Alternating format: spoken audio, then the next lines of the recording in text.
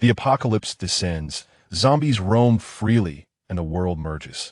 Feng is reborn, starting with the slaying of his treacherous green tea girlfriend, subsequently binding to a fishing system that allows him to catch all things. Congratulations, host, successful fishing. You have acquired the mythic ability, Chaotic Divine Thunder. Congratulations, host, successful fishing. You have obtained the legendary skill, Storage Space. Congratulations, host, successful fishing. You have gained a special weapon, Godslayer Blade. From this moment on, Feng possesses 3 mythic abilities, with limitless skills and unparalleled profundities. His combat power skyrockets, he hoards resources, and the goddess falls into his embrace, ascending to divinity. Invincible in the world, easily defeating all challengers. The extraordinary beings of power exclaim, "Why does such a monster exist in this world?" Not only is he powerful, but he is also strikingly handsome. The terrifying beasts lament, "Family, who understands?" The moment I descended, he said he would level up first, and then I just disappeared. The mutated giant beast cries, "I am wronged." One day, I merely roared, and with a flying sword he crossed the blue star and severed my kidney, claiming it was for a drink. The school beauty goddess reflects, no matter how cold and proud I appear outside, as an unparalleled prodigy, I still must kneel before him. Chapter 1. Rebirth and Revenge, Binding the Fishing System. In Jiangcheng, at the Longcheng Imperial View Community, Feng opens his eyes and surveys his surroundings. The familiar sofa, the shattered coffee table, the pet dog Xiaobai. This is my home. But didn't I die? Could it be surprise wells up in his eyes? I have been reborn. Feng excitedly takes out his phone and lights up the screen. The screen prominently displays Blue Star Calendar, April 4th, 2060. His heart races, and a smile creeps across his lips. I truly have been reborn. Back to the time of the apocalypse? Feng's voice abruptly halts, astonishment flickering in his eyes. April 4th, 2060 is already the 4th day after the zombie apocalypse has begun. No. Why? Since I've been reborn, why not a bit earlier? Feng clenches his fists, a mix of joy and confusion swirling within him. As he lowered his head, he found himself fully armed with thick clothing, gloves, and a dagger. Feng was momentarily taken aback. What am I about to do? At that moment, an irked voice came from behind him. "Da Feng, what are you dawdling about? Still mumbling here? Did you not promise me to go out and find food? Why are you not leaving?" Upon hearing the familiar voice, a glint of cold light flashed in Feng's eyes. It was her, his girlfriend, Li Yating. Memories from Feng's past life surged into his mind, swirling tumultuously. On April 1st, 2060, in the calendar of launching, a sudden and bizarre blood mist engulfed the entire launching within a mere 3 hours. The apocalypse descended. Nearly half of humanity transformed into zombies during this calamity. The remaining humans, though not turned into zombies, mostly perished at the hands of the undead. The entire world was left with less than 20% of humanity surviving. Moreover, the ferocious zombies would mutate and evolve. Fortunately, some survivors later awakened supernatural abilities to resist the zombies, preventing human extinction. Both Feng and his girlfriend were fortunate enough to awaken their powers in succession. His girlfriend, Li Yating, was his college first love, fair-skinned and beautiful, with a tall figure. Feng was utterly captivated by her, pouring out his heart and fulfilling her every desire. Even in the post-apocalyptic world, he continued to shower her with care and obey her every word. Unfortunately, his sincerity and devotion were met with his girlfriend's naked betrayal. One day, 6 months into the apocalypse, Feng fortuitously acquired a highly valuable forbidden item, hastening his return home to celebrate with Li Yiting. Little did he expect to inadvertently stumble upon the affair and conspiracy between his girlfriend and Li Yufan. "Ting Ting, next time I'll get some drugs to paralyze your husband. We can have her fun by his bedside." No, Da Feng is very fierce. Provoking him could lead to unpredictable consequences. Hearing the words from within the room, Feng's anger erupted. "You scoundrels, what are you doing?" Feng burst into the room, only to be met with a scene of utter despair. However, what left him astonished was how quickly the two regained their composure amidst the chaos. "You are Feng, aren't you? It was your woman who first seduced me," Li Yufan remarked with a smile. "As a form of compensation, I can offer you a chance. There is a vacancy for a deputy captain in the 7th search team that you can fill." Li Yufan spoke with a tone of indifference, his expression one of entitlement. He felt justified in making such a statement. Although his abilities were not particularly strong, he was the son of a powerful figure in the war zone, a quintessential second-generation rich kid, his family's influence immense. I couldn't care less. Ye Feng seethed with anger, feeling utterly humiliated. Casting a glance at Li Yuting, his heart felt as though it were being torn apart. Why? Why would you betray me? The bicycle he had once cherished, but never used, was now being vigorously pedaled by another, an affront Ye Feng found intolerable. Li Yuting showed no remorse, her expression calm. Ye Feng, you should just accept Yufan's terms. After all, we are not married. We have the freedom to love, so strictly speaking, I cannot be considered as having betrayed you. Moreover, Yufan has already made his move. What more do you expect? At these words, Ye Feng's eyes turned crimson, his reasons slipping away. You all deserve to die. Li Yufan's expression soured, and with a cold snort, he declared, You're asking for it. I will end you today. Yet in the next moment he was left dumbfounded.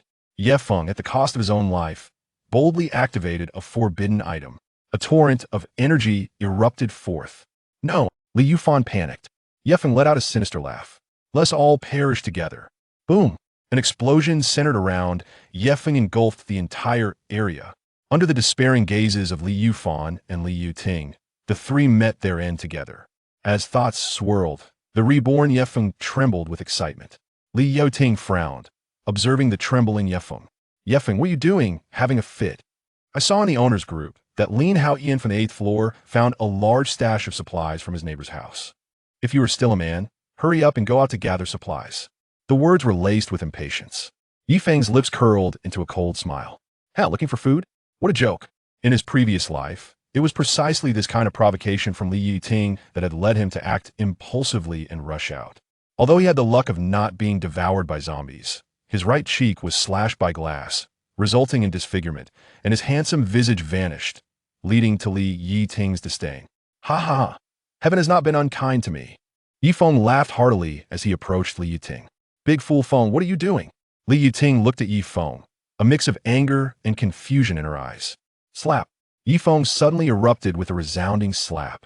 After receiving the slap, Li Yiting's head buzzed. Yi Feng, you dare hit me? Have you lost your mind?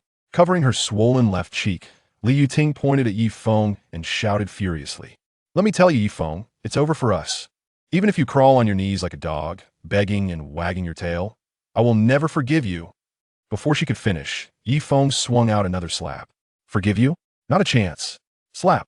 Li Yiting's teeth were knocked out, her face swollen, and her body spun around, stumbling to the ground. Li Yiting looked at Yi Feng in disbelief. She could never have imagined that Yi Feng's strength could be so devastating. Yi Feng, you bastard beast scoundrel. I will fight you. Li Yiting scrambled to her feet and lunged at Yi Feng. Yi Feng grinned and slowly raised the dagger in his hand. The sharp dagger glinted with a cold light. Li Yiting froze in an instant, her curses abruptly silenced. It was as if a bucket of cold water had been dumped over her head. Yi Feng, calm down. What are you trying to do? A chill surged within Li Yiting's heart. What are you doing? Naturally, I intend to kill you. Yi Feng's gaze was devoid of emotion as he approached her step by step.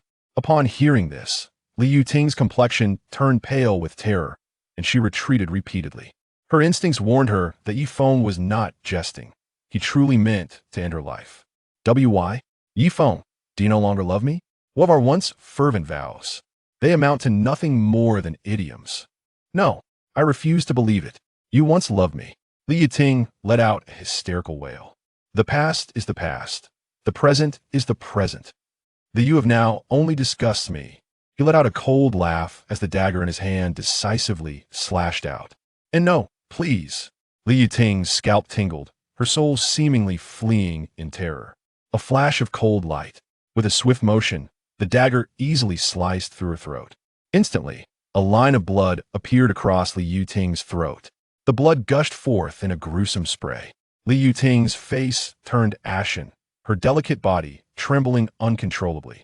Yi Feng, why? Goo! Yi Feng delivered another spinning kick. Thud! Li Yiting let out a muffled groan as she crashed heavily to the ground. Yi Feng raised his foot to press down on her head, ignoring her desperate cries, gripping the dagger tightly as he repeatedly stabbed. Stab! Stab! Stab! One thrust, two thrusts, three. Feng remained silent, continuing to pierce her. It was not until Li Ting's body lay in tatters, motionless, that he gradually ceased his assault. Li Ting was dead, holding the gleaming blade. His excitement was palpable. To die like this is indeed a cheap fate for you. Feng slowly stood, his gaze icy and unyielding. Among his enemies is also Li Yufan. In this life, I shall surely repay you well. Li Yufan. Currently, Li Yufan is not in Jiangqing. However, according to the trajectory of the previous life, he will undoubtedly encounter Li Yufan in Jiangqing. Huff. Yefeng exhaled a breath of turbid air. He took out a tissue to wipe the bloodstains beside him. He entered the kitchen, retrieved a kitchen knife, and returned to sever Li Ting's head, discarding it into the trash bin. It was not that he was particularly twisted, but that failing to do so would lead to corpse transformation. Having completed all this, Yefeng turned and sat on the sofa, gazing out of the window. Outside, a blood mist permeated the air, with zombies roaming freely. Yefeng pondered silently within his heart. The only food available at home was his pet dog, Xiaobai, and its food supply. He narrowed his eyes slightly. Should he risk venturing out for supplies? Absolutely not, even if it meant eating dog food or consuming dog meat to survive these few days. Waiting for his abilities to awaken before going out would be far more appealing. As long as I successfully awaken my powers, even if they are weak compared to my previous life, I can leverage the knowledge from my past to seize opportunities from the strong and rapidly grow in strength. Li Yufan's backing is immensely powerful. Only by striving to become stronger can he have the chance for revenge. In my previous life, I lived in constant fear, as if treading on thin ice. In this life, I must firmly grasp my destiny in my own hands. My fate is determined by me, not by heaven. Yefeng's eyes sparkled as he silently vowed. To scheme, to strive, to fight. He would work hard to become someone of significance. Just then, a mechanical electronic voice echoed in his mind. Notice, fishing system has been successfully loaded. Would you like to bind it? Chapter 2. Mythical ability, Chaos Divine Thunder. Notice, fishing system has been successfully loaded. Would you like to bind it? Yefeng's eyes widened in surprise. It's the system. Realizing this, a wave of ecstasy surged within him. Have you not heard that heaven does not close off all paths for humanity? It is widely acknowledged that the system is the most formidable golden finger. Greatness requires no further elaboration. Bind it immediately, Feng exclaimed with excitement. To hesitate for even a second is to show disrespect towards the system. Tip: congratulations to the host on successfully binding the fishing system. Ah, the fishing system. My cheat has arrived. Feng's lips couldn't help but curl upward. While striving is indeed inspiring, having a cheat is far more delightful. Struggle and toil? There is no point in that. Tip: this system can assist the host in fishing for items. The items are diverse, encompassing daily necessities, weaponry, extraordinary skills, and mysterious powers. Tip: fishing requires bait, which represents the number of fishing attempts. The host receives 10 pieces of bait upon initial binding of the system. Tip: the source of bait. The fishing system? It seems one can fish for anything. 10 pieces of bait as a starting gift. Feng was overjoyed, his heart racing wildly. Rebirth is indeed a path of exhilaration, with multiple systems providing multiple avenues. He focused his mind, and his consciousness instantaneously sank into a peculiar space. Is this the fishing space? Within the fishing space, there was a floating island surrounded by swirling white mist.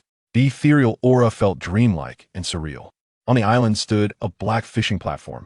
At the front of the platform lay a giant golden fishing rod radiating colorful glimmers. Beneath the island was an endless abyss of darkness, unfathomably deep, as if it could swallow everything whole. Island, fishing platform, fishing rod. Yifeng's eyes flickered slightly. Tip: consuming one piece of bait allows for one fishing attempt. The host currently has 10 pieces of bait.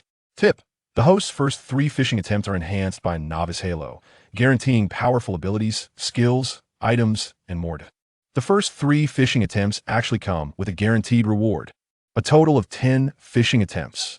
Yefeng exhaled a breath of turbid air, forcibly calming his emotions, silently reciting, "To defy fate and alter destiny. This is the moment. System, grant me the opportunity to fish." In an instant, the fishing rod twitched, and the hook soared into the boundless darkness. Tip: Fishing in progress.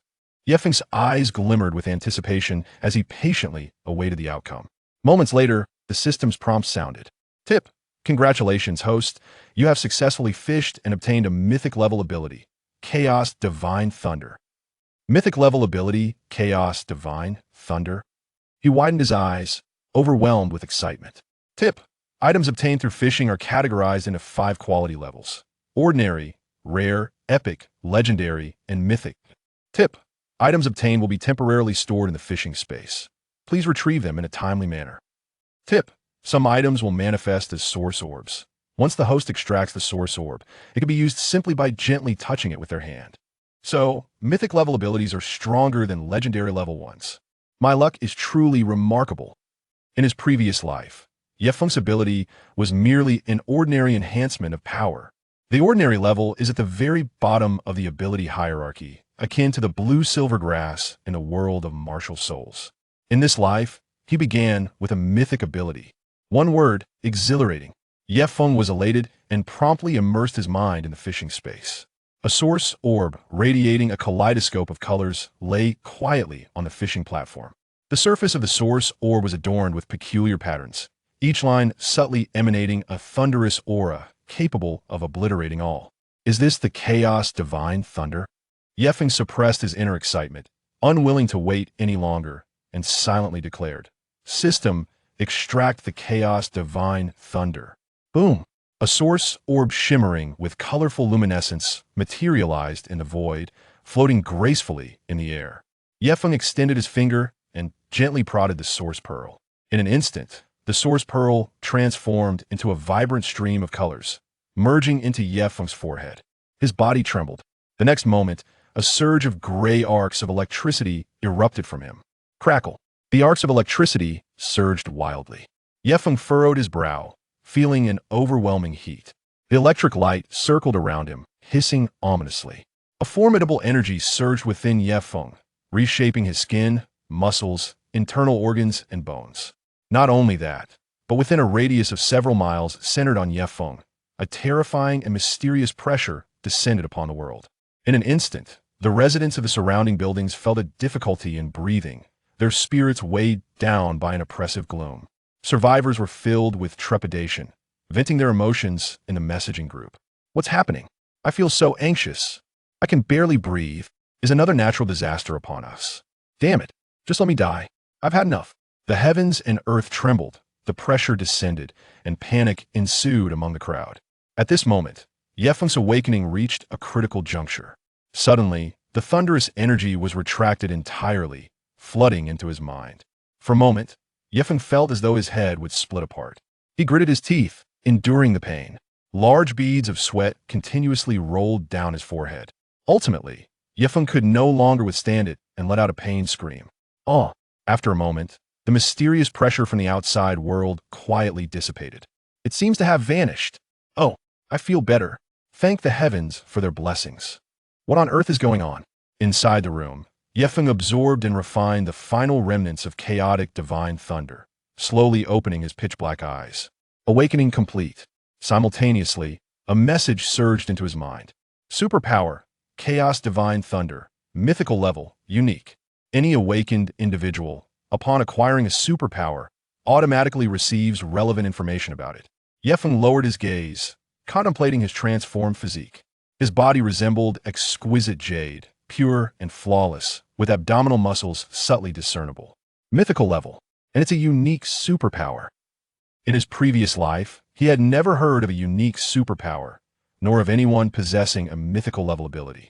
The strongest superpower he was aware of was merely legendary. Yefeng clenched his fists tightly, feeling the abundant power coursing through him. Both strength and speed have achieved astonishing enhancements. I feel terrifyingly powerful. Compared to the ability enhancement of my last life, it is like heaven and earth. Yefeng sensed the feelings of weakness and exhaustion completely dissipate. His entire being was infused with vigor. He could practically substitute a mighty ox for plowing the fields. Yefeng was filled with exhilaration as he gazed at his hands. Crackle, crackle. A torrent of gray arcs of electricity erupted from his palms. Boom, crackle. Thunder roared, surging like a dragon. Feng watched the arcs of gray electricity dancing between his fingers. The arcs emanated an aura that seemed capable of annihilating the heavens and the earth, inducing a sense of dread. Is this the chaos divine thunder? Notification. Congratulations on comprehending the basic skill, Chaos Lightning Strike. A wave of information fused into Feng's consciousness, and his gaze flickered slightly. Basic lightning technique, Chaos Lightning Strike. Let me see what kind of power it wields. In a fleeting moment of thought, a gray electric arc erupted from Feng's fingertips. Chapter 3. Unmatched Combat Power. Revenge is immediate. An arc of electricity transformed into a streak of gray luminescence, hurtling towards the wooden dining table not far away. With a resounding explosion, the table disintegrated into dust, vanishing completely. Feng was momentarily taken aback, but soon elation surged within him. The mythical ability was indeed formidable. Merely a single arc of electricity had obliterated the table.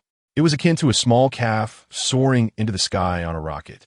Calm down, Feng reminded himself, maintaining his professionalism, suppressing the urge to laugh. Yet, moments later, he could no longer contain his amusement. After all, who does not yearn to wield extraordinary power and traverse the world with dominion?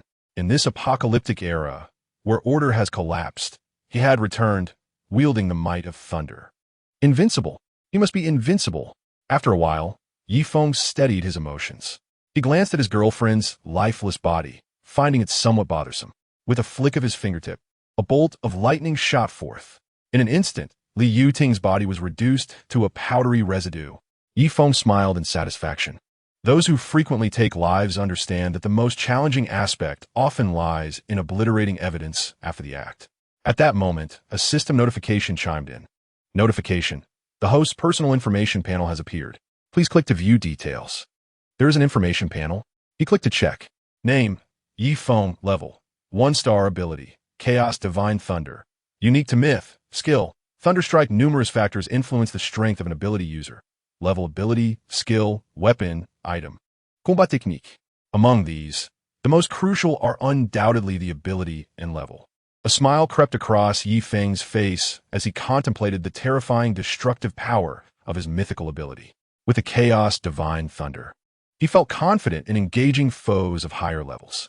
As for levels, every ability user begins at 1 star. Each star illuminated signifies an enhancement in combat prowess. Thus, for any ability user, ascending stars is of paramount importance. Feng's eyes sparkled, his thoughts racing. In his memories, on the 7th day of the apocalypse, certain zombies would possess something known as crystal cores within their skulls. Ability users could absorb these cores to elevate their star rating. Today marked the 4th day of the apocalypse, which meant he needed to wait a few more days to augment his strength. However, with the system at his disposal, he mused silently, asking system, "Are you there? Is there a way for me to enhance my level now?" The system remained silent, offering no response. Feng shook his head, feeling a tinge of disappointment. It seemed the system lacked intelligence for dialogue. No matter. He could still enhance his strength in a couple of days. For now, he should focus on fishing. Just then, his phone suddenly rang. He glanced down, furrowing his brow. The call was from Wang Guofeng, who lived downstairs. Wang Guofeng was a mid-level corporate manager in his early 50s, known for meddling in others' affairs and giving unsolicited advice. Most troubling was that he was an ungrateful scoundrel. A glint of coldness flashed in Feng's eyes. In his previous life, at the onset of the apocalypse, after Feng awakened his abilities, he had generously assisted some ordinary people by sharing food, Wang Guofeng among them. Later, when Wang Guofeng's son, Wang Kuan, awakened as an ability user, he came to take his father away without uttering a single word of thanks. Subsequently, Feng joined an organization of ability users, where Wang Kuan was also present, serving as Feng's captain. Feng had thought that encountering an acquaintance would facilitate matters, but he was taken aback by Wang Kuan's facade of friendliness, which concealed numerous attempts to undermine him, even nearly costing him his life. Eventually, Feng discovered the truth. Wang Kuan's animosity stemmed from his father Wang Guofeng's instigation. The reason was ludicrous. During a food distribution, Feng had given Wang Guofeng slightly less than others, leading to his simmering resentment. Little did Wang Guofeng consider that Yi Feng's abilities were limited, preventing him from being equitable to all. Wang Guofeng was nothing but a vile ingrate. Inside the room, the phone continued to ring incessantly. Yi Feng narrowed his eyes. In his previous life, Wang Guofeng had not called at this time. Was this the butterfly effect? He pondered briefly before dismissing the call and opening the community group chat to check the messages. Suddenly, panic ensued in the group, with messages expressing distress over a potential disaster. It was revealed that a madman was either detonating explosives or smashing objects, causing a cacophony that provoked a zombie outbreak. The group was in an uproar, blaming the individual responsible for attracting the zombies.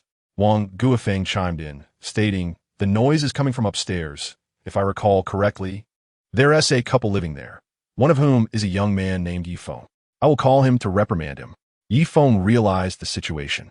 His phone rang again, and upon checking, it was still Wang Guofeng. His gaze turned icy. "Wang Guofeng, do you wish for death?" He decisively answered the call. "Hello. Is this Yi Feng? Have you seen the group chat? Is the noise coming from you?" Wang Guofeng's arrogant voice resonated through the phone. Yi Feng replied calmly, "It is I." Upon hearing this, Wang Guofeng's tone shifted to a condescending one. "Yi Feng, in these times of disaster, we must unite as a collective. Only together can we hope to survive."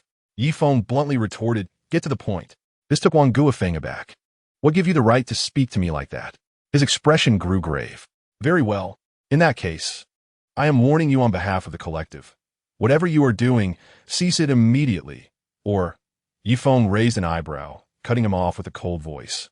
"Shut up. Who do you think you are to speak to me like this?" On the other end of the line, Wang Guofeng stared at his phone in disbelief, unable to comprehend the transformation in Yi Feng's demeanor. Was this the same timid Yi Feng he remembered? So audacious? It was utterly inconceivable. "What are you saying?" Wang Guofeng demanded. "Deaf. Old dog, I said you were worthless." Yi Feng articulated each word with precision. "How dare you?" Wang Guofeng bellowed. "I have pressing matters to attend to and no time for you. Silence now, or I will ensure you suffer for many days to come. Otherwise, I will end your life at once." Yi Feng's expression remained cold, his tone chilling. Upon hearing Yi Feng's words, Wang Guofeng scoffed dismissively. He believed Yi Feng had lost his sanity. "Ha, D? Yi Feng, you little brat, you truly have a knack for theatrics. D? I'm terrified. Come and kill me." Wang Guofeng's attitude was brazen. Yi Feng's lips curled into a cold smile. "Very well. I shall fulfill your wish. I will personally crush your throat." In the next instant, a gray arc of electricity shot from Yi Feng's fingertips, crashing into the floor. Boom! The entire building trembled, and the tiles flew into the air. As the smoke and dust settled, a gaping hole with a diameter of 1 meter appeared on the ground, leading directly downstairs. Yi Feng's eyes glinted with a chilling light as he leapt downwards. Chapter 4. Slaying the enemy to acquire storage space downstairs. Wang Guofeng put down his phone, disdain evident on his face. "Huh, what a foolish dog. Lacking in manners and yet daring to crush my throat. It's simply laughable." A thunderous noise echoed, shaking the house. The sound of crumbling rocks and swirling dust followed.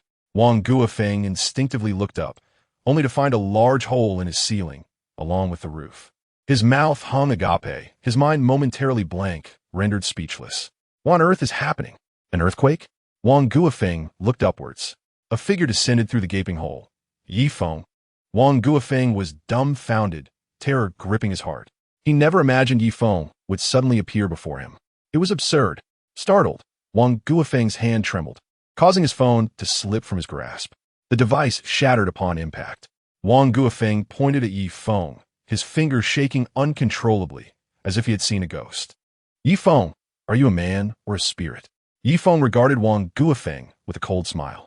"Oh, the old fool who repays kindness with enmity is now afraid? Are you prepared to meet your end?" Upon hearing this, Wang Guofeng's expression shifted dramatically.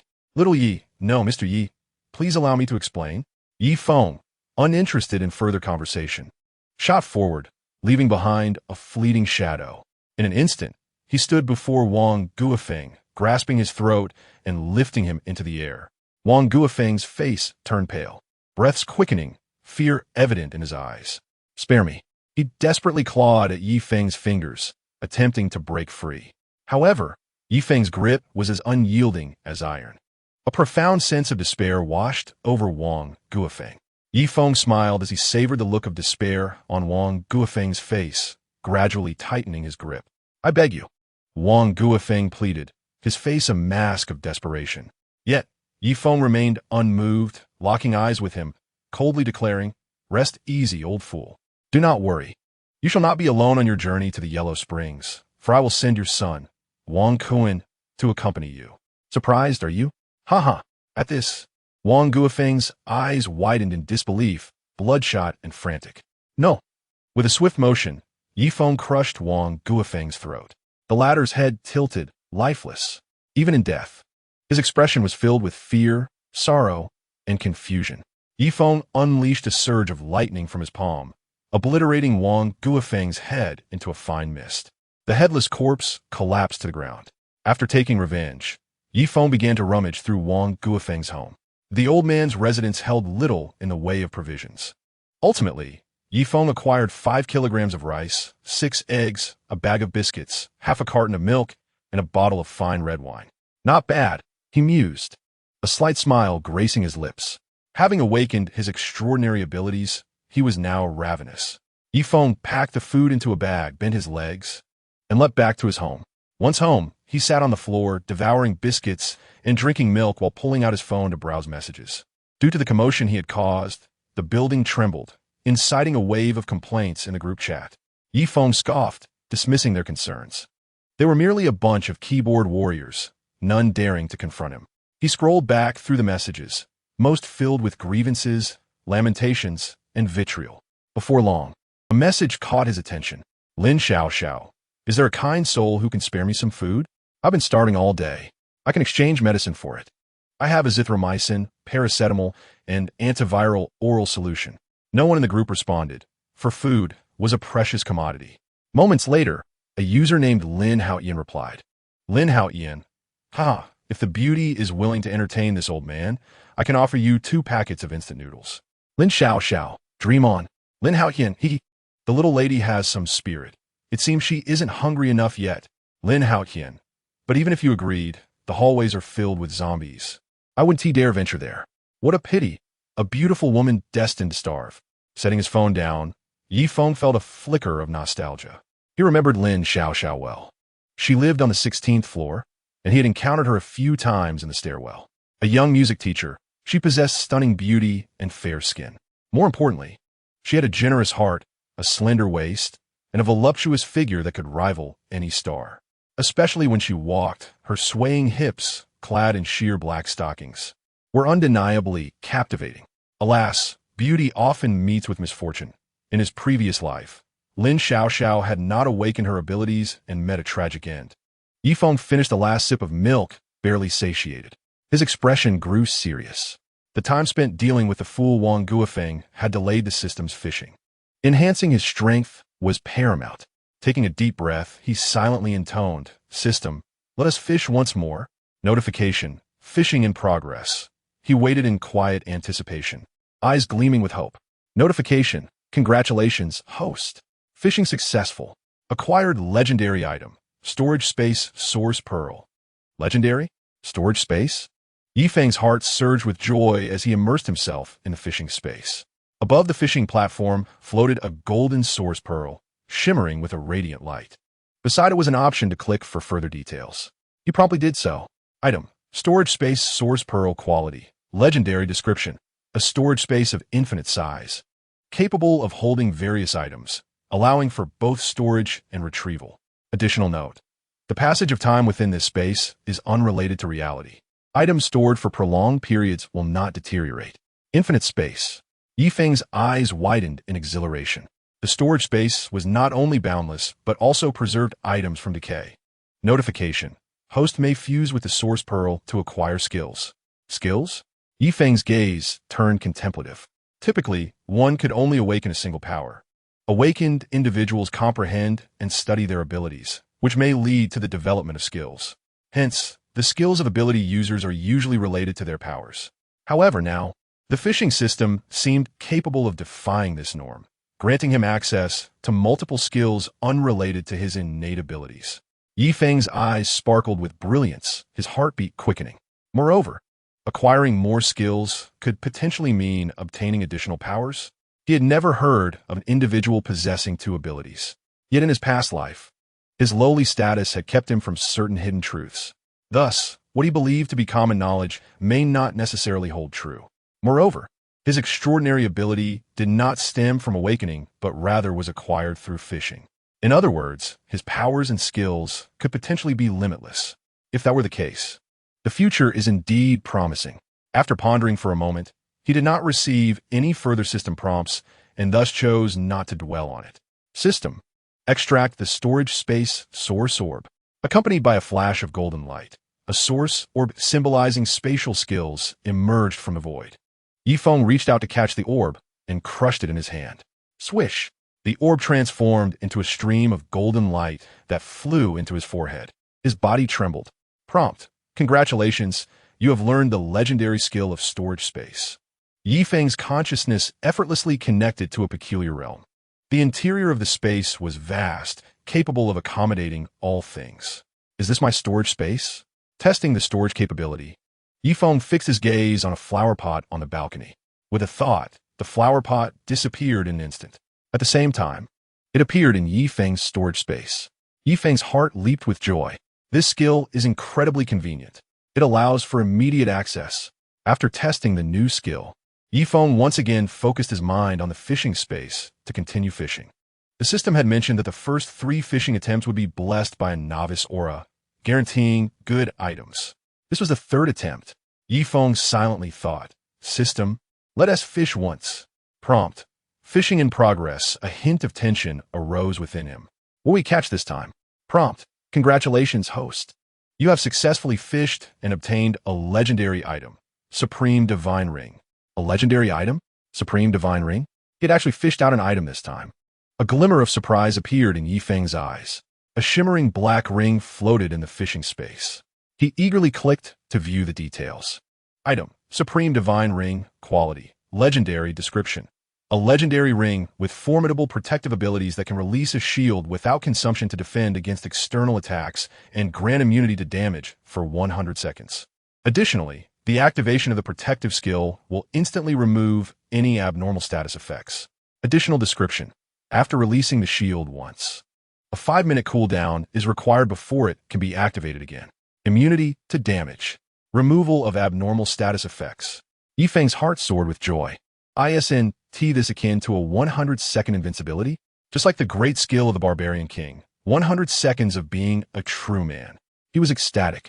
Immunity to damage meant that within those 100 seconds after activating the protective skill, he could roll in a nuclear explosion, swim in lava, dance on the moon, and party on the sun. Yi Feng indulged in this delightful reverie. Unfortunately, there is a 5-minute cooldown. Chapter 5: Supreme Divine Ring. Mastery of swordsmanship. Yi Feng took out the Supreme Divine Ring. Swish! A completely black, mysterious ring appeared in the palm of his hand. The surface of the ring was engraved with intricate runes, emanating a soft golden glow. Do all items obtained through fishing emit a golden light? Yi Feng felt a twinge of confusion. The system prompt sounded. Prompt: items obtained through fishing are categorized by quality as follows: common, rare, epic, legendary, mythical. Prompt: items of different qualities have completely different colors. White for common, blue for rare, purple for epic, gold for legendary, and multicolored for mythical. Yi Feng suddenly understood. The Chaos Divine Thunder is multicolored mythical, while his storage space and the Supreme Divine Ring are both golden legendary. Yi Feng picked up the Supreme Ring and placed it on his finger. After waiting for a moment, why was there no reaction? Yi Feng displayed a puzzled expression. Prompt: legendary and mythical level equipment require blood to recognize the master before their functions can be activated. Yi Feng smiled. So it requires blood for recognition. He bit his finger and dripped his blood onto the Supreme Divine Ring. Drip, drip. The blood fell onto the surface of the ring, merging and disappearing. As it absorbed the blood, the Supreme Divine Ring emitted a dazzling golden light that illuminated the entire room. Soon, the golden light dissipated. Yi Feng immediately sensed a mysterious connection between himself and the Supreme Divine Ring. Is this the successful recognition of the Master? Feng's face lit up with excitement as he continuously caressed the supreme divine ring. With this ring, his life-preserving ability could be deemed extraordinary. After 3 fishing attempts, he had indeed defied fate. Feng licked his lips and murmured to himself, "Perhaps there is no need to obtain past life opportunities, solely relying on fishing. I can dominate the apocalypse. System, so powerful." There is a saying, in the face of absolute talent, your efforts are negligible. In the presence of a formidable system, so-called talent is equally insignificant. Feng's heart surged as he clicked to check the quantity of bait. Bait, 7 portions. 7 portions of bait mean he can fish 7 more times. Feng's heart ignited with enthusiasm as he murmured to himself, "I will test the protective skill of the supreme divine ring later. For now, continuing to fish is the most pressing matter." A smile crept onto Feng's lips as he confidently declared, "System, continue fishing once." No sooner had he spoken than the system prompt echoed. Prompt, "Congratulations, host. You have successfully fished and obtained 1 pair of Superman's red underwear." Huh? Superman's red underwear? Feng was dumbfounded. What use could underwear possibly serve? Aesthetic appeal? Feng glanced at the fishing space, where indeed a pair of red underwear floated. He clicked to view the details. After all, it belonged to Superman. Could it possibly be equipment? Item, Superman's red underwear quality. Common description, a pair of red underwear worn by Superman. Feng. A bit reluctantly, Feng retrieved the underwear, holding it in his hand and inspecting it repeatedly. This worn underwear was of decent quality. However, it was indeed just a common pair of underwear. The only special aspect was that it belonged to Superman. What use is this? It turns out the system can also fish out garbage items. Feng's Mottaichit. Has the lack of a novice aura resulted in such a stark disparity? Feng shook his head. System, fish continuously. On the fishing platform, the fishing rod moved, and the hook was cast into the boundless darkness. Prompt, fishing in progress. Feng held his breath, concentrating, and awaited silently. A few seconds later, the prompt sounded. Prompt, "Congratulations, host. You have successfully fished and obtained 10 portions of imported original cut steak." Steak? Has he fished out food? Prompt, "Congratulations, host. You have successfully fished and obtained 1 bottle of basic recovery potion." Prompt, "Congratulations, host. You have successfully fished and obtained 1 scroll of swordsmanship mastery." A basic recovery potion? A scroll of swordsmanship mastery? They both seemed to be valuable items. Feng's heart raced with excitement as he continued to wait silently. Prompt, "Congratulations, host. You have successfully fished and obtained 1 used pair of black stockings." Feng was at a loss for words. Used black stockings? Oh, come on. Is this how you want to play it? System? Fortunately, the subsequent items fished out were relatively normal. Prompt, "Congratulations, host. You have successfully fished and obtained 1 flame battle blade." Congratulations to the host for successfully fishing and obtaining 100 boxes of Luogene ham sausages. 100 boxes of sausages? Delightful. Feng felt a surge of joy within. The items caught through fishing were temporarily stored in the fishing space. They could be extracted immediately, postponed, or transferred directly to the storage space. However, items could only remain in the fishing space for a maximum of 480 hours. If not extracted in time, the system would cast them back into the boundless darkness. Feng first chose to extract all the food at once. With a swift motion, steaks and ham sausages appeared before him, filling the entire room.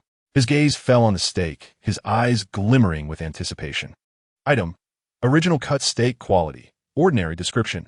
Premium beef, meticulously cooked to retain the original flavor and texture. Medium rare, can be consumed directly.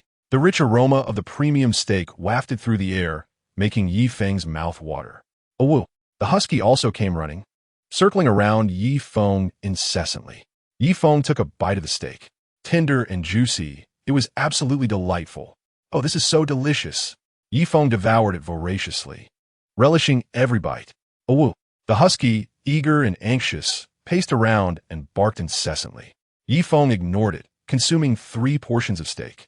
Satisfied, he stored the remaining steaks in the storage space. He then opened a box of Luogene ham and found that each box contained exactly 36 sausages, each weighing 280 grams. Feng simileth. Ha, now there's an abundance of food. He glanced at the dog, unwrapped a sausage, and tossed it to the husky.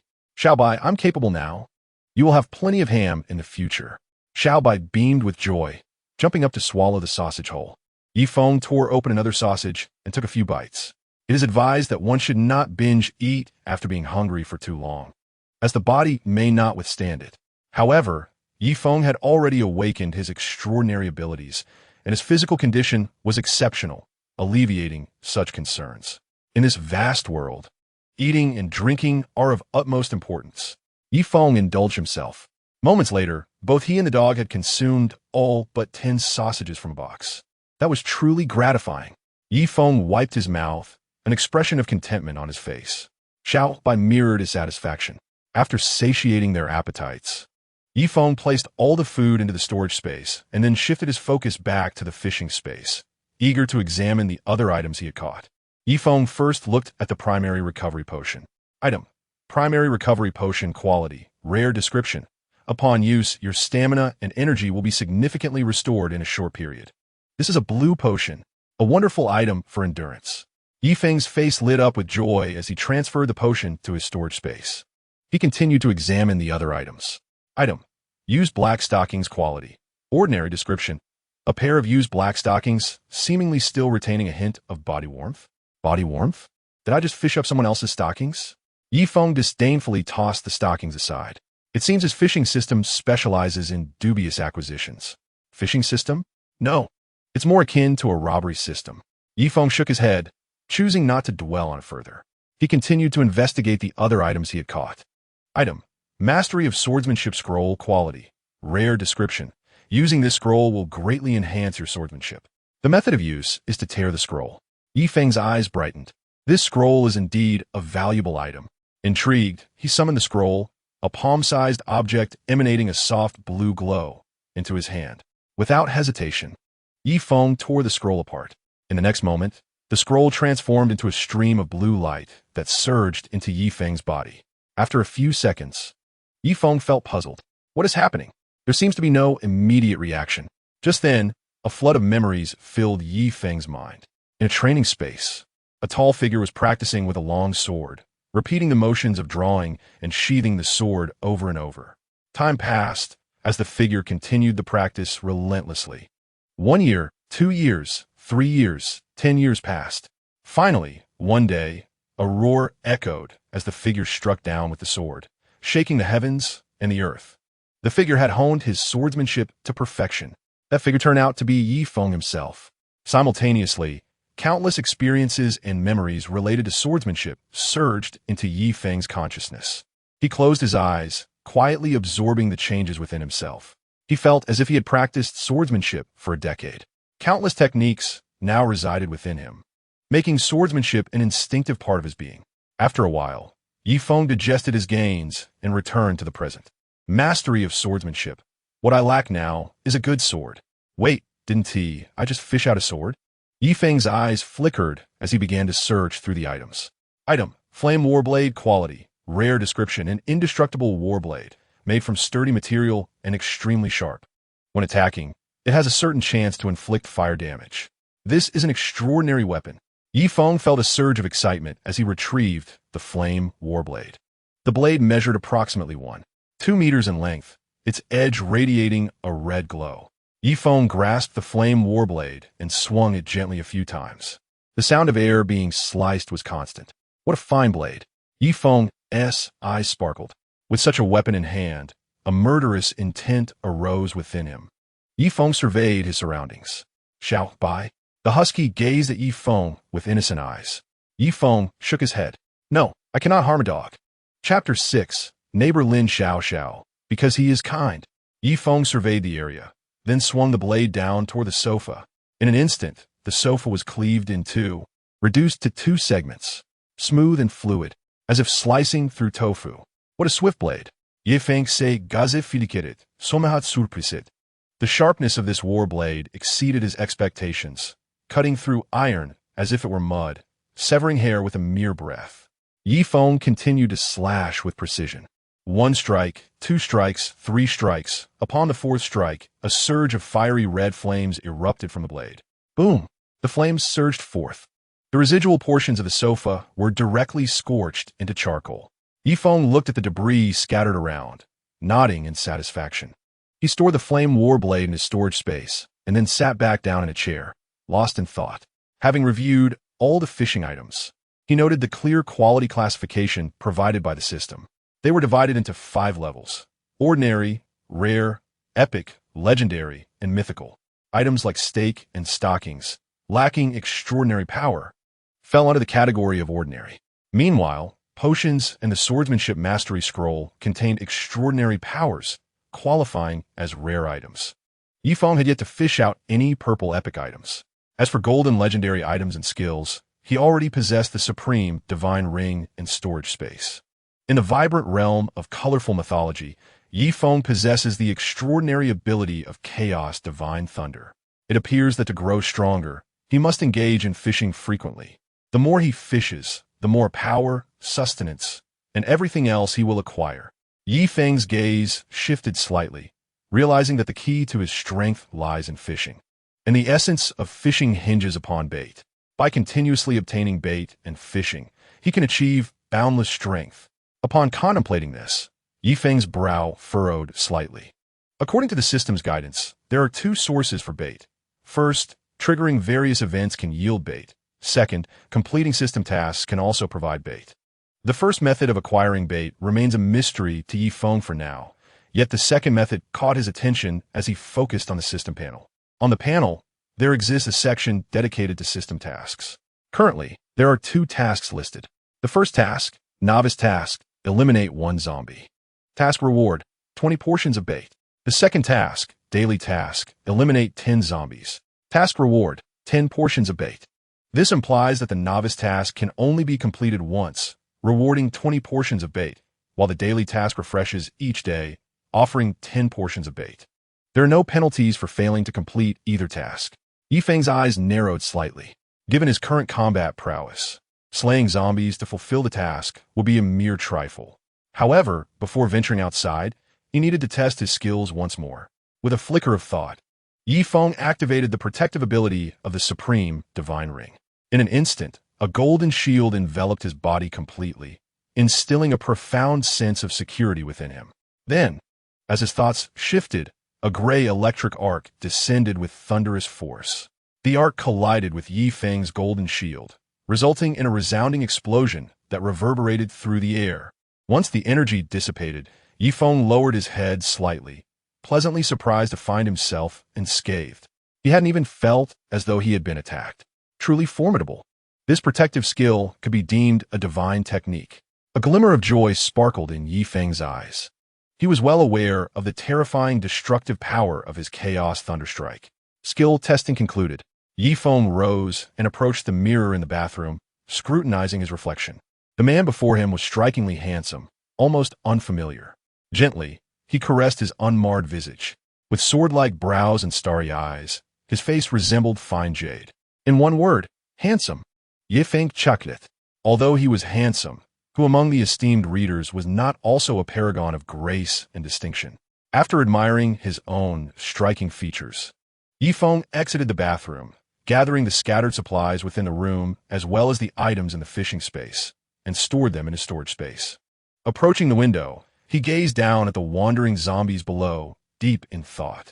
Having been granted a second chance at life, his ambitions were crystal clear. He did not aspire to be noble. Even with rebirth and a system at his disposal, he had no intention of saving the world. His goal was straightforward: to live the life he desired, seize control of his own fate, and perhaps settle a minor score. As for the life he envisioned, it was neither about establishing a faction to reign over the apocalyptic world, nor about living in solitude amidst the chaos.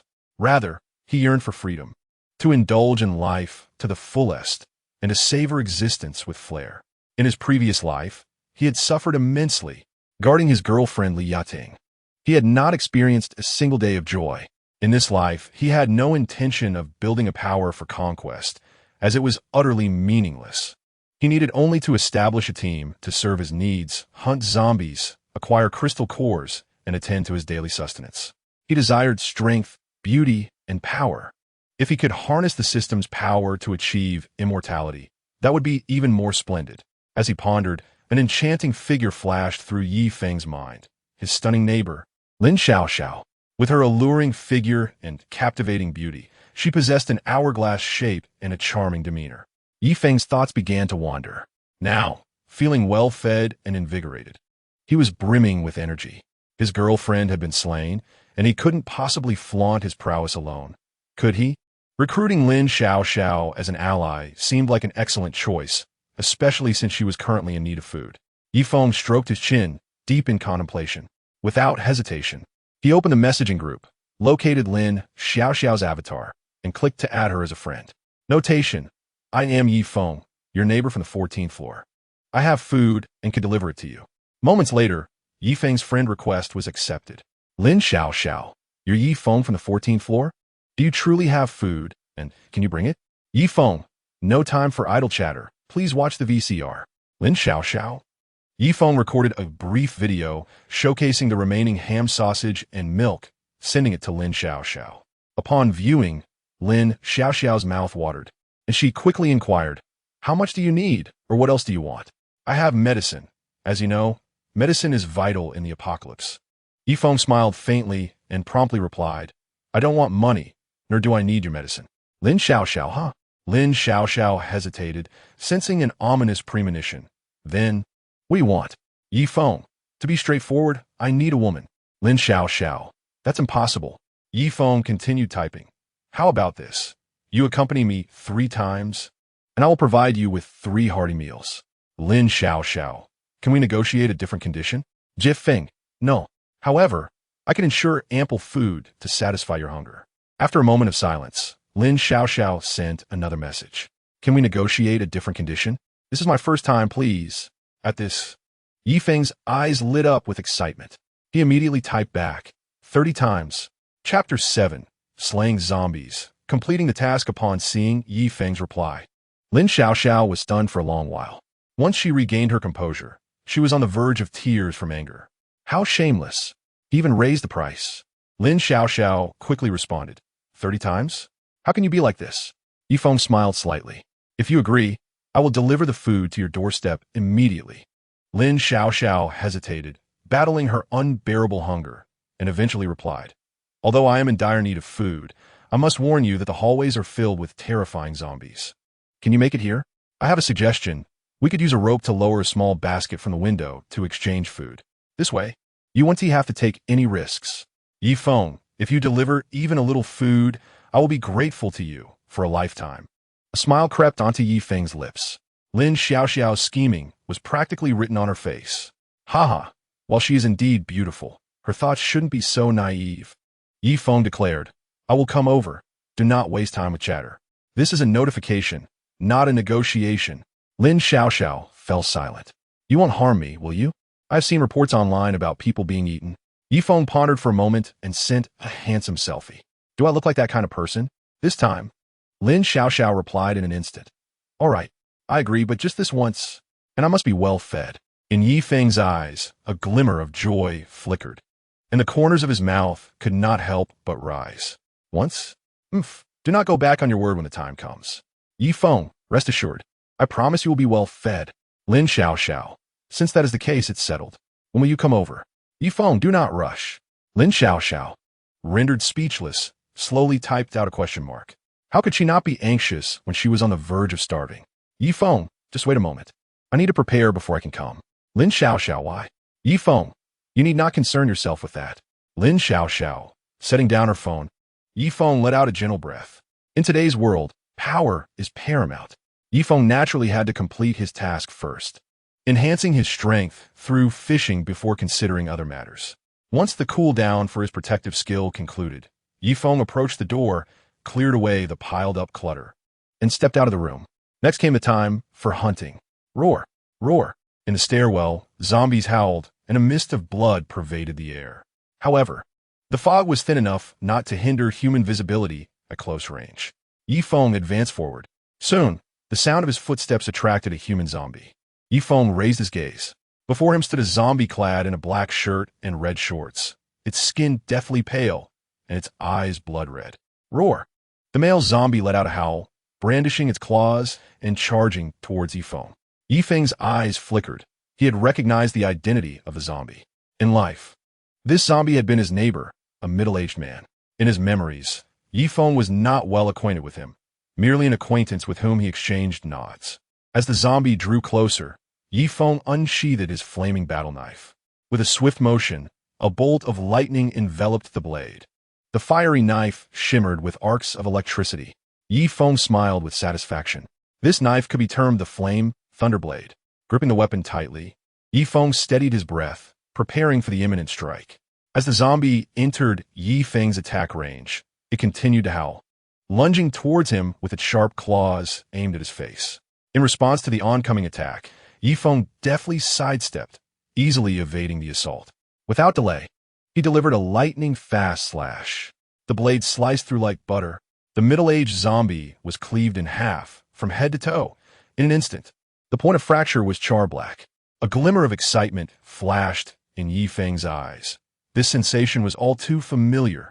A cruel smile spread across his face as he reversed the blade, slashing diagonally, severing the zombie into 4 segments.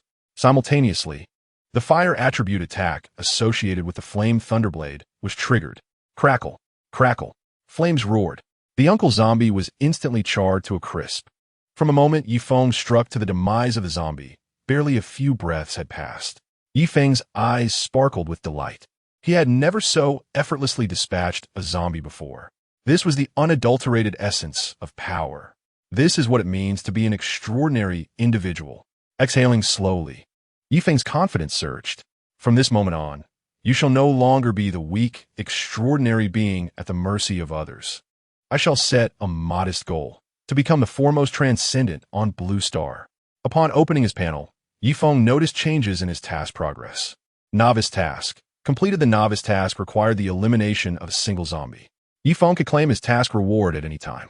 As for the other task, daily task, 110, the progress of the task updates in real time. Just then, a system prompt sounded. Notification, event triggered. Notification, first zombie kill reward, 10 fish baits. Feng's heart leaped with joy at the event trigger. Was this his first zombie kill? It seemed that from time to time, he could receive rewards of fish bait from the system, which was rather delightful. Roar, roar. Suddenly, the howls of zombies echoed from a distance. Feng looked up. He saw 2 grotesque zombies, claws flailing, rapidly charging towards him. Feng immediately steeled himself, preparing for the confrontation. One must remember, even a hawk must exert its full strength to catch a rabbit. If bitten by a zombie, it would spell great trouble. An ordinary person transformed into a zombie upon being bitten. A first-tier extraordinary being, upon being bitten, had a certain probability of also becoming a zombie. Only second-tier and above extraordinary beings could withstand the onslaught of the zombie virus. As a first-tier extraordinary being, Feng understood the gravity of the situation. The 2 zombies, 1 male and 1 female, quickly approached him. Feng recognized them both. They were the wife and father of the middle-aged uncle zombie. Feng Seekit, a family, now entirely together. With a swift motion, he propelled himself forward, charging towards the zombies with unyielding determination. When it came to slaying zombies, decisiveness was key. Within mere meters, he closed the distance in an instant. As he neared the 2 zombies, Feng's gaze sharpened. With a swing of his blade, the Flame Thunderblade cleaved through the air. Flowing like water, the blade's edge was fierce. Whoosh, whoosh. The heads of the 2 zombies soared into the air, blood spraying forth. A double kill. The headless bodies of the zombies crashed heavily to the ground. Feng's eyes flickered as he silently recalled. Decapitating or destroying the brain of a zombie was the most effective method of extermination. Feng glanced at the battle knife in his hand. After slaying 3 zombies, the blade of the Flame Thunder knife bore no trace of blood, remaining shining and sharp. This Flame Thunderblade truly was remarkable. Gazing at the 2 fallen zombies, an idea blossomed in Feng's mind. At this juncture, might there be crystal cores within the zombie skulls? With this thought, Feng struck the zombies' heads with the Flame Thunderblade. Bang! Bang! After carefully searching through the 2 severed heads, he found nothing. It seemed he would have to wait another couple of days for the zombie crystal cores. Feng felt no disappointment as he gripped his knife and slowly made his way towards his neighbor's home. Chapter 8. Scavenging Supplies. Completing tasks, the 3 zombies he had just slain had all emerged from neighbor unit 1402.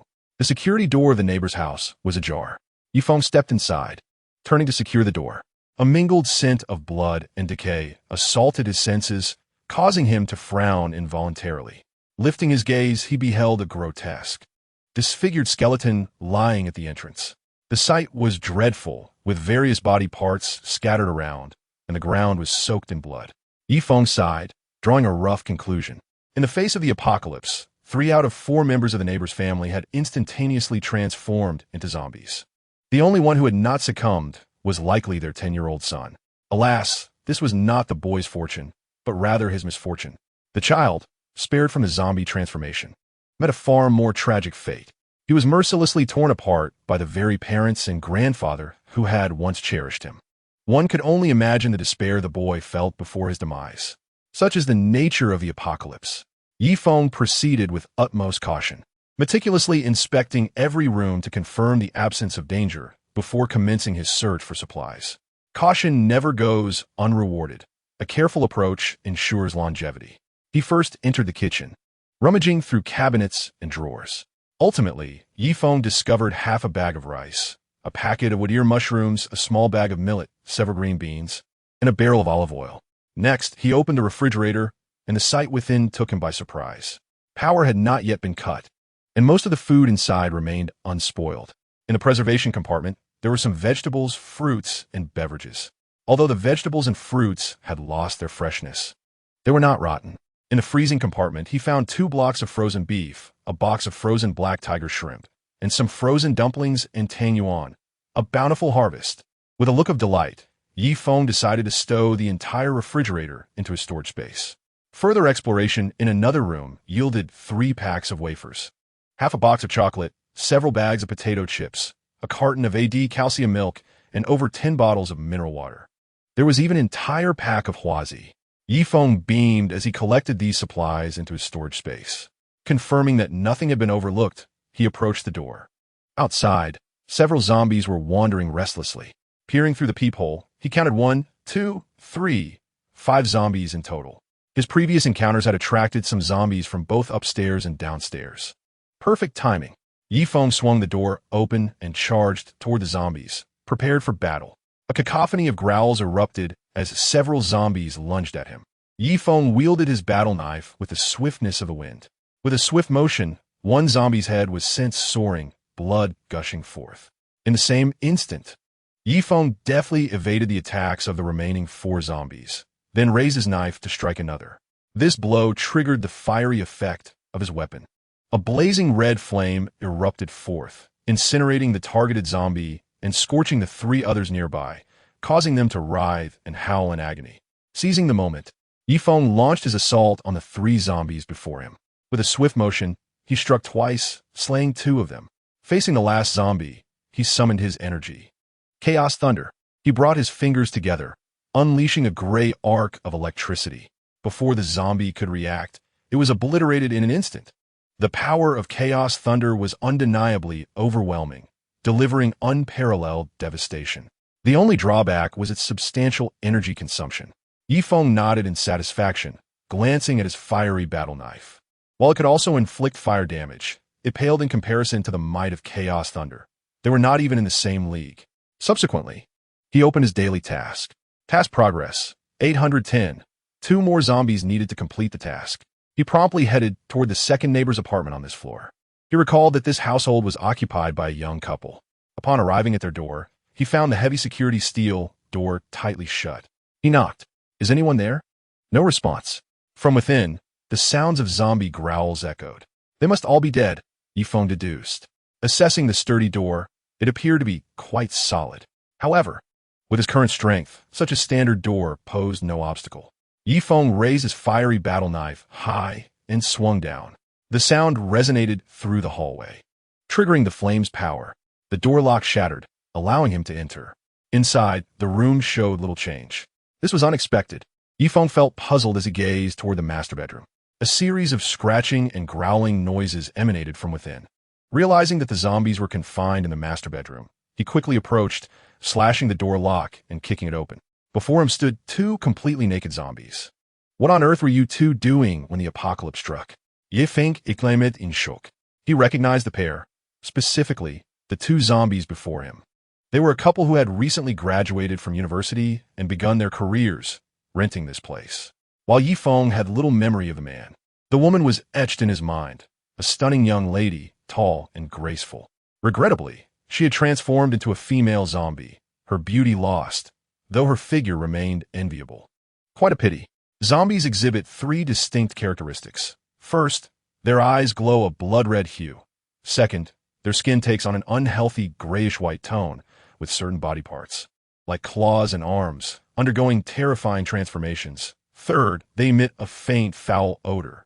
Aside from these traits, zombies are not vastly different from ordinary humans.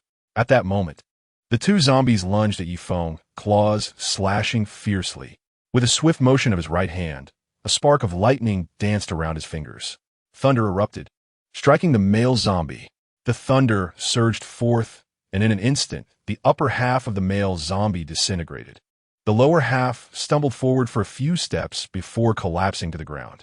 The female zombie attacked immediately after. Feng deftly dodged. The female zombie, refusing to relent, reached out with her claws toward his face. Feng tilted his head to evade the strike, then retrieved his fiery battle knife from his storage space, stepping forward to deliver a powerful diagonal slash. With a swift stroke, he cleaved the female zombie in half, along with her head. The gruesome entrails spilled out, staining the ground. The severed body of the female zombie twitched slightly before falling still. Feng furrowed his brow. It was indeed wiser to behead zombies outright. After dispatching the two, a notification sounded from a system.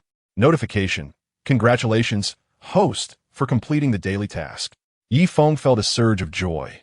The task was complete. He surveyed the entire apartment, beginning his search for supplies.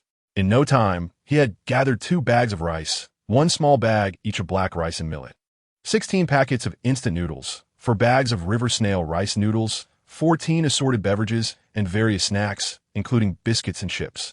Overall, the haul was modest, as the couple didn't often cook. Feng stowed the acquired supplies into his storage space and turned to leave. Approaching the door, he furrowed his brow once more. Outside, the sound of numerous zombies scratching and howling filled the air, a cacophony suggesting at least 10 zombies were present. Feng immediately comprehended that the loud noise from his previous kill had likely attracted the attention of zombies from other floors. After a moment's contemplation, he decisively activated the protective skill of his ring. A flash of golden light enveloped him, rendering him invincible. As he opened the door, dozens of zombies with claws bared lunged towards him. Feng smiled slightly, delivering a swift kick that sent one of the zombies flying. He had no intention of exterminating these zombies. After all, the phishing system might issue a task related to zombie kills the following day. By keeping some zombies on standby, Feng could effortlessly complete the task. It is worth noting that dispatching zombies in the hallway is far safer and more convenient than confronting hordes in the streets. Moreover, by clearing the zombies from the hallway, other survivors could emerge, competing with him for resources in the vacant houses. Feng certainly did not possess such altruism. "Make way," he commanded, dispatching several zombies with a few punches and kicks before striding away. Chapter 9. Enhancement of Strength. Significant increase in power upon returning home. Feng securely locked the door. He accessed the panel to claim rewards for 2 tasks. The system notifications chimed in. Congratulations, host, for completing the novice task and receiving a reward of 20 bait. Congratulations, host, for completing the daily task and receiving a reward of 10 bait. Feng's expression brightened. Previously, he had triggered an event that awarded him 10 bait. With the 2 task rewards, he now possessed a total of 40 bait. Feng silently calculated in his mind. With bait in hand, it must be utilized.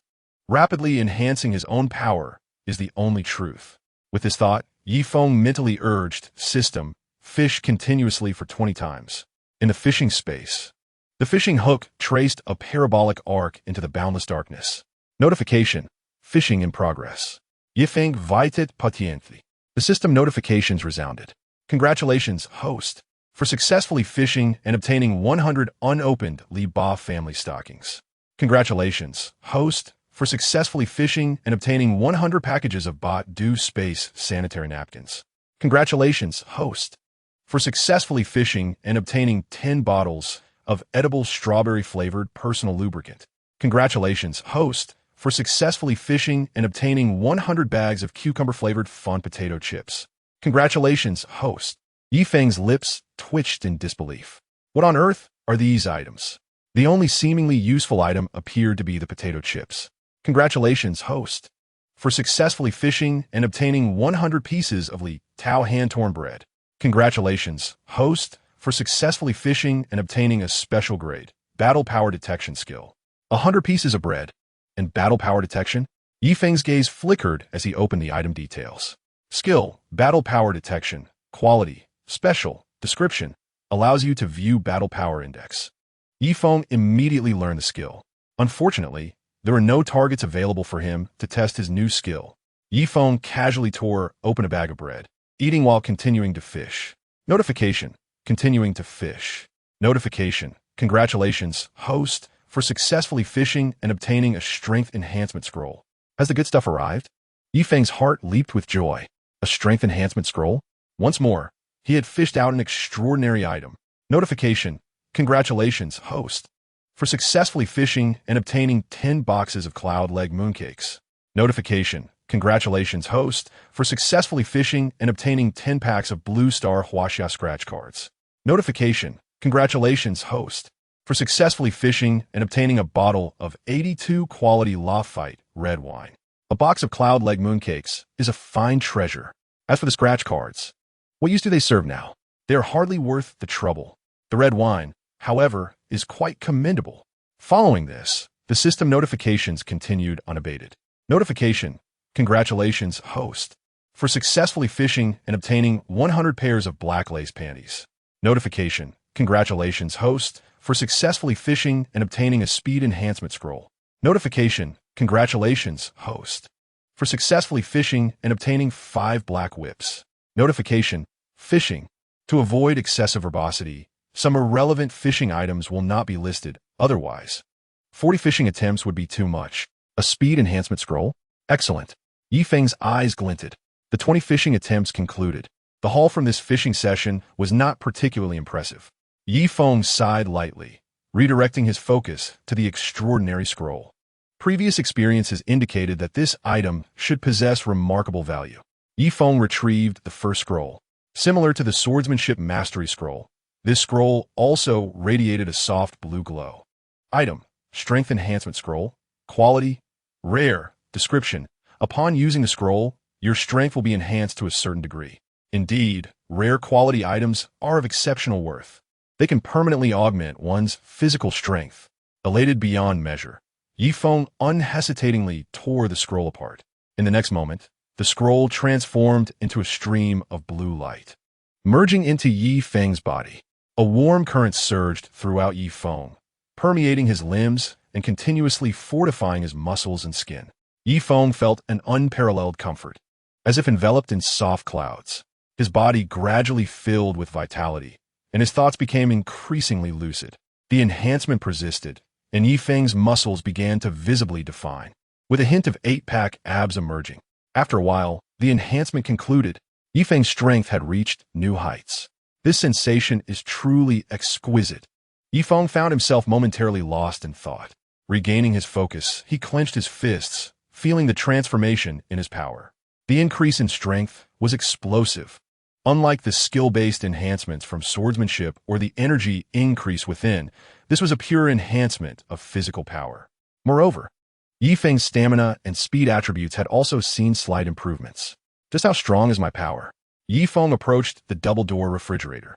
Standing before it, he effortlessly lifted the refrigerator with one hand, exerting only a slight force. My strength has increased tremendously. Yifeng's heart soared with joy, his eyes sparkling with surprise. He could lift the refrigerator using merely 10% of his strength. When he awakened the chaos divine thunder, his physical strength had already received a boost. Now, with the strength enhancement scroll, his power had once again surged. After the initial excitement, Yifeng retrieved the second extraordinary scroll.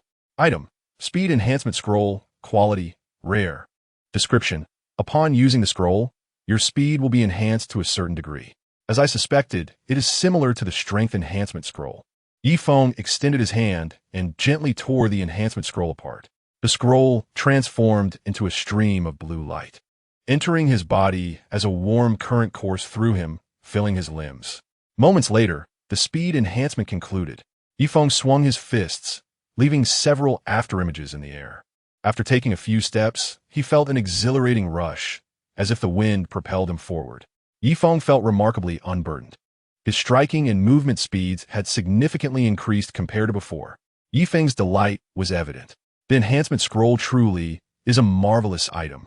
If this trend of strength continues, the future is bright. Yifeng moved his arms and legs, continuously adapting to his surging speed and power. Push-ups, sit-ups, planks, high knees, and squats. After a brief session of physical activity, Yifeng had fully acclimatized to the demands of strength training. He opened his status panel and was momentarily taken aback to discover that, upon acquiring the detection skill, his battle power was prominently displayed. Battle Power Index, 211. Yifeng's face lit up with delight. A battle power of 211 points was quite impressive. He closed the panel and casually glanced at other items. Item: black leather whip quality. Ordinary description: a rather mundane little whip. If you intend to use it against an enemy, you are sorely mistaken. Utterly useless. Yifeng grimaced and continued to peruse the rest. Scratch cards, stockings, lubricant. Regardless of their utility, Yifeng had no intention of discarding them. After all, the storage space was infinitely vast and currently empty, so why not keep them? Who knows when they might come in handy? Having finished organizing his items, Yifeng checked the quantity of bait. Bait, 20 portions. Yifeng mentally reiterated, system, allow me to fish 20 more times. In the fishing space at the fishing platform, the fishing rod swung to and fro, and the hook once again plunged into the endless darkness. Chapter 10. Malicious Perception, Magical Spray. Yifeng continued fishing. Notice, fishing in progress. In the next instant, the system notification chimed. Notice, congratulations, host. You have successfully fished and obtained a 118 model of the Libyan Iron Tower. Notice, congratulations, host. You have successfully fished and obtained 100 boxes of ultra-thin, long-lasting light Ducey. Notice, congratulations, host. You have successfully fished and obtained 5 pairs of lace-patterned purple underwear. Yifeng was somewhat speechless. What on earth were these items? Truly, a fishing enthusiast could reel in anything but fish. Yifeng's lips twitched in amusement as he shook his head. Notice, congratulations, host. You have successfully fished and obtained a book titled Intimate Violence by Jiraiya. Notice, congratulations, host. You have successfully fished and obtained 100 boxes of rich and creamy Tulunsum milk. Notice, congratulations, host. You have successfully fished and obtained 10 boxes of sugar-free tea from the Forest of Yuanxi. Notice, congratulations, host. You have successfully fished and obtained 10 women's black one-piece swimsuits. Notice, congratulations, host. You have successfully fished and obtained a rare level skill. Malicious Perception. Malicious Perception? Is this a good haul? Yifeng's heart leaped with joy. Moreover, the milk, drinks, and hot dry noodles were quite nice indeed. Notice, congratulations, host. You have successfully fished and obtained a vial of zombie poison immunity potion. Notice, congratulations, host. You have successfully fished and obtained a cup of Starry Roué soy sauce latte. Notice, congratulations, host. You have successfully fished and obtained 10 vehicles of the 20th generation Rolls-Royce Phantom. Notice, congratulations, host. You have successfully fished and obtained a shooting mastery scroll. Potions and scrolls seem to be excellent finds. How thrilling. Notice, congratulations, host. You have successfully fished and obtained 100 bottles of Farmer's 3-Punch Spring Water. Notice, congratulations, host. You have successfully fished and obtained a box of Waha Pure Water. Notice, congratulations, host. You have successfully fished and obtained a bottle of magical spray. Fishing concluded. Yifeng began to inspect his haul. Skill: Malicious Perception quality. Rare description: a passive skill. Upon mastering this skill, you will be better able to detect the malice or threats present in surrounding beings. A remarkable skill. Yifeng's eyes widened, brimming with excitement. Malicious Perception could sense the ill intent of those around him. While not a combat skill, its utility in a post-apocalyptic world was indeed extraordinary. One must understand that in such a world, what is most terrifying? Zombies? Ferocious beasts? Mutated creatures? None of these. The most fearsome aspect of the apocalypse is always the human heart. The apocalypse is simple. It is the complexity of human nature that is daunting. One can never know when their beloved partner might betray them, thrusting a knife into their back while they slumber peacefully. Perhaps even the most trusted subordinate could deliver a cruel betrayal at a critical moment. With this skill, Feng could sense the malice of others. To him, this skill was akin to a legendary ability. If he had possessed such a skill in his past life, he would not have fallen victim to betrayal. Feng extracted the skill. A luminous orb materialized, and he reached out to catch it. Instantly, the skill orb transformed into a stream of blue light, merging into Feng's body. Notice, congratulations, you have learned the rare skill Malicious Perception. The information regarding the skill surfaced in Feng's mind. Malicious Perception became an instinct within him. Feng's gaze glimmered. Unfortunately, as a passive skill, there was no way to test its efficacy at present. He continued to explore his spoils. The milk and spring water were indeed useful. It seemed he had also reeled in a peculiar book. Item: Intimate Violence Quality. Ordinary Description. A bestseller from the world of Naruto, authored by Jiraiya. This book is the sequel to the imaginative work Intimate Paradise. A Naruto bestseller? The second volume? Feng hurriedly retrieved the book from the fishing space and flipped through its pages casually. What is this? What use could this possibly serve me?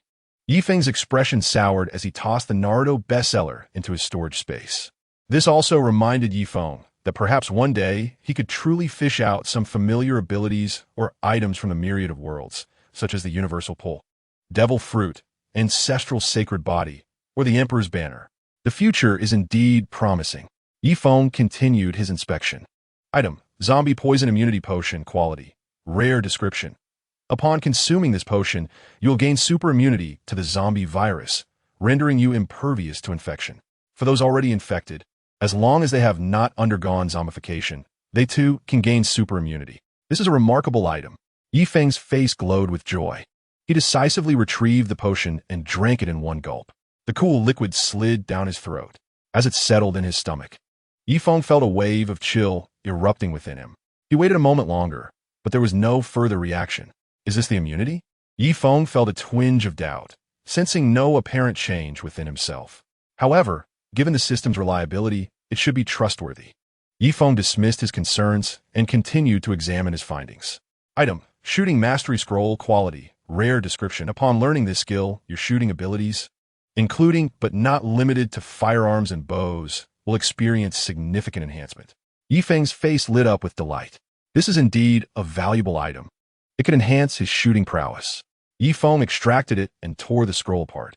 The scroll transformed into a stream of light and surged into Feng's body. Feng weitet incidenge. Before long, a flood of memories washed over him. In a shooting range, a tall figure practiced shooting relentlessly, raising the gun, firing, reloading, and repeating the cycle over and over again. Time passed, and the practice continued. Handguns, bows, sniper rifles, cannons, an abundance of shooting experiences flooded into his mind. Feng closed his eyes, quietly absorbing the changes within himself. Countless shooting techniques converged into a singular mastery. He possesses an unparalleled mastery of various shooting skills.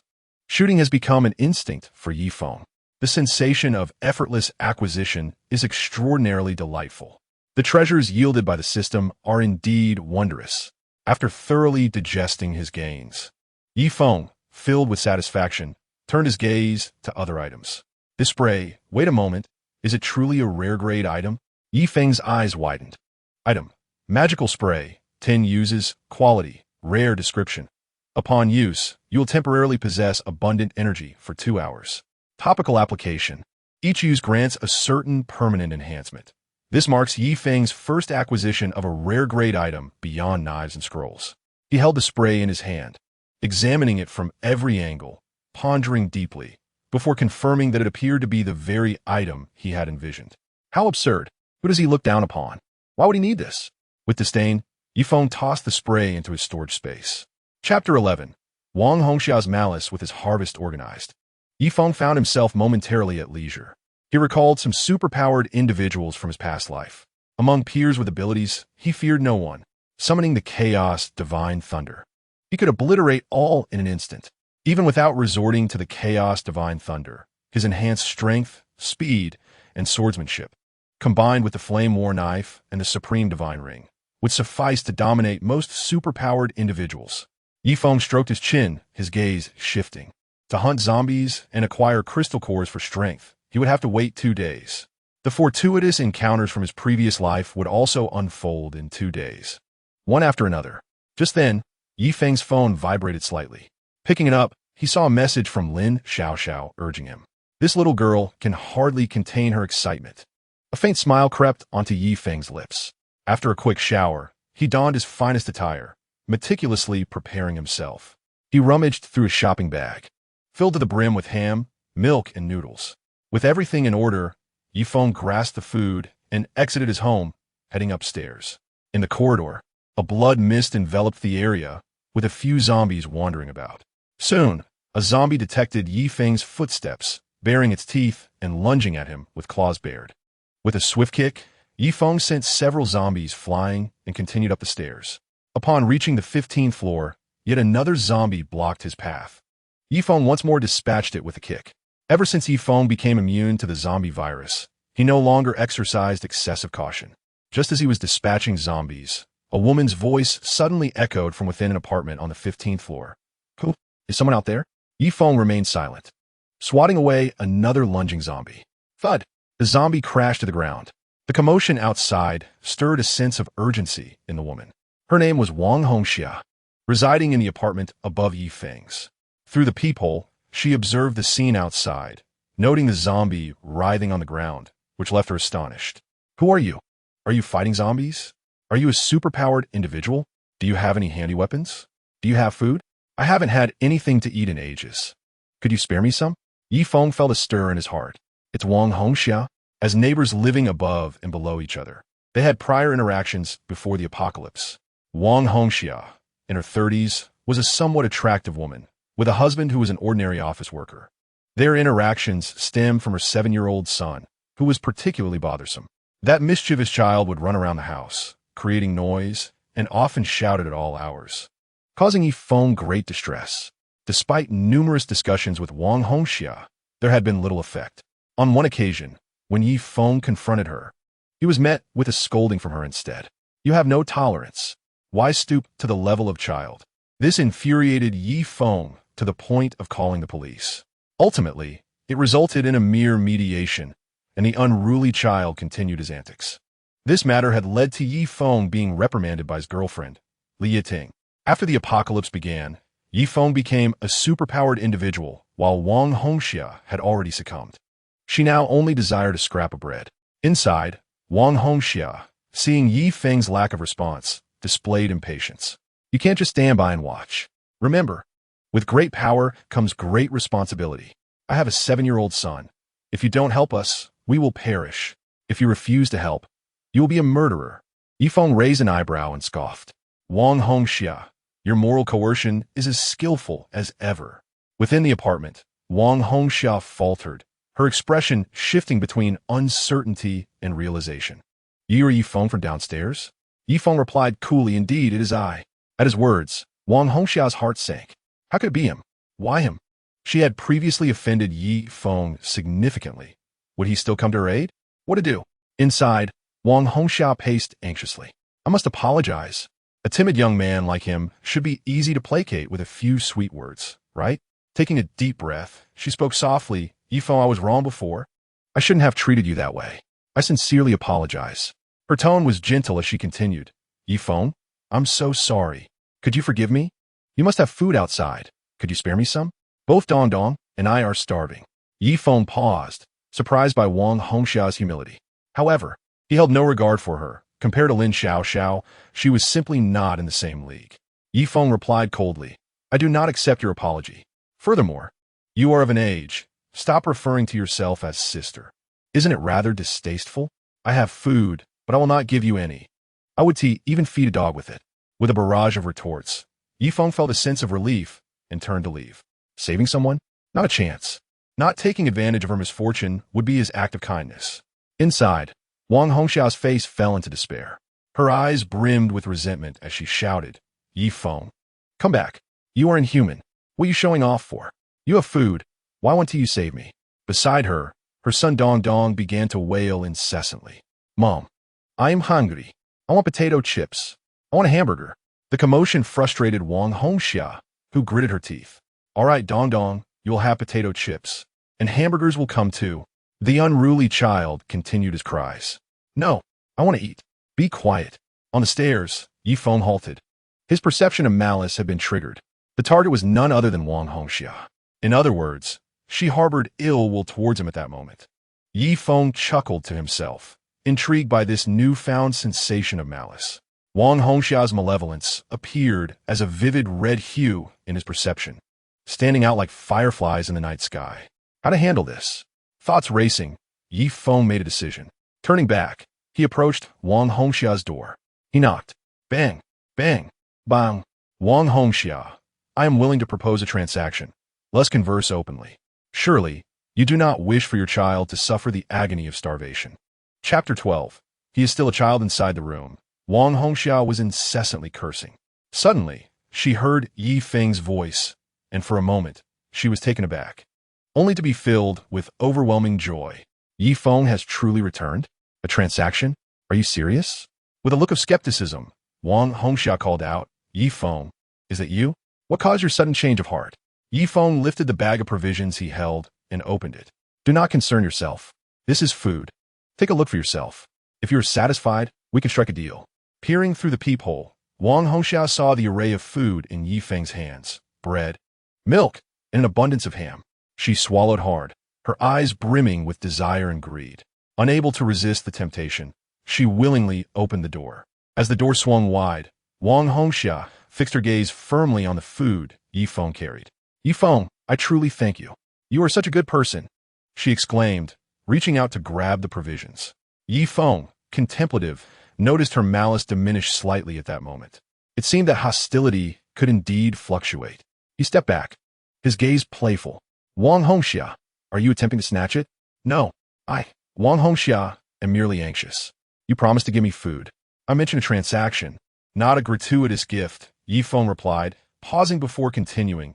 Now, tell me, what valuable items do you possess that could serve as a trade? Perhaps medicine, tools, or weapons. I can purchase it. I will pay 500 or even 1,000 for the food in your possession. Wang Hongxia's face contorted in pain at the thought. Yi Feng shook his head, declining. At this juncture, money is worthless. You must offer something tangible. Wang Hongxia's thoughts raced, and she suggested, how about a gold bracelet? I also have a gold necklace. Yi Feng continued to shake his head. What is it that you desire? We can negotiate. Wang Hongxia lowered her head slightly, twirling a strand of hair, feigning shyness. The child is here. It is not convenient to discuss everything. Yi Feng scrutinized Wang Hongxia, shaking his head in response. You are too unattractive, and you smell of body odor. Furthermore, I have had a change of heart. The deal is off. With that, he turned to leave. Wang Hongxia, taken aback by his reaction, exclaimed, I do not have body odor. Yi Feng, you cannot leave. She let out a piercing scream, instinctively reaching for him. What? Are you going to resort to violence? Yi Feng turned back. Wang Hongxia's eyes were filled with urgency as she clutched his arm. Yi Feng, is that food truly yours? Did you not take it from someone else's home? What harm is there in sharing a little with me? At that moment, Yi Feng perceived an increase in Wang Hongxia's hostility, the color intensifying. Concurrently, a small boy named Dong Dong suddenly lunged at Yi Feng, reaching for the bag of food. I want to eat. Give me food now. Dong Dong tugged at the bag but failed to wrest it from Yi Feng's grasp. Yi Feng looked down at the unruly child, memories of past unpleasant encounters flooding back, and a flicker of disdain crossed his eyes. The child persisted, demanding and noisy. Yi Feng's tone turned cold. Let go. You little brat. The child ignored him, defiantly refusing to release his grip. No, I won't let go. Yi Feng glanced at Wang Hongxia. Control your child. Do not blame me for the consequences. Rather than stopping Dong Dong, Wang Hongxia joined in, attempting to snatch the food as well, encouraging her child. Dong Dong, well done. Let us take it from him. I do not believe he dares to do anything. Emboldened by his mother's encouragement, Dong Dong bit down on Yi Feng's hand. Give it to me quickly, or I will bite you. The child's malice emanated as a faint red hue. This was intriguing, Yi Feng thought, as he observed the situation. Dong Dong opened his mouth, aiming to sink his teeth into Yi Feng's wrist. In an instant, Yi Feng retaliated, delivering a forceful punch to the child's abdomen. The impact was tremendous. Although Yi Feng did not exert his full strength, the force was far beyond what a child could withstand. Ow! Dong Dong cried out in a piercing wail, his body soaring through the air in a parabolic arc thud. Dong Dong crashed against the wall and slumped down, sliding to the ground like a lifeless creature. The events transpired too swiftly for Wang Hongxia to comprehend. Only when Dong Dong lay motionless did she react, releasing a heart-wrenching scream. No! Dong Dong! My Dong Dong! Wang Hongxia rushed towards her fallen child, tears streaming down her face. Yi Feng witnessed this scene with a sense of satisfaction. His disdain for Dong Dong had long been established, and now, delivering a beating to the unruly child brought him great relief. My heavens! Dong Dong, please wake up! Wang Hongxia cried frantically, shaking her child. Dong Dong lay like a limp doll, unresponsive to her pleas. Yi Feng's strength was such that even an adult could not endure it. The child had succumbed to unconsciousness. Yi Feng, you are inhumane. Dong Dong is just a child. How could you be so cruel? You beast! Scum! You are worse than a beast. You are a demon. Wang Hongxia wept bitterly, pointing an accusatory finger at Yi Feng, unleashing a torrent of curses. At this moment, her malice turned a deep shade of purple. Yi Feng smiled contentedly, having grasped the nature of the malice perception. It was a matter of distinguishing hostility by color. Turning his gaze towards Wang Hongxia, he sneered, "Oh, I'm a beast? Like mother, like son. If you fail to educate your child, someone else will take on that role. Enough. I am disinclined to converse with the deceased." From the moment he returned, Yi Feng had no intentions of sparing either of them. He retrieved a fiery battle knife from his space. The blade shimmered with a lethal glint, exuding an aura of danger. Upon witnessing the menacing weapon materialize from the void, Wang Hongxia's vitriol came to an abrupt halt. What? What do you intend to do? Her complexion paled, and her body trembled, instinctively retreating. Yi Feng advanced towards her, brandishing the fiery knife. Thump! Thump! Wang Hongxia felt her scalp tingle, her body quaking, her heart racing. No! Yi Feng, do not come closer. Murder is a crime. Wang Hongxia's eyes, bloodshot and wild, were filled with terror as she trembled uncontrollably. I was wrong. Please do not kill me. Yi Feng raised the knife. Do not. Sorry, Lang. Wang Hongxia, in utter panic, felt her soul leave her body. In the next instant, the blade flashed. With a sickening sound, Wang Hongxia's head soared into the air, blood gushing forth. Wang Hongxia's head fell to the ground, her body collapsing, twitching a few times before going still. Yi Feng's expression remained composed as he sheathed the battle knife and turned to leave. In that moment, a bolt of lightning struck down, obliterating the child's body into nothingness. Eradicating all threats, Yi Feng exited the door, a system notification chiming in the background. Notification. Event triggered. Notification. Reward. 10 fish bait. Yi Feng was momentarily taken aback, only to be filled with immense joy. Another event had been triggered. Chapter 13. The Joy of Lin Xiaoxiao. Li Feng's eyes sparkled with delight. With 10 portions of bait secured, he felt quite pleased. Should he go fishing now? He pondered, then shook his head. There were pressing matters at hand today. There was no rush. He could gather more bait and fish later. Li Feng ascended to the 18th floor. After dispatching several zombies with a swift kick, he made his way to the door of room 1803. The security door was locked. He gently tapped on the door. Inside, Lin Xiaoxiao lay on her bed, clutching her stomach and rolling about. She was so hungry that her vision was blurring, her body weak, and her stomach growled ominously. The food in the room had been completely devoured. She wondered if this neighbor named Li Feng was merely boasting. Could he really make it through the horde of zombies outside? Lin Xiaoxiao's eyes were vacant as her thoughts spiraled. She did not wish to die. Truly, she did not want to perish. Yet, with no food and unable to venture outside, she was left to await her fate at home. This was the brutal reality of the zombie apocalypse. Just then, a knock echoed through the silence. Lin Xiaoxiao jolted upright. Had he truly come? Was Li Feng willing to risk his life to visit her? Did he not fear the zombies? A glimmer of excitement flashed in her beautiful eyes, dragging her famished body. She hurried to the door, peering through the peephole. A tall, handsome young man with a radiant smile stood at the entrance. More importantly, he held a bag of food in his hand. He had come. He truly brought food. Lin Xiaoxiao's heart leapt with joy, her body trembling with anticipation. Li Feng looked exceptionally dashing. The sight of him holding food made him even more attractive. Lin Xiaoxiao called through the door. "Are you Li Feng?" He replied softly. "It's me. Please open the door." Without hesitation, Lin Xiaoxiao opened the door for Li Feng. She was on the brink of starvation and could not afford to be cautious. Furthermore, Li Feng's sunny smile suggested he was not a brutal individual. As the door swung open, Li Feng beheld Lin Xiaoxiao. She was stunning.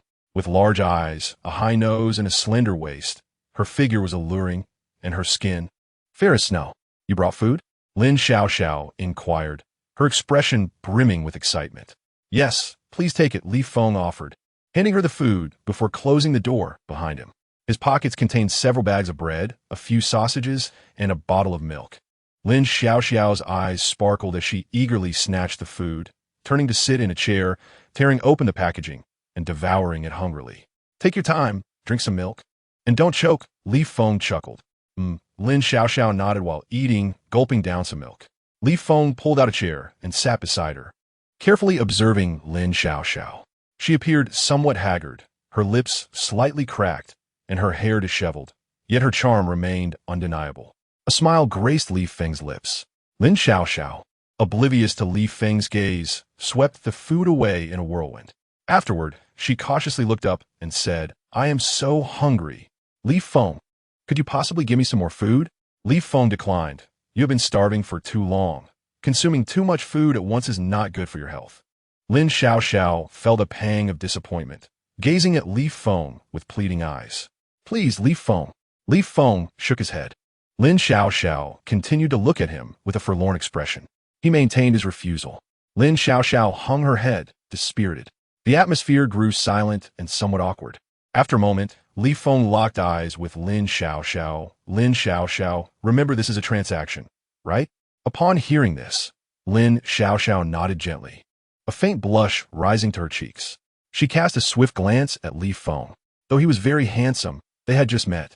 Lin Xiaoxiao cautiously proposed, "I have a suggestion. Why don't we spend some time together first?" "That won't do."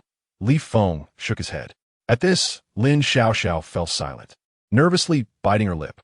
"You wouldn't dare to go back on your word, would you?" Li Feng's gaze turned menacing. "Trying to play tricks? Agreeing doesn't mean accepting?" His tone grew cold. "If you refuse, then you can regurgitate the food you have eaten." Lin Xiaoxiao was taken aback. How could she possibly regurgitate the sausages she had consumed? She wanted to retort, "I can't throw it up, but can I?" However, glancing at Li Feng's tall stature, well-defined muscles, and the increasingly dark look on his handsome face, she wisely swallowed her words.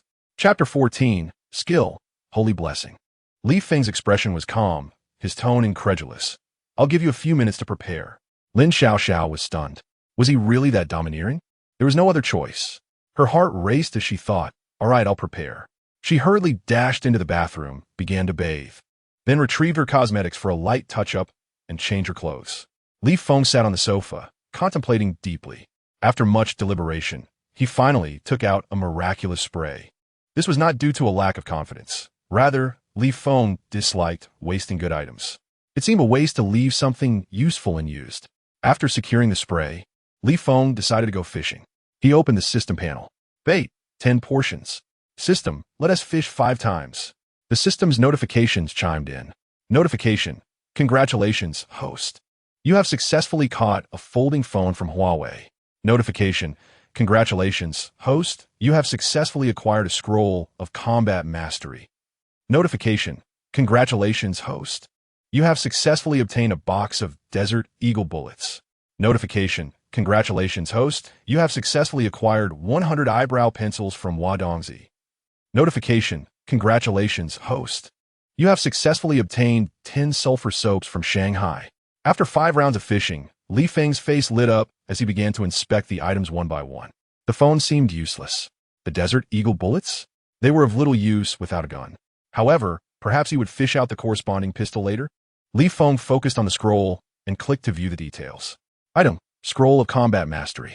Level, Rare. Description, grants you mastery of combat skills, and teaches various hand-to-hand combat techniques. A scroll of combat mastery? Li Feng extracted the scroll and eagerly tore it open. The scroll transformed into a stream of blue light, swiftly merging with Li Feng's body. Countless memories and experiences related to combat surged into his mind, and his body continually adapted to the sudden influx of changes. Li Feng closed his eyes, quietly savoring the transformation within himself. He felt as though he had become a seasoned combat expert. Fighting had seamlessly integrated into his very being. As the enhancement concluded, Li Feng grew stronger once more. He felt invigorated. System, let us continue fishing. As the fishing commenced, Yi Feng's face lit up with anticipation. Moments late, a notificación sunda. Congratulations to the host for a successful catch, acquiring the complete collection of Deng Chao Hishang books. Congratulations to the host for a successful catch, obtaining 10 sets of women's fitted yoga attire. Congratulations to the host for a successful catch, receiving 10 Zhang de Quan kitchen knives. Congratulations to the host for a successful catch, acquiring 100 bags of spiced tiger skin chicken feet. Congratulations to the host for a successful catch, gaining a rare skill, divine blessing. The fishing concluded. Yi Feng's gaze shifted slightly as he began to examine his treasures. The books and yoga attire held little utility. However, it seemed he had acquired an extraordinary skill. This haul was certainly worthwhile. Yi Feng clicked to view the skill details. Skill, divine blessing quality. Rare description. Upon awakening this skill, you will be able to bestow a divine blessing upon others or yourself, restoring one's state. Is this an auxiliary skill? Yi Feng's face brimmed with joy. Unlike games, reality only offers one life. Possessing an auxiliary skill undoubtedly enhances one's ability to survive. Yi Feng immediately thought, System, I choose to extract the skill. In the next instant, a luminous orb of energy materialized from the void. Yi Feng reached out and shattered it. A stream of blue light surged into his forehead. The system notification rang out promptly. Congratulations, you have learned the rare skill, Divine Blessing. In an instant, Yi Feng had mastered the Divine Blessing skill. He opened his panel to review his skills. Chaotic Thunderstrike, Storage Space, Malicious Perception, Divine Blessing, Mastery of Swordsmanship, Mastery of Marksmanship, Mastery of Hand-to-Hand Combat. Yi Feng smiled in satisfaction, exhaling a breath of accumulated tension. Glancing around the room, Lin Xiaoxiao had yet to finish changing her clothes. However, since entering, Yi Feng's malicious perception had remained dormant, indicating that Lin Xiaoxiao harbored no ill intentions towards him. After a few minutes, Lin Xiaoxiao finally emerged from her room. Bashfuli apronchink Yi Feng. How do I look? Yi Feng scrutinized Lin Xiaoxiao closely. She had donned a snug white shirt that accentuated her chest. The neckline dipped slightly, with a button left undone, revealing her fair skin and elongated collarbone. She wore a form-fitting skirt and black stockings that highlighted her long, beautiful legs. Her toes adorned with red nail polish. Her delicate face and stunning figure were truly captivating. Undoubtedly, a paragon of feminine allure. You're truly beautiful. Yi Feng complimented sincerely. Lin Xiaoxiao remained silent, but her enchanting eyes shimmered with unshed tears. An idea suddenly struck Yi Feng. Why not test the efficacy of the new Divine Blessing skill? Wait a moment, I wish to bestow a blessing upon you. Lin Xiaoxiao tilted her head, puzzled. Without further explanation, Yi Feng raised his hand and cast the Divine Blessing. A radiant white light enveloped Lin Xiaoxiao. Startled, she instinctively attempted to evade it but failed. To her astonishment, the light merged with her body. In an instant, Lin Xiaoxiao let out a soft gasp, her body trembling as her complexion visibly flushed. How do you feel? Yi Feng invited eagerly. Very comfortable, though somewhat strange. Lin Xiaoxiao replied instinctively. Following that, she moved her limbs and exclaimed in delight. Yi Feng Gij, I feel like all my fatigue has vanished, and my energy has been greatly replenished. Lin Xiaoxiao gazed at Yi Feng with wide-eyed wonder. I feel exceptionally well. Yi Feng nodded slightly, contemplating. It appeared that the so-called restoration of state could indeed replenish a person's expended stamina and energy to some extent. This skill was quite impressive. Although classified as rare, it was a valuable auxiliary skill. After some reflection, Yi Feng decided to grant himself a divine blessing as well.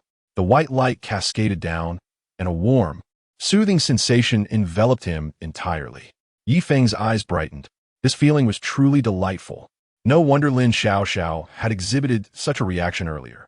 His state had indeed improved significantly, akin to having undergone a full massage followed by a refreshing slumber. He felt invigorated and full of life. Returning to the present, Yi Feng noticed Lin Xiaoxiao's curious gaze and calmly stated, "As you can see, I possess extraordinary powers. I am an ability user." Lin Xiaoxiao's heart swelled with delight as she exclaimed, "I suspected as much. What I read online was indeed true. There are ability users in this world. Yi Feng, you are incredible." Her eyes sparkled with admiration, and her heart raced. The man before her was not only handsome and well-built, but also possessed extraordinary abilities. Lin Xiaoxiao's gaze brimmed with admiration as she looked at Yi Feng. Yi Feng smiled gently and approached her. The night was alive with excitement. Chapter 15, A Great Surprise. 30 fishing attempts. Time passed. 2 hours later. "Yi Gij, your skill is truly remarkable." Lin Xiaoxiao recalled the radiant white light, still in awe. That is only natural." Yi Feng replied casually, glancing at Lin Xiaoxiao with admiration. Such a stunning figure was a rarity indeed. "Xiaoxiao, your physique is truly exceptional. I have never seen such a figure in reality. Surely it is not artificially enhanced?" Yi Feng teased. Lin Xiaoxiao playfully punched Yi Feng's chest with her small fist. "Of course not. I am all natural. Besides, who would undergo cosmetic enhancement for their behind?" Yi Feng chucked it inyardly, knowing that it was certainly not uncommon for some women to invest significantly in their appearances. Just as Yi Feng was about to say something further, an electronic notification suddenly resonated. Notification, event triggered. Notification, reward of 10 fish baits. Notification, additional reward of 20 fish baits.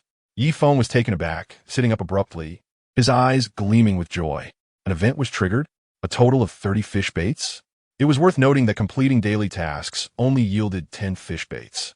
What had he done to earn such a generous reward? He could fish 30 times. How absurd. In an instant, Yi Feng's spirits soared. This system truly delivered tangible benefits. Yi Feng leaped to his feet, causing Lin Xiaoxiao to look on with confusion. "Yi Gij, what is wrong?" Yi Feng, feeling a surge of excitement, replied nonchalantly. "As per our agreement, this was merely a transaction. Now that it has concluded, I must take my leave." With that, Yi Feng stood to depart. "Wait, don't go!" Lin Xiaoxiao exclaimed anxiously, instinctively grasping Yi Feng's arm to prevent his departure. Yi Feng chuckled. "What? Are you reluctant to see me go? The terms were set by you." Lin Xiaoxiao pouted, her voice tinged with a hint of grievance. "You can't leave." Yi Feng turned back and lay down again, replied to Lin Xiaoxiao, "I'll think about it." "Just promise you won't go, okay?" Lin Xiaoxiao pleaded with a pitiful look. "Oh, I understand now." Yi Feng, je suis lui respondit. Lin Xiaoxiao buried her head in Yi Feng's embrace, her fingers gently tracing circles on his chest, lost in her thoughts. Yi Feng smiled, realizing that sophisticated relationships often require the simplest forms of communication. He opened the system panel. "Bait, 30 portions." A smile crept across Yi Feng's lips. "Big expression." He glanced at Lin Xiaoxiao, recalling her earlier demeanor, and his smile widened. This girl, beneath her elegant and poised exterior, possesses not only a remarkable figure, but also a passionate heart. "Xiaoxiao, as long as you behave, I will ensure your safety and comfort in the future," Yi Feng said earnestly, attempting to transform this moment into a lasting agreement. "Really? You won't leave?" Lin Xiaoxiao exclaimed with delight. "Yes, but you must listen to me," Yi Feng stipulated. "I will do everything you say." Lin Xiaoxiao nodded obediently. "So I shall stay here tonight, and I won't leave?" Yi Feng chuckled. His own home had long since lost its charm. All valuable items had been stored away, so returning to a dilapidated house was of no concern to him. "Great!" Lin Xiaoxiao beamed with joy. Suddenly, Lin Xiaoxiao's stomach growled. She lowered her head, a bit embarrassed. "Hungry?" Yi Feng chuckled it. Indeed, the earlier exertion was quite substantial, she admitted with a nod. "No worries." With a gentle wave of his hand, a plethora of bread, ham, and milk cascaded to the ground. "What on earth is happening?" Lin Xiaoxiao exclaimed, her eyes wide in disbelief. "Am I hallucinating?" She rubbed her eyes vigorously. "I told you, I am an ability user. This is my spatial ability," Yi Feng explained lightly. But you just wish me well, Lin Xiaoxiao said, looking at him incredulously. Don't ask too many questions. I'll explain everything gradually. Your man has plenty of skills, Yi Feng said, reaching out to caress Lin Xiaoxiao's exquisite face. Oh, Lin Xiaoxiao nodded, refraining from further inquiries. As she felt Yi Feng's gentle touch, she suddenly realized that entrusting herself to a reliable man seemed truly wonderful. A profound sense of security enveloped her. Feel free to eat as much as you like. I have plenty, Yi Feng said nonchalantly. Brother Feng, you are so kind. Lin Xiaoxiao's eyes sparkled as she prepared to rise. Lin Xiaoxiao's legs wobbled, and she accidentally fell to the ground. Witnessing this, Yi Feng casually bestowed a divine blessing. A beam of white light descended, causing Lin Xiaoxiao to shudder, her lips involuntarily letting out a soft moan. The blessing has ended. I feel so much more energetic. Lin Xiaoxiao's eyes shone with excitement as she felt revitalized. She stood up, bent down to put on her clothes, and began picking up the scattered food. This movement showcased her alluring figure perfectly, revealing an astonishing waist-to-hip ratio. However, there were some shortcomings. Her thighs were not particularly long and had a slightly plump appearance, rather than the slender look. Carrying the food, Lin Xiaoxiao returned to the dining table and began to eat. Don't eat too much. There will be something better later, Yi Feng reminded as he rolled out of bed. Understood, Lin Xiaoxiao replied, but her eating pace did not slow in the slightest. Yi Feng shook his head and walked into the bathroom. Lighting a cigarette, he immersed his mind into the fishing space. Bait, 30 portions. Fishing could yield abundant resources and various extraordinary items, and Yi Feng felt filled with anticipation. In the fishing space, the island remained shrouded in ethereal mist. Below the fishing platform, endless darkness loomed. Yi Feng silently thought, "System, commence fishing." The fishing rod moved, casting the hook into the boundless black. Chapter 16, Multiplicative Reinforcement. Power surges. System prompts rang out. Prompt, fishing in progress. Yi Feng's eyes flickered as he patiently awaited results. Prompt, congratulations, host, on successful fishing. You have obtained a complete set of the Blu-ray version of the TV series Full Power Game. Prompt, congratulations, host, on successful fishing. You have obtained 15 hardcover books of B-City. Prompt, congratulations, host, on successful fishing. You have obtained 10 boxes of compressed biscuits. Prompt, congratulations, host, on successful fishing. You have obtained 100 bags of premium oatmeal. Prompt, congratulations, host, on successful fishing. You have obtained 30 boxes of electrolyte water. Prompt, congratulations, host, on successful fishing. You have obtained 1 stamina enhancement scroll. A stamina enhancement scroll? Yi Feng's face lit up as he clicked to view the item details. Item, stamina enhancement scroll. Quality, rare. Description, using this scroll will enhance your stamina to a certain extent. Yi Feng took out the scroll, gripped it tightly, and gently tore it apart. The scroll transformed into a stream of blue light, merging into Yi Feng's body. A warm current surged throughout him, filling his limbs with vitality. Yi Feng felt a comforting warmth, as if he were floating on clouds. This sensation was exquisite. With a smile, he clenched his fists, reveling in the remarkable changes within him. Both his defense and vitality had significantly improved. Fishing. Let us continue fishing. Prompt, fishing in progress. Ye Feng alighted incidenge. Prompt, congratulations, host, on successful fishing. You have obtained 5 boxes of Lychee Cherry J, 4 grade. Prompt, congratulations, host, on successful fishing. You have obtained 1 mental enhancement scroll. Prompt, congratulations, host, on successful fishing. You have obtained 1 copy of the book How to Change Your Wife in 30 Days. Prompt, congratulations, host, on successful fishing. You have obtained 1 driving proficiency scroll. To avoid excessive word count, some less significant fishing rewards have been omitted. Wow.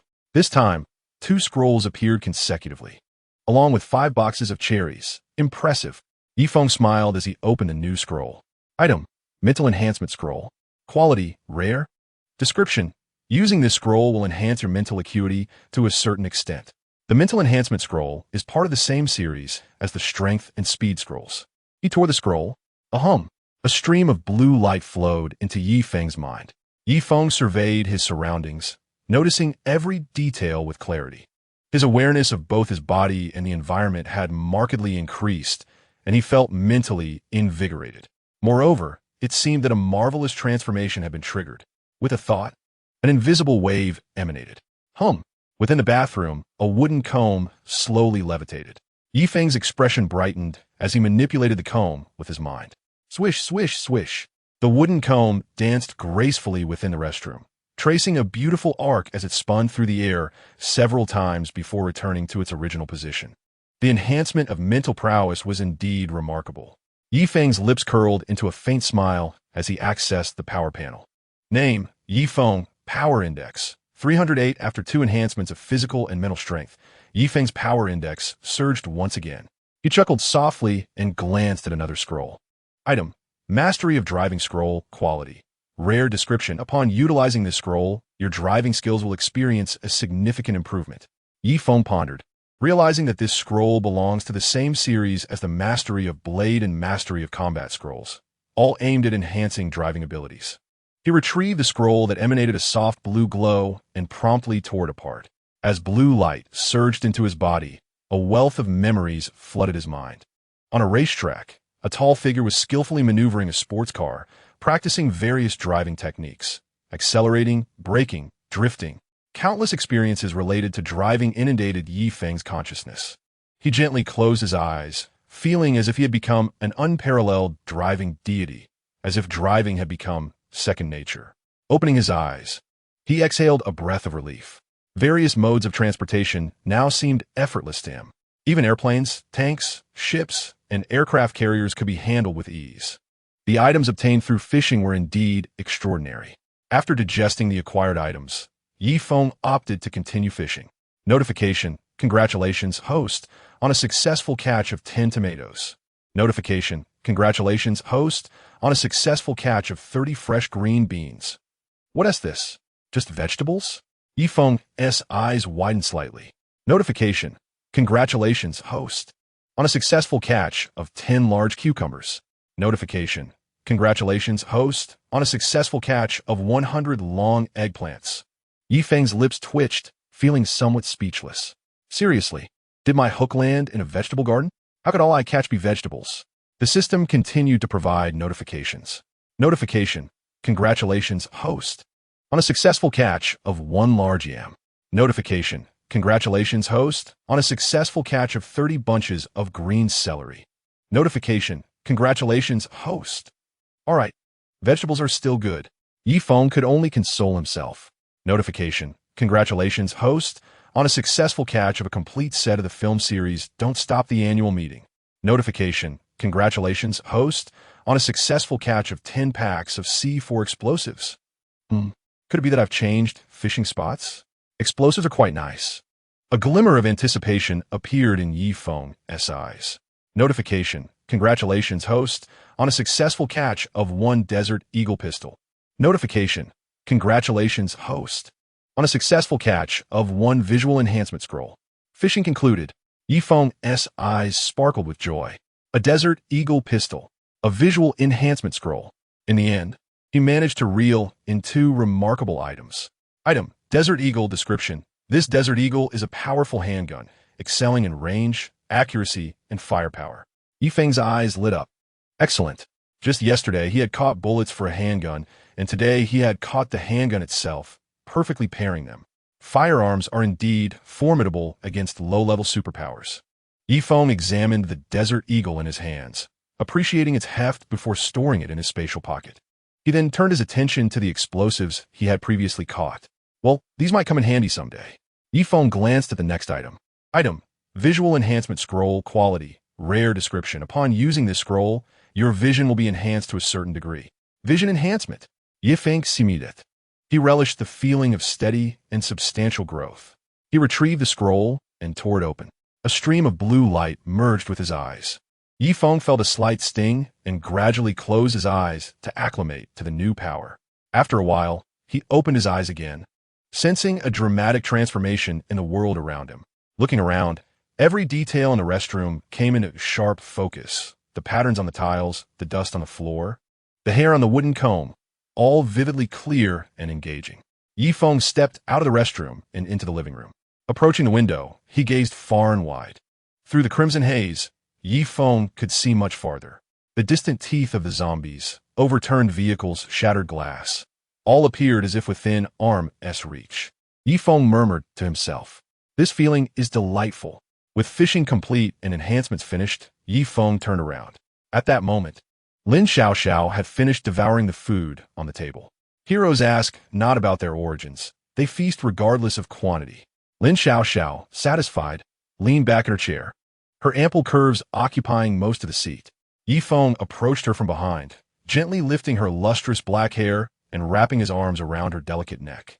Feeling Yifeng's warm breath, Lin Xiaoxiao gently grasped his large hand. "Yifeng, I feel so happy, as if I am dreaming. Have I not perished from starvation? And this blissful moment is merely a fantasy before my demise?"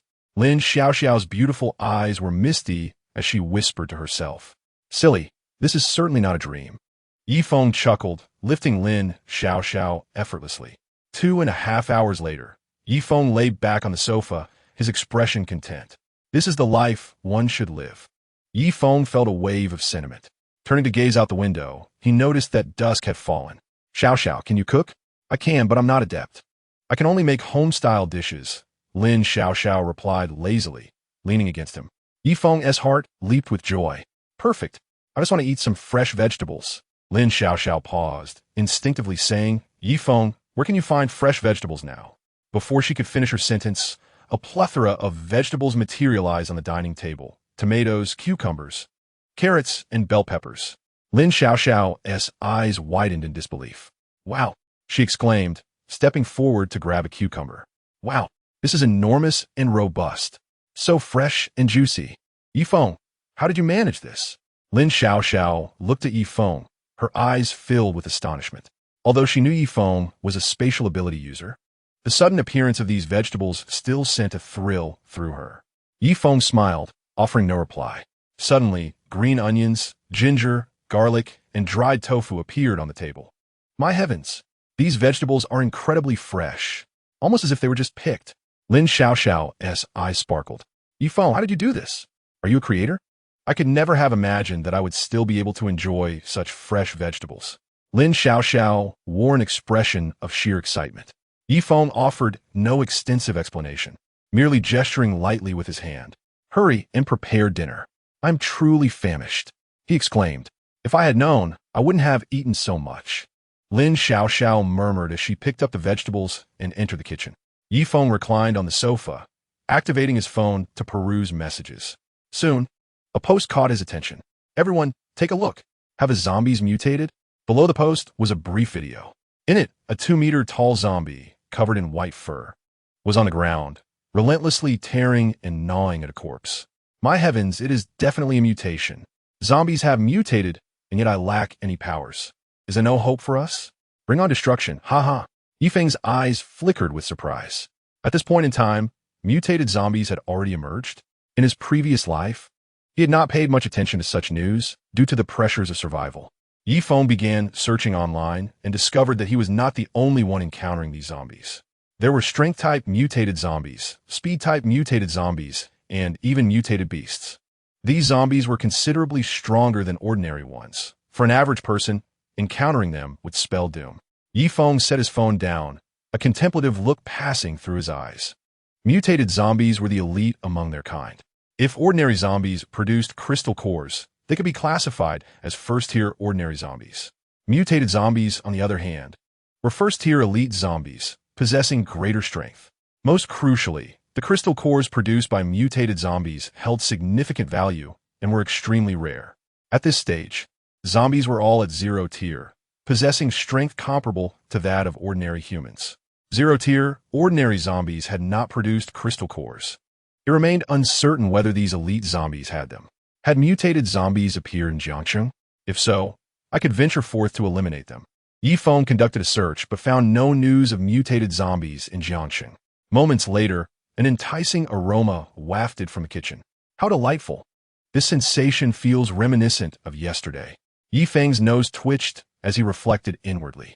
Soon, the dining table was laden with an array of dishes: scrambled eggs with tomatoes, cucumber salad, stir-fried carrots with ham, green pepper scrambled eggs, scallion stir-fried with dried tofu, and stewed green beans. The two sat down to begin their meal. Delicious, Yifeng praised.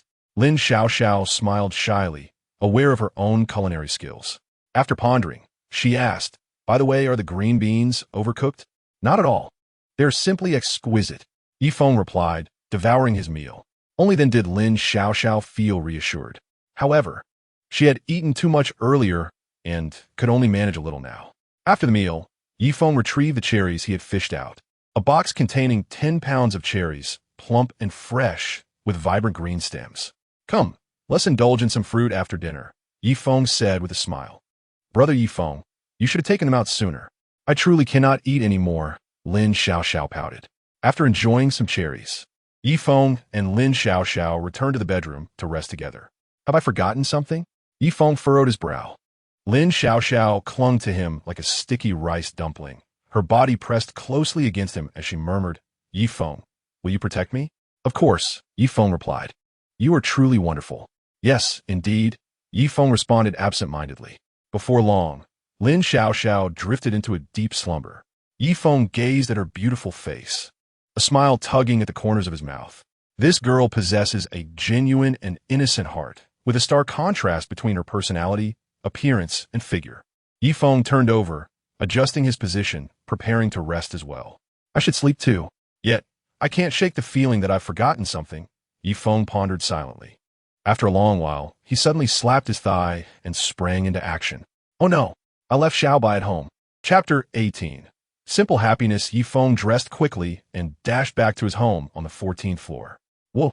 As soon as he entered the door, his husky rushed over, wagging its tail, looking utterly forlorn. "Xiaobai." Yifeng scooped it up and stored its dog food in his space. After circling the house to ensure nothing was amiss, he took Xiaobai back to his new home. Lin Xiaoxiao was too exhausted, sleeping soundly. Yifeng's movements did not disturb her. He tossed Xiaobai into the spare bedroom, providing it with a generous supply of snacks. Yifeng then returned to bed and fell into a deep slumber. The next morning, as he slept, Yifeng was awakened by a panicked voice. "Brother Feng, something's wrong." Lin Xiaoxiao's tone was frantic. "What is it?"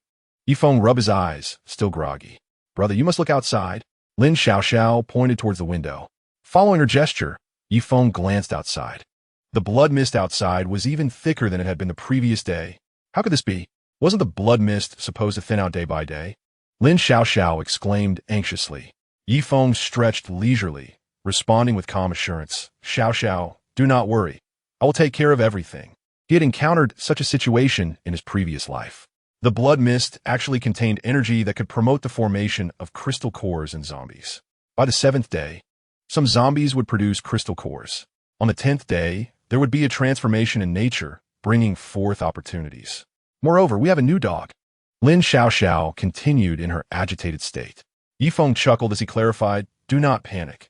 That is my dog Xiaobai, which I brought home yesterday. You will be in charge of taking care of it from now on." Upon hearing this, Lin Xiaoxiao let out a long sigh of relief. "So that's how it is." She thumped her chest and assured him, "No problem. I will take good care of Xiaobai." Yifeng cast a glance at her, admiring her grand and captivating demeanor. Lin Xiaoxiao approached Xiaobai, gently petting its head. "So you are Xiaobai." Woof. Xiaobai, unfazed, quickly accepted its new mistress. Yifeng opened his phone to check the news.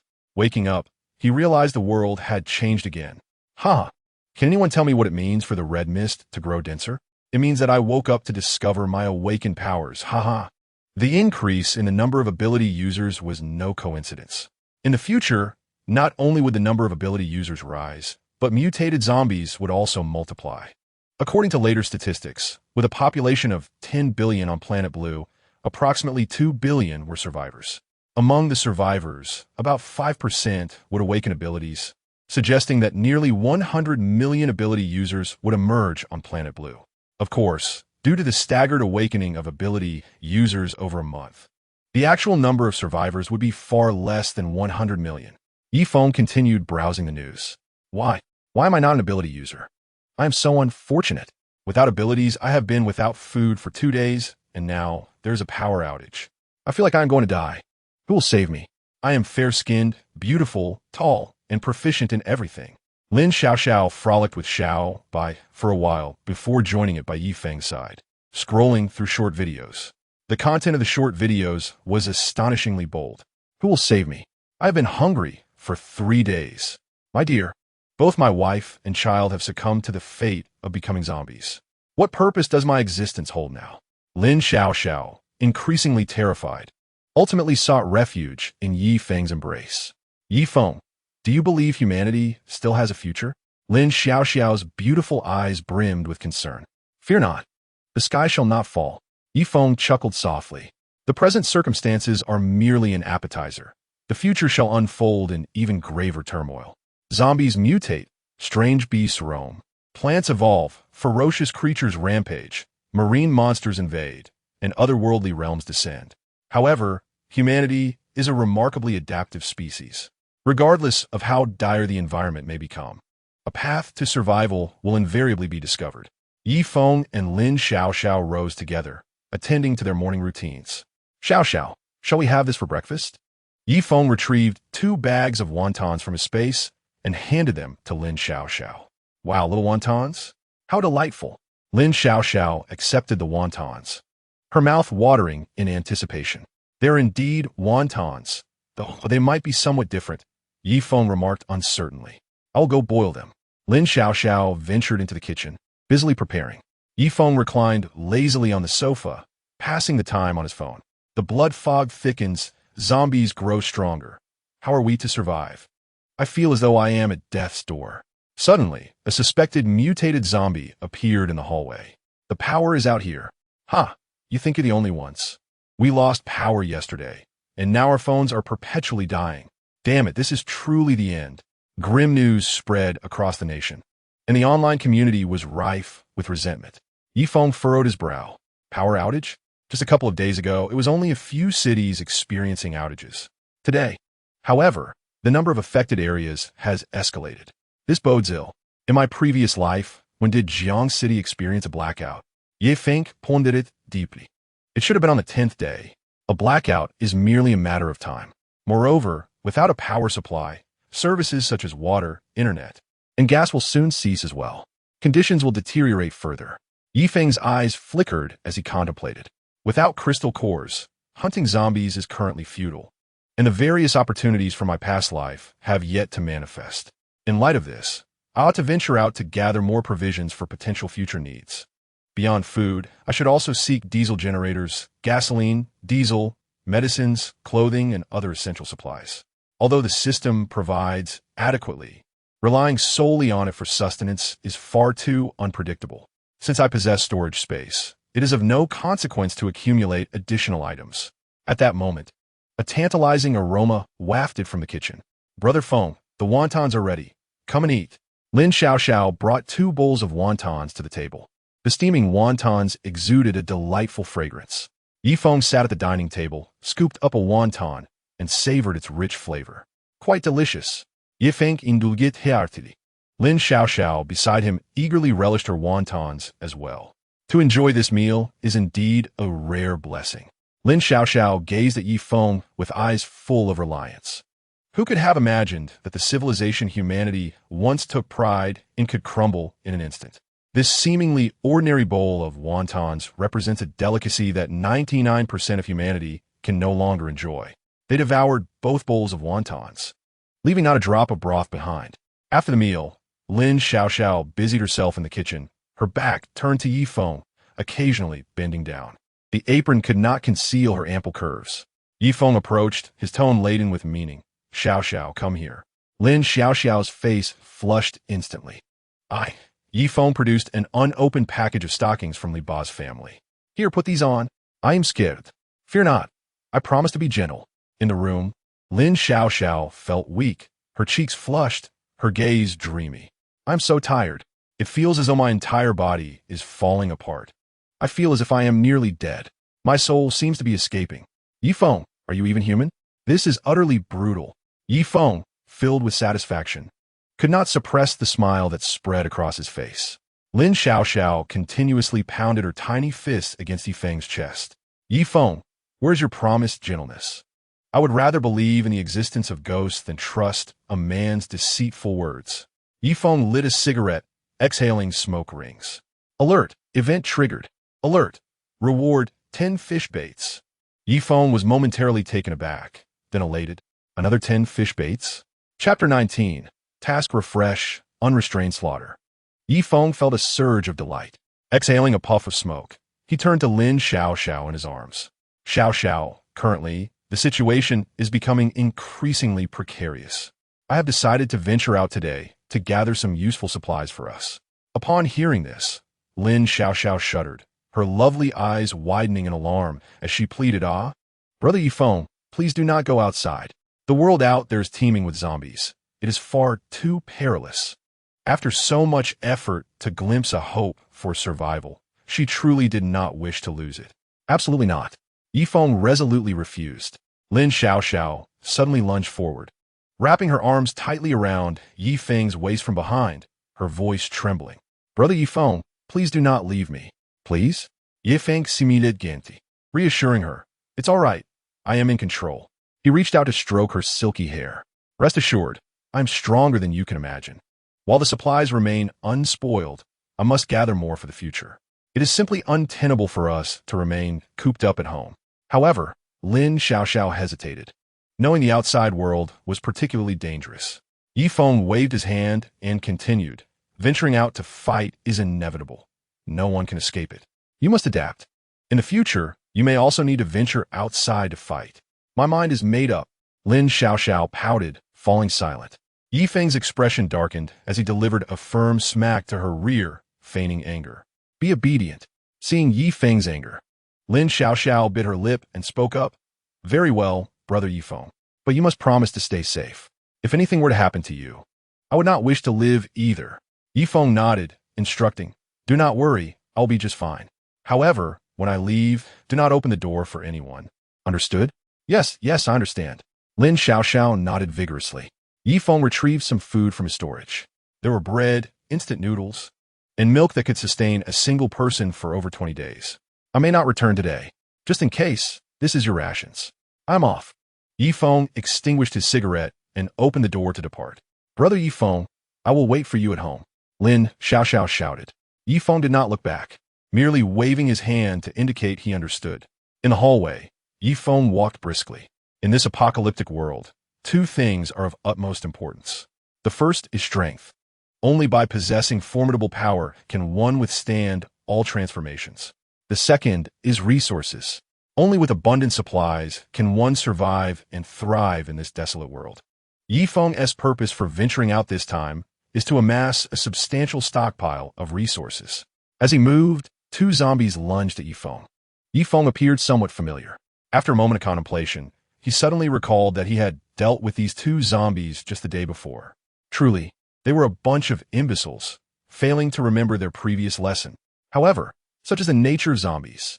Only those of a higher mutation level possess any semblance of intelligence. Yifeng swiftly kicked the two zombies to the ground and continued on his way. At that moment, a notification from the system emerged. Notification. Please select whether to increase the difficulty of a daily task. Before Yifeng appeared two choices, yes or no. After a brief hesitation, he decisively opted to elevate the challenge. In the blink of an eye, the task was refreshed. Daily task, eliminate 20 zombies. Task reward, 20 pieces of bait. Yifeng's eyes gleamed with delight. Excellent.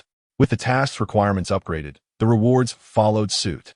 This was indeed fortuitous. Ascending to the 6th floor, Yifeng found a mass of zombies blocking the stairway. With no path forward, he cast a piercing gaze at the zombies. Retrieving the flame battle blade from his storage space, he swung it down. With a splatter, one zombie's head soared into the air, its body collapsing slowly to the ground. Two more zombies charged at him. Yifeng delivered a fierce kick, sending them sprawling. He pressed forward, his blade slicing through the air. Upon exiting the unit door, he glanced at the task progress. Task progress, 1120. A surge of joy filled Yifeng. He only needed to eliminate 9 more zombies to complete the task. With a nimble leap, he dashed towards the entrance of the community. The sky was overcast, shrouded in a mist of blood. Horrifying zombies roamed both within the community and along the distant streets. As he reached the entrance, a dozen zombies were already in pursuit. Yifeng halted, turning to confront them head-on. With his blade flashing, he launched a series of strikes.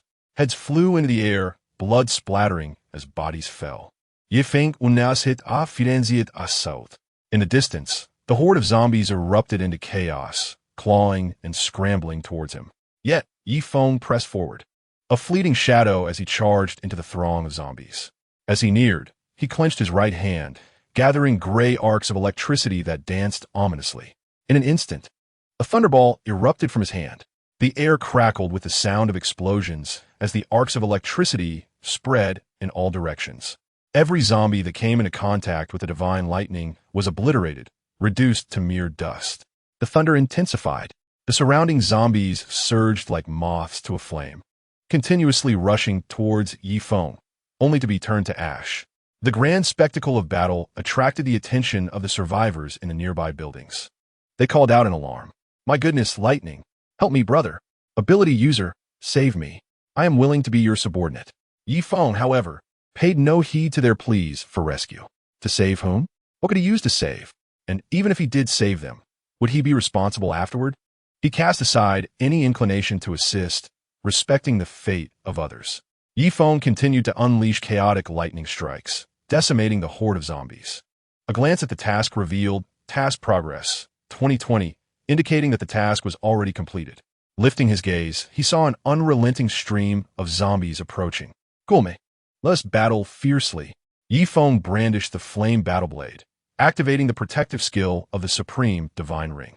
In a flash of golden light, he entered an invincible state. Yi Feng plunged into the zombie crowd, attacking relentlessly. The zombie strikes fell upon him without effect, providing him the opportunity to slash back with precision, severing heads with arcs of electricity. He continued to reap the undead as if a war deity had descended. Kill, kill, kill. The sky and earth were awash in blood mist, while the zombies continued to pour forth. Yi Feng found himself surrounded. This scene was not lost on the onlookers. The lightning ability user is encircled by zombies. "I reckon there are hundreds of them. He is doomed. Serve him right. What good is being powerful if he acts so recklessly?" The survivors gossiped, reveling in his predicament. Down below, waves of zombies continued to surge towards Yi Feng. His invincible state remained intact. Kill, kill, kill. With the flame battle blade in hand, he relentlessly dispatched the nearby zombies, unleashing his emotions freely. In his past life, he had lived with utmost caution, treading lightly. He had never engaged in such reckless abandon. Chapter 20. Task completed. Concealed necklace. Heads of zombies flew as blood gushed forth. Yet, the surrounding zombies multiplied instead of dwindling. The reckless tactics of the undead were surprisingly effective. Were it not for my diverse abilities beyond the chaotic lightning, I might have been worn down here. Fortuitously, I am an omnipotent warrior. Yi Feng's lips curled into a subtle smile. In the next moment, he bent his legs slightly and leaped with all his might, soaring several dozen meters into the air. Seizing the opportunity while the zombies were still reeling, Yi Feng dashed ahead, leaving them in his wake. My speed and jumping ability far surpassed these zombies. This spectacle left the onlookers astounded. My heavens, is he even human? Did he just jump away? That's not a jump. It's practically flying. Damn, no other ability user has displayed such absurdity. Yi Feng sprinted down the street, quickly exiting the community. However, as long as he moved along the street, zombies would swarm towards him. Soon, a large number of zombies were once again trailing behind him. After dispatching a few more zombies, Yi Feng executed several powerful jumps, landing on another street. He casually found an abandoned shop, swiftly eliminating several zombies inside and barricading the door with debris. Only then did Yi Feng breathe a sigh of relief and find a place to sit down. He clicked to claim his daily task reward. Notification: congratulations, host, for completing the task. Reward: 20 pieces of bait. Task completed. Yi Feng felt a surge of joy as he opened his phone. In his messages, Lin Xiaoxiao's avatar was flashing incessantly. He opened the message. "I didn't want to disrupt your battle, so I refrained from contacting you. Please say something when you have time. Do stay safe." Yi Feng smiled and sent an OK emoji in response. "Did you know? An ability user who can summon lightning just appeared in our community." Lin Xiaoxiao sent another message. "That person is me." Yi Feng replied with a slight smile. Lin Xiaoxiao's mouth fell open, her eyes wide in disbelief. After a moment of shock, she quickly responded, "My goodness, you're also a lightning ability user? Space, divine blessings, thunder. You are too powerful." How can you do everything?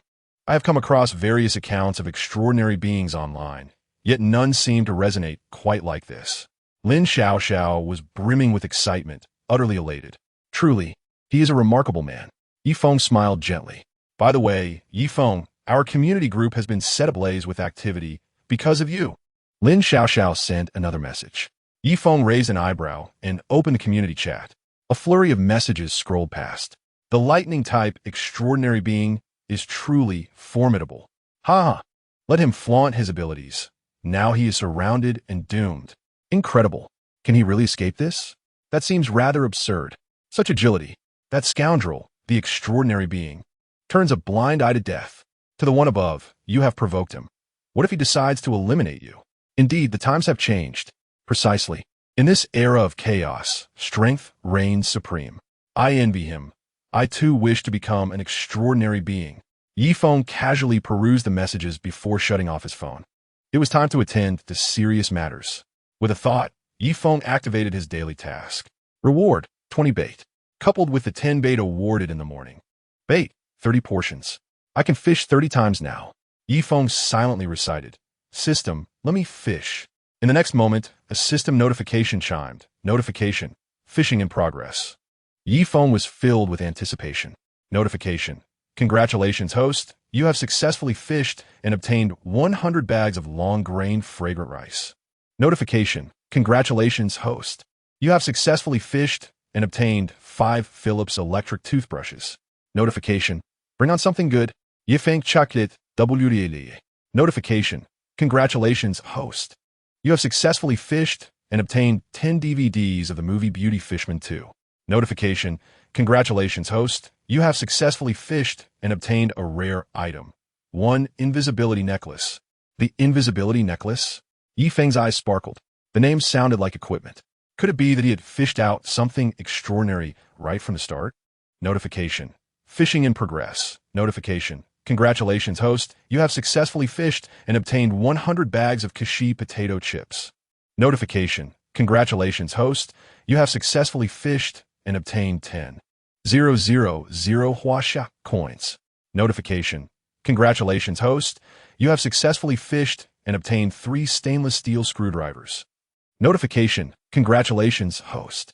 You have successfully fished and obtained 10 damaged copper wrenches. Notification. Congratulations, host. You have successfully fished. What the hell? Yifeng's expression darkened. The potato chips are edible, and there is a sufficient quantity. But what use are Huaxia coins? They are too hard, even for wiping. And what about the subsequent items? Screwdrivers and wrenches. Did these fall from a renovation company or a hardware store? System, could you provide something worthwhile? The system notifications continued. Notification. Congratulations, host. You have successfully fished and obtained 5 electric drills. Notification. Congratulations, host. You have successfully fished and obtained 10 angle grinders. Once again, a plethora of tools emerged. Stop. Cease fishing at once. Yifeng could no longer contain his frustration. It seems the system is intent on clinging to these renovation tools, refusing to part ways. While these items are undoubtedly useful, Yifeng could easily acquire them in reality. What Yifeng truly desired were extraordinary powers, items, skills, and abilities. After halting his fishing, Yifeng focused and opened his panel. Bait, 8 portions. Yifeng stroked his chin. These 8 fishing opportunities should be saved for later. Perhaps fortune will smile upon him soon. Subsequently, with a thought, Yifeng extracted his only valuable find, the invisibility necklace. In a flash, a delicate necklace radiating a blue luminescence appeared in Yifeng's hand. He opened the item details. Item, invisibility necklace quality. Rare description, the invisibility necklace possesses magical powers, allowing the wearer to absorb the essence of a specific group, rendering ordinary members of that group blind to the wearer. Contact with a member of the group for 5 minutes is required to absorb the essence. Yifeng's eyes brightened with delight. Indeed, this is a remarkable find. In his previous life, humanity had long established that zombies formed their own kind. If he were to absorb the essence of a zombie with this necklace, would he not be able to walk down the street, indifferent to the presence of ordinary zombies? Chapter 21. Continuous scavenging for supplies. Yifeng reviewed the usage instructions, which indicated he needed to contact a member of the specific group for 5 minutes. In other words, he needed to engage with a zombie. Yifeng pondered for a moment, cleared some clutter, and stepped out of the shop. On the street, numerous zombies wandered aimlessly. Yifeng, quick-witted and nimble, seized a pale zombie by the thigh and sprinted back. Boom! His actions naturally incited a frenzy among the surrounding zombies. However, due to Yifeng's remarkable speed, by the time the other zombies reacted, he had already dashed back into the shop. Close the door. Bang, bang, bang. Outside, a horde of zombies relentlessly pounded on the door. After barricading the door once more, Yifeng turned to examine the zombie he had captured. Oh, it was a female zombie, clad in a black silk miniskirt and OL attire, with ample curves. At that moment, she was glaring at Yifeng, roaring incessantly. Yifeng retrieved a rope and securely bound the zombie he had captured. Roar! Yifeng frowned and stepped forward, delivering 2 sharp slaps to the zombie's face. The office lady zombie fell silent, bewildered. What are you doing? In her life, no man had ever struck her. Here, a necklace for you. Seeing the zombie quiet down, Yifeng contentedly adorned her with the necklace. To his dismay, after a while, she resumed her incessant roaring. Yifeng paid her no mind, moving to the side to enjoy some sunflower seeds while scrolling through short videos to pass the time. He clicked on one video featuring parents meeting a tragic end, pleading for help. He then clicked on another documenting how a neighbor's zombie child brutally killed their parents. Douyin had relaxed its review policies, allowing everything to be recorded. Having lost interest, Yifeng closed the video, feeling a deep sense of loss. Alas, the era of fair legs has come to an end. 5 minutes later, Yifeng swiftly dispatched the office lady zombie, removed the necklace, and cleaned it with water before donning it himself. He wondered what effects it would have. Rising, he opened his phone's map. Yifeng diligently searched, quickly pinpointing his target. The largest shopping mall in proximity was the Wealth Plaza Shopping Center. Yifeng's strategy was straightforward. Shopping centers typically house large supermarkets. Within those supermarkets, an abundance of supplies awaits. By emptying the supermarket, he would not have to worry about supplies for a considerable time. Subsequently, Yifeng opened the door and stepped out of the shop. On the street, zombies continued to roam. However, this time, when Yifeng stood before a group of zombies, they seemed oblivious to his presence. Yifeng deliberately made a noise, tossing a stone. Whoosh! A multitude of zombies simultaneously looked up, searching for the source of the sound. Yet, they remained blissfully unaware of Yifeng's existence. Yifeng approached a robust zombie, waving his hand before it, jesting, "Here I stand before you. How much do I resemble my former self?" The zombie tilted its head in confusion, raising its gaze, yet remaining oblivious to Yifeng's presence. After a moment's contemplation, Yifeng retaliated with a swift backhanded slap. With a resounding smack, the zombie was sent spinning 360 degrees before crashing heavily to the ground. Naturally, Yifeng did not exert his full strength. A complete strike would surely have sent the zombie's head flying. In the next instant, the enraged zombie scrambled to its feet, baring its bloodied maw as it lunged at Yifeng. "Oh, so you can sense my presence." Yifeng swiftly drew his blade, severing the zombie's head with precision. Surveying his surroundings, Yifeng noted the gathering horde of zombies, their growls escalating and their restlessness apparent. Yet, they remained unaware of his stealthy presence. It seemed that only upon attacking one of their kind would they become aware of him. This concealment necklace is indeed remarkably effective. With his testing complete, Yifeng felt a sense of satisfaction. "Make way. What is this gathering for? I'm addressing you. Step aside," he declared imperiously. Shoving a few zombies aside, he maneuvered through the throng. It was time to set off. With a swift push-off on the ground, Yifeng propelled himself forward, the towering buildings around him receding into the distance. He left behind a trail of afterimages in the air. The streets were left with a multitude of zombies, staring blankly, bewildered by his sudden passage. What was that just now? Yifeng continued his sprint. A convenience store. He halted, noticing the bustling street he found himself on, lined with various small supermarkets and convenience stores. My supplies are dwindling. I should replenish here. With that thought, Yifeng entered the convenience store. Inside, a few zombies roamed aimlessly. Yifeng slipped in undetected. So much food, he was pleasantly surprised. The store was compact, with shelves toppled over, creating a chaotic scene. Snacks were strewn across the floor.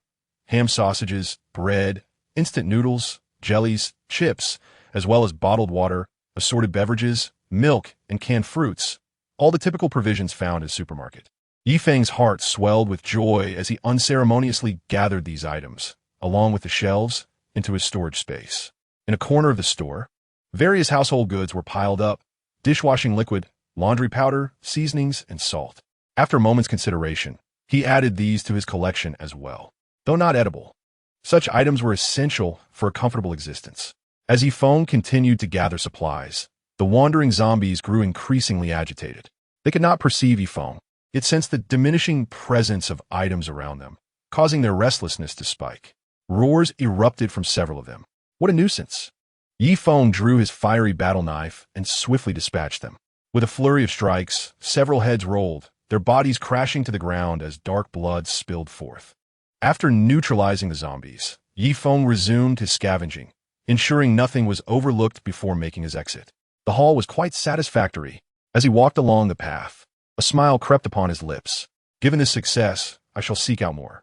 Over the next quarter hour, he stumbled upon several more convenience stores and left no stone unturned, emptying them of goods. Pharmacy? Medicines are likely valuable in this apocalypse. Since my storage space is limitless, I should gather more. With that thought, Feng approached the pharmacy. Upon entering, he was greeted by a mingling of unpleasant odors and the scent of disinfectant. Clearly, some had been spilled. He scanned the room, observing shelves laden with various medications, the counter cluttered with bottles and jars, and 2 zombies wandering about. With a thought, he made numerous medicines disappear into his storage space. Bamlon gin for colds, aspirin for pain, ibuprofen for fevers, acetaminophen, and medications for gastrointestinal issues like Wei Shu Ping and Xiao Yinli Dan. At that moment, the 2 nurse zombies, clad in white uniforms, noticed the vanishing items and began to fidget restlessly. They were clearly displeased. What on earth is happening? Where have the items gone? Yet, they remained unaware of Feng's presence, merely pacing in agitation. The effectiveness of the concealment necklace is truly commendable, Feng mused, feeling genuine admiration. Continuing onward, he encountered a nurse zombie blocking his path. Feng placed his hand on her chest, gently pushing her aside. The texture felt rather rigid. He couldn't help but reflect as he resumed collecting medications. The 2 zombies were utterly perplexed, unsure of how to react. Feng's active aggression was what drew their attention. A simple push did not count as an attack. In addition to the treatment medications, he also gathered skin ointments, eye drops, and even women's health products like Fu Yin Jia and Wu Ji by Feng Wan. Satisfied with his thorough search of the pharmacy, he turned to leave. After exiting, Feng pressed onward at a brisk pace. Before long, he encountered a larger supermarket than the convenience stores he had previously raided. However, the entrance was locked. Feng swung his knife, shattering the lock, and stepped inside, ready to collect supplies. Just then, he paused, noticing something amiss. The shelves appeared to have fewer items, and there were no zombies present in the store. Sensing something was off, he concentrated, listening intently. In a corner, he detected an exceedingly faint sound of breathing. Could there be survivors? Feng furrowed his brow. Feigning ignorance, he began to scavenge the supplies. As he did so, he moved items into his storage space without concern for concealment. After all, the existence of abilities was common knowledge now, and various powers were diverse. By merely claiming to be a spatial ability user, he would not arouse suspicion and could keep the existence of his system hidden. With swift movements, as Feng continued to gather supplies, the shelves dwindled one by one, bringing him closer to the hiding survivor's location. An idea struck him, and a smirk appeared on his lips as he intentionally left an opening, turning his back to the concealed individual. Suddenly, he heard the sound of hurried breathing. The next moment, a furious shout echoed through the store. "You will die." In the supermarket, a middle-aged man wielding a fire axe swung violently at Feng. Prepared for the assault, Feng effortlessly dodged the man's strike with a graceful sidestep, following it up with a swift kick. Though Feng did not exert his full strength, his kick still sent the man flying several meters. With a thud, the man landed heavily on the ground, his fire axe slipping from his grasp. Feng drew his flame sword, his gaze icy as he fixed it upon the man who had ambushed him. The man, dazed from the blow, lay on the ground, groaning in agony. As Feng approached, The man regained his composure, his eyes widening at the sight of the gleaming blade in Yi Feng's hand, emanating an aura of lethal intent. In a state of sheer terror, the man quickly fell to his knees, pleading for mercy. "Brother, please spare me. I was momentarily misguided." The middle-aged man, with a sharp face and gaunt features, wept profusely. Yi Feng raised his fiery blade, his eyes filled with menace, and asked, "I have not wronged you, so why did you attack me?" The man's face turned pale, his body trembling as he hastily explained, "Oh, great brother, it was my fault. I am the owner of this supermarket, and all the supplies within belong to me. I feared you would come to steal them. This supermarket is yours?" Yi Feng's eyes flickered with interest. Yes, it is indeed mine," the man eagerly affirmed. However, Yi Feng was aware that the man was lying. He was merely a customer, not the proprietor. When the apocalypse struck, only he and a female employee remained in the store. Fortunately, neither had turned into a zombie, relying on the supermarket's supplies. They had no need to worry about food. Yet, a rift had developed between them. The female employee wished to assist other survivors by allowing them refuge in the supermarket, arguing that resources were abundant. The middle-aged man vehemently opposed her, berating her as a misguided idealist. Eventually, he ambushed her, binding her, and ultimately, he cruelly killed her, seizing sole control of the supermarket. Yet, Yi Feng remained oblivious to these events. The man continued to kneel, pleading for mercy. "This is my supermarket. I feared you would take my supplies, which drove me to madness. Please forgive me." He trembled, beads of cold sweat forming on his forehead. Yi Feng chuckled softly. "So, all the supplies in this supermarket are yours?" No, I'm willing to gift this supermarket to you. From this moment on, you shall be its master," the man said with a sycophantic grin. Yi Feng stroked his chin, seemingly in contemplation. Observing this, the man gritted his teeth and prostrated. "I am willing to serve you, to be your loyal hound, begging for your forgiveness." After a moment of deliberation, Yi Feng replied, "In that case, I shall spare you." The man's face lit up with joy. "However, I must clarify, sparing you is out of the question."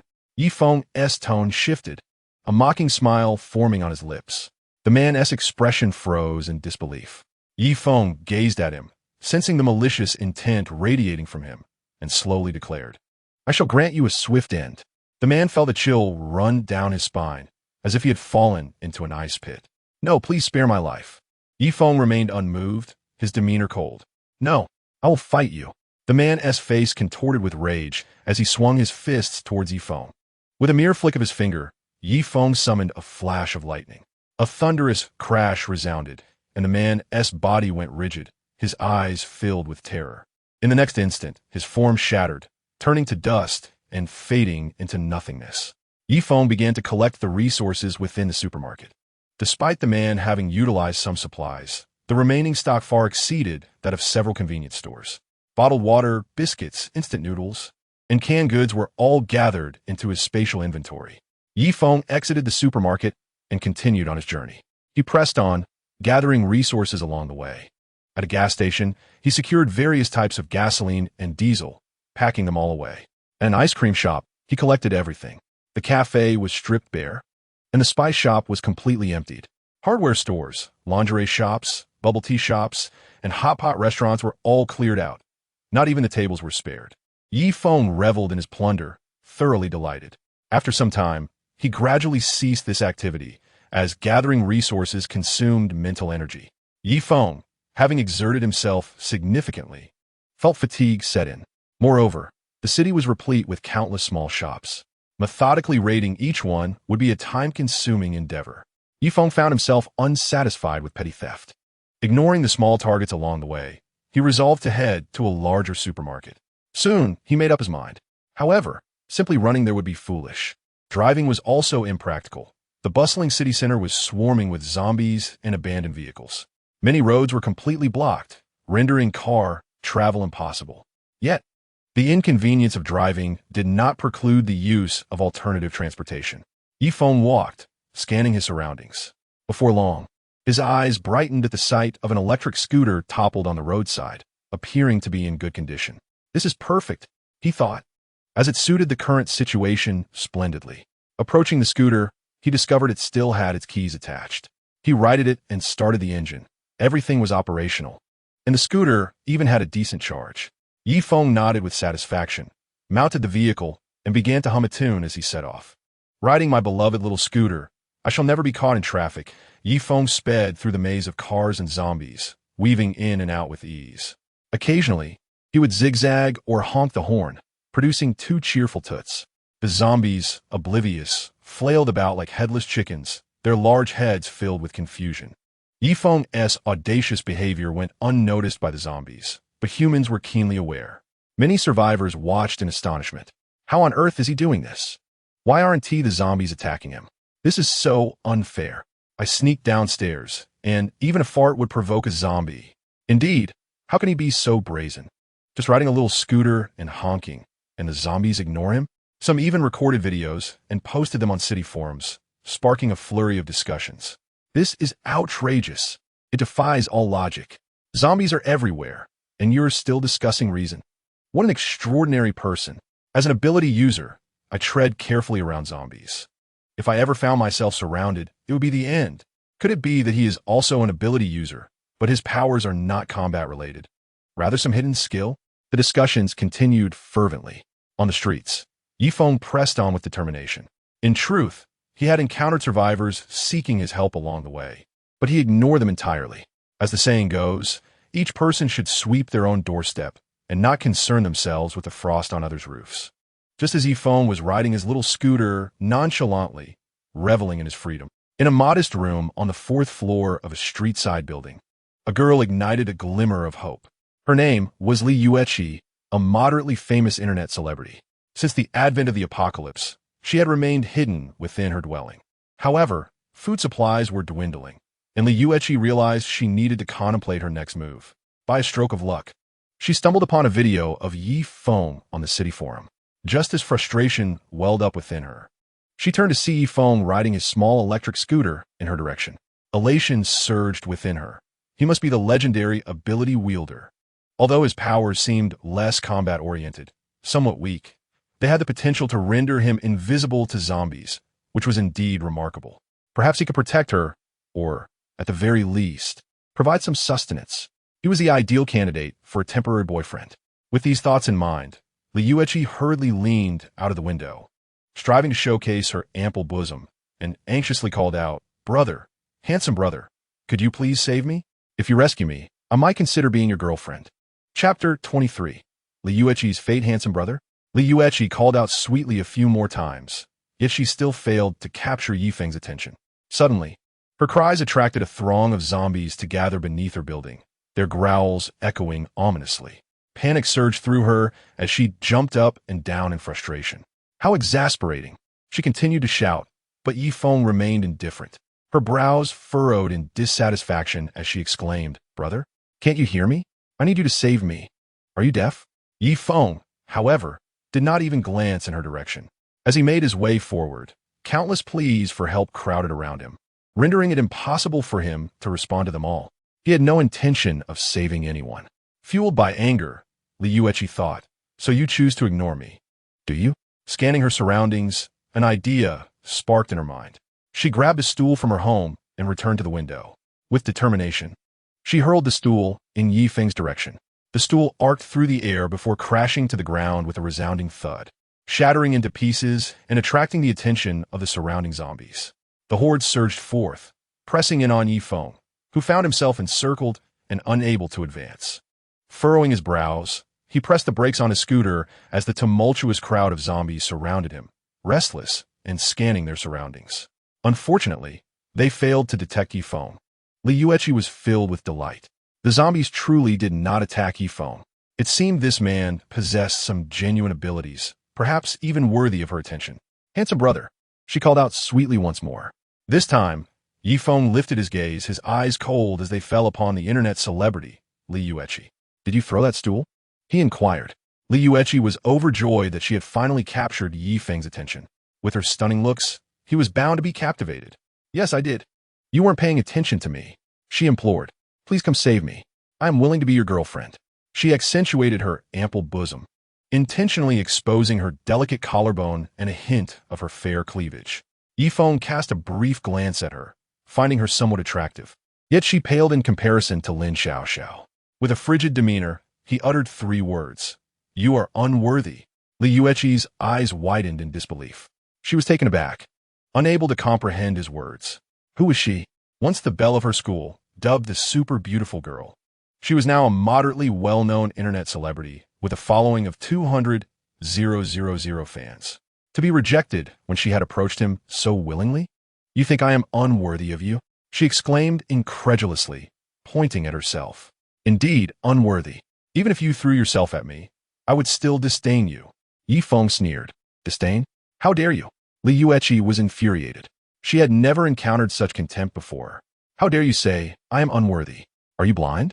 Her fury escalated as she continued to hurl insults. Disgusting. Typical man, truly beneath contempt. Just a lowly loser who has awakened a trivial ability. Oh, how impressive. Every word she uttered reached Yi Feng's ears, causing him to laugh in irritation. Goodness, it has been several days since the apocalypse began. Surely, all survivors should have become wiser by now. Yet here we are. Some still seek their own demise. Yi Feng smirked coldly. With a mere thought, a handgun materialized in his hand, the Desert Eagle. Meanwhile, Li Yueqi leaned out of the window, continuing her tirade against him. "You're a pathetic man. You show me such disrespect when I have given you face." She spat, her words flying like arrows. Yi Feng, unfazed, loaded the gun, adjusted his aim, and pulled the trigger in one fluid motion. Bang! The gunshot rang out, the bullet striking Li Yueqi's silicone chest, causing it to explode. She shrieked, momentarily stunned, her mouth opening and closing in confusion. Yi Feng, expressionless and unmerciful, fired 2 more shots, each piercing her hands and shattering them. She screamed in agony as pain surged through her, her body losing balance. She fell headfirst from the window, plummeting directly into the throng of zombies below. Her heart-wrenching cries echoed through the air. The zombies, having nothing to do, rejoiced at the unexpected meal that had landed before them, rushing in to feast upon her. At first, Li Yueqi continued to emit anguished wails, but gradually, her cries faded into silence as the zombies tore her apart, blood and flesh scattering in a gruesome display. Yi Feng observed her tragic demise with indifference, a smirk playing on his lips as he holstered his gun. He then rode away on his scooter, feeling no remorse for Li Yueqi's demise. After all, individuals like her wouldn't survive for long. By paving the way for her departure, he spared her further suffering in this world. From this perspective, he considered himself rather benevolent. With those thoughts lingering in his mind, he continued on his journey. Before long, Yi Feng discovered a police station not far away. A police station? A thought crossed his mind. Should he go? The likelihood of finding firearms within the police station was high. Recalling the formidable power of the Desert Eagle, Yi Feng resolved to have a look. Acquiring some firearms would undoubtedly be advantageous. In the early days of the apocalypse, firearms proved to be more effective than many supernatural abilities. Stockpiling weapons bore no detriment. Even if he had no use for them, they could serve others. Yet, he pondered whether any police officers remained inside. In the apocalypse, the situation within a police station could often manifest in 3 scenarios. The first scenario involved police officers maintaining order and asserting dominance. The second saw criminals taking control, transforming the station into a den of vice. The third scenario was one where zombies overran the station, leaving no survivors. Each scenario held the potential of occurrence, and Yi Feng was uncertain which he might encounter. Without further contemplation, he hastened towards the police station. In the spacious hall of the police station, 4 tattooed men were leisurely smoking and engaging in idle chatter. "This apocalypse has arrived at the perfect time," one of them exclaimed. "Indeed, this is our world." That woman from yesterday was utterly ungrateful. In the end, she succumbed to the might of Scarface's gun.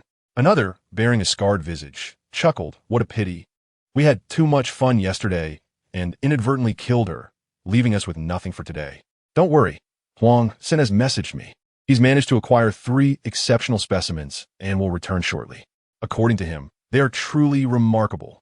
Scarface's pride was palpable, and his subordinates perked up, eager to hear more. "Is that true, boss?" they asked in unison. Scarface responded with an air of superiority. "Of course, there's no doubt."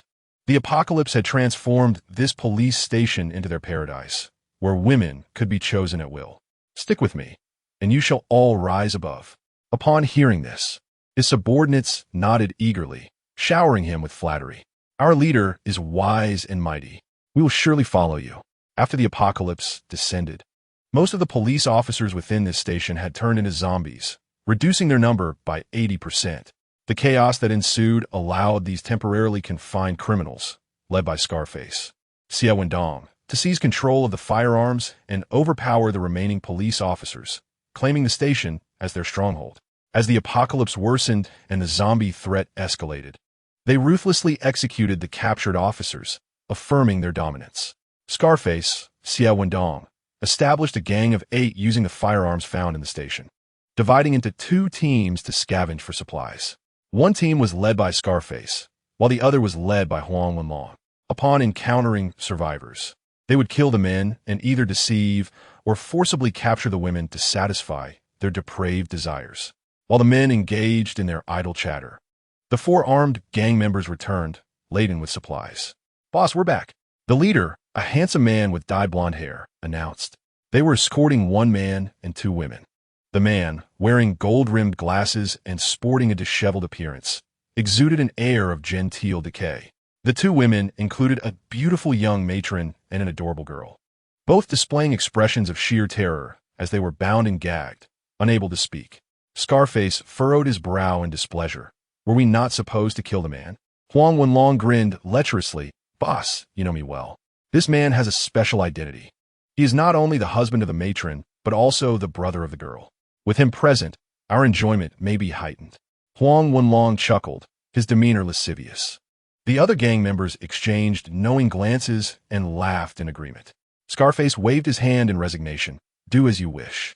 He then surveyed the 2 women, nodding in satisfaction. "Get these women cleaned up, they reek. And I want a first pick.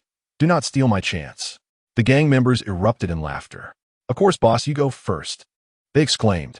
"Haha, the boss eats the meat, and we drink the soup."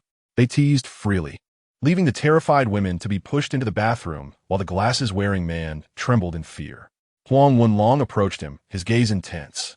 Scarface, visibly irritated, remarked, "Hurry up. We cannot leave any loose ends. Once you're done, dispose of him. Don't worry, I'll be swift." Huang Wenlong smirked as he peeled off the tape covering the man's mouth. He leaned in, extending a hand towards him. The handsome man, finally realizing the situation, recoiled in disgust. "No. Get away from me. My father is a bank president. I can offer you a fortune. Please spare me." Huang Wenlong scoffed. "What does it matter? Money is worthless now." The handsome man struggled desperately. Unbeknownst to them, a pair of eyes observed the unfolding events. It was Feng. As he approached the police station, he happened upon the returning quartet, adorned with tattoos and armed, laden with captives. Instinctively, Feng deduced that the criminals had taken control. He stealthily followed them into the station, concealing himself to observe. Upon recognizing several familiar faces within the hall, Feng's eyes widened in surprise. "Li Shihao, I never imagined you would find yourself in such circumstances. How intriguing." He recognized many present. The bound handsome man was Li Shihao, a minor power player with the ability to release toxic mists. He had a beautiful wife and a charming sister, both of whom possessed supernatural abilities. Scarface, Xia Wendong, was also an ability user and a leader of a faction. As for Huang Wenlong, Feng did not recognize him. Perhaps he had perished prematurely. With this realization, Feng felt a surge of delight. Little did they know that within the confines of this seemingly insignificant police station lay a multitude of acquaintances. Feng bore a grudge against Li Shihao and Xia Wendong. He had previously clashed with Li Shihao, resulting in a permanent scar from the toxic mist. He had also been exploited by Xia Wendong's crew during a transaction, powerless to retaliate. However, times had changed. Feng smirked coldly. If they crossed paths, it would be unfortunate for them. Since fate had brought them together, he resolved to leave none alive. Feng observed with a detached demeanor as Huang Wenlong advanced. The spectacle of dogs biting dogs was indeed a grand performance, and Feng watched with great interest. Inside the police station, 10 minutes later, the drama reached its conclusion. Li Shihao's gaze was vacant, devoid of any hope. At that moment, 2 women emerged from the bathing area, capturing the attention of all the men present. The 2 women, having just bathed, were both stunningly beautiful. The first, a captivating young woman with a graceful demeanor and a voluptuous figure, was Li Shihai's wife, Song Yaji. The second, a charming girl exuding youthful purity and vitality, was Li Shihai's sister, Li Qingyan. Yi Feng's eyes flickered. Both women later awakened their extraordinary abilities and became invaluable allies to Li Shihai. In a previous life, both had been the envy of Yi Feng's girlfriend, Li Yuting, who often lamented when Yi Feng would allow her to live a life as carefree as that of Song Yaji. Reflecting on this, a subtle smile crept across Yi Feng's lips. He had never imagined that Li Shihai, along with his wife and sister, had undergone such tribulations. Indeed, everyone harbors an unspeakable past. No wonder Li Shihai and Xiao Wendong were said to have deep-seated grudges in their previous life. Yet, how Li Shihai managed to escape remains a mystery to Yi Feng. Inside the venue, the scarred face of Xiao Wendong greedily fixated on Song Yaji and Li Qingyan, swallowing hard as he took slow steps towards the two women. Haha, truly exquisite beauties. Both Song Yaji and Li Qingyan trembled in fear, their faces filled with panic. Husband, save me. Don't come any closer. Xiao Wendong, with a lewd grin, taunted, go ahead, scream. Even if you shout until your throats are raw, no one will come to your rescue. With that, he lunged at them like a ravenous beast, tearing fabric as the sound of women's cries echoed through the air. On the other side, upon hearing his wife's screams, Li Shihai snapped back to reality. His eyes widened in fury, and he shouted, "You scum! You beasts! Let go of my wife and sister. Come at me if you dare." Huang Wendong stepped forward, confronting Li Shihai with a sinister grin. "If it's me you want, then it's me you shall have. Little darling, you do have some spirit." Startled at Huang Wendong's approach, Li Shihai's body involuntarily shivered as fear washed over him. "No, please. Don't come any closer." Huang Wendong brandished a gun, aiming it at Li Shihai, and lamented, "You're quite charming, and I do like you. Unfortunately, my boss believes we don't need any other men here, so it's time for you to die." Huang Wendong's tone was flippant. Upon hearing this, Li Shihai trembled uncontrollably, pleading for his life. "Please don't kill me. I can join you. I beg you, spare me." Huang Wendong scoffed, "We don't need a coward like you. As for your wife and sister, my boss and brothers will take care of them." Just as Huang Wendong was about to pull the trigger, Li Shihai cried out desperately, "No, I can serve you." Huang Wendong hesitated, glancing at the scarred face of Xiao Wendong, who was preoccupied with drawing his weapon, leaving little room for him to intervene. Reluctantly, Huang Wendong shrugged and sneered, "My boss says no, so I'm sorry." Li Shihai screamed in terror, losing control of his bodily functions. No, Huang Wendong frowned, his finger twitching as he prepared to pull the trigger. In the next instant, a stone flew swiftly, piercing through Huang Wendong's hand. Blood splattered as the gun clattered to the ground. Who did this? What is happening? In the midst of this chaos, Xiao Wendong hurriedly scrambled to his feet, frantically pulling out his gun. The other 6 henchmen looked equally alarmed, raising their weapons in defense.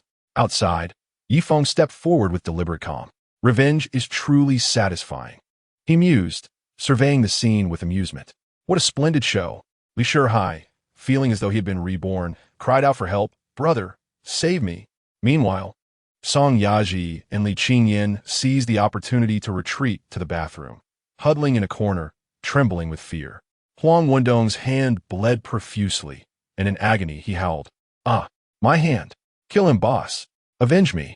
Xiao Wendong, acting decisively, raised his gun and shot before Huang Wendong could finish his plea. "Whoever you are, die!" he roared, triggering a barrage of gunfire directed at Yi Feng. The henchmen, filled with confidence, believed Yi Feng would be reduced to a mere sieve. However, the next moment, their eyes widened in disbelief as Yi Feng was enveloped in a golden aura. All the bullets ricocheted off him harmlessly, leaving him unscathed. "Impossible! What is this? Is that a golden bell shield?" Panic spread through the crowd as they registered the extraordinary phenomenon. Xiao Wendong was equally shaken, eyes bulging in shock. Yet, some quick-witted criminals exclaimed, "My goodness, such powers exist in this world?" Suddenly, it dawned on them. It was an extraordinary ability, a defensive prowess, bathed in golden light. Yi Feng advanced like a war god, causing the criminals to pale and tremble in fear. "Boss, what do we do?" "He is an ability user." "What kind of ability is this?" "We're finished." Xiao Wendong inhaled deeply, mustering a forced smile as he bent slightly in respect. My friend, I apologize for my previous outburst. I spoke too loudly and impulsively. Before the scarred face could continue, Yi Feng interjected, you enjoyed shooting at me, didn't you? Now it's my turn. As Yi Feng's words hung in the air, a desert eagle manifested in his hand. Xia Wendong's expression shifted dramatically, instinctively raising his gun to fire. In the same breath, Yi Feng decisively pulled the trigger. Bang! Bang! The bullets soared forth. Those aimed at Yi Feng were deflected by the golden aura, while the bullet directed at Xia Wendong struck true, piercing his forehead and spilling blood. Xia Wendong's eyes widened in shock as his body slumped to the ground, lifeless with a final thought lingering in his mind. I'm finished. The police station erupted into chaos. My God, what just happened? Disaster has struck, boss. The other 6 ruffians, upon witnessing the scene, immediately scattered in all directions. It was not due to a lack of courage, but rather their utter helplessness. The adversary struck us down with lethal precision, 1 shot for each. In contrast, when we retaliated, our efforts were futile against their seemingly impervious defenses. How could we possibly contend with such odds? It was impossible to fight back. Flee! Flee! Flee! Yi Feng observed these defeated miscreants, a slight smirk gracing his lips. He transformed into a sharpshooter, pulling the trigger with relentless precision. A barrage of bullets erupted forth, each shot landing with a resounding thud. 1 shot, 1 kill. All 6 ruffians fell lifeless to the ground. My marksmanship is truly remarkable. Yi Feng felt a swell of satisfaction within, enhanced by the mastery scroll of shooting. He had evolved into a master marksman. Wait, there was still 1 left alive.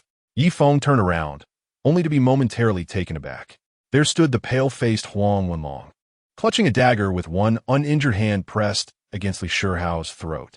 In a desperate attempt to intimidate, he shouted, "You came to save him, didn't you? Behold, the pretty boy is in my grasp." Huang Wenlong cautiously shielded himself behind Li Shihao, enduring immense pain as he continued to threaten loudly. "Hurry, let me go. Look closely. I have a hostage.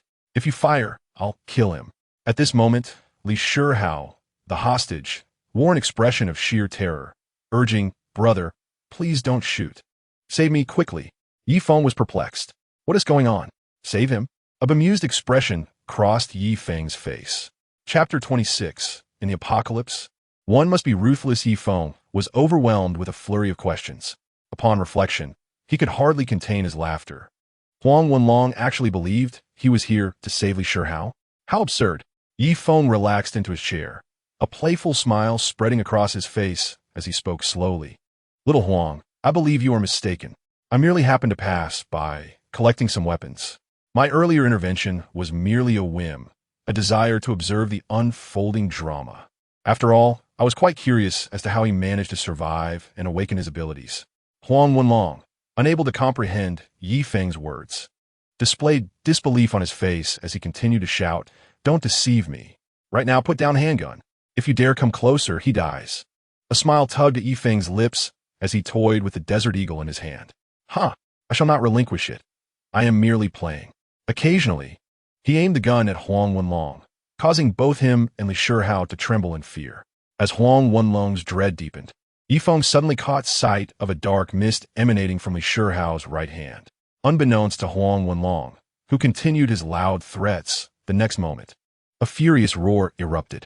Li Shihao spun around, his palm crashing against Huang Wenlong's face.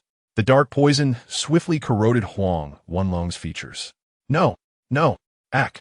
Huang Wenlong screamed in agony, soon losing his voice. Mere seconds later, he succumbed to the toxic vapors. This is it, the power of toxic smoke. Recalling the last life, when he had been corroded by this very mist, leaving him with permanent scars, a flicker of murderous intent shone in Yi Feng's eyes. After dispatching Huang Wenlong, Li Shihao stood in stunned silence, gazing at his palm. "Did I do this? I have become an ability user. A rare grade ability." Li Shihao's face lit up with excitement and bravado. "How exhilarating. I am an ability user. Ha ha ha. With this power, I, Li Shihao, shall soar to great heights."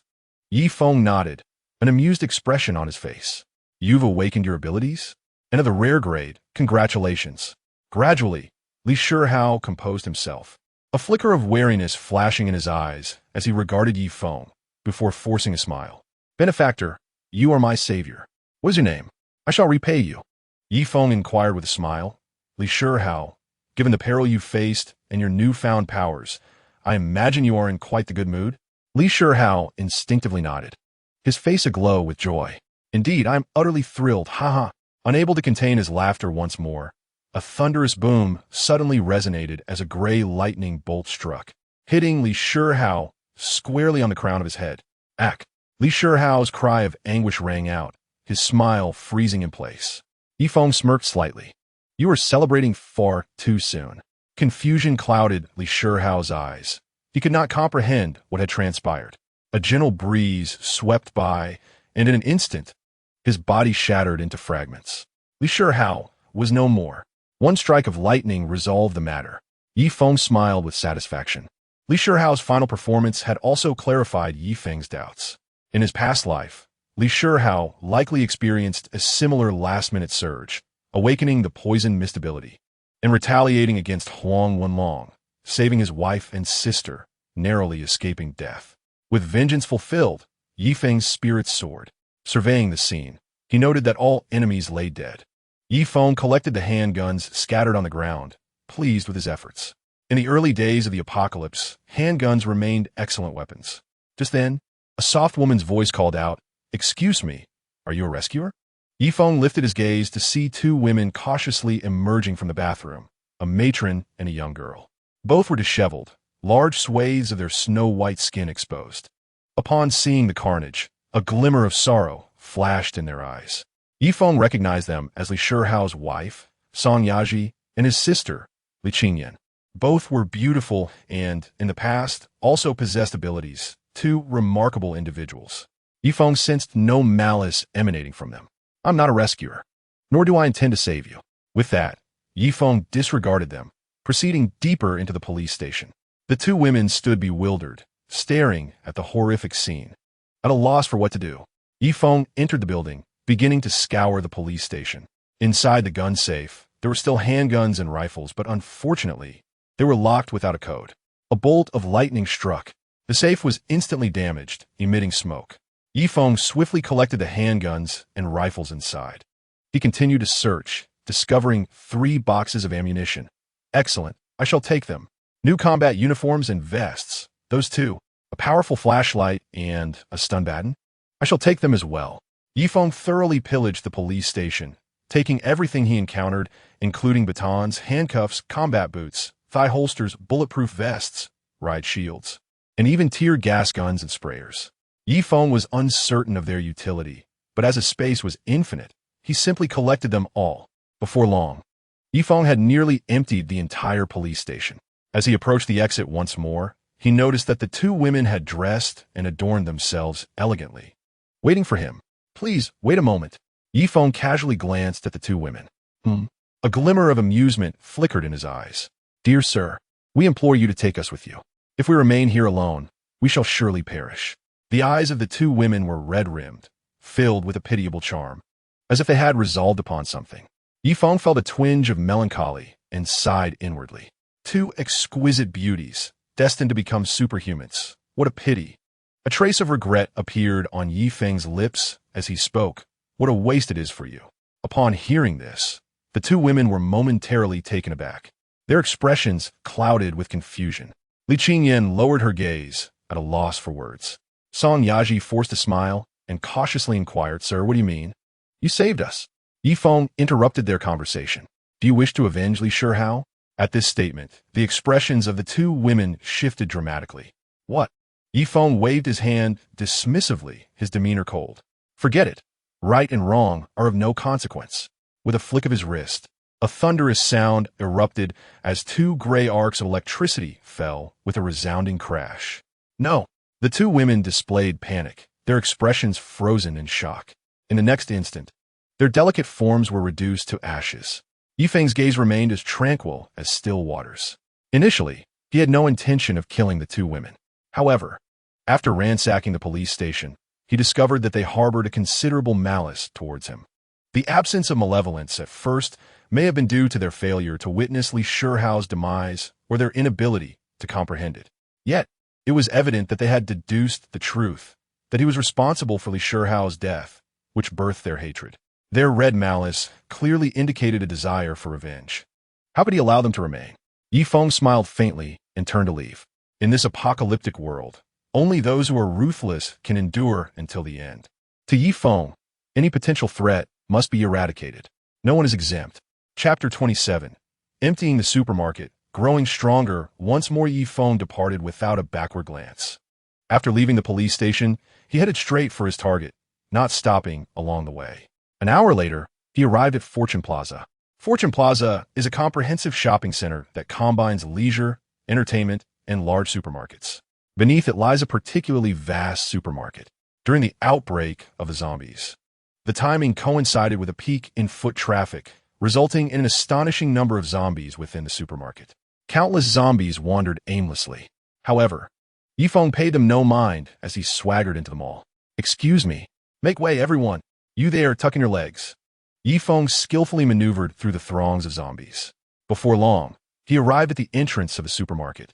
Surveying his surroundings, he was greeted by a dazzling array of goods within the supermarket. A multitude of supplies was available. Yi Feng's eyes shone with excitement. This place was truly remarkable. It surpassed all the previous convenience stores and small supermarkets by leaps and bounds. Yi Feng first made his way to the food section of the supermarket. The abundance of provisions was staggering, with grains such as rice, mung beans, flour, and corn in ample supply. With a thought, he stored all of it in his spatial realm, accumulating over 100,000 pounds of food. In addition to grains, the supermarket also had a significant amount of remaining meats: pork, beef, lamb, fish, shrimp, and crab.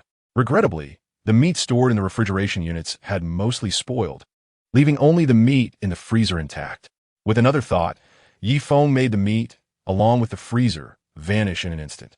Adjacent to the staple foods and meats was the vegetable and fruit section, displaying a plethora of produce. There were bok choy, carrots, Fuji apples, tangerines, and imported bananas. Unfortunately, the majority of the vegetables and fruits had spoiled. Yet, some were still edible, albeit not entirely fresh. Yi Feng would not pass up this opportunity. Anything still consumable was swiftly gathered into his spatial realm. Collect, collect, collect. Yi Feng darted about, continuously amassing supplies. The multitude of zombies around him appeared perplexed, their expressions filled with confusion. What is happening? Where did the things that were just here suddenly vanish to? The zombies emitted bewildered growls. Yi Feng ignored them, continuing his relentless scavenging. Once the vegetables and fruits were secured, he did not overlook the dairy products: plain yogurt, fruit-flavored yogurt, whole milk, soy milk, and almond milk. Before long, he had stored all the provisions from the supermarket's food section in his spatial realm. With the food section emptied, Yi Feng felt an immense sense of satisfaction. As he strolled through the supermarket, mingling with the zombies, he was overwhelmed with nostalgia. In his previous life, searching for supplies had never been this gratifying. Observing the vast supermarket before him, his hands itched with desire. Why not empty out everything besides food? After all, he was already here. Other items would undoubtedly come in handy later. Yi Feng promptly set to work. Shampoo, body wash, toothpaste, toothbrushes, toilet paper, tissues, and wet wipes. He collected everything in sight, not discriminating against any items. How delightful! These supplies would suffice for himself for 10 lifetimes. Yi Feng felt exhilarated, his face aglow. There was nothing else he desired but to collect, to take. Amassing these items brought him great pleasure. Yi Feng transformed into a diligent little hoarder, tirelessly scavenging. Upon reaching the clothing section of the supermarket, he gathered clothes, shoes, pants, skirts, stockings, uniforms, and bedding. Collect. Yi Feng steadily advanced, methodically gathering every valuable item within the supermarket. In the electronics section, he amassed mobile phones, computers, tablets, televisions, and speakers. Collect, collect, collect. With ample space available, he took it all. Yi Feng similarly swept the home goods section clean, taking various beds, sofas, dining tables, refrigerators, washing machines, and air conditioners. Everything must go. In the medical supplies section, he gathered cold medicine, pain relievers, anti-inflammatory medications, thermometers, blood pressure monitors, and various health and nutritional products. He cleared out the spices, hardware supplies, alcohol, and adult products. All of it must go. Time slipped away unnoticed. Yifeng busied himself like a little hamster, gradually emptying the entire supermarket. The once bustling supermarket now lay desolate, with a horde of zombies bewildered by the altered environment. Yifeng felt euphoric as he retrieved a sofa from his spatial realm and brewed himself a cup of coffee. Having expended considerable mental energy, it was the perfect time for a brief respite. Outside the window, the sky was overcast, shrouded in a mist of crimson fog. Inside, the atmosphere was empty, with zombies lost in confusion. Amidst the throng of zombies, Yifeng reclined comfortably on a sofa, savoring his rich coffee while contemplating his next course of action. The bounty of the large supermarket was unparalleled. It surpassed the smaller supermarkets by an incomprehensible margin. Where next? Which location harbors the most supplies? Other large supermarkets? A slaughterhouse? Perhaps a hospital or a logistics center? There were so many worthwhile destinations. Yifeng found himself in a quandary. Never mind. Perhaps he should first cast his line and see what he could reel in. Yifeng's thoughts stirred, and the number of bait appeared before him. Bait. 8 portions, allowing for 8 more fishing attempts. With this in mind, Yifeng silently intoned, "System, I wish to fish." As the hook moved, he was enveloped in boundless darkness. Yifeng opted to fish. In the fishing space, the rod twitched, and the hook was cast into the endless void. The system notification sounded. Notification, fishing in progress. Damn it, I can no longer remain in the hardware supplies pool. Notification, congratulations host, you have successfully fished and obtained 1 banana brand Bluetooth earphone. Yifeng's heart leaped with joy. A Bluetooth earphone. A new pool. Finally, I am no longer stuck in that cursed hardware supplies pool. It seems the delayed fishing and pool switching strategy proved effective. A resounding success. Yifeng was overjoyed. It appears that I can continue this practice in the future. The system notifications continued. Notification. Congratulations host, you have successfully fished and obtained 10 detonator talismans. Notification. Congratulations host. You have successfully fished and obtained 1 100-year membership for 511 cloud storage. Notification. Congratulations host, you have successfully fished and obtained 1 auditory enhancement scroll. Detonator talisman? Enhancement scroll? Quite impressive. Yifeng's eyes sparkled with increasing brightness. The cloud storage membership was of little use. Glancing at the detonator talisman, Yifeng recognized it as something from the world of Huang. Activated with energy, its power far exceeded that of a grenade. As for the enhancement scroll, it belonged to the classic series. Notification. Fishing in progress. Yifeng continued to anticipate. Notification. Congratulations host, you have successfully fished and obtained 1 illusory heart goo. Notification. Congratulations host, you have successfully fished and obtained 10 1000 T solid-state drives. Notification. Congratulations host, you have successfully fished and obtained a rare skill. Mental probe. Whoa! Yifeng's eyes brightened instantly. Goo insects? A new skill? Soon, the fishing concluded. This time, the harvest was bountiful. Yifeng began to inspect his gains. Item. Illusory heart goo quality. Rare description. This is a goo insect imbued with mysterious powers, which can be released on any target by the user. The process is silent. The goo insect will stealthily lurk within the target's body. If the user does not activate the goo insect, it will not affect the target. However, once activated, the target will be controlled in an instant, losing any ability to resist. Yifeng's eyes narrowed as he took out the illusory heart goo. The insect was smaller than a grain of sand, transparent in appearance. A helpful tool for controlling others. Yifeng smiled slightly, stowing away the illusory heart goo and turning his gaze to the other gains. Skill. Mental probe quality. Rare description. After learning this skill, one can better utilize mental energy to perceive the surrounding environment and situations. Special description. Please note, excessive use of this skill will deplete mental energy significantly. A mental type skill. Remarkably, it is a probing skill. Yifeng's eyes gleamed with excitement. He promptly chose to extract this skill. The energy pearl materialized in the air. Yifeng reached out and absorbed it into his body. The system notification followed suit. Notification. Congratulations, you have learned the rare skill mental probe. In the next instant, Yifeng's body shivered slightly. He instantly mastered the mental probe skill. With a thought, a web seemingly woven from mental energy extended in all directions from him. revealing everything within a 20-meter radius. An excellent skill. However, it seems to require the consumption of mental energy. Ye Feng ponderit silently. The range's limit is 20 meters, and the drawback is that it requires active engagement, with considerable mental energy being consumed whether activating or maintaining it. However, given my currently enhanced mental energy, sustaining it for about 5 minutes should pose no problem. Yifeng retracted his probe, feeling quite satisfied. Oh yes, I also acquired a new scroll. With a thought, Yifeng took out the scroll. Item, Auditory Enhancement Scroll Quality, Rare Description. Upon using this scroll, your hearing will be enhanced to a certain degree. It belongs to the same series as the Strength Enhancement and Visual Enhancement scrolls. This one enhances hearing. Yifeng smiled slightly. Enhancing hearing is quite beneficial. With a thought, Yifeng extracted the scroll. With a flick of his wrist, a palm-sized scroll appeared in his hand. Yifeng felt a surge of anticipation and immediately tore open the scroll. In the next instant, the scroll transformed into a stream of blue light, flowing into Yifeng's ears. Yifeng felt a refreshing coolness steadily coursing through his ears. Soon, the enhancement was complete. Every sound around him became crystal clear. The sound of his own breathing, the beating of his heart, and the shuffling, wandering, and growling of zombies outside were all distinctly discernible. The murmurs of other survivors reached Yifeng's ears faintly. Yifeng could also deactivate this state, blocking out sounds he preferred not to hear. Elated, Yifeng reveled in his enhanced hearing. Chapter 28.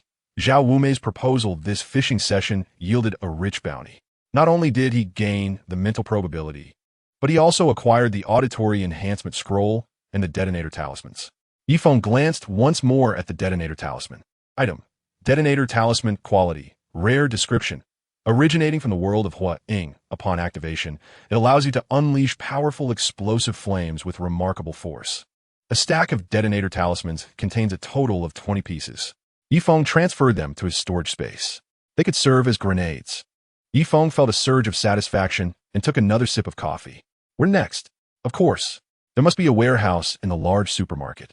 Typically, items in supermarkets are displayed for sale, while the back-end storage holds a substantial amount of supplies, according to Yifeng's memories from his past life.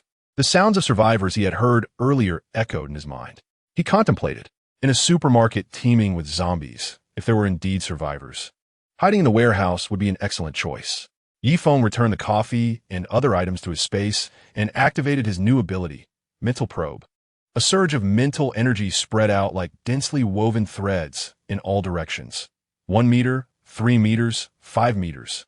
Within a 20-meter radius around Yifeng, everything became vividly apparent.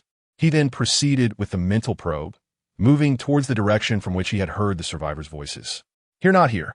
Just then, Yifeng's eyes lit up. Found it. Yifeng turned a corner and sprinted towards the discovered warehouse area. Soon, he arrived at the entrance of the warehouse. The large door was tightly locked, with a considerable amount of debris piled against it from inside. There are indeed survivors. Yifeng perked his ears and listened intently. Deep within the warehouse, voices could be heard. Meijia, how is my technique? Not bad. Keep up the good work. With his enhanced hearing, Yifeng could discern what an ordinary person would not. Yifeng focused his mental energy to probe further, revealing a peculiar expression on his face. Within the confines of a warehouse, in a vacant space, a woman of striking beauty, exuding an alluring and dominant aura, sat resting on a chair with her eyes closed. She was clad in a form-fitting gray sweatshirt, her figure incredibly voluptuous and curvaceous, her waist slender. Behind her stood a short-haired girl, gently massaging her back, while others engaged in various activities, all appearing quite spirited. This scene genuinely took Yifeng by surprise. He had envisioned numerous possible scenarios for this survivor gathering, ranging from harmonious camaraderie to rigid class distinctions, or even a dominion ruled by male extraordinary beings. However, he had never anticipated that a woman would hold the position of authority here, living quite comfortably amidst the chaos of a world enveloped in blood and despair. Though men possessed physical advantages, the emergence of extraordinary powers altered the dynamics entirely. If a woman awakened a formidable ability, she could be just as formidable as any man. Coupled with the warehouse's exceptional resource conditions, it was understandable why life here was so prosperous. Yifeng refrained from taking immediate action. instead observing the unfolding scene with keen interest through his mental acuity. The woman before him possessed an enchanting visage, accentuated by thigh-high boots that perfectly highlighted her curves. He silently admired her form. With his mental strength extended further, new discoveries awaited. Indeed, the resource depot was located here. After a moment's contemplation, Feng resolved that he could not overlook the warehouse's abundant supplies. Retracting his mental focus, he wielded his knife to strike the door lock. With a few swift blows, the lock succumbed to his might. A powerful push from him rendered the clutter at the entrance insufficient to impede his progress. The door creaked open, and Feng stepped into the warehouse, directly heading toward the supplies. Inside were two large storage areas, one primarily stocked with frozen foods and the other filled with ordinary goods. The noise from Feng's entrance caught the attention of those within the warehouse. Survivors armed with makeshift weapons hurriedly emerged. They encountered Feng in the corridor. Leading the survivors was the very woman whose beauty had captivated Feng's attention earlier. Her stunning presence was undeniable. Yet her brow furrowed in surprise as she scrutinized Feng, her thoughts unspoken. "Who are you? What do you want here?" A petite short-haired girl was the first to break the silence. Feng glanced at her, recognizing her as the one who had been massaging the woman's back. Despite her small stature, she possessed a notable presence. Feng couldn't help but steal another glance, appreciating her delicate features. "What are you staring at?" The short-haired girl retorted fiercely, though her childish voice rendered her intimidation ineffective. Feng chuckled softly, composed as he replied, "Who I am is of little consequence. What matters is that I intend to take all the resources here." His audacious proclamation left the onlookers momentarily speechless. Some were still attempting to comprehend his meaning, while others were astonished by his audacity. At that moment, a handsome man named Zhao Dongming in the crowd realized it was his opportunity to shine. Stepping forward, he scoffed. "You say you'll take everything? How utterly arrogant. Let me remind you, our mage Ye is a formidable, extraordinary being." Others quickly chimed in, "Taking everything? You must be joking. If you take our supplies, how will we survive? Who do you think you are?" The cacophony of voices filled the air. Feng's demeanor turned frosty. He thought to himself, "This group is insufferable. It appears I must teach them a lesson." Just as he prepared to demonstrate his prowess, the alluring woman interjected with a commanding tone, "Enough. Silence." At her words, the crowd fell silent. She then extended her hand toward Feng, smiling gracefully. "Allow me to introduce myself. I am Zhao Wumei, the former manager of the supermarket and now the leader of these individuals. Furthermore, I am also an extraordinary being." Feng remained silent, refraining from shaking her hand, instead assessing her intently. The name Zhao Wumei struck a familiar chord in his memory. Zhao Wumei gradually withdrew her hand, unperturbed, and continued with a radiant smile. "Handsome, I perceive you to be a reasonable person. We are over 20 individuals relying on this warehouse for survival. If you take all the supplies, it would be tantamount to condemning us to death. Surely, with your skills, you could find plenty of resources outside. Why contest with us?" Feng offered a slight smile, responding slowly, "You possess keen insight. I am indeed quite handsome, but regrettably, I am not one to reason." His words ignited a flicker of anger among the crowd. Unfazed, he continued, "Your fates are of no concern to me. You cannot expect me to leave empty-handed after coming all this way, can you?" Zhao Wumei's eyes sparkled as she replied, "Rest assured, I would never allow you to leave empty-handed. However, I am quite curious. You claim you will take everything, but how do you intend to do so? There are countless zombies outside, and no trucks can enter. You cannot possibly wish to seize our little territory as well." Zhao Wumei's smile bore a hint of curiosity. Feng, with hands clasped behind his back, replied nonchalantly, "That is a matter I shall not disclose. I simply state that I will be taking the resources, and that is non-negotiable." Before Zhao Wumei could respond, the other survivors erupted in protest. "You are exceedingly arrogant. Mage Ye, why waste words on him? We have more than enough people to deal with him and toss him out." The atmosphere grew increasingly chaotic. Silence. Zhao Wumei's gaze hardened as she commanded, quelling the uproar. She then turned to Feng, covering her mouth with a soft laugh. "If you wish to take the supplies, that can certainly be arranged." Subsequently, Zhao Wumei scrutinized Feng once more, then exhaled softly, proposing, "How about this, handsome? You accompany me for a brief hour. During that time, you may take as much as you desire from this place. How does that sound? Yi Feng's expression twitched slightly. He could hardly contain himself. What did he just hear? Surely he misheard? Blinking rapidly, he scrutinized the woman before him once more. Her captivating beauty, fiery red lips, and strikingly tall and curvaceous figure radiated an enticing aura of dominance, akin to a perfectly ripe peach, utterly enchanting. She was truly a gem. Chapter 29. Accepting the invitation, Yi Feng locked eyes with Zhao Wumei, momentarily lost for words. Zhao Wumei, equally bold, maintained her gaze. The crowd around them stood frozen, eyes wide as if turned to stone. Yi Feng, intrigued, inquired, Zhao Wumei, is it? May I confirm if it is indeed as I suspect? Yes, it is precisely as you imagine, Zhao Wumei replied with a radiant smile, exuding charm. Upon hearing this, the onlookers were struck with astonishment. Heavens! Surely it hasn't come to this, Sister May. Indeed, Sister May. How could you entertain such a notion with this lad? Zhao Dongming, filled with fury, shouted, I object. This pretty boy is clearly unworthy. Yi Feng, entertained by the unfolding scene, was taken aback by the unexpected turn of events. What an unusual development. He maintained his composure while observing Zhao Wumei, who, with a stern expression, commanded, silence. Who is the boss here, you or I? Although anxious, the crowd fell silent. However, Zhao Dongming remained dissatisfied, his impatience evident. Zhao Wumei waved her hand and decisively stated, enough. There is no need for further discussion or persuasion. My mind is made up. Turning to Yi Feng, she looked at him alluringly and provocatively, saying, Handsome boy, I have gone this far. How do you feel about it? Yi Feng Sleepsteichet. In such circumstances, no man could retreat. Moreover, the woman before him bore no ill intent. Gazing at Zhao Wumei's stunning visage and her impressive figure, he couldn't help but smile. As long as you don't have regrets. Offering an entire warehouse of supplies? Such fortune was indeed rare. Zhao Wumei's eyes narrowed, resembling a cunning little fox. The crowd displayed a range of expressions. Zhao Dongming was tormented by jealousy, his gaze vacant. Then let us not delay any further. Handsome boy, please lead the way.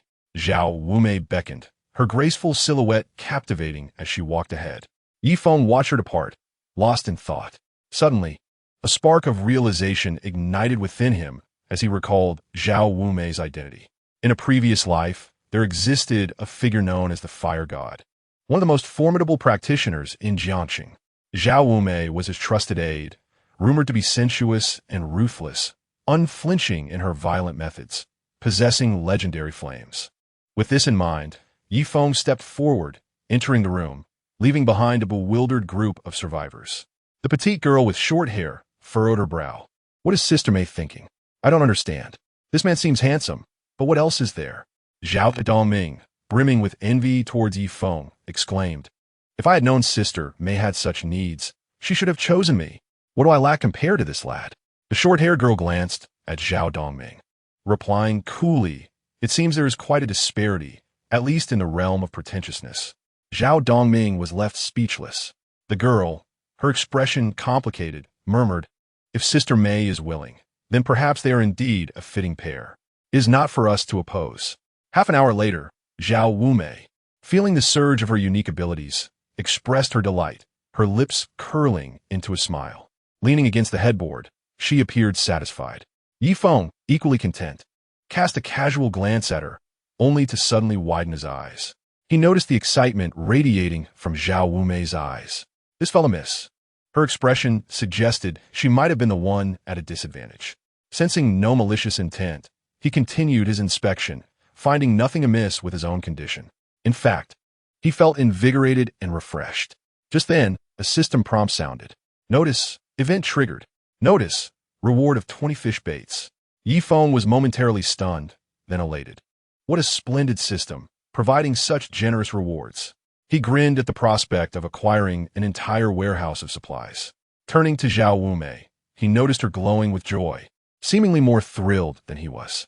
A sense of confusion arose within him. Why was she so much happier than he? Something was undoubtedly amiss. Deciding to inquire directly, Yi Feng asked, Your elation seems somewhat unusual. Enlighten me as to why. Zhao Wumei smiled coyly, saying, You possess remarkable strength. Yi Feng blinked, sensing her words were not merely about their previous encounter. Don't keep me in suspense, he replied coldly.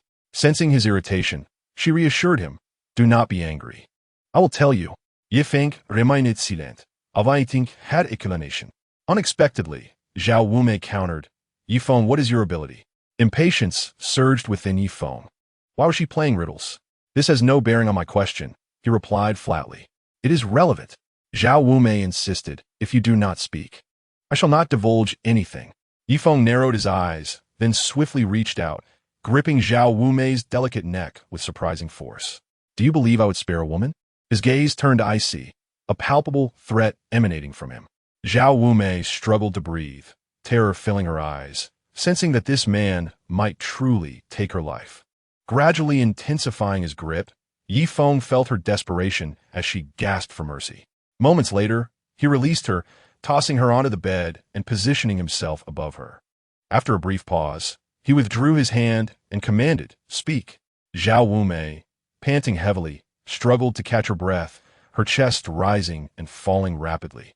After a moment, a glimmer of excitement flickered in her eyes as she leaned closer, teasingly stating, you are quite the dominant brother. Yi Feng inhaled sharply, narrowing his eyes in a mix of pleasure and disbelief. This woman was intriguing. After a while, Zhao Wumei rose, freshened up, and with a playful smile, remarked, that was frightening. I thought I was going to die. Yi Feng's expression remained impassive. No more frivolities. Let us discuss the matter at hand. However, inwardly, he found it challenging to maintain his composure. Zhao Wumei gazed at him with a hint of reproach. Very well, I shall tell you. My extraordinary ability is indeed quite unique. I speak candidly. Please do not take offense or mistreat me. Yi Feng nodded, assuring her that he bore no anger. Zhao Wumei's face lit up with a radiant smile, enchanting and delightful. The name of my awakened ability is Yifu, which possesses no rank. It turns out that Zhao Wumei is unlike other ability wielders. Her awakened power is an exceptionally rare, unranked ability known as Yifu. Upon its awakening, the Yifu ability endowed Zhao Wumei with an innate charm and a comprehensive enhancement of her physical attributes, significantly augmenting her strength. However, this is not the true function of the Yifu ability. At the time of its awakening, it bestowed upon Zhao Wumei a singular skill that could be utilized only once in a lifetime, skill cultivation. When Zhao Wumei engages in her first intimate encounter, she automatically absorbs a fragment of the other person's ability aura. Following this absorption, the Yifu ability will spontaneously cultivate and transform into the ability possessed by the person with whom she interacts. Nonetheless, the rank of the ability will be reduced by one tier. If the individual is of legendary rank, it will yield an epic ability. If they are of mythical rank, it will produce a legendary ability, and so forth. Zhao Wumei exclaimed with excitement. The moment I encountered you, I could instantly tell that you are a formidable ability wielder. Yet, I truly did not anticipate the multitude of surprises you would bring me. What exactly is your ability? What is its rank? In truth, the moment Zhao Wumei laid eyes on Yi Feng, her ability began signaling to her that a significant advantage awaited her should she connect with him. Zhao Wumei decisively took a gamble, resulting in her victory and the acquisition of immense benefits. Her ability indicated that her power was evolving into a legendary ability. This was utterly absurd. A reduction in rank still left her with a legendary ability. Given the current state of the internet and the considerable number of ability wielders, one can find various information related to abilities online. Consequently, the classification of abilities into four main tiers, ordinary, rare, epic, and legendary, has emerged. The known ranks of abilities range from the lowest, ordinary, to the highest, legendary. Therefore, Zhao Wumei never anticipated that her ability, even after a reduction in rank, would still be legendary. In other words, Yi Feng's ability rank surpasses that of legend. What manner of ability exists above legend? No one knows. After hearing Zhao Wumei's explanation, Yi Feng felt a mix of emotions. He could not help but click his tongue in disbelief. Abilities possess such mystical qualities. The world is indeed vast and full of wonders. The realm is becoming increasingly fantastical. In his past life, he was too weak to have ever heard of such things. This woman has truly stumbled upon great fortune. He is merely her optimal solution. The Chaos Divine Thunder is a mythical ability, in terms of both potential and strength. It is the most powerful existence in this world. Yi Feng estimates that Zhao Wumei will awaken a legendary lightning-related ability. Thus, it appears that his interaction with Zhao Wumei might have led to his own disadvantage. Could it be that she has plundered something from him? His gaze turned skeptical. No, I have not. The benefits I have gained will not cause any troubles for the other party. Zhao Wumei hurriedly explained, fearful that Yi Feng would reprimand her again. She was all too aware of the immense advantages she had acquired. Thus, she recognized that the man before her was certainly not an ordinary individual. Yi Feng's lips twitched slightly. Very well. Zhao Wumei's actions indeed did not trigger his sense of malice. However, it should be noted that the perception of malice is not without its drawbacks.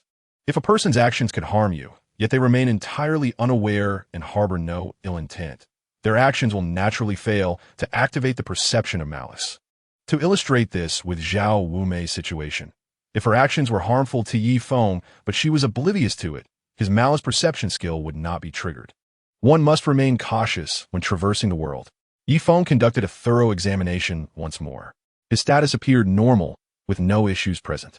He let out a slight sigh of relief. So, do you now know what my ability is? Yi Feng intrigued. I do not yet know. All I am aware of is that my ability is of legendary rank. Zhao Wumei replied slowly, shaking her head. Your ability is exceedingly powerful. I estimate that I will require another hour for my transformation to complete. Only then will I know what my ability is. Please, tell me what your ability entails. Yi Feng shook his head. Let us preserve a modicum of anticipation. You will discover it shortly. He gazed appreciatively at Zhao Wumei's alluring figure. Although her curves were prominent, they paled in comparison to Lin Xiaoxiao's. Nonetheless, each person possesses their own unique charm, and Zhao Wumei's allure is something Lin Xiaoxiao cannot rival at present. Of course, Lin Xiaoxiao still has room for development. Zhao Wumei playfully rolled over, showcasing her exquisite form. You seem rather displeased, she remarked with a flirtatious glance. Yi Feng retorted sternly. You have gained immense benefits. It is simply too much. Zhao Wumei's cheeks flushed crimson, her beautiful eyes clouded with emotion. Half an hour later, Zhao Wumei narrowed her eyes slightly, speaking weakly. I truly did not intend to deceive you. Yi Feng grinned, his spirits lifted.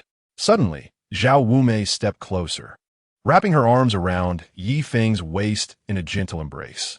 Dearest, why not stay with me? From now on, I will follow only you. Let us soar together. Shall we? Yi Feng was momentarily taken aback, then firmly pushed her away. What nonsense! Would I forsake an entire forest for a single flower? He chuckled dryly, resolutely declining. What? Do you wish to take advantage without offering anything in return? Zhao Wumei bit her crimson lip, visibly disappointed. You truly are a man with a heart of stone. Observing Zhao Wumei's demeanor, Yi Feng stroked his chin, tentatively suggesting, however, if you choose to accompany me, I might consider it. Chapter 31. Abundant Harvests, Mutated Zombies. Undoubtedly, Zhao Wumei is an exceptional beauty. To accompany you? Zhao Wumei's eyes brightened, pressing further. Do you have other women? Yi Feng nodded in acknowledgement. Zhao Wumei appeared somewhat disheartened. After contemplating for a moment, she shot Yi Feng a disdainful glance. Forget it. You clearly are a fickle-hearted man, and I have no desire to be with you. Bowing low alongside other women, I will remain here and build my own power. Hearing this, Yi Feng felt a twinge of disappointment. He had not expected her to be such an ambitious woman. However, with Zhao Wumei's abilities, she would indeed be capable of standing on her own, no longer needing to rely on him. Very well, once her power is established, he shall return, and this place shall bear the surname Yi. With this thought, Yi Feng's gaze lowered, his fingers subtly moving. Suddenly, a stream of colorless light silently merged into Zhao Wumei's body. Huanqinggu, typically lying dormant within the target's body. It can be activated to instantly control the target. Yi Feng smiled faintly. To ensure absolute safety, an additional layer of protection is warranted. Should Zhao Wumei ever entertain ulterior motives, a mere thought would enable Yi Feng to subdue her directly with the Huanqinggu, or even eliminate her if necessary. Unaware of the underlying tension, Zhao Wumei maintained her radiant smile. From now on, this will be your home. You must visit often, she remarked. Ye Feng chuckled it softly, rippling. Indeed, I will. I am off to gather supplies. With that, he began to dress. Seizing the moment, Zhao Wumei nestled closer, her playful demeanor evident. Are you upset, my adversary? Now that we are like this, can you really bear to take away my belongings? What is mine is yours, after all. Yi Feng smiled. A matter is a matter. Besides, with only a little over 20 people here, there is far more than enough food to go around. Having received such great benefits, it is only fair I claim some additional rewards. Once dressed, Yi Feng gently pushed Zhao Wumei aside and resolutely made his way toward the warehouse. Wait for me, Zhao Wumei called, hastily putting on her clothes. As Yi Feng stepped out of the room and headed to the cold storage, the electrical system remained operational. He extended his mental probing, and a vast array of supplies came into view. The large supermarket was equipped with an extensive cold storage facility, which typically housed perishable food items. This cold storage was no exception, revealing an astonishing amount of frozen dumplings, wontons, water dumplings, pastries, frozen vegetables, and a plethora of frozen meats including pork, chicken, beef, lamb, and seafood. The inventory was remarkable, exceeding what one would find on the shelves outside. Furthermore, the refrigerated section surrounding the warehouse boasted an abundance of fresh vegetables and fruits. Yi Feng moved swiftly, and wherever he went, frozen meats vanished in an instant. In a flurry, substantial amounts of supplies disappeared into Yi Feng's storage space. Zhao Wumei hurriedly arrived, accompanied by other survivors from the area. Upon entering, they were greeted by the surreal sight of supplies vanishing into thin air. The onlookers were left aghast, utterly dumbfounded. My heavens, what is happening? It's all gone. The beef and lamb have disappeared. The crowd stood frozen, bewildered. Zhao Wumei gasped, Yi Feng, you are a space ability user? Yi Feng maintained a calm demeanor, continuing to gather supplies. The others were equally stunned. Heavens, such abilities exist in this world. Soon, someone broke the silence. Sister May, at this rate, he will empty this place. The urgency of their situation became palpable. Zhao Wumei, however, was filled with excitement. Everyone, please leave, she commanded. Reluctantly, the group exited the cold storage. Once they had withdrawn, Zhao Wumei approached Yi Feng, her face alight with enthusiasm. Yi Feng, could I also awaken a space ability? Yi Feng replied coolly, it is not a space ability. He continued his task, unperturbed. Ah, Zhao Wumei exclaimed, bewildered. If not, then what is it? Yi Feng remained silent. You will know in due time. Zhao Wumei's expression betrayed her reluctance, yet she had no recourse. Observing Yi Feng's relentless collection of supplies stirred a pang of sympathy within her. Biting her lip, she pleaded, Yi Feng, please stop. I admit I underestimated you. Can you leave me a way out? Yi Feng glanced at her, noting her watery eyes and pitiful expression. In her haste, her hair was disheveled, her clothing somewhat askew, revealing ample porcelain skin. She appeared desolate and aggrieved. Yi Feng remained unmoved, stating, as per our agreement, I shall take what I can. While speaking, he continued to amass boxes of frozen seafood into his space. Witnessing her dwindling supplies, Zhao Wumei grew increasingly anxious and clung to Yi Feng's arm. It was my fault. Please spare me, she implored, her voice tinged with desperation. As Yi Feng continued to gather supplies, tears began to stream down her cheeks. Why are you doing this?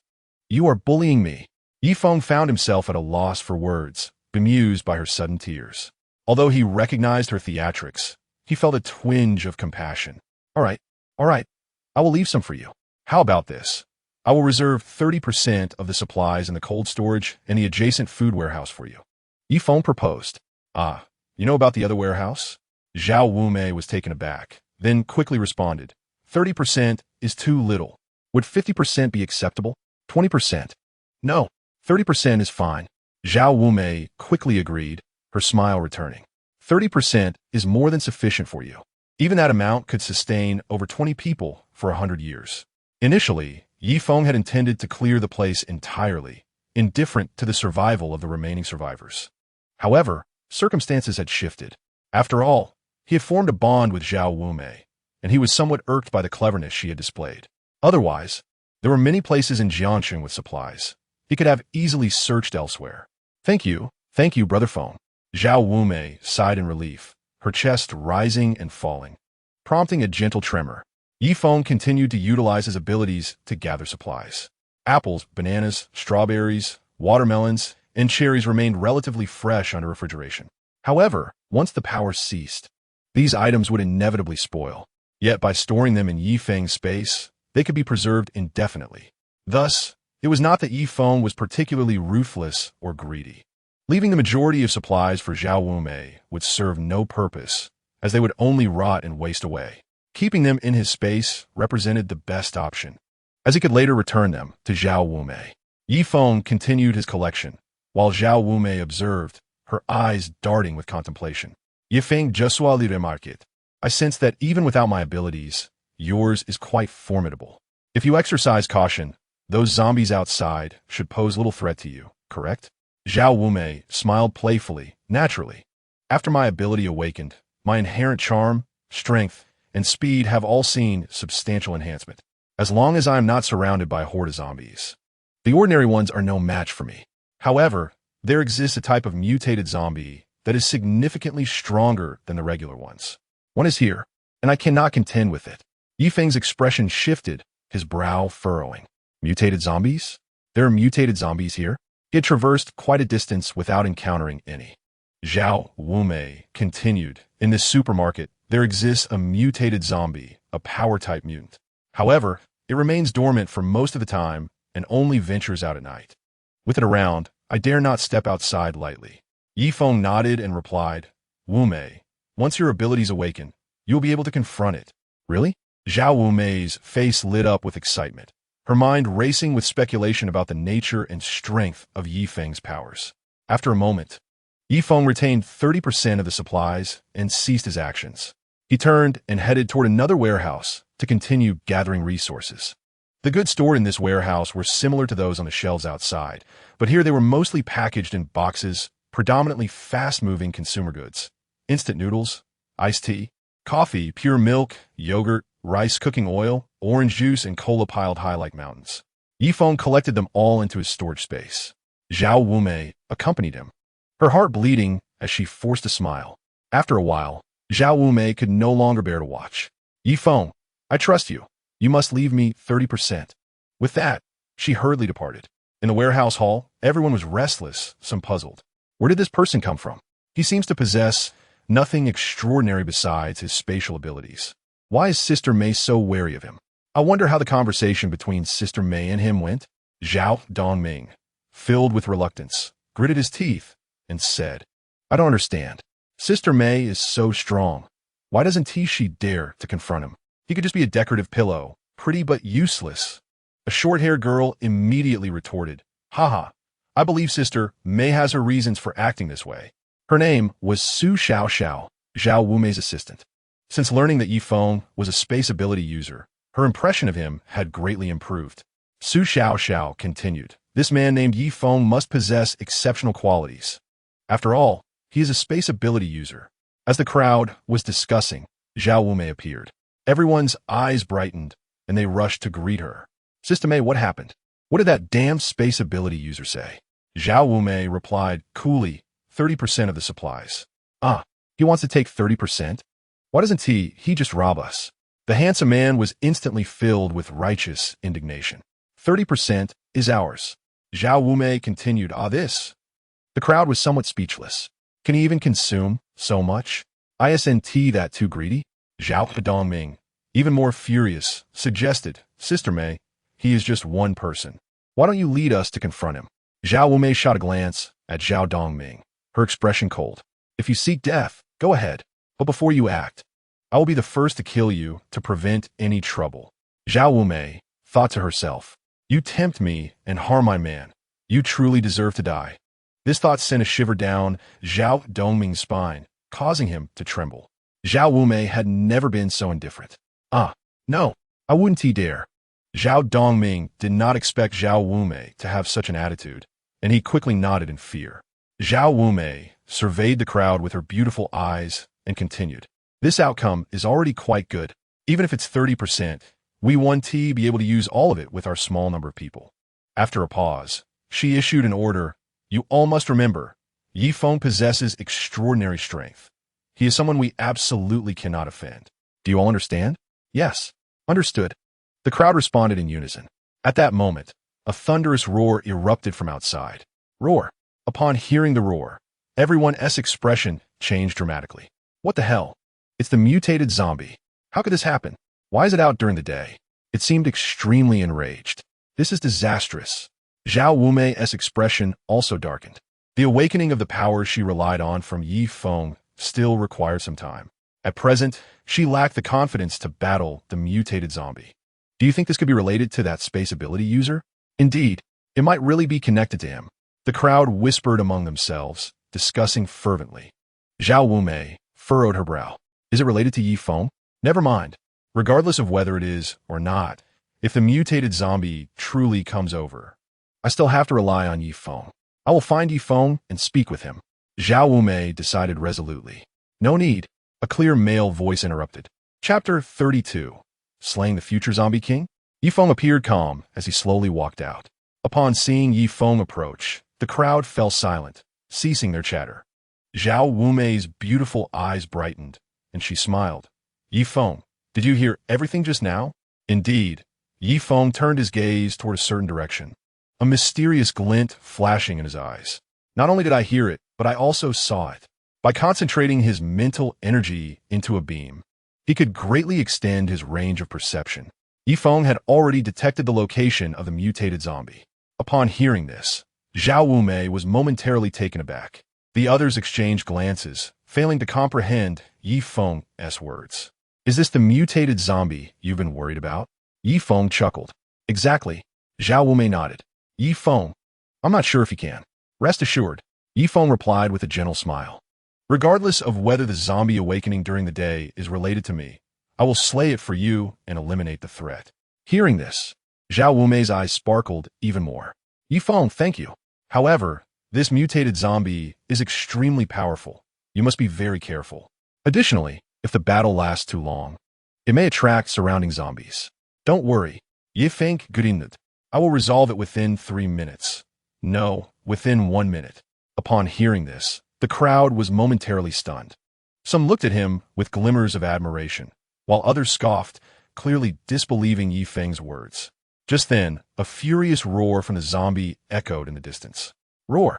Following that, the ground trembled slightly, sending a wave of panic through the crowd. It's gone mad. Is it coming this way?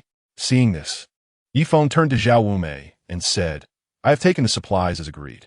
Once I slay this zombie, I will not return, so this is goodbye.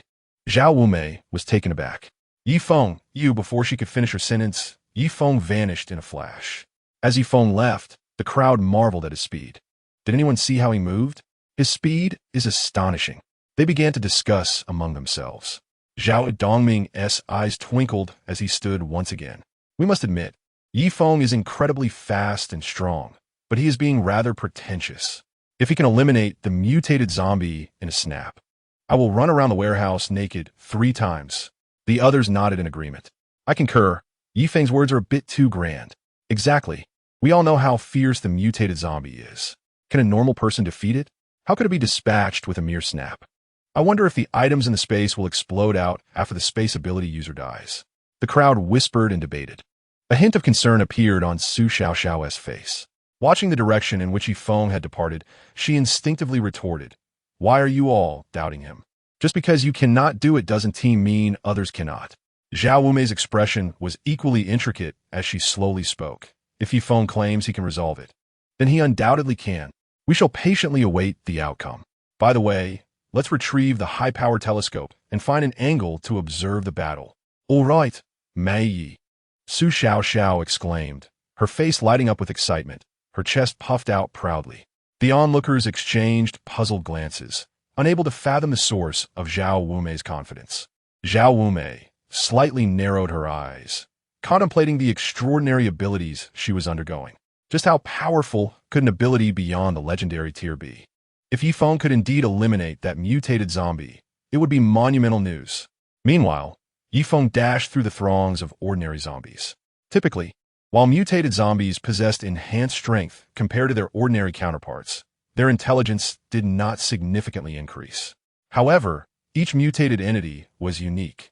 Yi Feng's actions of nearly emptying the supermarket may have actually provoked the mutated zombie. Soon, he followed the sounds and arrived near the mutated zombie. From a distance, it towered at 2 meters, its eyes aglow with a malevolent red light. Its skin was as hard as iron, with crimson muscles grotesquely protruding, creating a truly repulsive sight. Yi Feng's brow furrowed. This was no ordinary mutated zombie. At this stage of mutation, it likely harbored the potential to evolve into a zombie king. With a smile, Yi Feng realized he had underestimated it. He pondered for a moment before retrieving his fiery battle knife from his spatial storage, deciding to test the creature's strength. Just then, the mutated zombie suddenly turned its gaze upon Yi Feng, its fierce eyes locking onto him. Yi Feng's heart raced. Could the mutated zombie sense his presence? Indeed, as per the description of the concealment necklace, it only worked against ordinary zombies. The mutated zombie let out a thunderous roar. Yi Feng, feeling emboldened, taunted, "Hey, big guy, come show me what you've got." The mutated zombie, unable to comprehend Yi Feng's words, sensed the provocation in his tone. Its eyes blazed with fury, and it emitted a deep, menacing growl. The ground shook as the mutated zombie charged toward Yi Feng. Upon nearing him, it swung its massive fists, aiming directly for Yi Feng's head. With a swift sidestep, Yi Feng dodged the attack and countered with a fierce slash from his fiery battle knife, embedding it several centimeters into the mutated zombie's chest. The creature howled in pain, its rage only intensifying. In the next moment, its body swelled further, its eyes turning a fiery red, as it unleashed a barrage of powerful punches, seemingly empowered by some special skill. Yi Feng evaded its attacks and struck again with his knife. To his astonishment, this time, he only managed to leave a moderate gash on its body. Its defensive capabilities had evidently increased, likely triggered by some latent ability, though it remained unclear how long this enhancement could last. Was it possible that it had prematurely leveled up? Yi Feng contemplated. The mutated zombie lunged at him again, leaping high into the air before crashing down towards him. Yi Feng shifted to the side, causing the creature's attack to miss and slam into the ground with a resounding thud, sending debris flying. Seizing the opportunity, Yi Feng rained down a series of strikes, carving multiple wounds across the mutated zombie's body. The mutated zombie grew even more frenzied, its relentless fists pounding toward Yi Feng. Comparatively, it was significantly stronger than a first-tier ordinary zombie. Yi Feng assessed that it had likely reached the level of a first-tier elite zombie. He estimated that if he could see its combat power index, it would undoubtedly be in the hundreds, far beyond what an ordinary ability user could withstand. With each strike, Yi Feng became increasingly awed. Suddenly, he recalled a powerful ability user from his previous life, who claimed to be the god of fire and had once battled a super-mutated zombie. Could this be the same creature? If so, eliminating it would indeed be a regrettable loss of a rapidly evolving asset. These thoughts raced through Yi Feng's mind. The mutated zombie let out a deafening roar, its eyes bloodshot and devoid of reason, fighting solely on instinct. Its strength and defense were formidable. If the battle continued like this, he might win, but it would require a considerable amount of time. Having already boasted about his prowess, he realized he needed to conclude this swiftly. Yi Feng prepared to unleash his Chaos Divine Thunder ability. In an instant, he appeared before the zombie like a bolt of lightning, extending his palm. A sphere of lightning began to coalesce in his hand, arcs of electricity dancing around it. In the next moment, the arcs surged forth. The mutated zombie, in its dazed state, did not evade. Having activated its abilities, it had lost its instinct for self-preservation. To it, the attack of this diminutive human was trivial and not worth fearing. The gray arcs of electricity struck the mutated zombie with a resounding crash, the air crackling with energy as thunder erupted. In an instant, the mutated zombie was rendered immobile, its body stiffening. Moments later, it emitted an anguished roar before exploding into a cloud of debris that rained down upon the ground. A single strike had been sufficient for a decisive victory. The Chaos Divine Thunder proved as effective as ever. Yi Feng's eyes sparkled with surprise.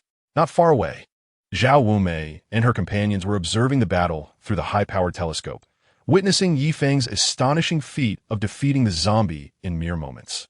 They stood frozen, their expressions a mixture of shock and awe. As reality slowly set in, they exclaimed, Good heavens, the thunder. Did that giant just perish so easily? All that remains is dust. Yi Feng's extraordinary prowess left them astounded. Su Xiaoxiao was particularly exuberant, bouncing with excitement. Yi Feng is so cool. A one-hit kill.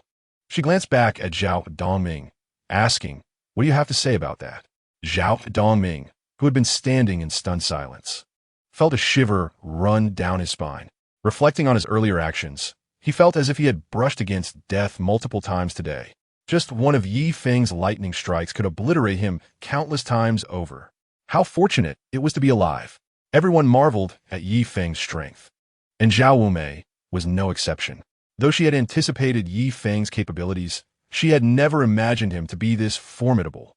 In the presence of such a mutated zombie, she could only flee in terror. However, the mutated zombie could not withstand several rounds against Yi Feng and fell lifelessly to the ground. The disparity in strength was glaringly evident, truly deserving of its legendary status. Zhao Wumei's beautiful eyes sparkled. The most crucial question arose. Could it be that thunder was Yi Feng's extraordinary ability? Upon this realization, Zhao Wumei felt a rush of excitement. Did this imply that she too might soon possess lightning attributes? Yi Feng's overwhelming prowess ignited fervent discussions among the onlookers. Yi Feng was not merely posturing. He was genuinely formidable. Magia, your judgment is truly exceptional. Indeed, if we provoke Yi Feng, he could likely annihilate us all within mere minutes. Mere minutes? Huh, just a few seconds would suffice. Su Xiaoxiao gazed at him in awe, remarking that the mutated zombie appeared as nothing more than a toy in his presence. Yet, some faces reflected confusion. Wasn't he a spatial ability user? How could he also wield thunder? The gap between individuals was simply too vast. Meanwhile, Yi Feng glanced down at the charred remnants on the ground, an expression of resignation crossing his face. He prodded the zombie remains with his fiery battle blade and sighed deeply. Alas, he had not controlled his strength well. Regardless of whether the mutated zombie possessed valuable items, they were now irrevocably lost. The full might of his chaotic divine thunder embodied utter annihilation, leaving no spoils behind. Yi Feng's gaze shifted slightly. It appeared he needed to continue honing his skills to master the power of the chaotic divine thunder, striving to wield it with seamless precision. At that moment, a system notification chimed. Notification: first kill of a mutated zombie. Feeling elated, reward of 10 bait units. Woohoo! 10 units of bait. Yi Feng's heart swelled with joy. Finally, a reward. He then cast a thoughtful glance in a particular direction, a smile gracing his lips as he made an okay gesture with his hand. Subsequently, Yi Feng vanished from his original spot in a flash. On the other side, the group exchanged glances. Had he discovered us? Isn't that obvious? To be able to sense us from such a distance is absurd. Aren't you curious why ordinary zombies do not attack him? Perhaps they are afraid of him. He is more terrifying than the mutated zombies. Zhao Wumei's eyes sparkled even brighter. Space, thunder, effortlessly dispatching mutated zombies. What secrets does Yi Feng harbor? And what might my own extraordinary ability be? Curiosity bubbled within Zhao Wumei. Beside her, Su Xiaoxiao wore an expression of admiration. At this moment, Zhao Wumei slowly turned and cast a glance at the trembling Zhao Dongming. Some promises made by certain individuals must be fulfilled. Zhao Dongming sighed in regret, wishing he had kept his mouth shut. Why did I have to speak so recklessly? Zhao Wumei felt a sense of satisfaction, thinking, those who underestimate Yi Feng deserve their fate. Exiting the Fortune Plaza, Yi Feng pondered his next destination. Just then, a notification chimed. Ding dong. A message had arrived. Yi Feng opened it to find it was from Zhao Wumei. After their earlier exchange of skills, he had added her as a friend. Zhao Wumei, Yi Feng, is your ability related to thunder? Yi Feng's lips curled into a slight smile as he typed his response. Yes. In the next moment, Zhao Wumei sent a flurry of cheerful bunny emoji. Yi Feng smiled as he stowed away his phone, deep in thought. From the supermarket in this Fortune Plaza, he understood that as long as there was electricity, a substantial quantity of meat would not spoil. However, once the power went out, the frozen goods in the cold storage would likely suffer greatly. The slaughterhouses, filled with vast quantities of meat, would be no different. Yi Feng contemplated. The supplies in the supermarket could be collected later. After all, they wouldn't expire soon. Before the city experienced a blackout, it was prudent to gather as much meat as possible and stockpile resources. With this resolve, Feng decided his next target would be the cold storage of the slaughterhouse. He opened a navigation app and began searching for slaughterhouses. Soon, the map indicated that he was quite close to a slaughterhouse in Jiangcheng, which happened to be one of the largest in the city. Feng smiled slightly. In that case, let us set forth. On the road, a heavy-duty truck sped at its maximum velocity. Whoosh! The truck left behind a blur of motion. The driver was none other than Feng. After leaving the supermarket, he had chosen to head directly to the slaughterhouse. Initially, he set out on a small electric scooter. However, as the number of zombies on the roads dwindled, the paths became increasingly clear. Feng found the scooter's speed inadequate. At that moment, he fortuitously encountered a drivable heavy-duty truck by the roadside. Without hesitation, he exchanged his scooter for the larger vehicle. The difference was remarkable, akin to upgrading from a birdshot to a cannon. With an unobstructed view and astonishing speed, Feng slammed on the brakes and raced towards his destination. Before long, he arrived at the Hong-Tu slaughterhouse. Feng parked the heavy truck by the roadside, leaped out, and stored the truck in his space. Surveying his surroundings, he noted the lingering mists of blood and the dim atmosphere. The ground was paved with asphalt, and the plants appeared taller and more robust than before the apocalypse. Beside the main gate of the slaughterhouse stood 2 trees, both willows. As Feng approached the entrance, he was astonished to discover a nest of small sparrows nestled in one of the willows, seemingly just born and still devoid of feathers. Feng pondered it. In this apocalyptic catastrophe, animals, like humans, faced 3 potential fates: becoming zombies and evolving into another species, gaining extraordinary powers, where humans would acquire abilities while animals would mutate into monstrous beasts, or remaining unchanged, relegated to the lowest tier of the food chain. In contrast, plants would undergo collective mutations, though that was a matter for the future. Feng's gaze shifted. The nest of small birds appeared to be just ordinary sparrows. Their survival thus far was indeed fortunate. Ignoring the little sparrows, Feng ventured into the slaughter area. As he entered, a wave of the stench of blood assaulted him. Feng frowned as he surveyed the surroundings, which were eerily empty. Upturned tables and chairs, dried blood, and broken bones. Where were the zombies? Feng heightened his vigilance. Normally, there should be some zombies here. After all, the slaughterhouse employed staff. Feng activated his mental abilities, cautiously extending his perception in all directions. There were no survivors. No zombies. He treaded carefully towards the cold storage area of the slaughterhouse. At that moment, a low, guttural roar echoed through the air. Feng focused his gaze and beheld a colossal, pig-like monstrosity emerging from the distant shadows. Initially taken aback, he soon realized it was a mutated zombie, resembling a variant of a household pig. The unknown is always daunting. Knowing the creature's identity allowed Feng to breathe a sigh of relief as he lifted his gaze to observe. The beast stood an imposing 3 meters tall, its eyes a vivid crimson with razor-sharp teeth. Its pallid skin was laced with dark veins, and patches of tough skin adorned its body, appearing remarkably resilient. This abominable, non-human mutated zombie was indeed intimidating. He hoped that within its cranium lay the crystal core he sought. With a calm demeanor, Feng fixated on the creature before him. Just then, a horde of a dozen smaller monsters surged from a corner. Each of them bore blood-red eyes and saber-like fangs. Yet one could still faintly discern their former identity as household pigs. Feng was momentarily surprised. So you have minions. Like humans, some animals can become zombies, such as zombie pigs, zombie dogs, and zombie cats. Among these undead creatures, mutated zombies can also emerge. The pig-like mutated zombie before him was fundamentally akin to its human counterparts.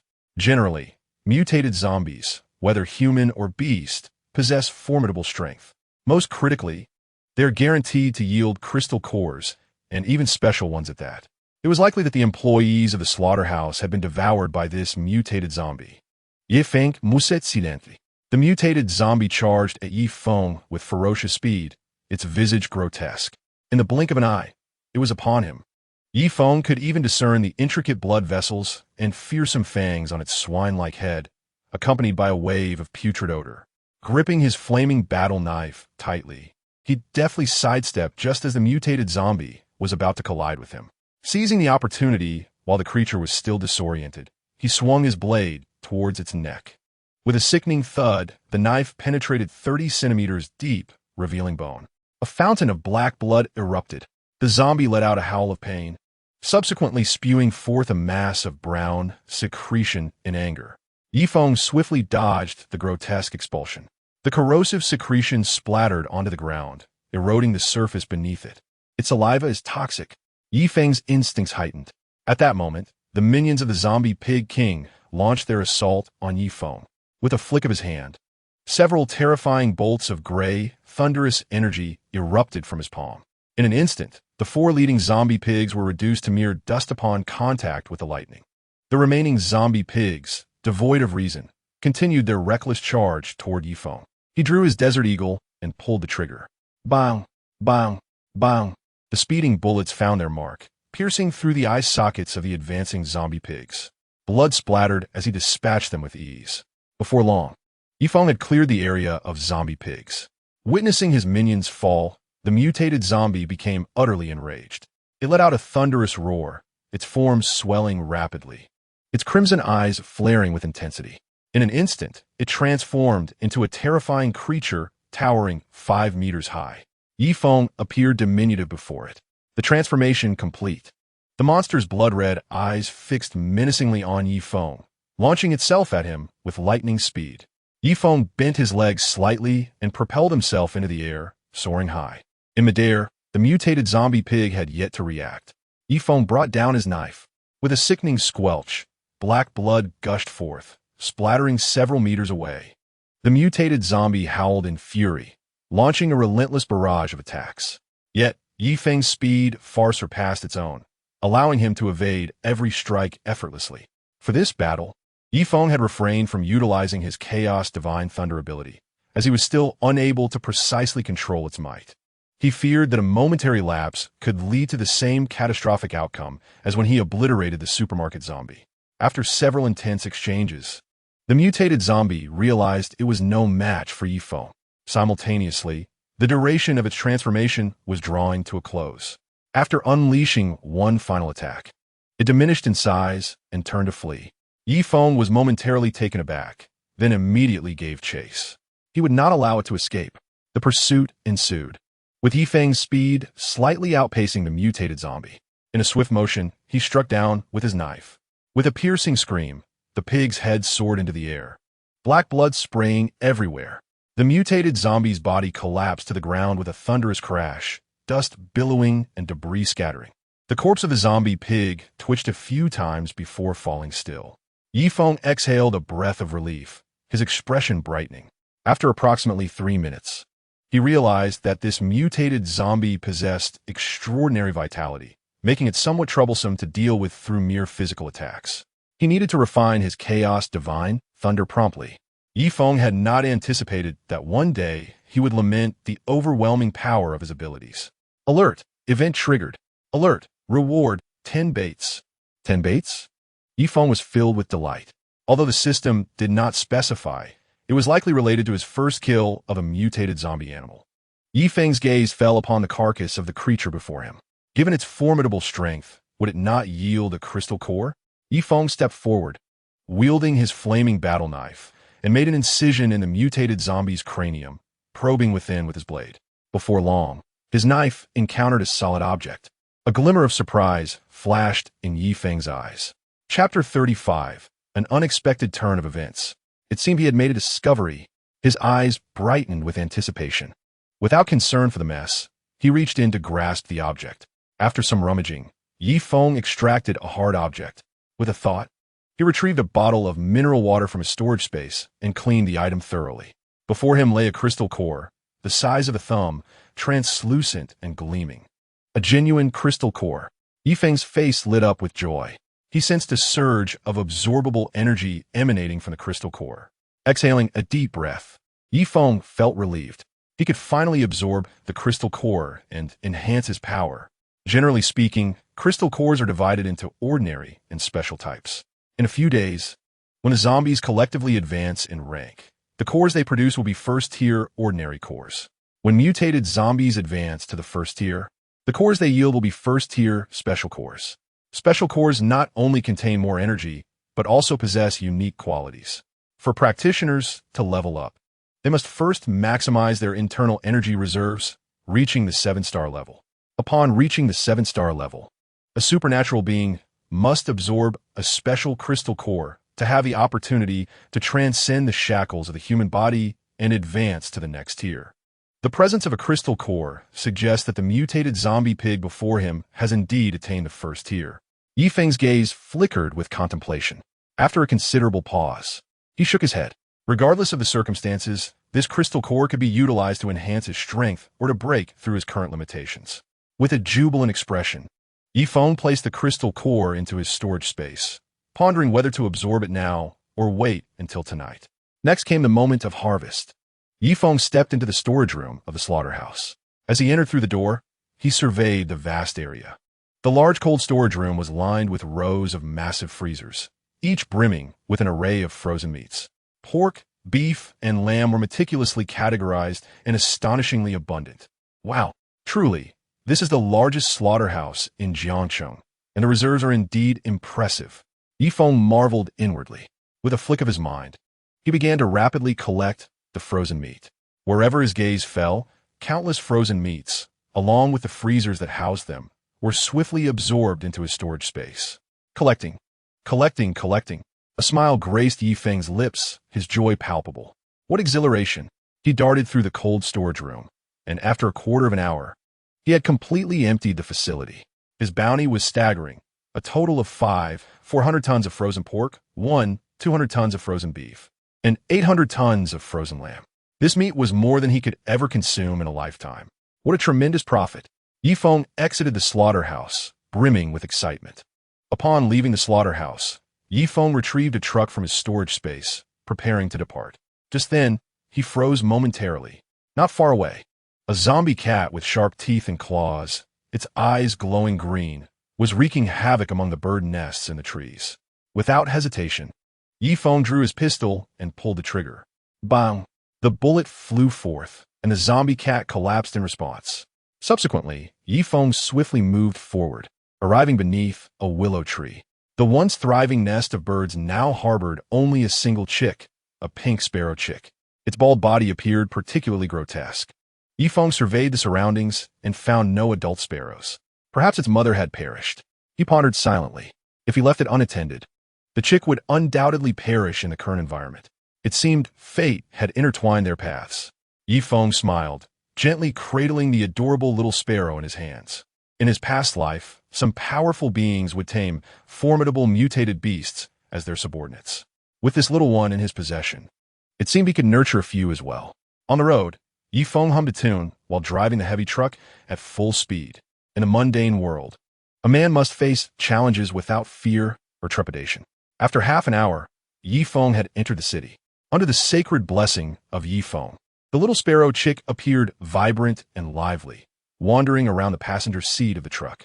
Perhaps it was time to give the little sparrow a name. Just then, an unexpected turn of events occurred. Bang, bang, bang, bang, bang. A series of frantic gunshots rang out. Crash! The window of Yifeng's truck shattered. Simultaneously, the truck began to sway uncontrollably, as if a wild horse had broken free. Damn it! A tire had blown. Yifeng maintained his composure, gripping the steering wheel firmly while repeatedly pressing the brakes, gradually bringing the truck to a halt by the roadside. Fortunately, his advanced driving skills prevented a disastrous crash. Once the vehicle was steady, Yifeng cast a glance at the passenger seat, and his expression darkened instantly. His bird had been obliterated.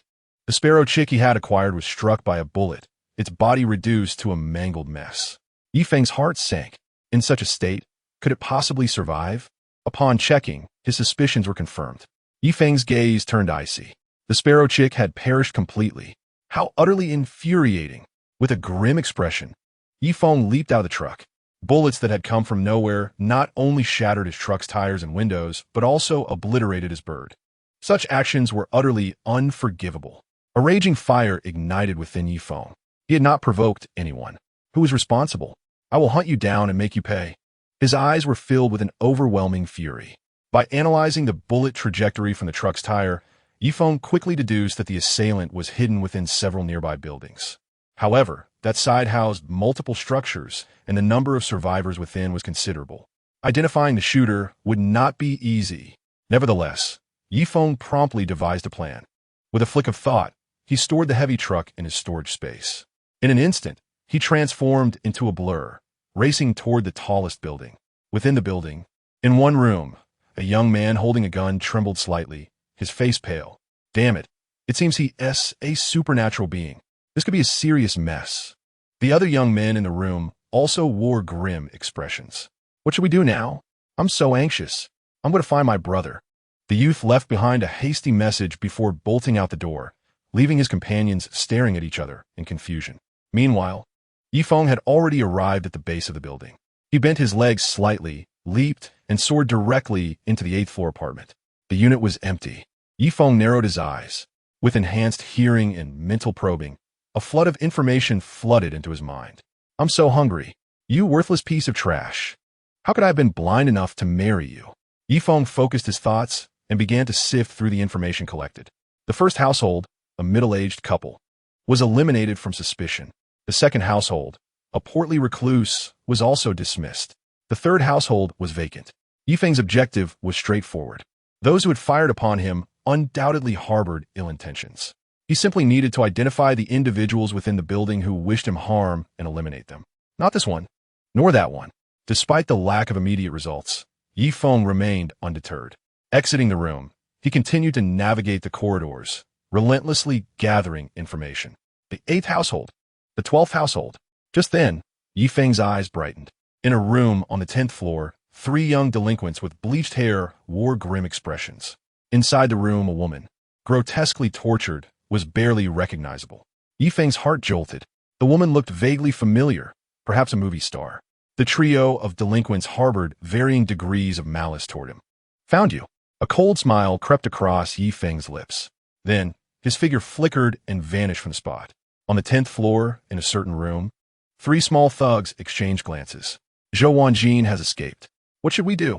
That ability user shouldn't be able to find us, right? Just as the words left his mouth, the door slammed open. Someone kicked it in with force. The 3 men felt a chill run down their spines and turned their gazes toward the entrance. A man clad in black, exuding a menacing aura, stepped inside. It was Yifeng. The 3 young men trembled involuntarily at the sight of him. Realizing their unusual reaction, Yifeng understood that these were indeed the culprits who had attacked him earlier. Was it you who fired the gun? Yifeng inquired in a chilling tone. The trio's faces turned pale. They had witnessed Yifeng's extraordinary speed and actions just moments ago, and understood he was likely an ability user, someone not to be trifled with. Big brother, what are you talking about? I don't understand. One of them feigned innocence while subtly reaching for a weapon at his waist. Yifeng snorted coldly, swiftly appearing beside him, and seized him by the throat. Aye. The man barely managed to utter a word before crack. Yifeng exerted a slight force, crushing his neck, and the man fell lifeless. Now, think carefully before you speak.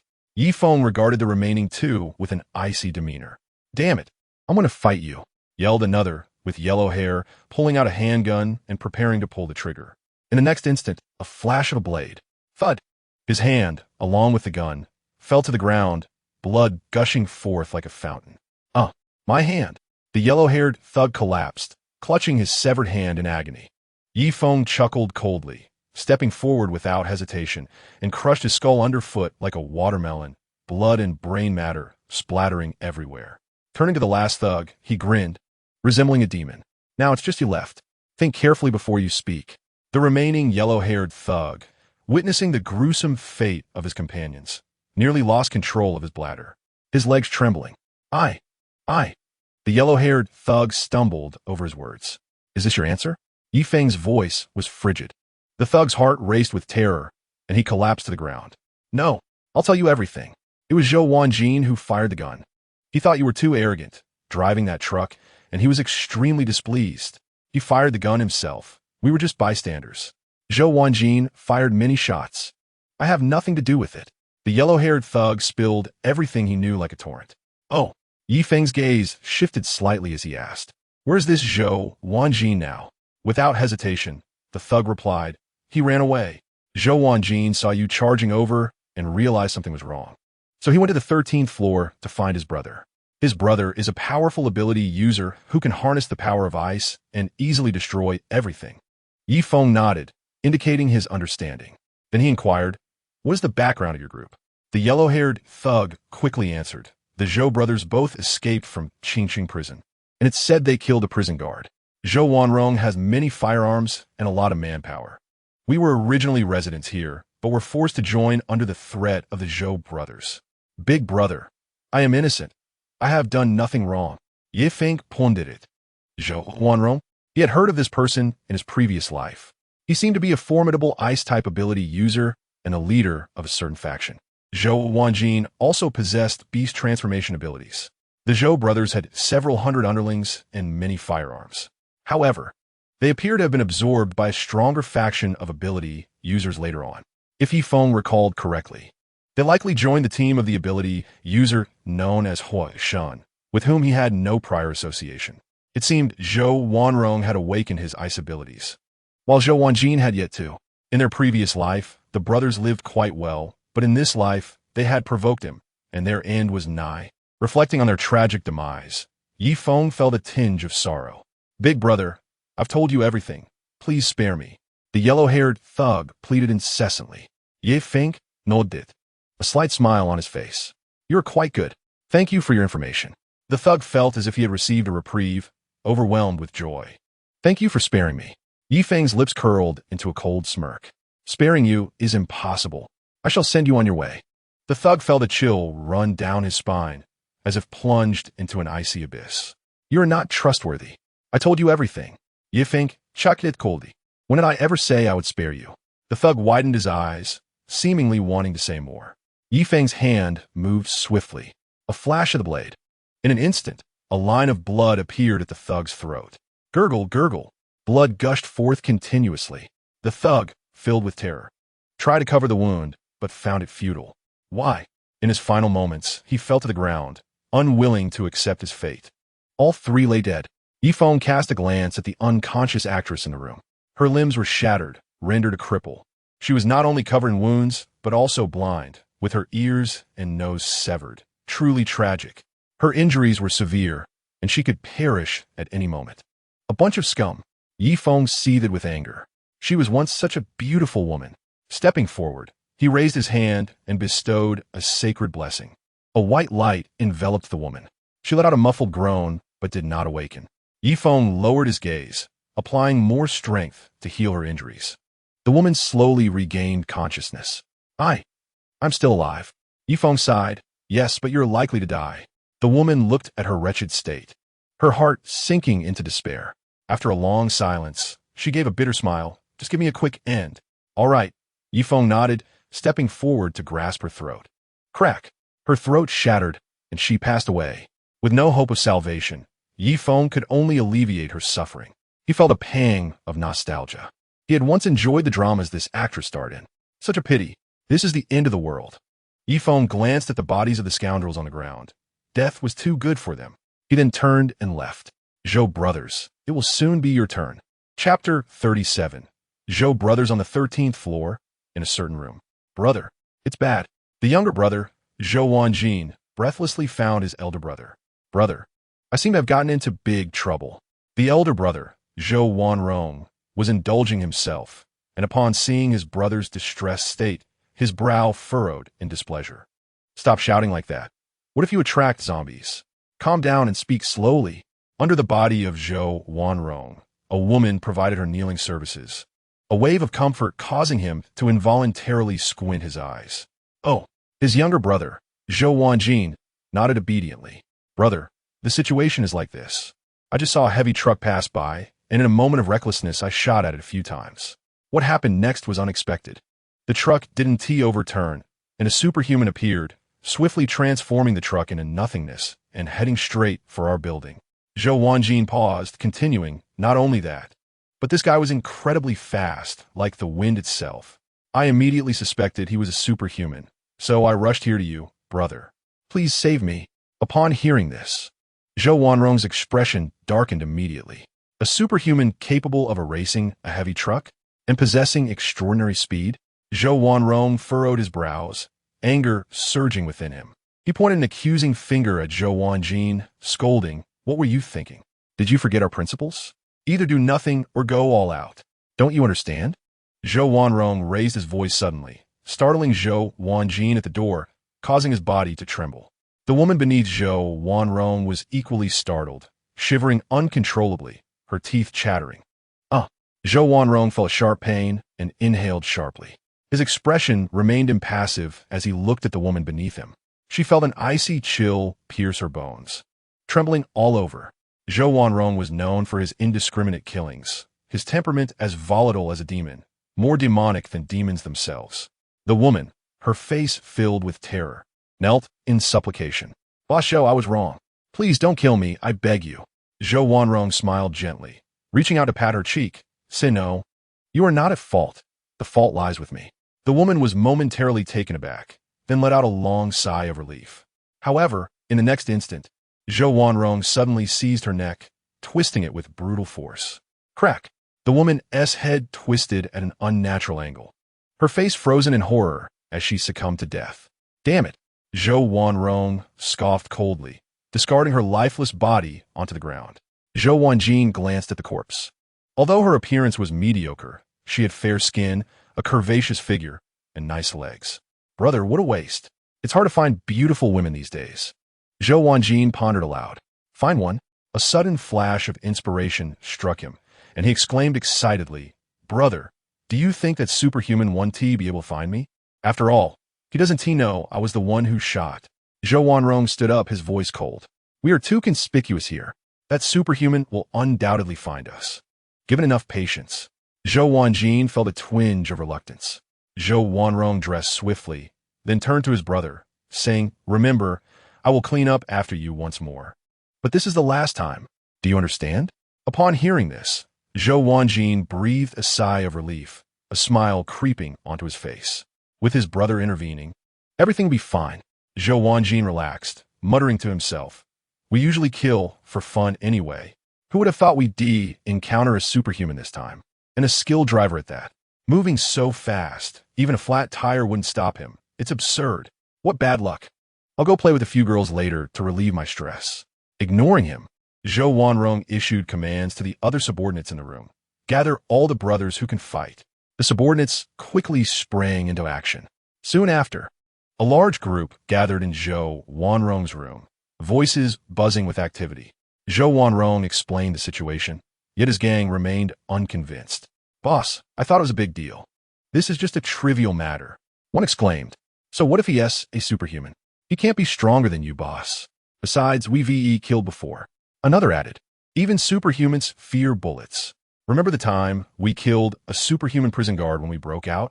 One subordinate wore a mocking grin. "We have over 10 guns here. Whoever comes will be turned into a dead dog." Zhou Wanrong's lips curled into a cold smile. "I suspect he is quite capable. We shall act according to the situation. If he proves himself useful, it wouldn't be impossible to keep him as a dog. It all depends on whether he knows how to behave." Just then, a clear voice interrupted. "Behave? How interesting." Feng strode into the room, surveying the surroundings. Over 20 people with more than a dozen guns.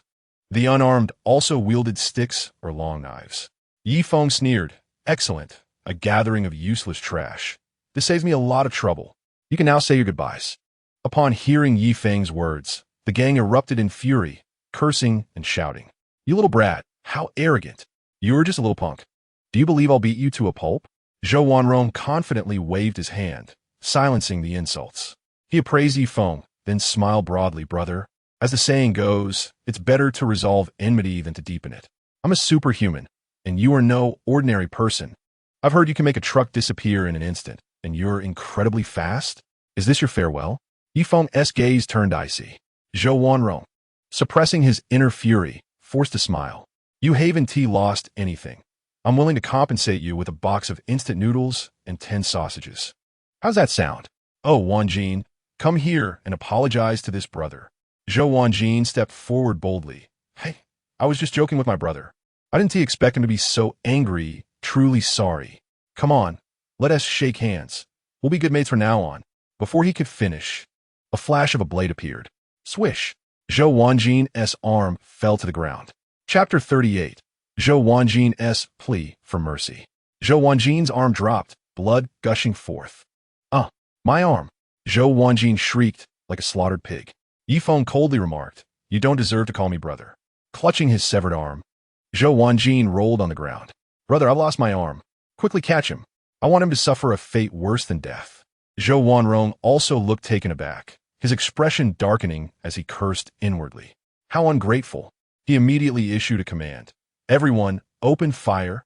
Zhou Wanrong had no intention of underestimating his opponent and decisively ordered his men to shoot. The subordinates wore cruel grins, pulling their triggers simultaneously. Bang, bang, bang, bang, bang. Endless bullets fell like dense raindrops, shooting towards Yi Feng with relentless force. Yet, in the face of this onslaught, Yi Feng merely smiled calmly, not flinching or retreating. Zhou Wanrong, witnessing this scene, furrowed his brow in disbelief. Could he truly be so daft? Oof. How foolish of me to have thought he was anything more than a mere waste. However, the next moment rendered everyone speechless, unable to believe their own eyes. A radiant golden light enveloped Yi Feng, deflecting the bullets that struck it, sending them flying in all directions. Yi Feng remained utterly unscathed. How could this be? This is impossible. An invulnerable body? His subordinates were thrown into a panic. Zhou Wanrong, too, wore an expression of shock. What in the world is this? Yet, he quickly regained his composure. It must be an extraordinary ability. Brothers, do not relent. Keep firing. This ability of his must consume vast amounts of energy. It surely has a limit. His men, reassured, increased their fire. Bang, bang, bang, bang. A torrent of bullets continued to rain down. Yi Feng, calm and composed, strolled forward amidst the hailstorm of gunfire, as if taking a leisurely walk. Yi Feng felt an overwhelming sense of awe. The supreme divine ring, unmatched in strength. Immunity to all harm. It truly is no exaggeration. Yi Feng advanced like a golden deity, closing in relentlessly.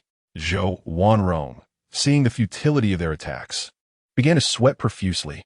"I refuse to believe that your pitiful shield can withstand all assaults."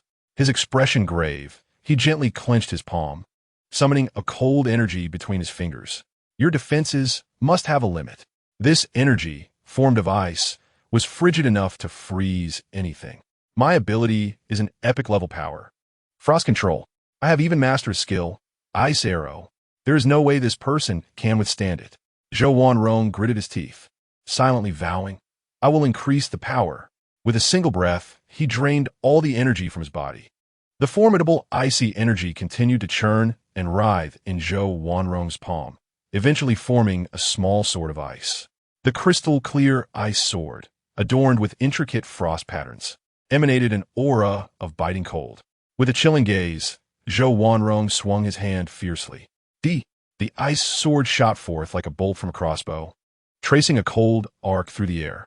In the next instant, the ice arrow struck Yi Feng squarely. Bang! The energy exploded upon impact. "Ha ha ha, I did it!" Zhou Wanrong's face lit up with elation.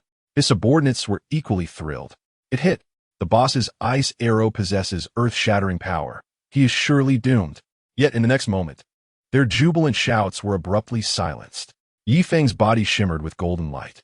The ice sword transformed into a mist, dissipating into the air.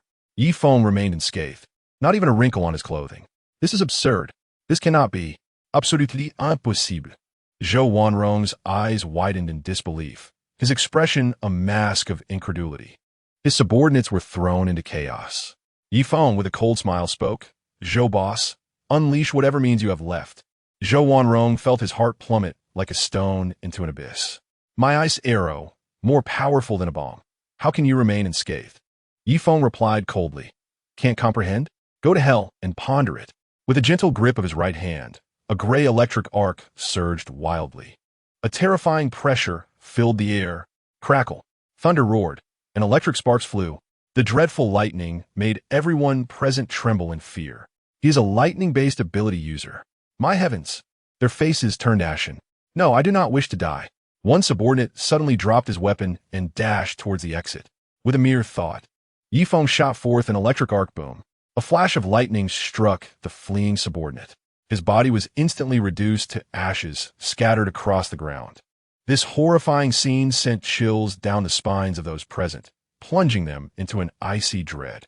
No, do not kill me. My God, spare me. Their fighting spirit extinguished. They fled in terror, cries echoing in despair. Feng waved his hand, unleashing terrifying lightning energy from his fingertips. The electric light flickered and surged. Crack! Thunder burst forth, akin to fireworks. Dazzling beautiful, the gray electric arcs transformed into harbingers of death. Anyone who touched them faced obliteration. Before long, over 20 men lay dead. Among the surviving foes in the room remained Zhou Wanjin, who groaned on the ground, having lost an arm, and Zhou Wanrong, his face frozen in shock. After clearing the room of insignificant foes, Feng approached Zhou Wanrong slowly. At this moment, Zhou Wanrong trembled, his face as pale as death. He struggled to maintain his composure, yet his back was soaked with cold sweat. Brother, it's all a misunderstanding. He did not wish to die. He had awakened a powerful ice ability, with a promising future ahead. Brother, it was all my fault. Zhou Wanrong forced a smile. Feng's expression remained impassive. Zhou Wanrong, gritting his teeth, suddenly knelt on the ground. Please spare my life. I am willing to serve you loyally, to be your dog. I have awakened an epic-level ice ability, and I will be your most useful tool. I am your dog. I will follow your every command. Bang, bang, bang. Zhou Wanrong continued to bow repeatedly. Woof, woof. Meanwhile, a flicker of resentment flashed in his eyes. One must endure humiliation to achieve greatness. There will come a day when I shall repay this humiliation in full. Feng, observing this, chuckled mockingly. After killing so many of your subordinates, do you not harbor any hatred towards me? Without hesitation, Zhou Wanrong replied, I bear no hatred. They were mere commoners. Their deaths matter not. My lord, Zhou Wanrong looked up with a fawning expression, only to be met with a sudden flash of electricity before his eyes. The electric arc passed. Zhou Wanrong's expression was forever frozen in shock. No, his body shattered, reduced to a pile of charred remnants. Zhou Wanrong is dead. You are unworthy to be my dog. Feng sneered. After finishing Zhou Wanrong, Feng turned to the last survivor in the room, Zhou Wanjin. At this moment, Zhou Wanjin's expression was one of sheer terror, his face as pale as a ghost, and his body trembling uncontrollably. No, do not kill me. I was wrong. I truly was wrong. Watching his older brother and subordinates perish one by one, Zhou Wanjin was consumed by regret. Regret? Why? Why did he pull the trigger? Why did he summon such a terrifying harbinger of death for his own brother? Regret gnawed at his soul. Feng approached Zhou Wanjin with a deliberate pace, towering over him as he raised the blazing battle blade. No, please, spare me, pleaded the one-armed Zhou Wanjin, collapsed on the ground, a pitiful sight akin to a lifeless dog. Feng's lips curled into a cold smile as he swung the blade down with a swift motion. The blade glinted ominously, and with a swift cut, Zhou Wanjin's remaining arm severed at the root, blood gushing forth. Zhou Wanjin let out a piercing scream. Kill me. Just kill me already. Feng, unfazit, swung the blade once more, severing his leg. Blood sprayed anew. Please, I beg you in my suffering. Zhou Wanjin cried out repeatedly, teetering on the brink of unconsciousness. Feng raised his hand, casting a divine blessing. A radiant light enveloped Zhou Wanjin, reviving him from his daze. Yet, Feng was relentless, striking down his other leg. Zhou Wanjin's cries echoed once more. Once again, Feng invoked the divine blessing, and then with a decisive blow, he severed all of Zhou Wanjin's limbs. Grasping Zhou Wanjin by the neck, he dragged him like a discarded carcass to the next floor, where a horde of zombies awaited, ravenous for flesh. Upon opening the door, Feng hoisted the spherical Zhou Wanjin into the air. A divine blessing revived him yet again. Turning his head, Zhou Wanjin was met with the horrifying sight of the zombies below, terror gripping him as he screamed, No, please, grant me a quick end. Feng pondered, recalling information from his past life that hinted Zhou Wanjin would eventually awaken a beastly ability. Thus, his torment was not solely an act of vengeance. The agony he endured had failed to awaken any latent powers. It seemed that the instinct for survival had little influence on the awakening of abilities.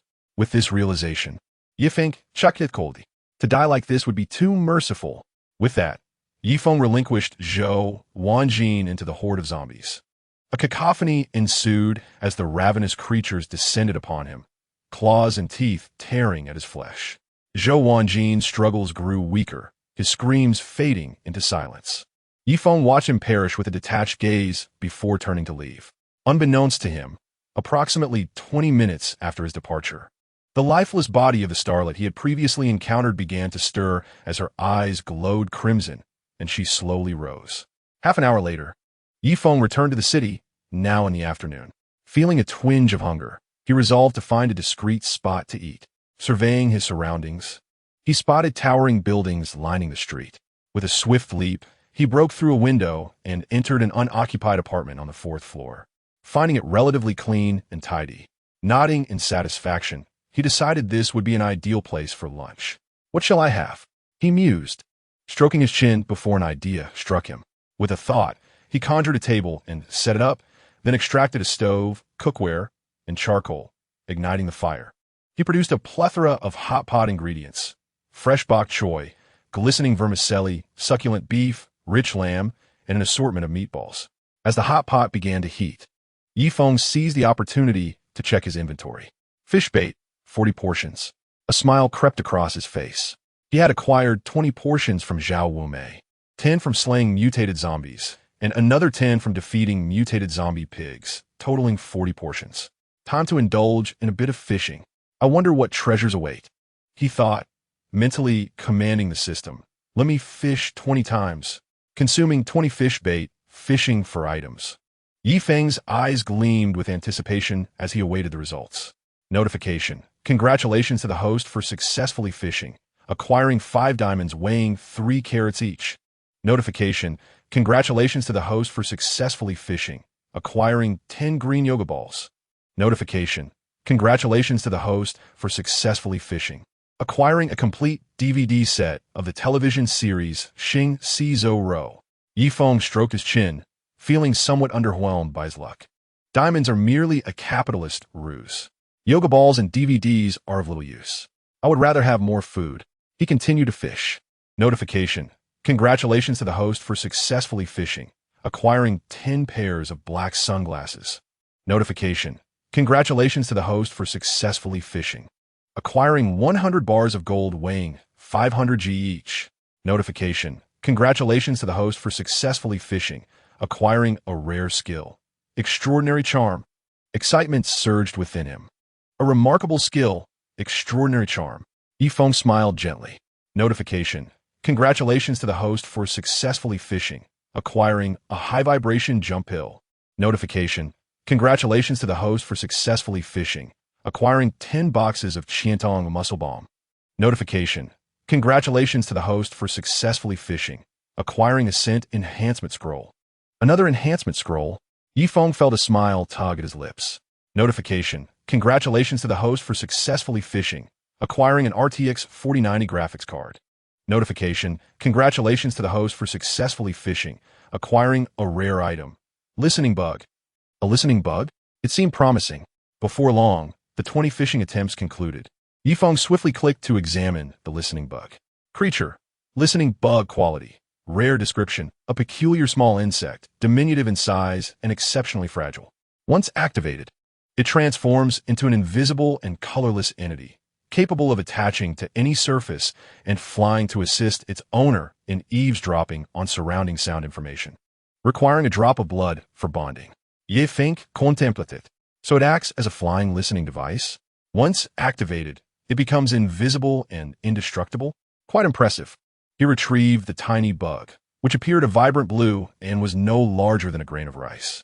With a flick of his finger, he extracted a minuscule drop of blood, careful not to drown the bug. As the blood fell, the bond was formed. Yifeng discovered he could command the listening bug. With a mere thought, it transformed into a colorless, invisible insect flitting around him. This is quite amusing. Yifeng chuckled, casually affixing it to his sleeve and disregarding it. The bug's invisible state could persist for an extended duration, rendering it nearly invincible. Yifeng continued to assess his newfound treasures. Skill, extraordinary charm quality, rare description, a passive skill. Upon learning this skill, you'll find it easier to attract the attention and affection of the opposite sex. You will exude a unique charm, encouraging others with abilities to engage and connect with you more willingly. Is this a skill for charming women? Will all the beauties fall for me? Chapter 40. Enhanced senses. Yifeng promptly chose to extract the skill. In an instant, a source pearl materialized in the air. Yifeng reached out and caught it. In an instant, the essence of skill transformed into a radiant blue light, merging seamlessly with Yifeng's body. Concurrently, a system prompt echoed. Prompt, congratulations. You have acquired the skill of extraordinary charisma. Yifeng had mastered the passive skill of extraordinary charisma. It appeared that there were no immediate changes. Yifeng retrieved a mirror and scrutinized his reflection.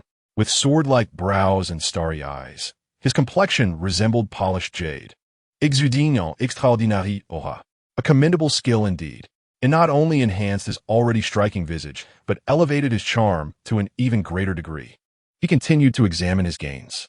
Item: olfactory enhancement scroll. Quality: rare description. Upon using this scroll, your sense of smell will be enhanced to a certain extent. Yet another scroll from the enhancement series. With a thought, Yifeng produced the olfactory enhancement scroll. A finely crafted scroll appeared in his hand.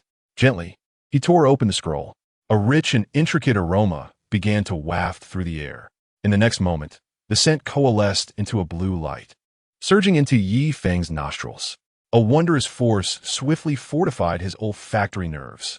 Yifeng's gaze shifted slightly as he gradually acclimated to the new enhancement.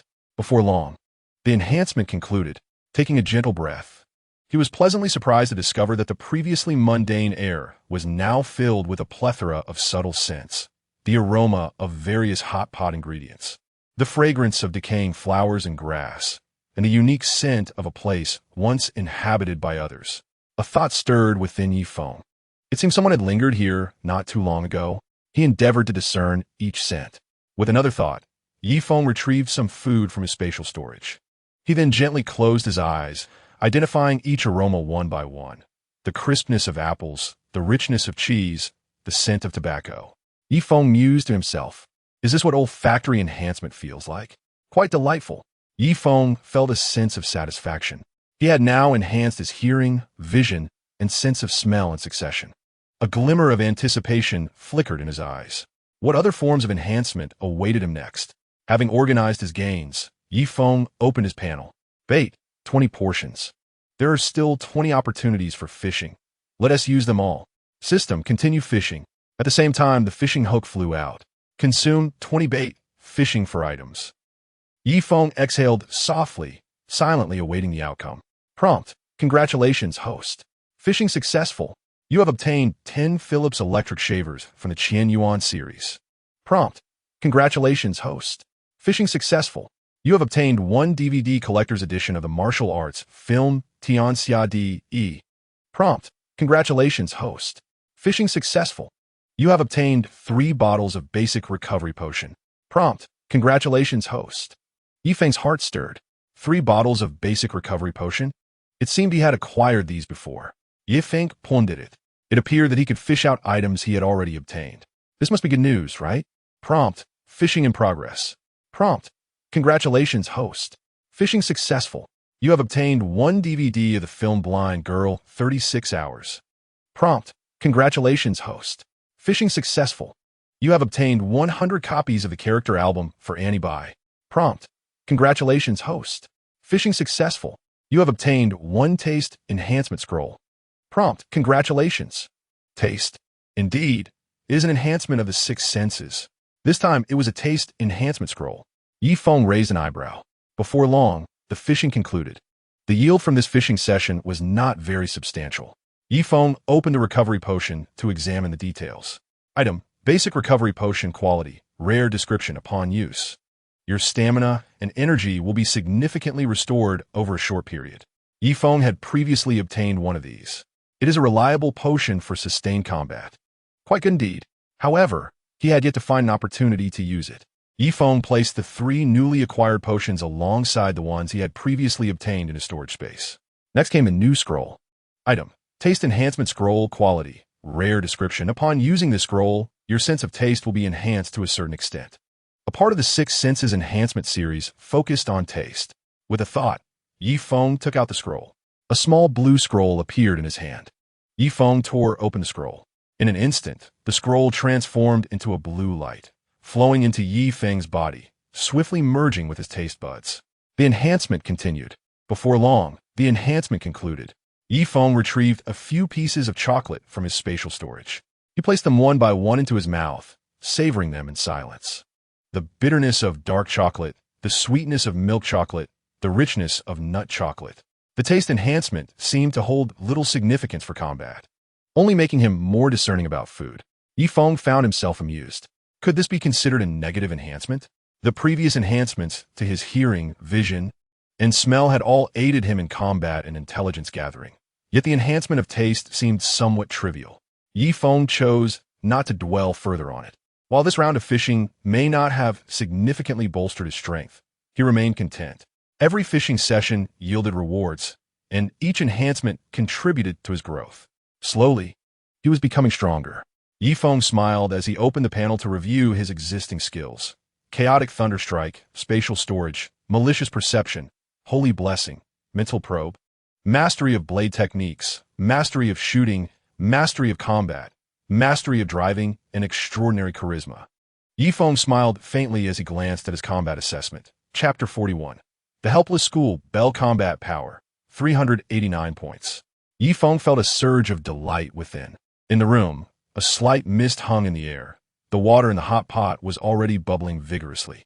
Gurgle, gurgle.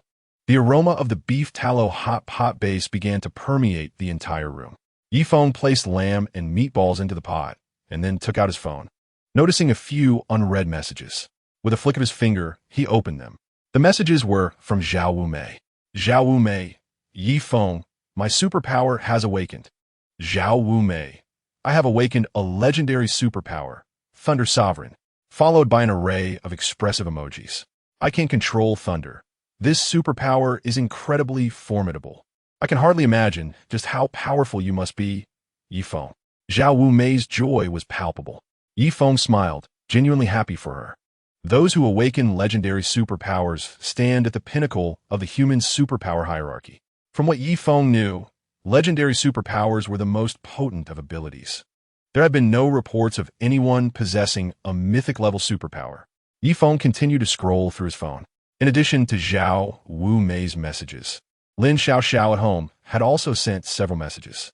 Yi Feng opened them to find a series of caring words. Lin Xiaoxiao, Yi Feng, I miss you so much at home. Lin Xiaoxiao, Yi Feng, you must be careful out there. Yi Feng similet karmi. With a light-hearted jest towards Zhao Wumei and Yi Feng, he reassured Lin Xiaoxiao of his splendid current state, affirming that all was well. Before long, the hot pot broth resumed its bubbling invitation. It was time to feast. Yi Feng eagerly grasped his chopsticks, swiftly picking up a slice of lamb, dipping it into the sauce, and savoring its delightful taste. Quite delectable. The succulent flavor of the lamb tantalized his taste buds, prompting a satisfied nod from him. Another piece of the tender tripe. Oh, how utterly fragrant. Refreshingly delightful. He opened a bottle of fizzy drink, perfectly alleviating any greasiness. The food was exquisite. Engrossed in his meal, Yi Feng relished every bite. Time passed swiftly. He let out a contented burp and set down his chopsticks. After filling his belly, his gaze shifted as he lightly tapped the table with his fingers. His current stockpile of resources was abundantly sufficient to navigate the early days of the apocalypse with ease. Yi Feng murmured to himself, pondering the importance of hoarding resources should he wish to establish power. Conversely, should he choose not to pursue dominion, ordinary supplies would bear little significance. After all, for formidable supernatural beings, food offerings would present superior choices as the apocalypse progressed. Yi Feng's eyes flickered as pivotal moments from his previous life replayed in his mind. The first significant milestone occurred on the 7th day of the apocalypse, when certain zombies began to harbor zombie cores within their skulls, which were paramount for enhancing one's abilities. The second critical milestone was the 10th day, commencing from the night of the 9th day, when the blood mist thickened and a plethora of plants, animals, and objects underwent collective mutations. The third vital moment was the realization that every shift on Blue Star would profoundly impact the survival status of human survivors. Through repeated disasters, humanity would evolve. struggling to endure. In the wake of mutations, various energy-infused mutated plants and beasts would emerge from many powerful supernatural beings. The ordinary supplies produced before the apocalypse would scarcely suffice for their physical needs. As the levels of supernatural beings escalated, their powers would grow, and the essence of life would undergo transformation. For them, the mutated foods produced post-catastrophe would better cater to their bodily conditions.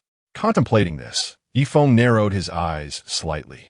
Whether it be mutated wheat, mutated corn, or mutated cows producing fresh milk, even the exquisitely flavored mutated pork would far surpass ordinary supplies. Prolonged consumption would greatly benefit the bodies of supernatural beings, even enhancing their physical strength slightly. The mundane food available before the apocalypse was intended for ordinary survivors and lower-tier supernatural beings. In his past life, Feng had fortuitously tasted half a barbecued mutated swan, relishing its aroma and flavor. With this thought, he found himself involuntarily swallowing. No more dwelling on such matters. Feng shook his head, silently vowing to reach the pinnacle in this life. To vanquish all foes, he would indulge in various mutated foods until he could eat no more. Regaining focus, he delved into his storage space, beginning to inventory his supplies. Beef, lamb, pork, chicken, duck, and seafood. His stock was ample enough to last a millennium. When a second wave of mutation struck, the myriad of mutated flora and fauna would spring forth like bamboo shoots after rain, rendering ordinary food obsolete for him. Moreover, Feng had no intention of establishing a grand force. At most, he would form a small team to sustain himself and augment his personal prowess. With this in mind, Feng smiled. Collecting resources should be a matter of fate, not a forced endeavor. Yet, if you're not to focus on resources, what should he do now? Slay zombies? Currently, these zombies bore no cores. The opportunities he was aware of had yet to materialize. Considering the butterfly effect, Feng resolved to refrain from excessive interference for the time being.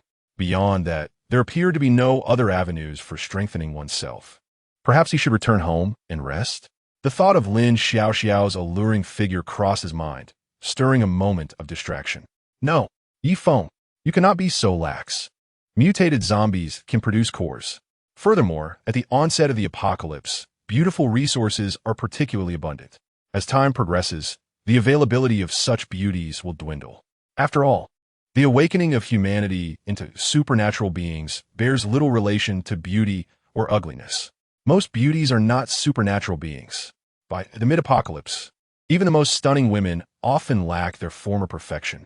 Although Feng harbored no particular fantasies in that regard, naturally, he would prefer a partner of impeccable stature.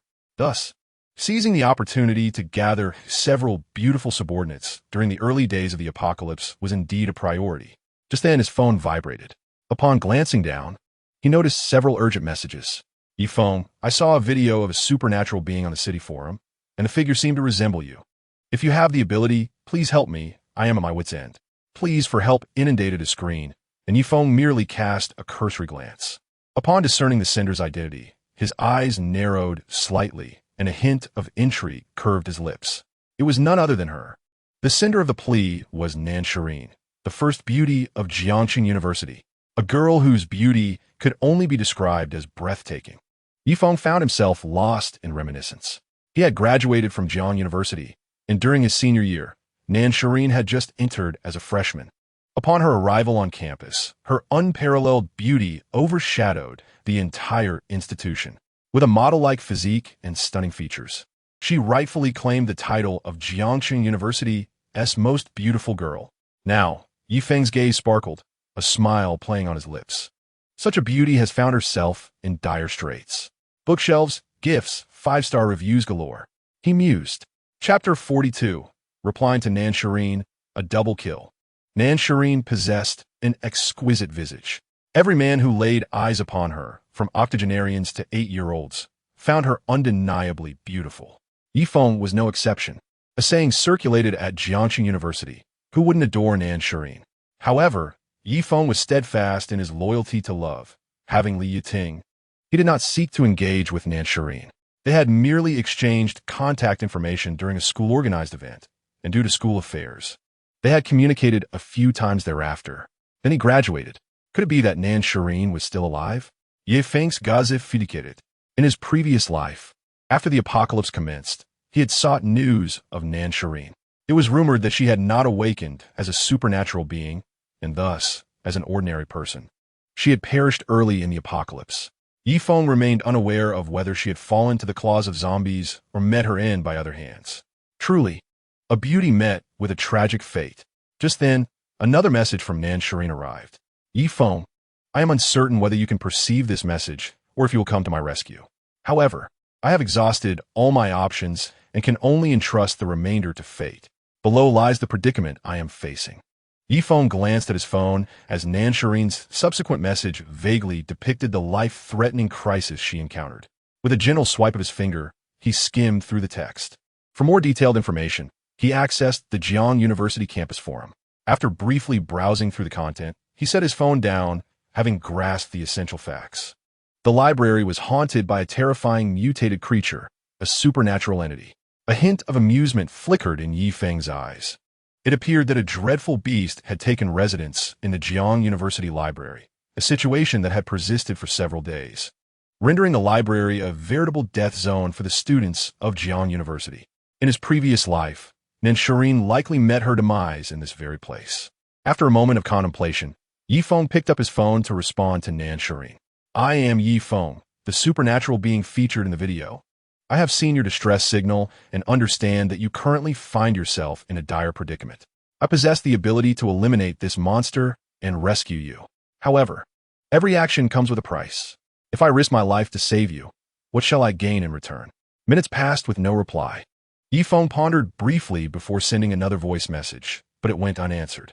Furrowing his brow, he wondered if Nan Shireen was already lost.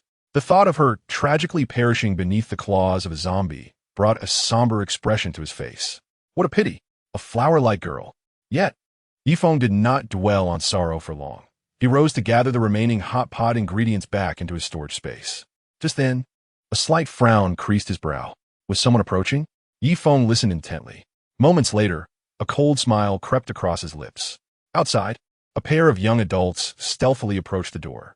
The man, with a crossbow in hand and a resolute expression, was accompanied by a woman who frowned while wielding a kitchen knife. Little sister, are you certain? There's a man inside our home enjoying hot pot? The man asked in a hushed tone, still incredulous that such an absurdity could transpire before his eyes. In a time when most struggled to find enough to eat, someone was indulging in hot pot. Indeed, in their own home. Preposterous. Brother, you should trust my perception abilities, the woman replied softly. They were siblings who had returned empty-handed from their foraging expedition. The sister had awakened a rare perception ability, while the brother was skilled with his crossbow. Hearing her words, the man's eyes narrowed in contemplation. After a moment, he spoke with a cutting tone. If that is the case, let us employ the same tactic we used against Wang Chong, that lecher. You go in first to distract him, and I will hide behind you and shoot him down with a single arrow. Wang Chong was their neighbor, whom his siblings had dispatched 2 days prior using a beauty trap to gain entry into his home. The woman hesitated briefly before saying, Brother, I sense this person is extraordinary. Should we not recruit him instead? Foolishness. A fat sheep has willingly walked into our grasp. How could we let this opportunity slip? Furthermore, we are on the brink of starvation. If we do not procure some food soon, we will be forced to take desperate measures. Therefore, we must eliminate him. The woman fell silent. Her brother's desperate measures implied cannibalism. Preemptive strikes are the key. He is mine to slay. Will you assist me, sister? The man insisted with a frown. Fine, brother. Let's do as you say. The woman finally nodded, lamenting the loss of such a handsome young man. Inside the room, Yi Feng sat composedly at the table, continuing to enjoy his hot pot. Suddenly, the sound of a key turning in the door broke the silence. Yi Feng looked up to see a provocatively dressed woman with a hint of allure entering. The woman feigned surprise, gasping softly, Who are you? Yi Feng remained calm, not responding. Sensing something odd about his reaction, the woman pressed on, Why have you entered my home? There is nothing of value here. As she spoke, she glanced around the room. Upon realizing the situation within, her eyes widened in shock. How is this possible? This is outrageous. A steaming hot pot filled with enticing slices of meat, surrounded by abundant ingredients, various vegetables and meatballs, filled the air with a mouth-watering aroma. The woman, limited in her perception abilities, had only noticed Yi Feng was eating hot pot and did not expect the bounty before her. Instantly, greed flickered in her eyes as she swallowed hard. The fragrant broth and meat aroma wafted through the air, simply too tempting. She gazed at Yi Feng, who was handsome and tall, radiating an aura that was pleasant to behold. Such a handsome man. However, she quickly cast her gaze toward the abundant ingredients on the table, a glimmer of murderous intent flashing in her eyes. A handsome man must also perish. Why do we starve while you live in such comfort? Handsome brother, could you spare me a little food?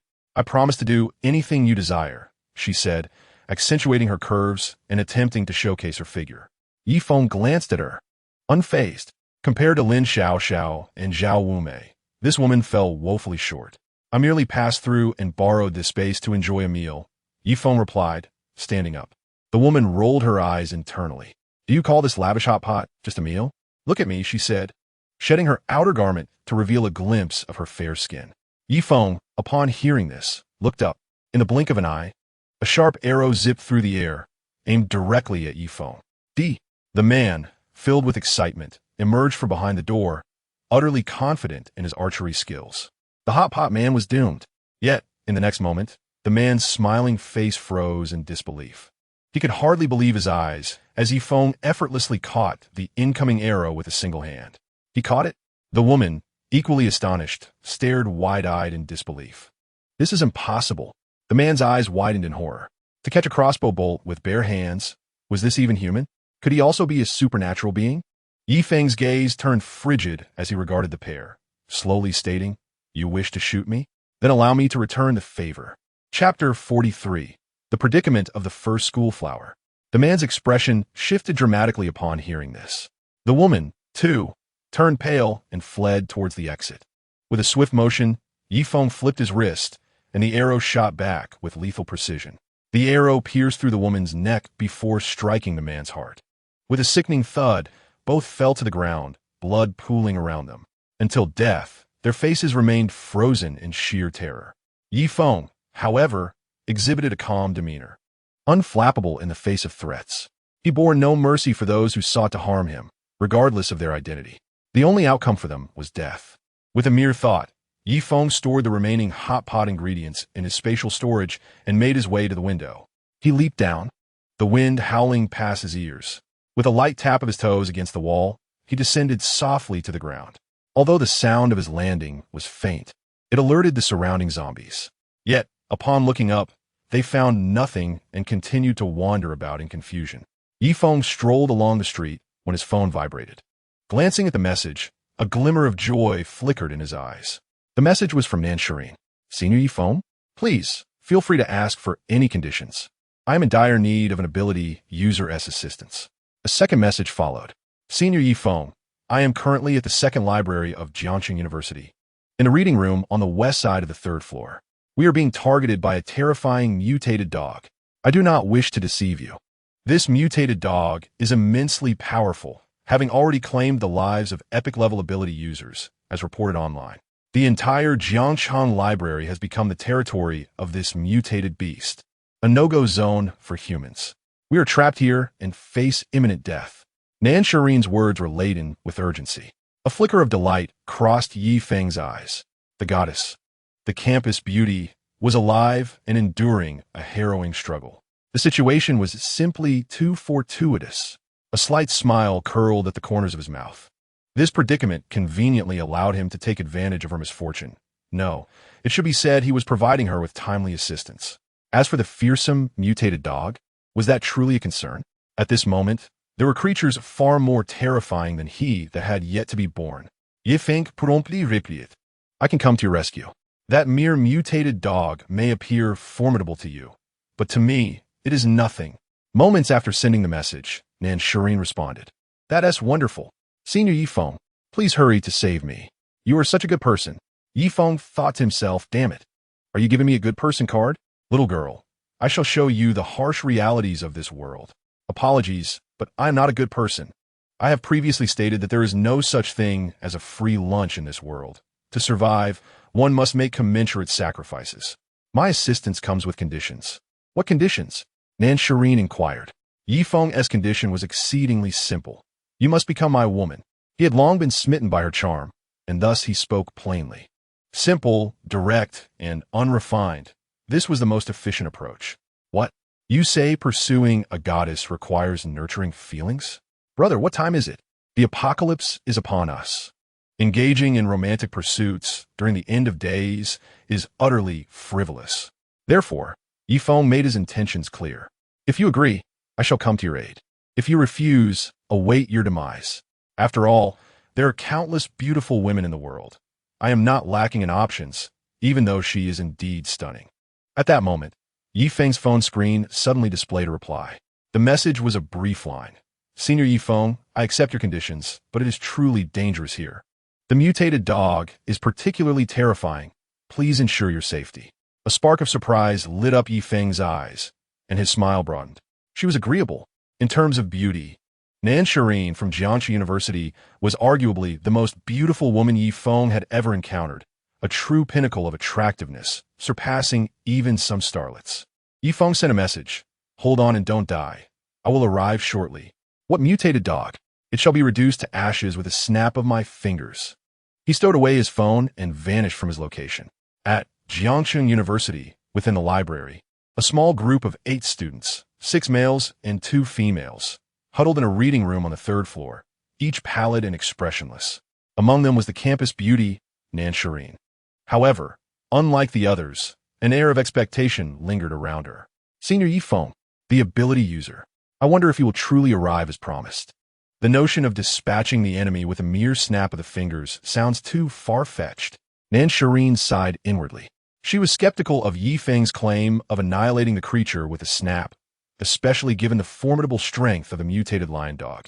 Yet, having already found herself in dire straits, she clung to this hope, having conveyed the situation truthfully to Yifeng. If he remained so confident, perhaps his abilities were indeed commendable. She hoped that Yifeng could rescue her before the mutated lion dog arrived. The thought of that terrifying mutated lion dog sent involuntary shivers down Nan Shirin's spine. When the apocalypse struck, she had sought refuge in a small eatery within the library, narrowly escaping the initial onslaught of zombies. Surviving on snacks and pastries, she and the other survivors managed to endure a few days. However, as time passed, the food supply dwindled. Just as despair began to set in, 2 ability users emerged among the survivors. One was named Wang Haoshuan, a junior with the rare ability of metallization. The other was Li Donghai, a school counselor endowed with the epic-level power of ice. Under their leadership, they fought against the zombies within the library, gathering essential resources for survival. Unfortunately, just as the situation within the library began to improve, a nightmare suddenly descended. Chapter 44. The Terrifying Mutated Lion Dog. A colossal mutated lion dog abruptly appeared in the library, launching a near one-sided massacre against the survivors. The mutated lion dog, both in strength and intelligence, far exceeded its pre-transformation state. Measuring 2 meters in length and possessing incredible speed, it was more ferocious than a tiger, often striking down its victims before they even realized its presence. This type of mutated creature, known as a mutant beast, was rare, yet immensely powerful, distinct from mutated zombies. When a mutated lion dog first manifested in the library, it swiftly claimed the lives of over 10 survivors. Subsequently, it engaged in a fierce battle with the 2 ability users, brutally tearing apart Li Donghai, the ice ability user, on the spot. The other ability user, Wang Haoshuan, fled in panic, fortunate to survive. With the ability user slain, how could ordinary individuals expect to survive? Just as despair gripped Nan Shirin and the others, the mutated lion dog retreated. It turned out that this mutated lion dog had once been a stray in the university, abandoned by its owner and subjected to cruel mistreatment, developing a profound hatred for humanity. Following the apocalypse, instead of succumbing to zombification, it fortuitously mutated into a speed-enhanced beast. The mutated lion dog claimed the library as its territory, viewing the survivors within as its prey, intending to toy with these wretched humans to satiate its wrath. After the mutated Song Shi retreated, everyone was overwhelmed with joy and tears, believing they had narrowly escaped death. However, just a few hours later, the mutated Songshur returned, baring its teeth. It pursued, toyed with, and brutally killed the survivors. Some ventured out in desperation, only to be torn apart by the lurking, mutated Songshur. The creature treated the survivors as prey, spreading terror indiscriminately. The human survivors were like lambs awaiting slaughter, trapped inside the library. They were unwilling to succumb to their fate and sought help online, hoping that an extraordinary individual might come to their rescue. They tacitly concealed the true strength of the mutated Songshur. Due to the presence of Nan Shireen, the top beauty of the school, there indeed arrived a gifted individual to save them. A power-enhanced awakener, a fervent admirer of Nan Shireen, rushed to her aid upon learning that she was trapped. He gallantly approached, only to be devoured in an instant by the mutated Songshur guarding the entrance, meeting a particularly tragic end. From that moment on, no one dared to attempt to rescue again, even with the renowned beauty Nan Shireen present. After all, there were plenty of two-legged women, but one's life was singular. In the reading room, Nan Shireen hid in a corner, her gaze lowered, filled with anxiety and hope. Feng, you must hurry. It could appear at any moment. 2 hours ago, the mutated Songshur had roamed the library, brutally slaying another wave of survivors before departing in satisfaction. Since then, only their final group of survivors remained. Within the reading room, a sense of despair spread as the survivors' emotions grew increasingly agitated. Damn it, why does this world harbor such monsters? In the previous attack, that creature devoured the other survivors. The next time it comes, we will surely perish. I do not wish to die. I do not wish to die. Some wept, while others were numb. Hurry, someone, save us. Even the epic power wielder Li Donghai is dead. Who else can come?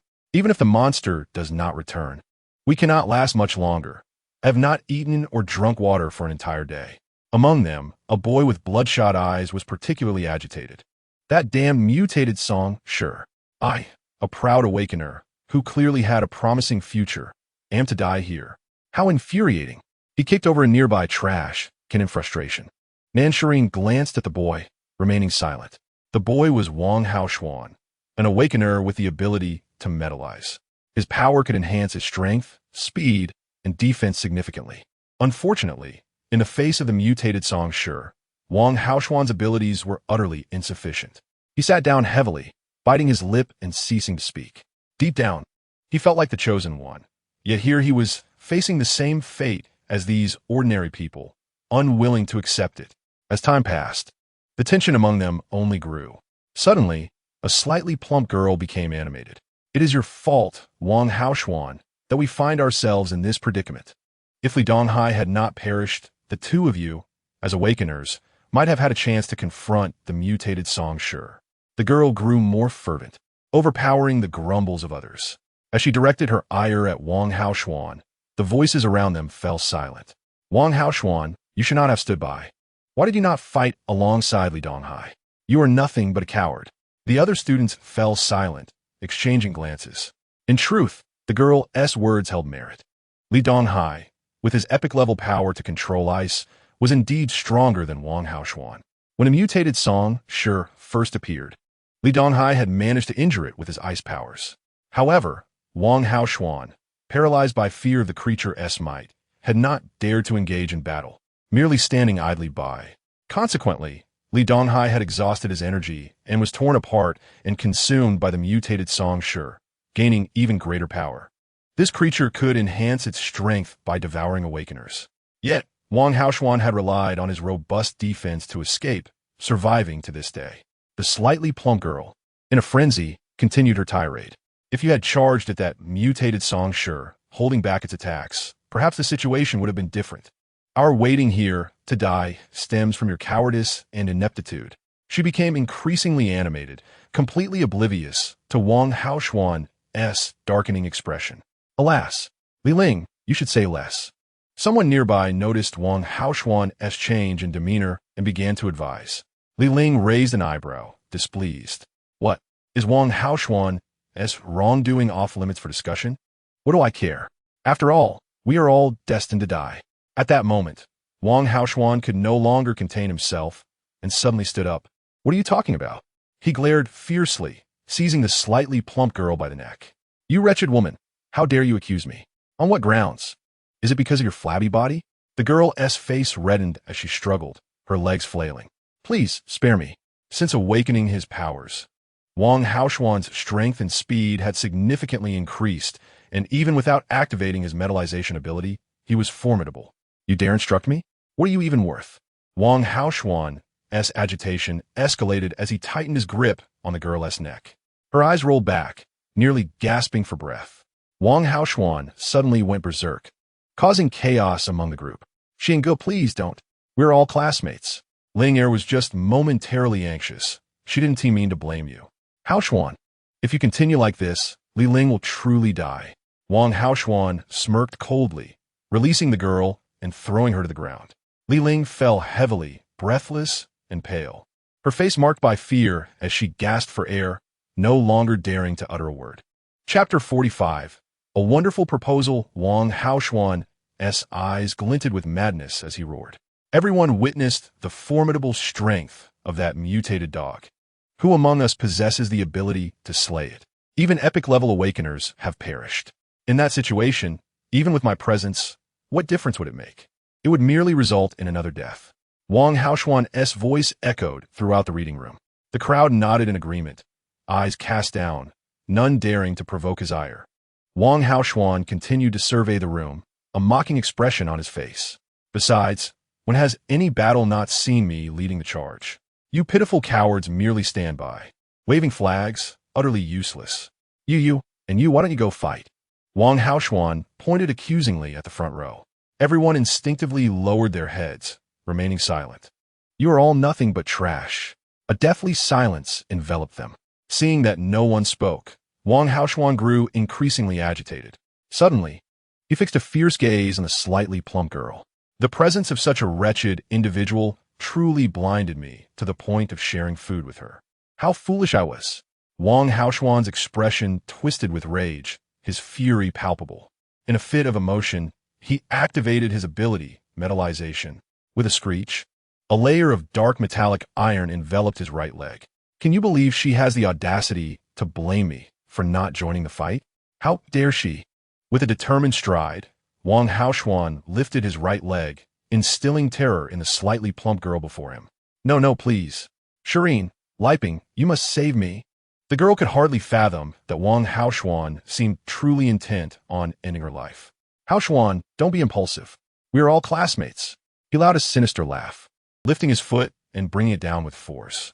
With a sickening crunch, Li Ling's head burst like a watermelon, her brain splattering and blood gushing forth. Li Ling is dead. The onlookers were momentarily paralyzed, unable to breathe. After slaying the plump girl, Wang Haoshuan surveyed the crowd with a chilling gaze. I've sent her on her way ahead of time. Do you have any objections? Panic spread among the spectators, and they hastily shook their heads. No objections. She deserved it. Li Ling got what she deserved. Brother Xian has worked too hard to let someone like her criticize him.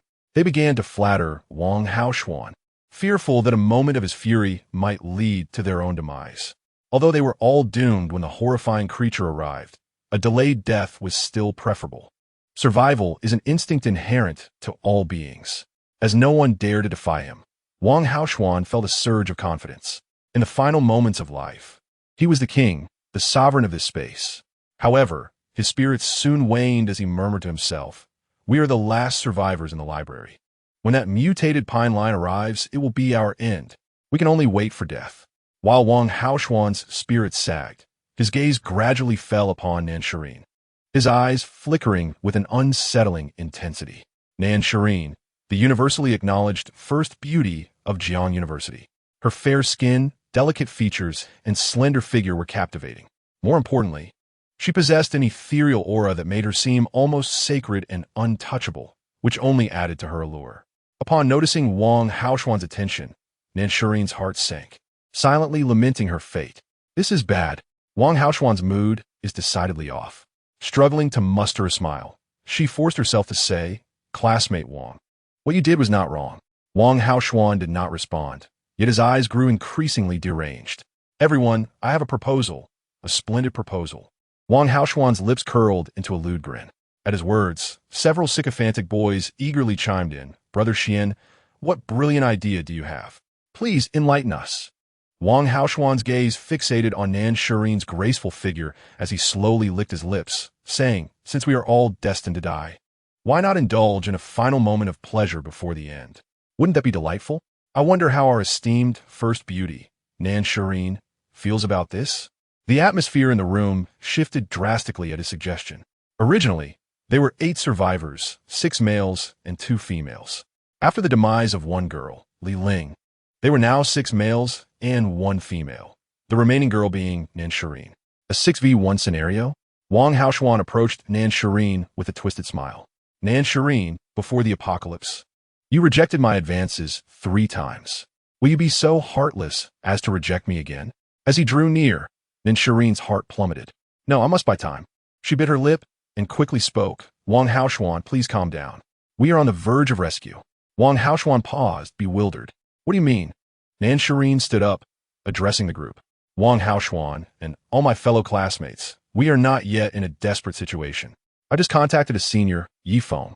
He is also an ability user and is willing to come to our aid. His powers are even stronger than Li Donghai's. He is on his way and will arrive shortly." Upon hearing this, the crowd's eyes sparkled with hope. "Really? That's wonderful. We have a rescue." Wang Haoshuan initially looked stunned, but then scoffed. "Ha, what a coincidence. Why would someone come to our aid just after I make my proposal? I never expected our esteemed beauty, Nan Shirin, to be a liar as well." Wang Haoshuan was unconvinced. "I'm not lying, truly," Nan Shirin desperately explained. Wang Haoshuan waved his hand dismissively, his expression one of disdain. "The news of our entrapment in the library has long been posted online. The terrifying might of the mutated pine lion is well documented. Even a powerful ability user like Li Donghai is no match for it. How could any fool come here to meet their demise?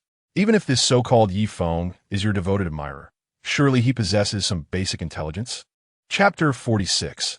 Feng's arrival will be our end. Wang Haoshuan's gaze bore into Nan Shirin, a hint of mockery dancing in his eyes, as if to say that a renowned beauty like her was quite adept at deception.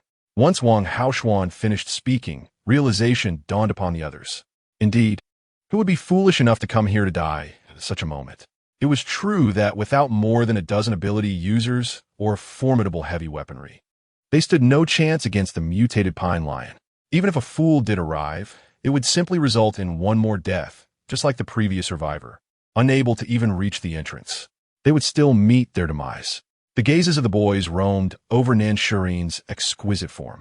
The icy beauty, fair and stunning, was a rare gem. Nan Shirin's expression shifted slightly, her heart sinking into an abyss of despair. Yet giving up was not in her nature. She quickly retrieved her phone, holding it up for all to see, attempting to persuade them. "Everyone, listen to me. I am not lying. I have the communication records to prove it. His name is Feng, my senior, a remarkably powerful ability user. Please, everyone, let us calm down and wait a little longer. Isn't it better to be alive? What I say is true." However, Wang Haoshuan had already lost interest in her words.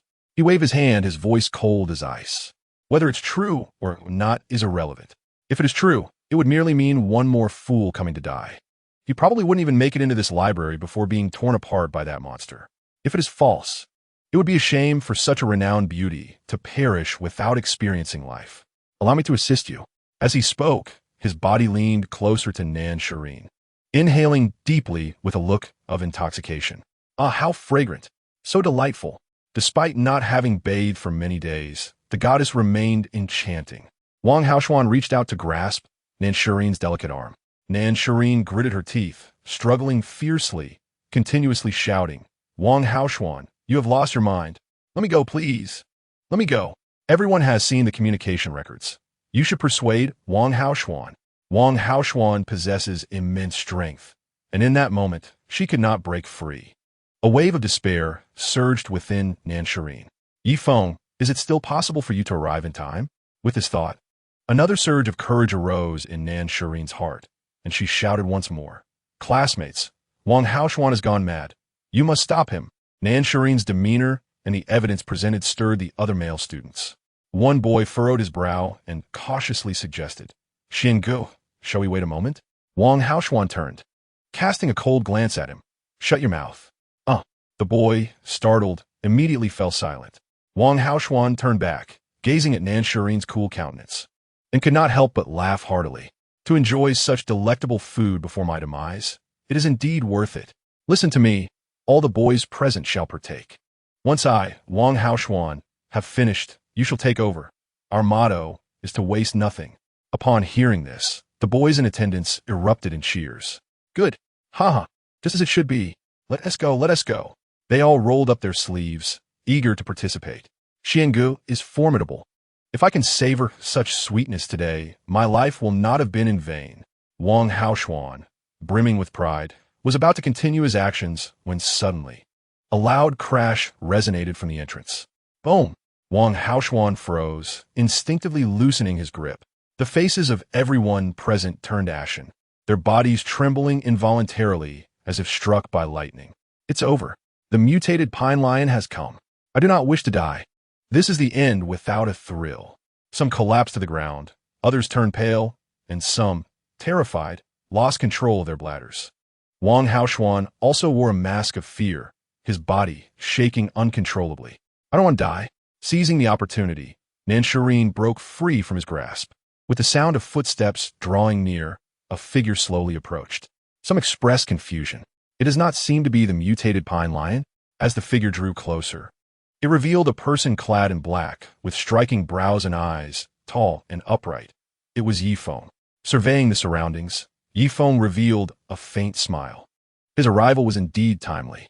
The onlookers, upon seeing that a human had entered rather than a beast, collectively exhaled in relief. Phew, that scared me to death. My goodness, there are indeed other survivors here? Kid, you are truly courting death. Wang Haoshuan also breathed a sigh of relief, his expression softening. Only Nan Shirin's eyes brightened as she hurried to Feng's side, gazing intently at him. You are Feng, the one who has come to rescue me, right? Yes. Feng smiled gently and nodded. The crowd erupted in astonishment. This person truly exists. If he is not one of the other survivors in the library, then he must be the devoted ability user Nan Shirin spoke of. Is he really here? How'd he get in? Did the mutated pine lion deliberately let him in? Wang Haoshuan stood in stunned silence, his eyes wide with uncertainty as he looked at Feng. You truly came from outside?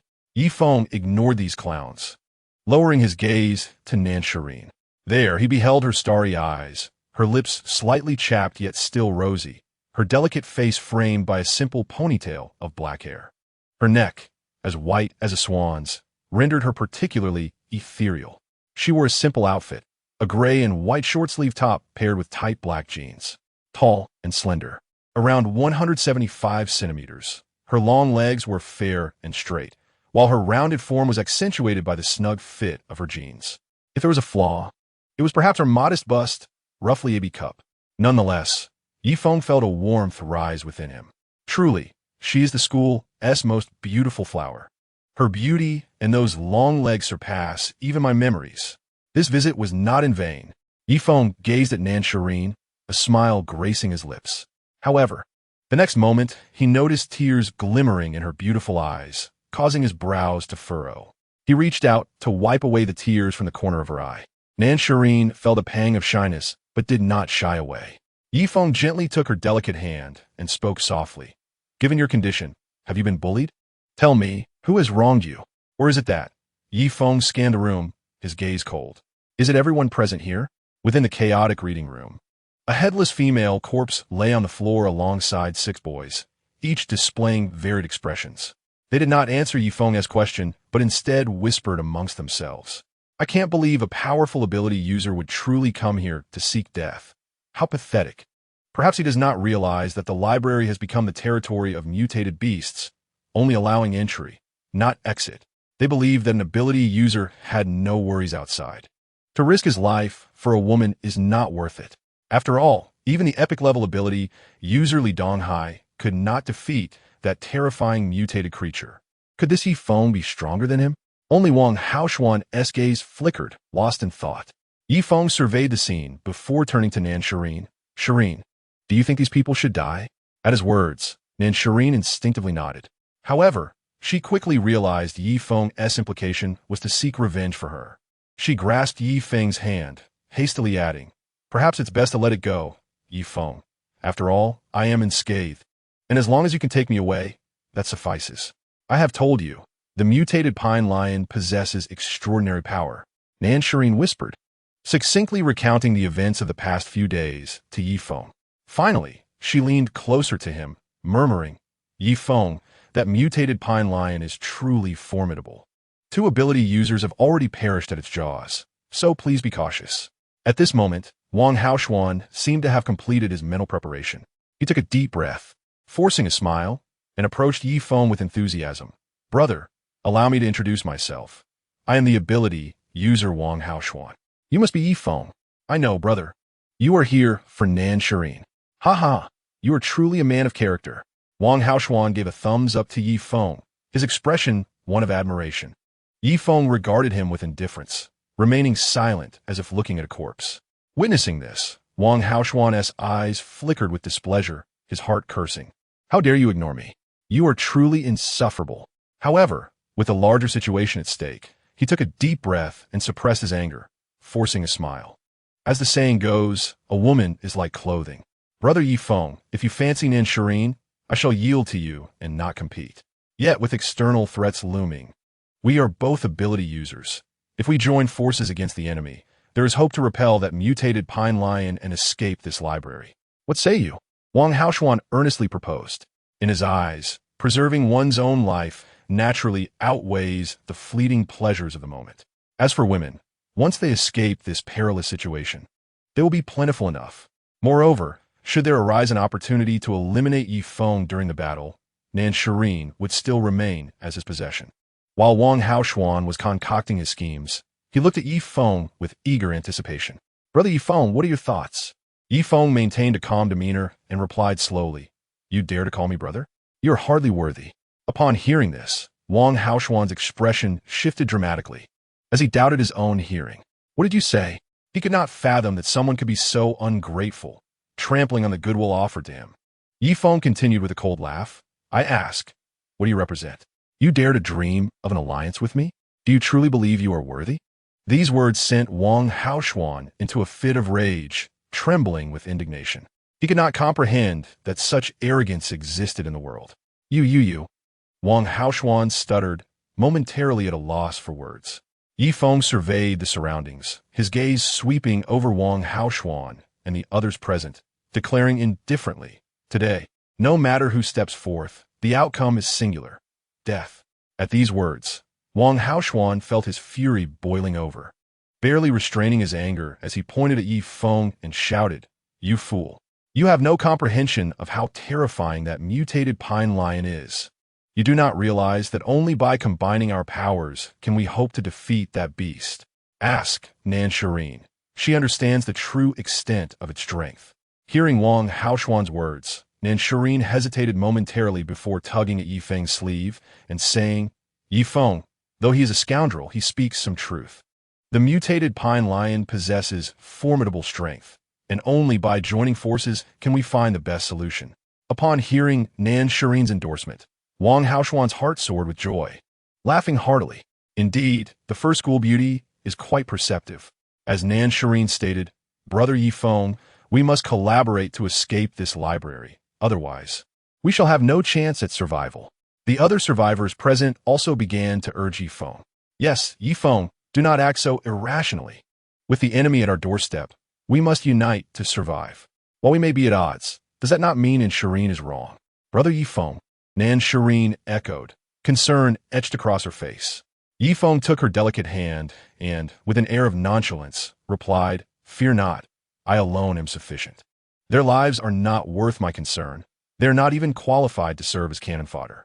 With that, Yi Feng strode purposefully toward Wang Haoshuan, a glimmer of murderous intent flashing in his eyes. Witnessing Yi Feng's approach, Wang Haoshuan's expression soured. Yi Feng, you're utterly unyielding, he roared. Allow me to bring you to your senses. Full metal transformation. With a hum, a grayish-white metallic aura emanated from within him, enveloping his entire form. In an instant, Wang Haoshuan transformed into a towering metal giant, his body encased in dark, resilient metal. The transformation complete, a confident smile adorned his face. This was his ultimate form, capable of hardening his muscles, bones, and even organs into metal. Seeing this, Nansharin's beautiful eyes filled with trepidation. Yifeng, be cautious.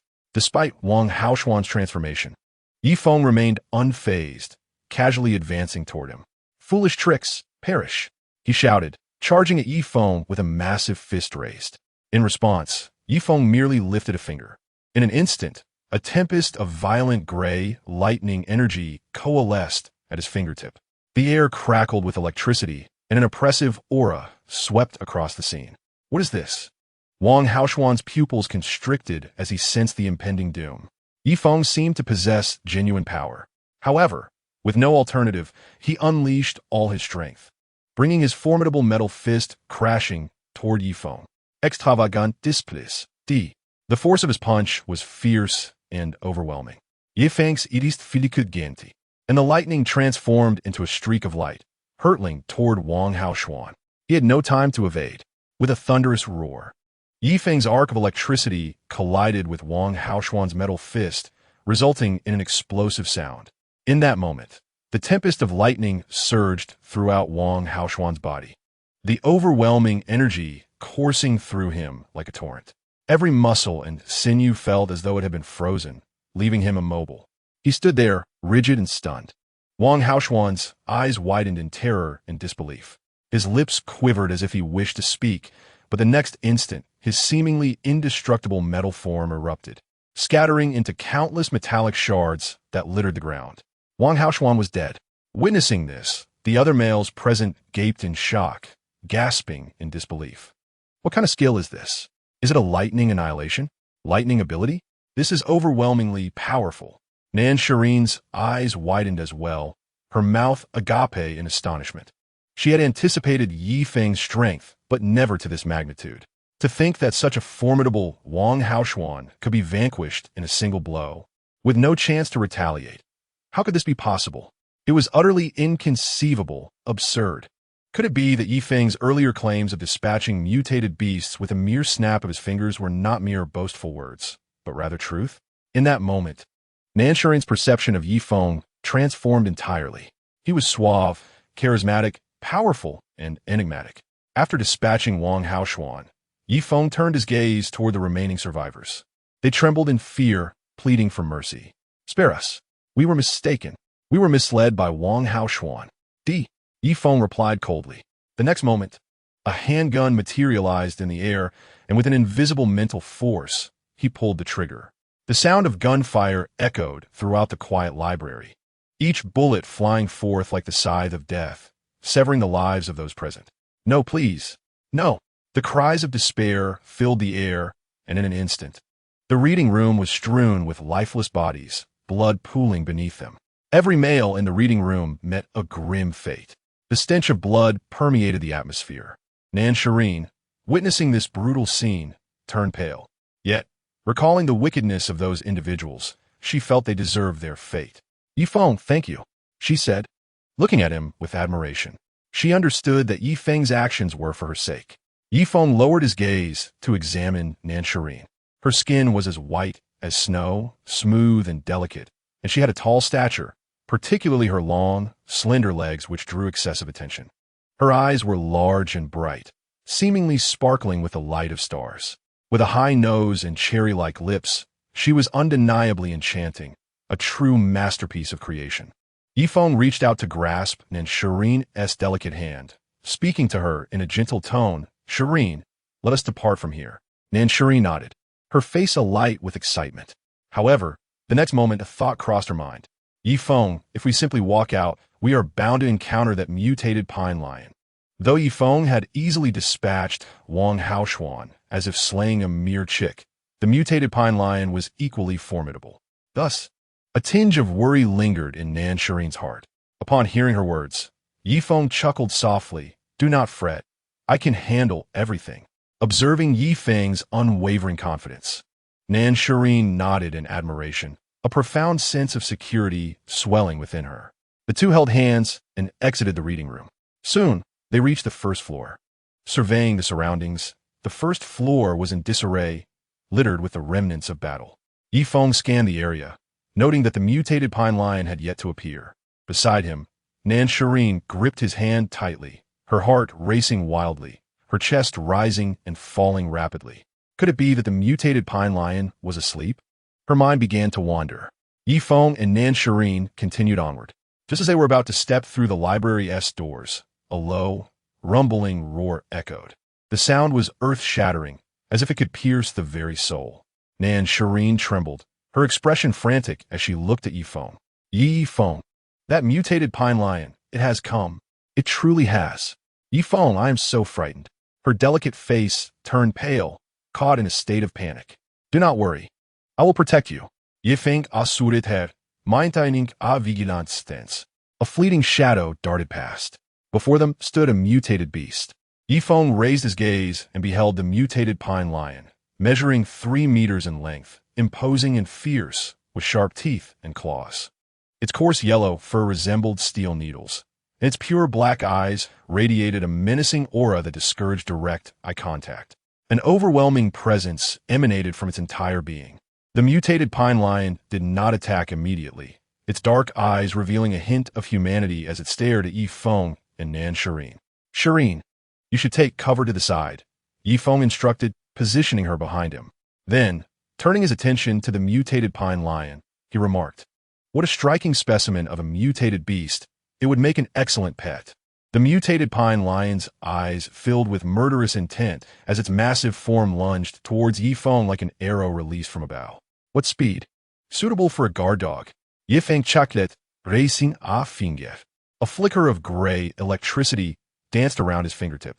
With a crackle, the air buzzed. Sensing the impending thunder, the mutated pine lion felt a surge of caution. It could not afford to take a direct hit. It would be fatal. Yi Feng lifted his hand, and a bolt of gray electricity shot forth. The mutated pine lion anticipated Yi Feng's action, twisting its massive body in a peculiar manner, narrowly evading the electric arc. The arc grazed past, striking a nearby shelf with a resounding explosion. The imposing bookshelf shattered into splinters under the force of Yi Feng's electricity. The mutated pine lion was drenched in cold sweat upon witnessing this, its gaze towards Yi Feng now laden with hostility. Yi Feng, too, felt a hint of astonishment. It was the first time an enemy had escaped from his chaotic divine thunder. The mutated pine lion let out an enraged roar, its form flickering in rapid succession. In the blink of an eye, it was upon Yi Feng, its eyes filled with ferocity as it raised its enormous claw, aiming a devastating blow at Yi Feng's head. Yi Feng could even smell the stench of blood emanating from it. Beside him, Nan Shireen gasped, Yi Feng, be careful. Yi Feng shifted slightly, and the mutated pine lion's claw swiped past him, crashing heavily onto the ground. The tiles shattered, debris flying in all directions. Yi Feng raised his hand, and a flaming blade materialized in his grasp. With remarkable speed, he swung the blade horizontally. At the same moment, the mutated pine lion lifted its claw. The two collided. With a sharp crack, the mutated creature's claw was cleaved, blood gushing forth. Simultaneously, flames erupted from the blade's edge, igniting the mutated pine lion's paw. It let out a series of anguished howls, its massive form retreating swiftly, rolling on the ground to extinguish the flames. Panting heavily, the mutated pine lion's eyes were filled with rage and pain. This was the first time it had sustained such severe injuries since its mutation. It was furious, letting out another deep roar. The mutated pine lion's head suddenly swelled to several times its size. Yi Feng felt a stirring within. What kind of technique was this? A head enlargement technique? Just as Yi Feng remained on guard, the mutated pine lion's neck elongated in an eerie manner, akin to a rubber band, soaring towards Yi Feng at an astonishing speed. It is important to note that the mutated pine lion was already incredibly fast, and this attack was tenfold quicker. By the time Yi Feng realized the danger, it was already too late to evade. Chapter 49. 4 attacks successfully landed. The attack had succeeded. A glimmer of triumph flashed in the mutated pine lion's eyes. It opened its cavernous maw, revealing its razor-sharp fangs, and lunged at Yi Feng as if to consume him whole. Watching from the sidelines, Nan Shireen's heart sank, her beautiful eyes filled with concern. The mutated pine lion clamped down on Yi Feng's waist, its gaze brimming with excitement. Damn human, perish! In its imagination, Feng would be torn in half, blood spraying everywhere. It even envisioned how it would feast, first like this, then like that, biting down with ferocity. Crack. Why does this taste off? A flicker of confusion crossed the mutated pine lion's eyes. It felt as if it were biting into solid metal. The pain was excruciating. In the next moment, a searing agony radiated from its teeth, a crack forming at the base of its sharp fangs, blood seeping out. The mutated pine lion was utterly bewildered. How could this be? Its teeth were more durable than any metal, utterly indestructible. Since its mutation, there had been nothing it could not crush.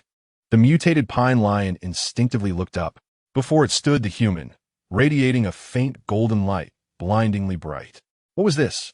The mutated pine lion was both furious and anxious, its colossal head retracting as it gazed at Feng in uncertainty.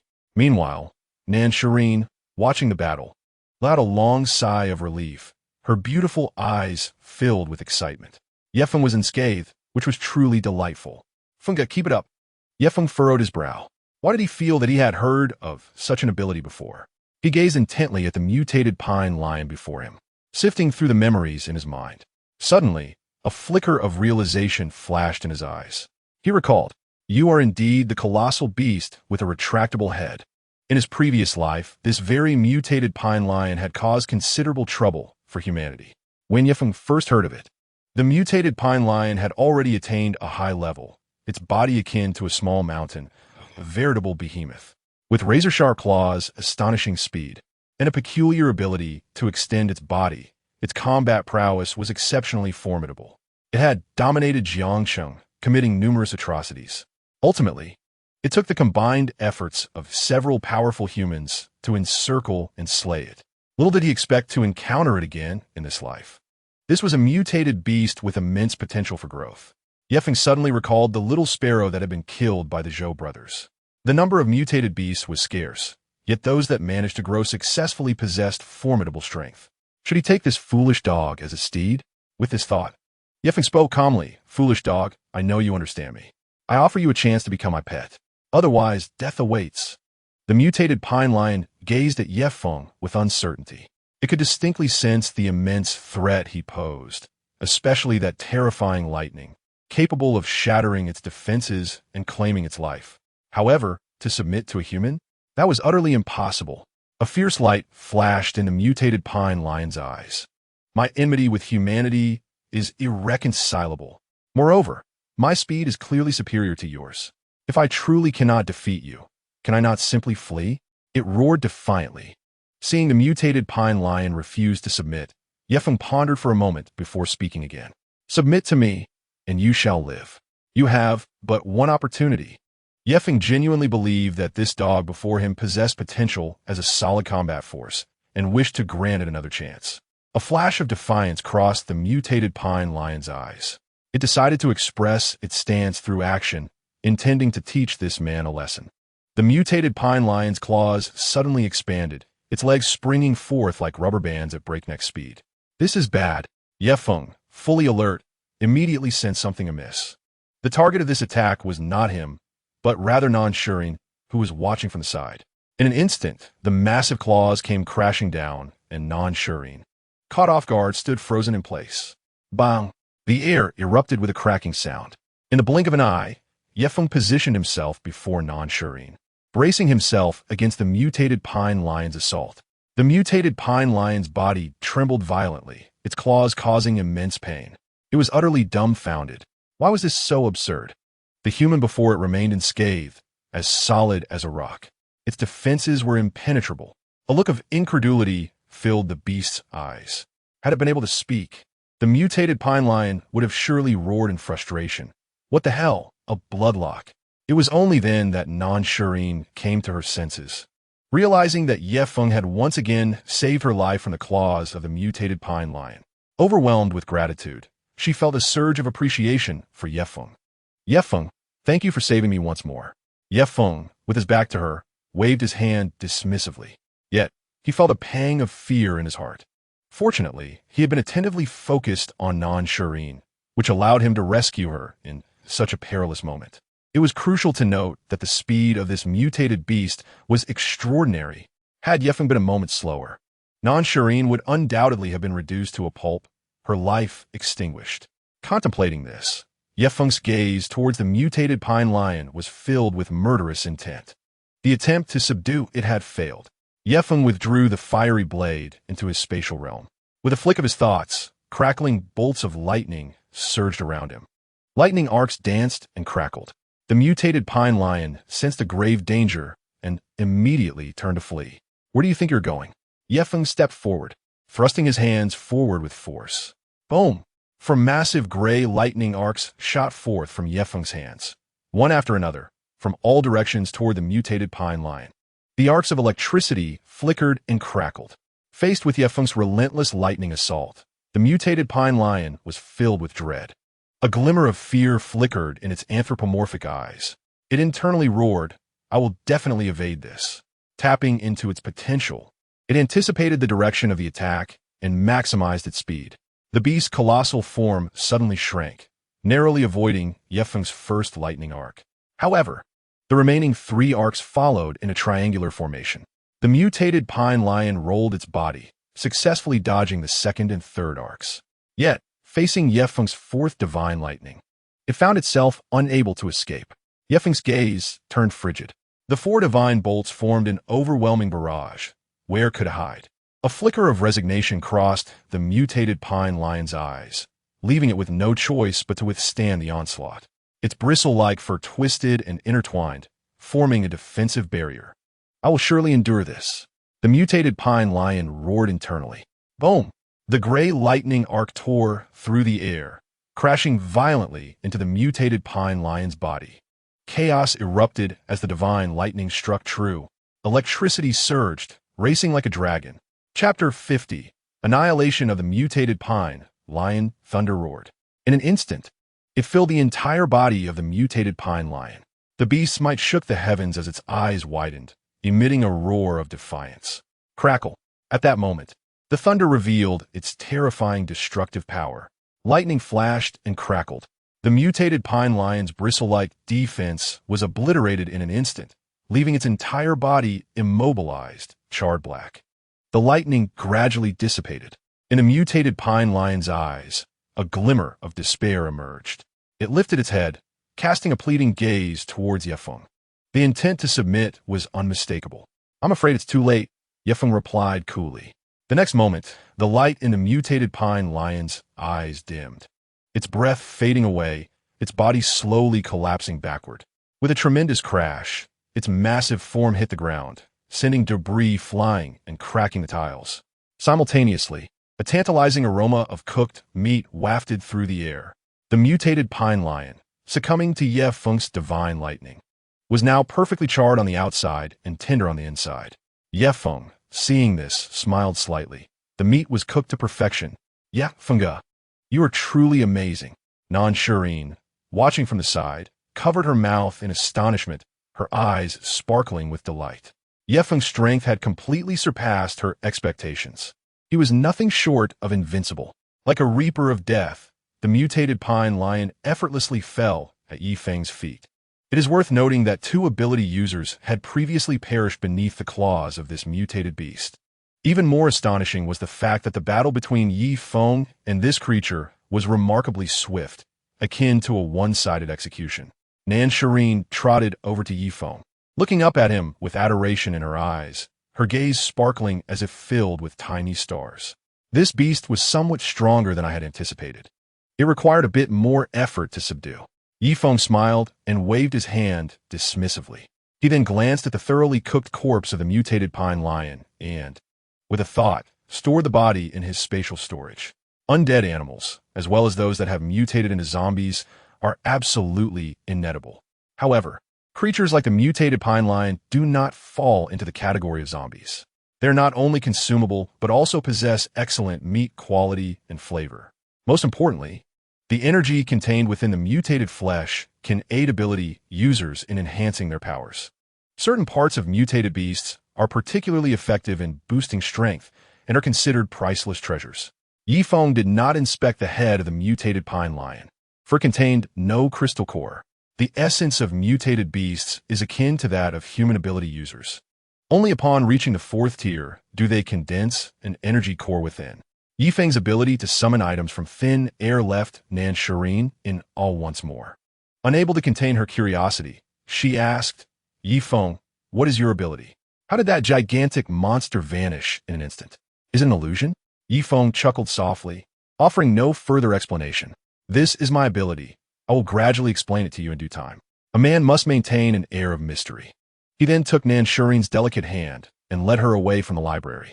As they walked together, Nan Shireen obediently followed Yifeng, her heart brimming with an overwhelming sense of security as she admired his handsome profile and tall stature. Is this the man I am about to commit to? How many secrets do you hold?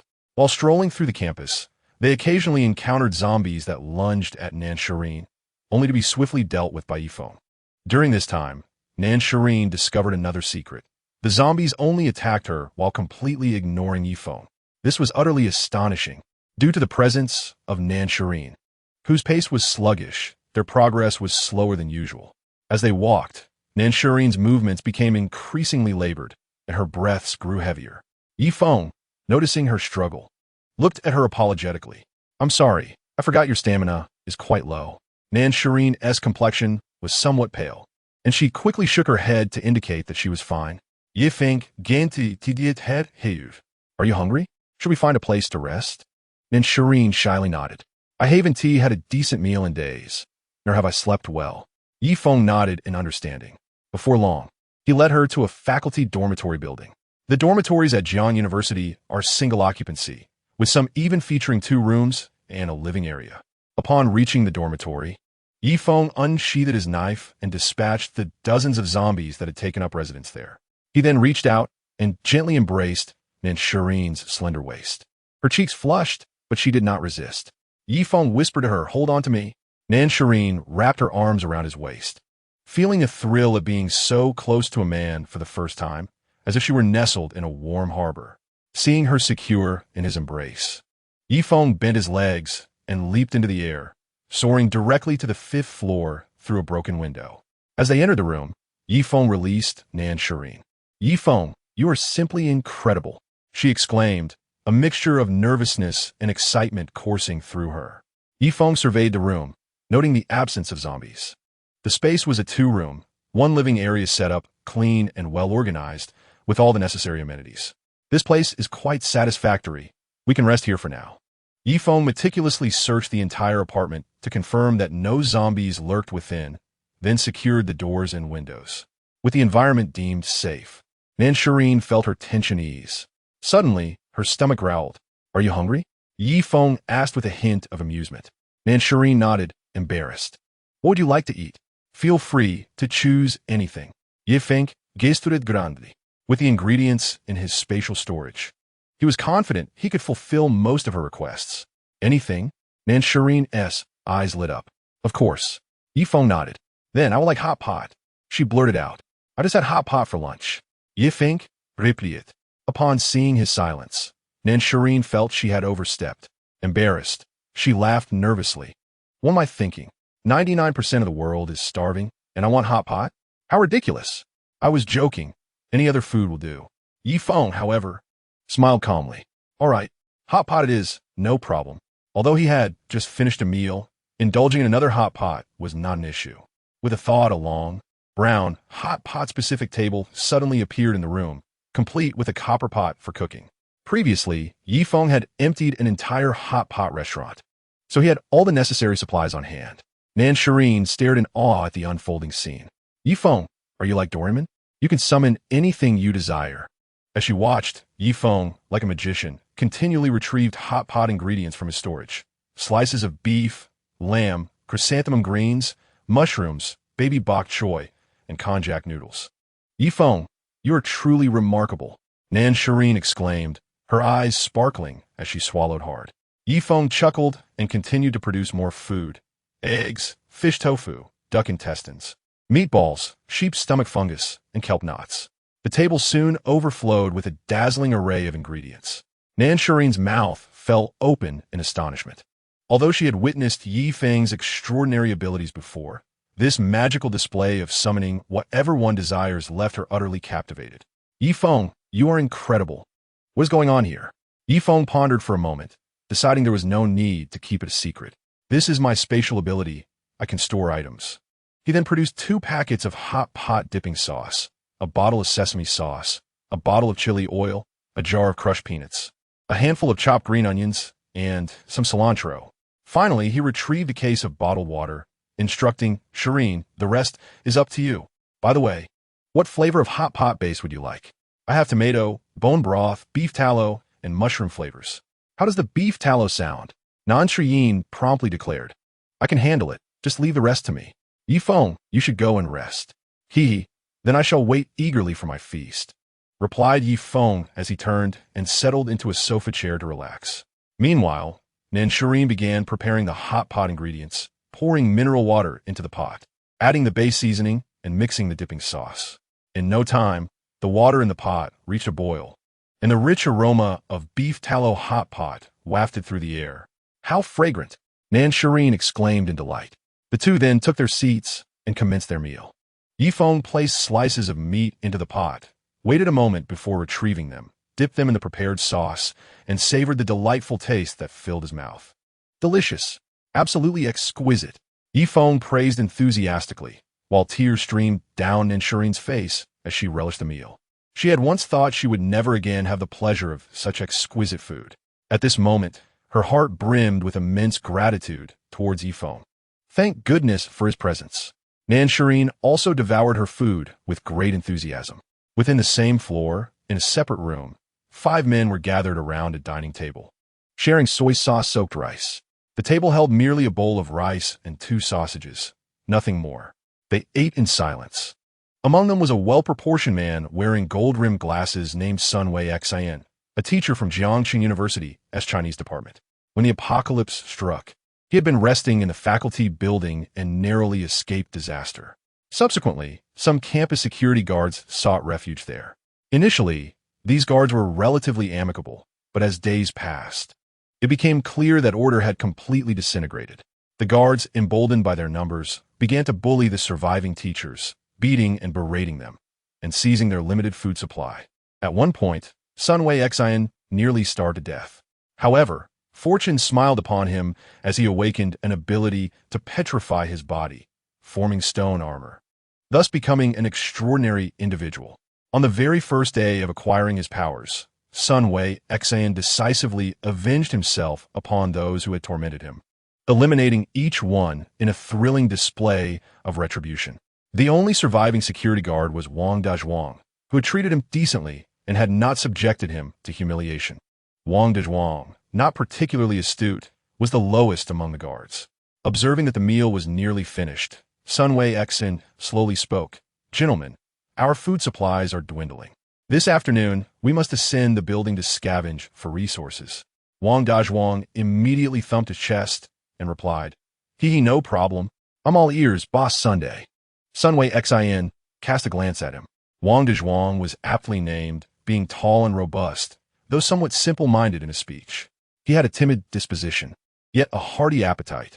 His sole virtue was his loyalty to Sunway Xian. The other 3 nodded in agreement. Having also been victims of the guards' bullying and having witnessed Sunway Xian's ferocious prowess in dispatching the guards with brutal efficiency.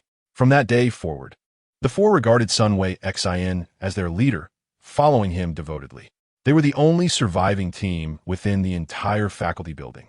Wang Dazhuang continued to eat, rapidly finishing 3 bowls of rice. "You truly are a glutton," Sunway Xian teased with a laugh. Wang Dazhuang chuckled sheepishly. Sunway Xian squinted thoughtfully, pondering the scarcity of resources in the building. "We have yet to scour the 6th floor. If we do not gather sufficient supplies, we may have to risk venturing outside." The faculty building had never accommodated many residents. Moreover, when the zombie crisis erupted, it was during class hours, so the majority were absent. Consequently, while the number of zombies was limited, food was also in short supply. Now, they were left with only a small amount of rice and a few precious loaves of bread and sausages that Sunway Xian was reluctant to eat. After filling their stomachs to some extent, they armed themselves with makeshift weapons and set out to ascend the building. "Boss, I think I smell something peculiar," Wang Dazhuang suddenly whispered. The others halted in their tracks. "Did you all catch that?" Sunway Xian furrowed his brow. "I smell it too." It seems to be the scent of hot pot. A sense of confusion washed over them. Where could that hot pot aroma be coming from? It's quite bizarre. Sun Wei Xin commanded, proceed with caution. Following the scent, they swiftly pinpointed the source of the fragrance to a specific room. Boss, I recall this being an empty room. It's impossible for there to be hot pot inside. Are we encountering something supernatural? They began to murmur quietly among themselves. The sudden appearance of the aroma left them feeling uneasy. The rich scent of beef tallow hot pot and the aroma of meat wafted from the crack under the door, causing the group to swallow hard in unison. It smells divine. Ikrabaot bot. What on earth is happening? Boss, what should we do now? They hesitated. Let us retreat to our room, Sun Wei Xin suggested cautiously, leading the group back.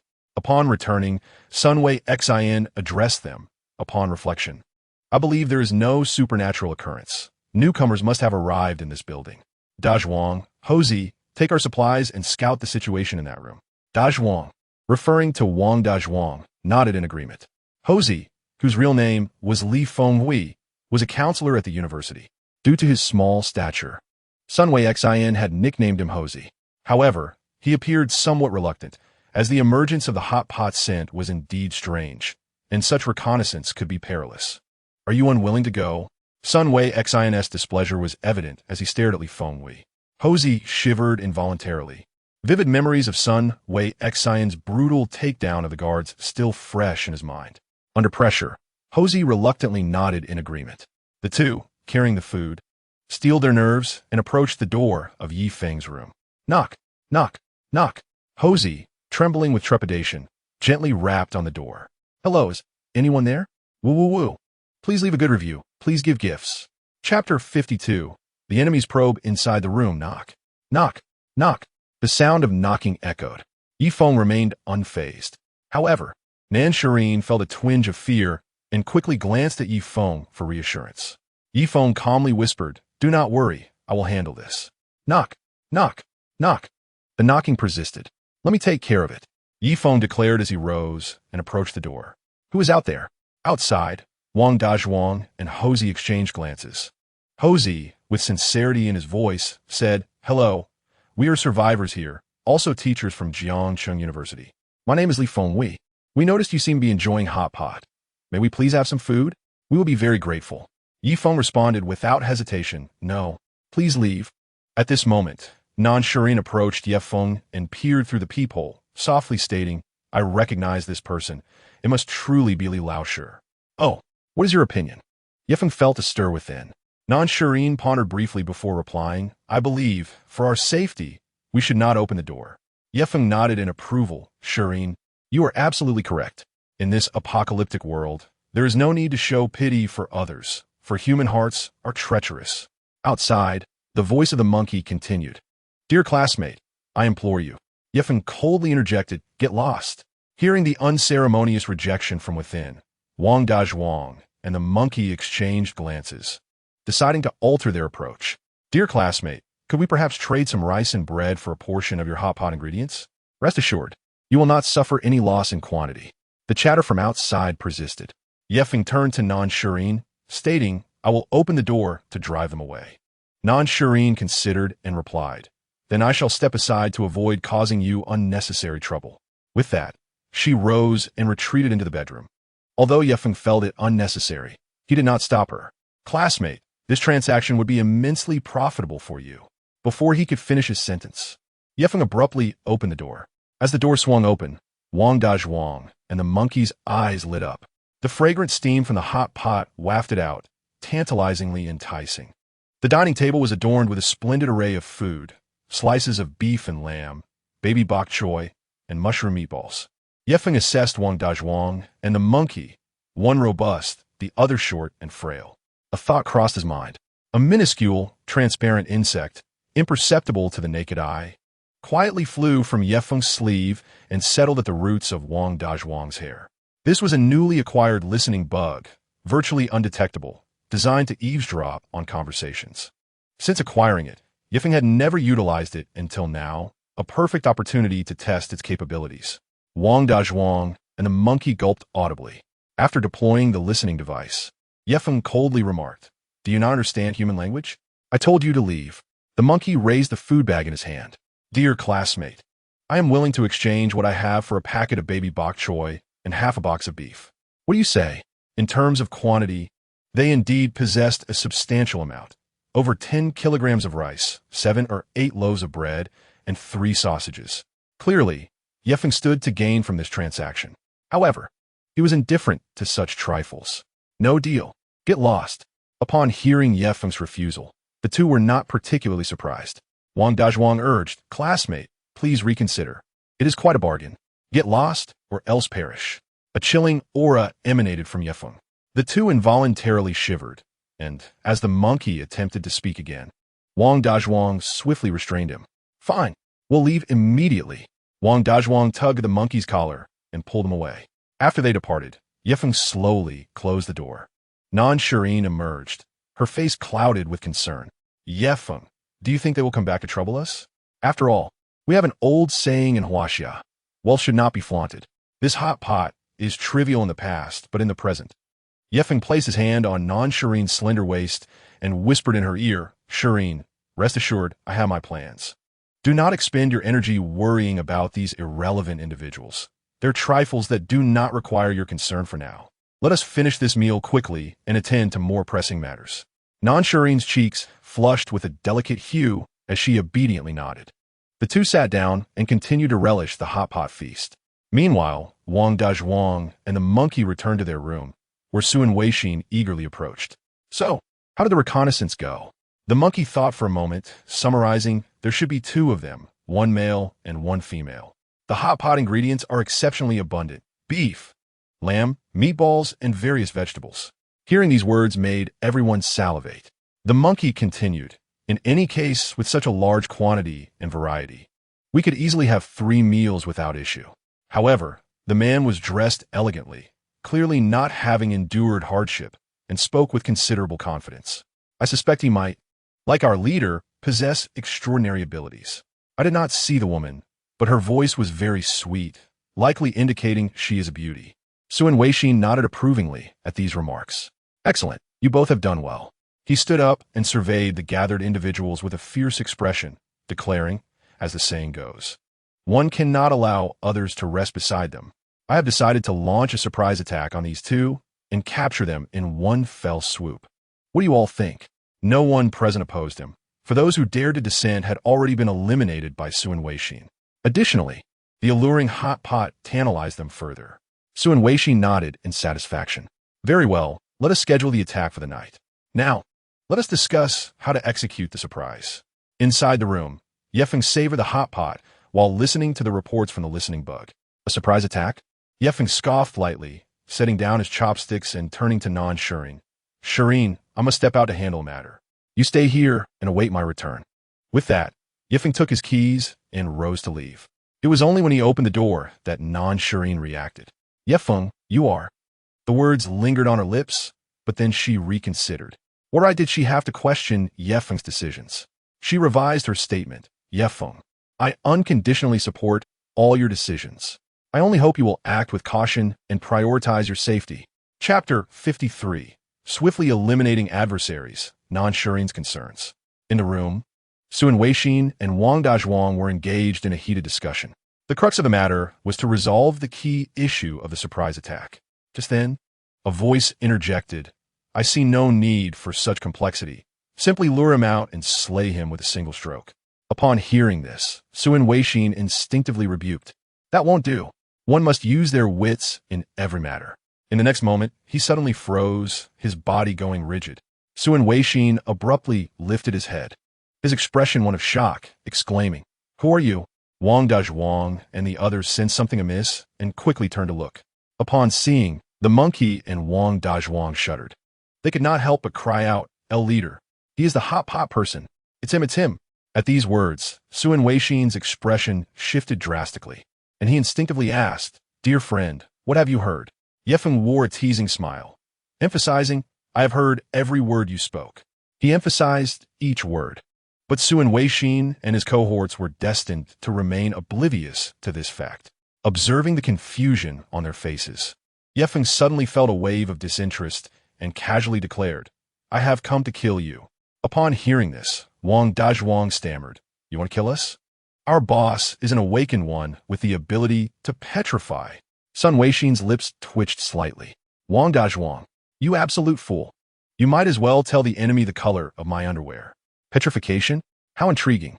Yi Feng cast a sidelong glance at Sun Weixin, who, with a glacial stare, retorted. So you think you have me at your mercy?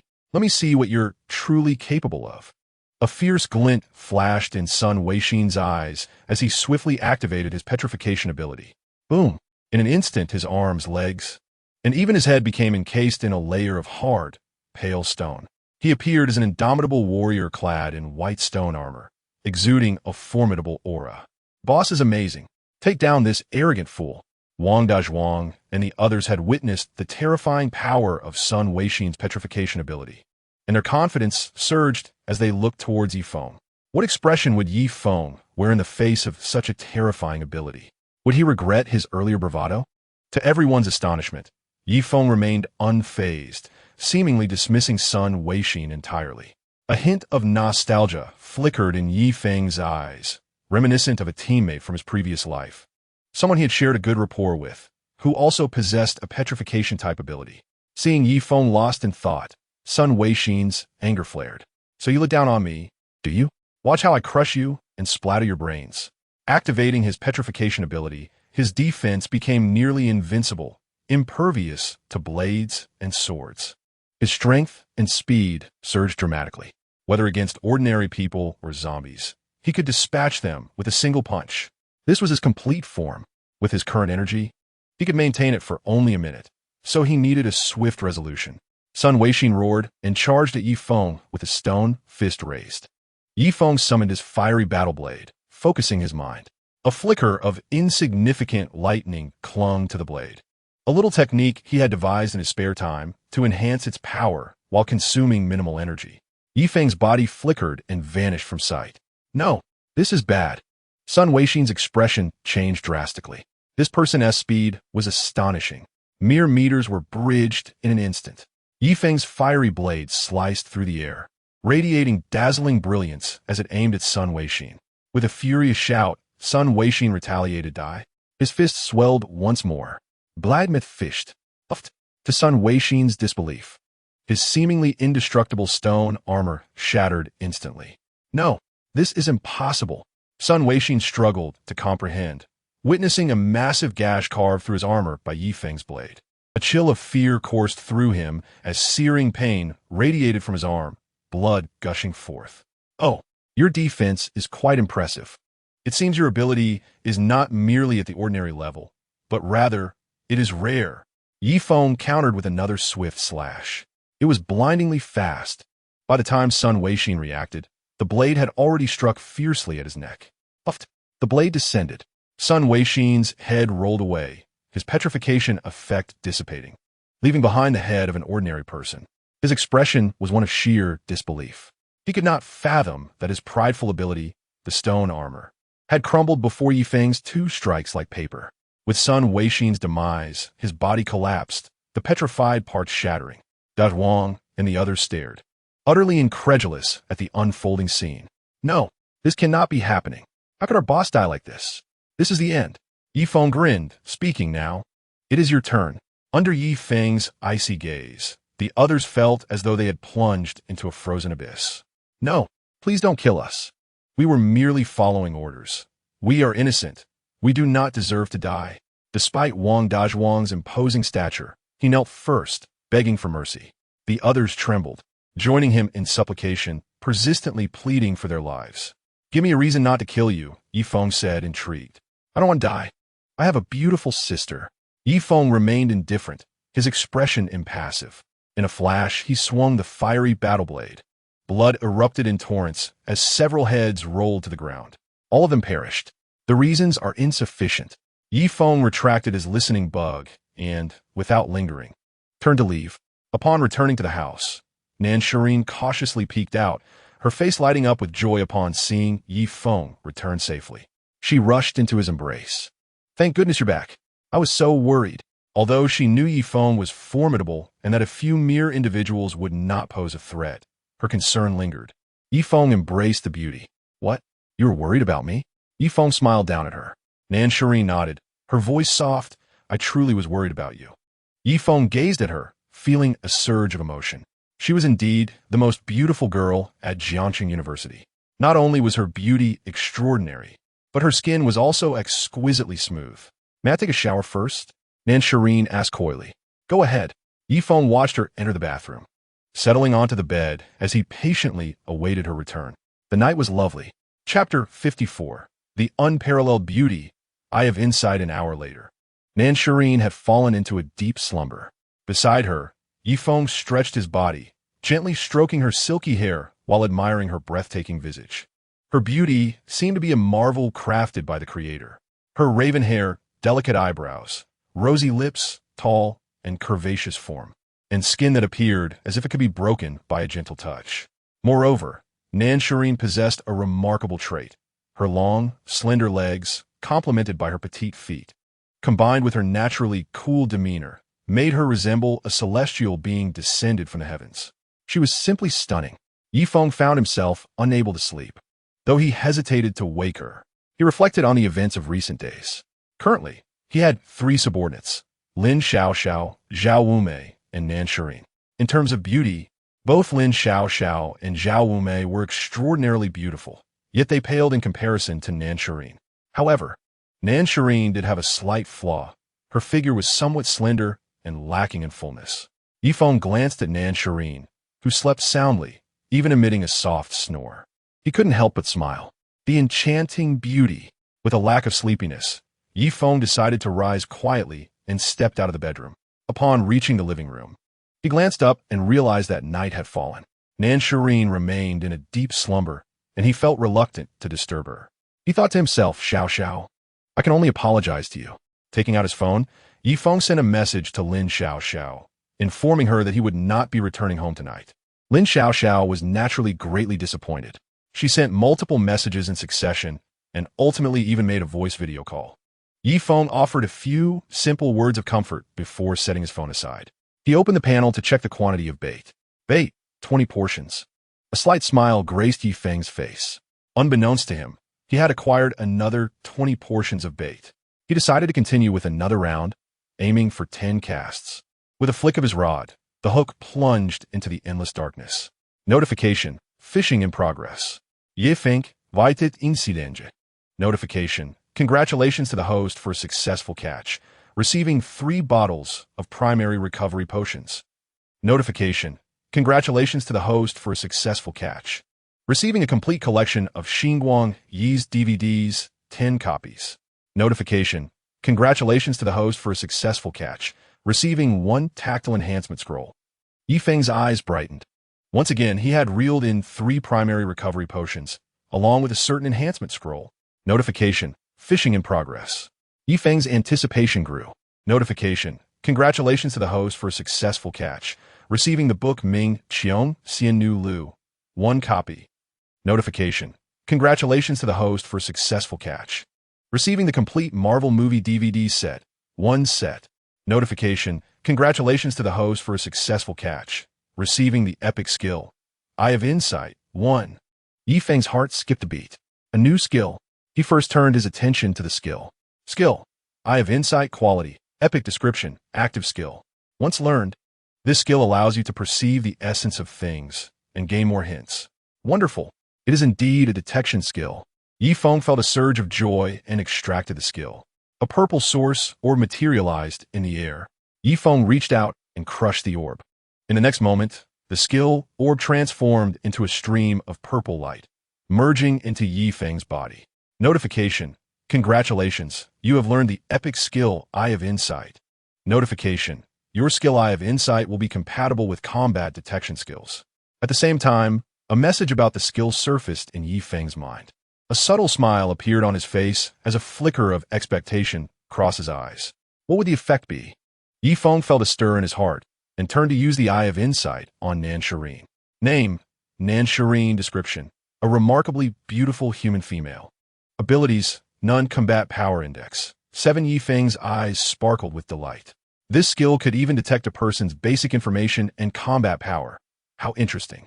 Yifeng continued to examine other items. Item: floor. Description: a worn-out floorboard. Feng activated the Eye of Insight once more. Item: double bed description. An old bed where just moments ago, a couple engaged in intimate activities. Feng chuckled. The Eye of Insight proved to be quite useful. At the very least, it could provide some intelligence. The skill test concluded. Feng then turned his attention to the new scroll. Item: tactile enhancement scroll, quality, rare description. After using the scroll, your sense of touch will be enhanced to a certain degree. This scroll belongs to the old series. It enhances tactile senses. Feng pulled out the scroll. In a swift motion, a palm-sized scroll appeared in his hand. He tore open the scroll. In an instant, the petite scroll transformed into a stream of blue light, surging into Feng's body. Feng's body trembled as he felt a surge of power rapidly integrate into his tactile nerves. Simultaneously, he sensed a slight prickling sensation throughout his body, compelling him to close his eyes momentarily as he adapted to the enhancement. Before long, the enhancement concluded. Feng opened his eyes and, upon touching his clothes and the table, was met with surprise. Every object he touched seemed to possess a newfound sensation. The softness of fabric and the coolness of metal were clearer and more tangible. Feng even sensed the air flowing around him. Quite delightful. Feng smiled. With 10 more fishing opportunities remaining, he decided not to hoard them. System: continue fishing 10 times. With a flick of the rod, notification: fishing in progress. Feng casually sat in a chair, awaiting the fishing results. Notification: congratulations to the host for a successful catch, receiving 10 Huawei shortwave radios. Notification: congratulations to the host for a successful catch, receiving 1 model of Emerald Route. Notification: congratulations to the host for a successful catch, receiving 100 cans of Xi and Jin brand peach preserves. Feng remarked. It seems nothing substantial has come up. The system prompted again. Notification: congratulations to the host for a successful catch, receiving 1,000 matches. Notification: congratulations to the host for a successful catch, receiving 1 Buba D Xiao Tian Kai smartwatch. Notification: congratulations to the host for a successful catch, receiving 1 intuition enhancement scroll. Feng let out a slight sigh of relief. As long as there were rewards, it was acceptable. Before long, the fishing concluded. With a thought, Feng retrieved his sole reward from the fishing space. Item: intuition enhancement scroll, quality, rare description. After using the scroll, your intuition will be enhanced to a certain degree. The enhancement of the sixth sense. Chapter 55. Enhancing intuition. Advancing to 2 stars, Feng tore open the intuition enhancement scroll. In the next moment, the scroll transformed into a stream of blue light and entered Feng's body. He closed his eyes slightly, not sensing much of change. It seemed as though there was no alteration. Feng opened his eyes, puzzled. Previous enhancements had always brought about noticeable changes. Wait, what is this peculiar feeling? Feng's Gaze sharpen it. In the room, a cockroach crawled out from a crevice beneath the dining table. Feng crouched down to observe. The cockroach scuttled around before disappearing into another gap. Is this intuition? Or perhaps it could be termed the sixth sense. Feng's eyes brightened. After the enhancement, his perceptive abilities had significantly heightened. Feng could now detect subtle changes in his surroundings with greater acuity. The enhancement of intuition was quite commendable. Feng smiled with satisfaction. This enhancement of intuition would aid him both in combat and in making judgments. The enhancement concluded. Feng exhaled a breath of stale air. Although it was not yet the 7th day, he already felt ready to attempt ascending in rank. With that thought, Feng retrieved a zombie crystal core from his storage space and activated the Eye of Insight to inspect it. Item: first tier crystal core, elite level. Description: a crystal core imbued with energy. Absorbing it can enhance the abilities of the ability user. Absorbing an elite level crystal core can assist the ability user in breaking through their limits. Upon grasping the detailed information, a glimmer of surprise flickered in Feng's eyes. The mutated zombie pig indeed was a first-tier mutated zombie.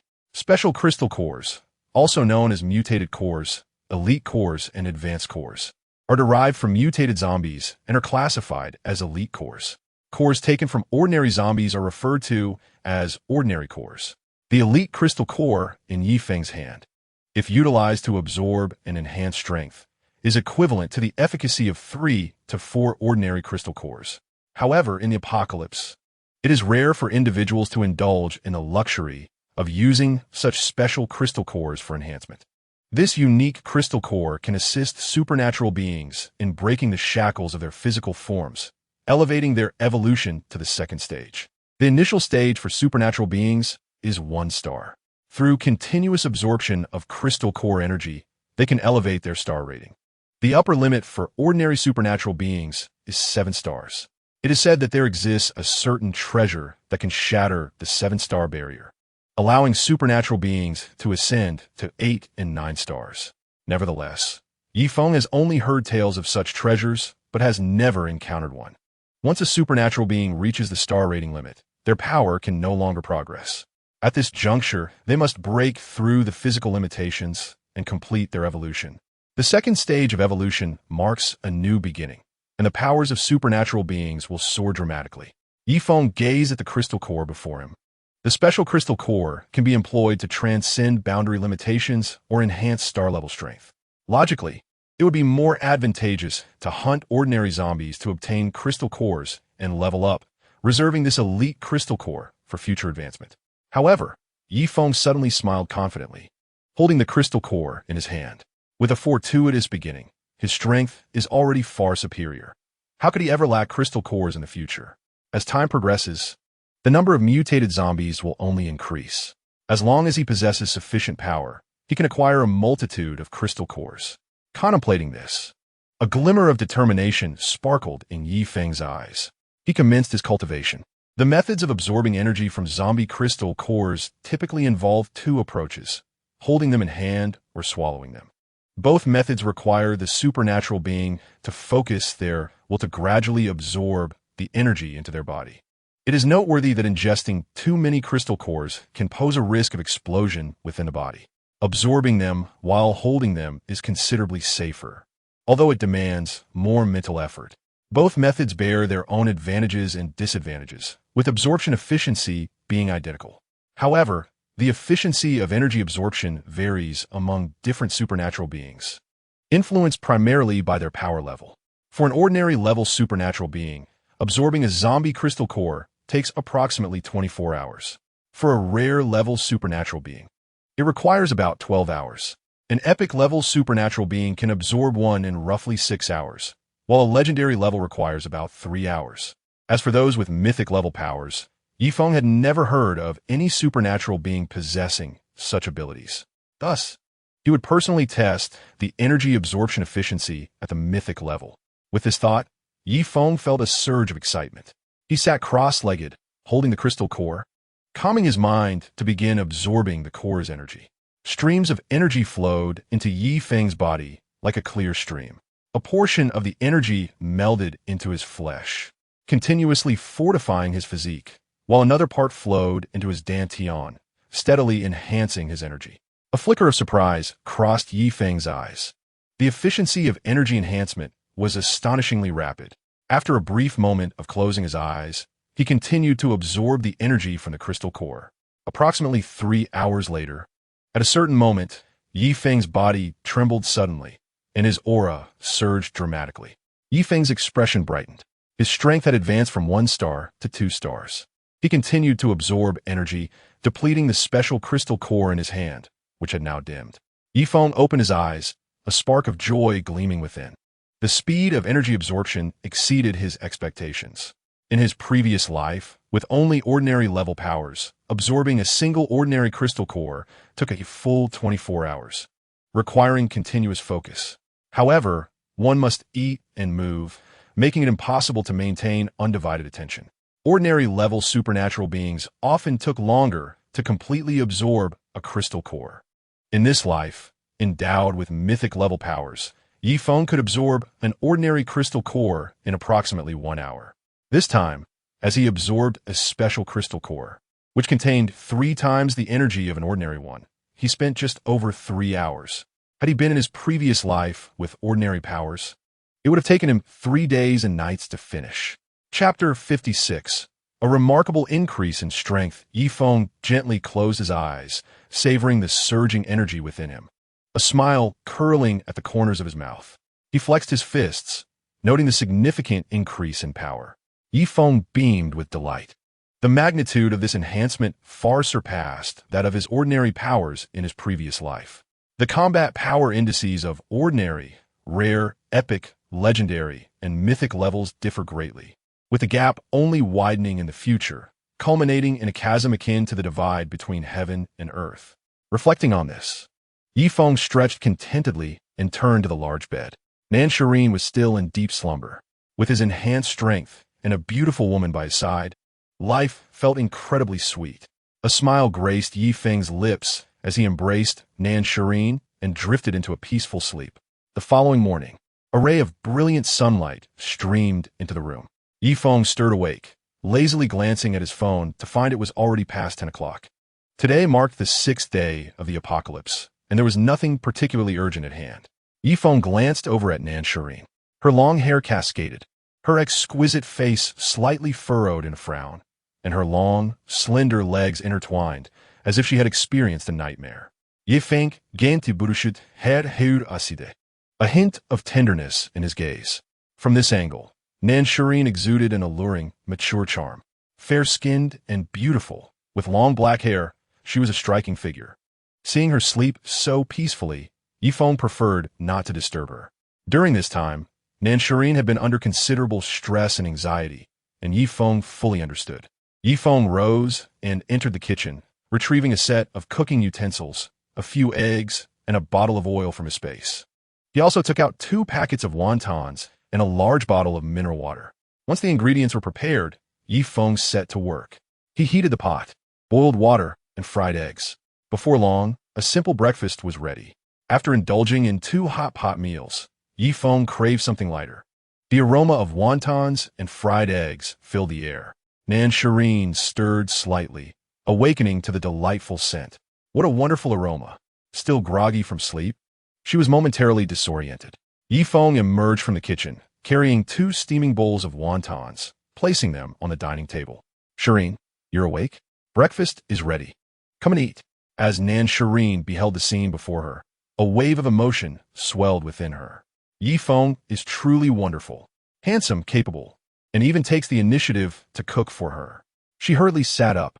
Feng, let me handle such simple matters from now on. Yet, as she made a slight movement, she involuntarily let out a soft gasp, her face flushing slightly. Yesterday's battle was exceedingly intense, leaving her body aching in multiple places. More critically, Shireen's attire had been torn to shreds, leaving her without a garment to wear. Feng noticed her predicament and, with a fleeting thought, retrieved a lace nightgown from his spatial realm and handed it to her. Change into this first. I shall find you a few more outfits shortly. As Shireen stood to take the nightgown, she inadvertently revealed a glimpse of her beauty. Feng's gaze lingered upon her with admiration. Upon inspecting the garment, Shireen's cheeks flushed slightly. It appeared to be a rather alluring piece. However, she refrained from voicing her thoughts and obediently changed into the nightgown. When she completed her change, Feng's eyes roved over her form. The wine-red nightgown complemented Shireen exquisitely, hugging her figure to showcase her gently curving hips, slender waist, and fair legs. Coupled with her naturally fair neck and stunning visage, along with her ethereal aura, she was undeniably captivating. Feng internally marveled at her beauty. If only she held a glass of swaying red wine in her hand, it would be a fitting image for the school's most beautiful flower. Her figure a perfect display of nature's artistry. Shireen, feeling somewhat bashful, took a seat. In her lifetime, she had never donned such a provocative outfit. The aroma of breakfast wafted through the air, tantalizing her senses. The steaming wontons captured her attention, yet since Feng had not yet picked up his chopsticks, she hesitated to begin. Feng seated himself and encouraged, "Eat. You need not wait for me." The two commenced their breakfast, savoring wontons and fried eggs. This simple meal filled Shireen with a profound sense of happiness. This very breakfast, appearing modest, was something that 90% of people could scarcely enjoy today. Reflecting on her recent days, she realized that the most fortunate occurrence was establishing a connection with Feng. The wisest decision she had made was agreeing to become his woman. After a while, they finished their breakfast. Feng then retrieved a plethora of clothing from his spatial realm. T-shirts, shirts, jackets, shorts, overalls, bell-bottoms, leggings, dresses, and an array of lingerie in various brands and colors. He spread them generously across the bed.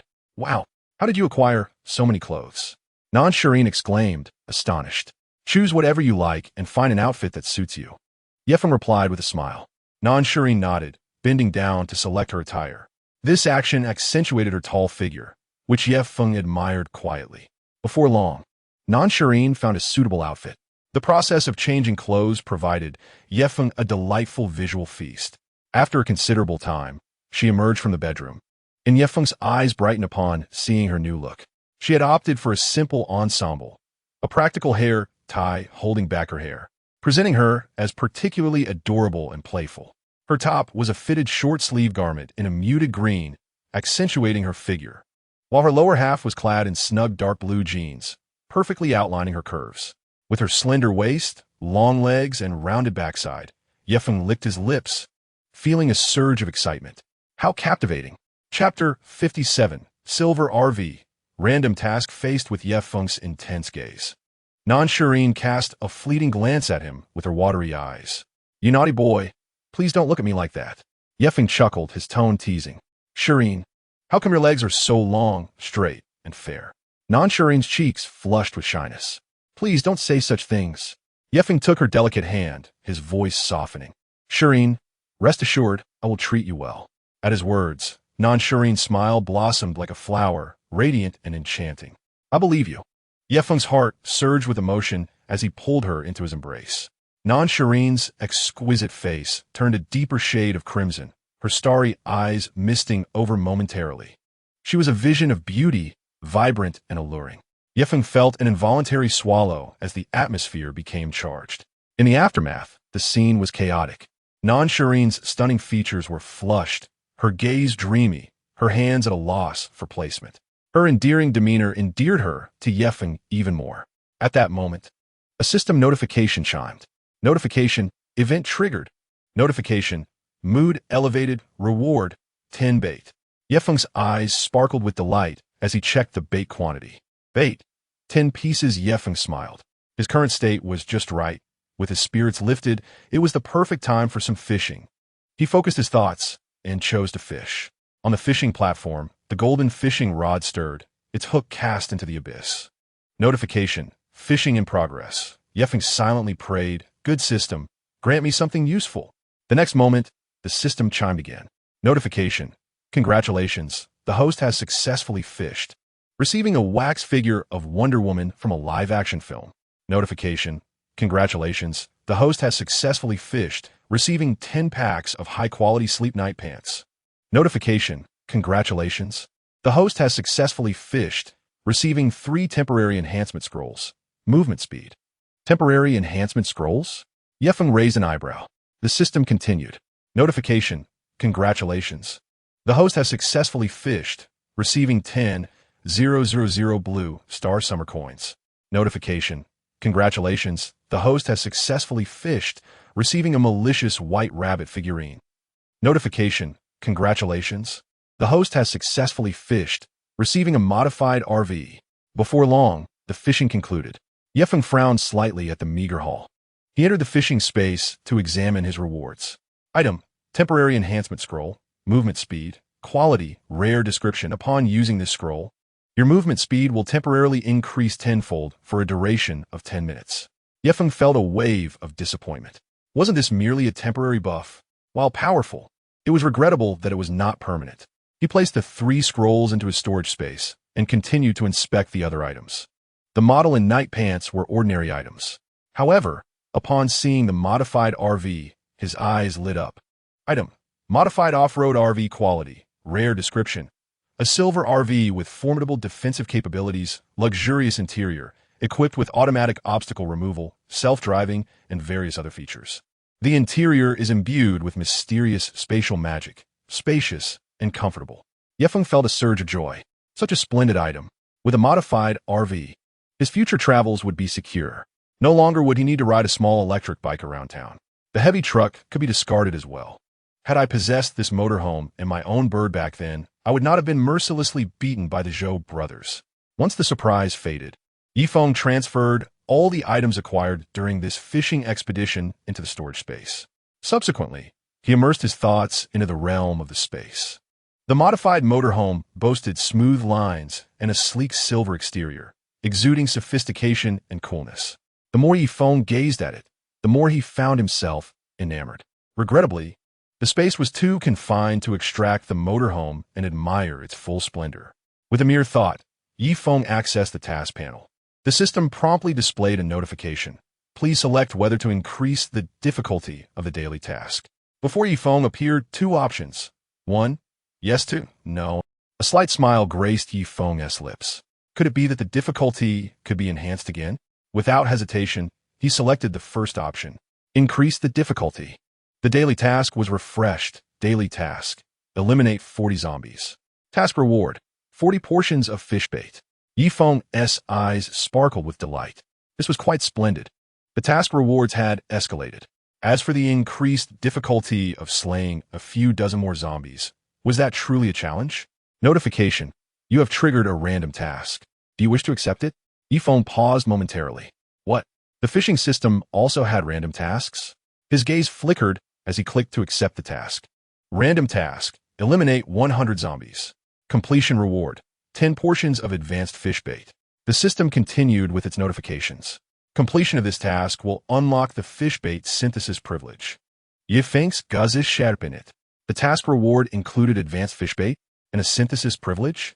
System, what exactly is advanced fish bait? What does the synthesis privilege entail? The mechanical system remained unresponsive to Feng's inquiries. He had long anticipated this outcome and felt no disappointment. After all, it was merely an inquiry, and it cost him nothing. A glimmer of excitement flickered in Feng's eyes. Could advanced fish bait lead to superior catches? There was no need to rush. He would learn the results upon completing the task. Content. Feng closed the system and turned a glance at Nansharine.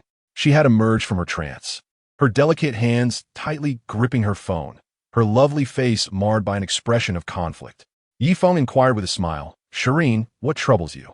Nansharine looked up at Feng, hesitating to speak. Noticing her reluctance, Feng felt a stir within. Shireen, if you have something to say, speak freely. There is no need to conceal anything from me. Nansharine bit her lip, whispering, Brother Feng, may I ask you for a favor? Feng narrowed his eyes and responded slowly, Shireen, please tell me what it is. Chapter 58. Departure to Jinding Hotel having lived once more. Feng vowed not to be a sycophant. Thus, he wished to ascertain whether Nansharine's request was excessive before deciding to comply. Relieved, Nansharine quickly explained.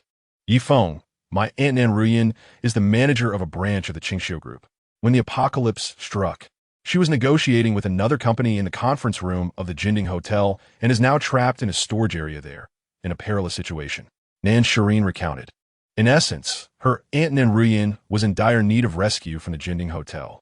In fact, her aunt had reached out to her for assistance. However, at that time, Nansharine was also trapped in the Jiang University Library, desperately seeking help, unable to lend any aid herself. Yet, the circumstances had changed. Now Nansharine had a new ally and had re-established contact with her aunt. In the room, Nansharine bit her lip, her voice trembling with urgency. Feng, I just got in touch with my aunt again. She is currently in a presidential suite at the Jinding Hotel, and only you can help me. I understand this request may be a bit much, so I won't pressure you. I merely ask if it is within your capability to assist her. Of course, all of this must ensure your own safety. Otherwise, I would rather you not go. After receiving her aunt's plea for help, Nansharine found herself restless. She knew she had no power to rescue Nanruyan and could only rely on Feng. Yet, she also understood the weight of asking Feng to take risks on her behalf. If anything were to happen to him while rescuing her aunt, she would regret it immensely. Feng stroked his chin, his gaze shifting.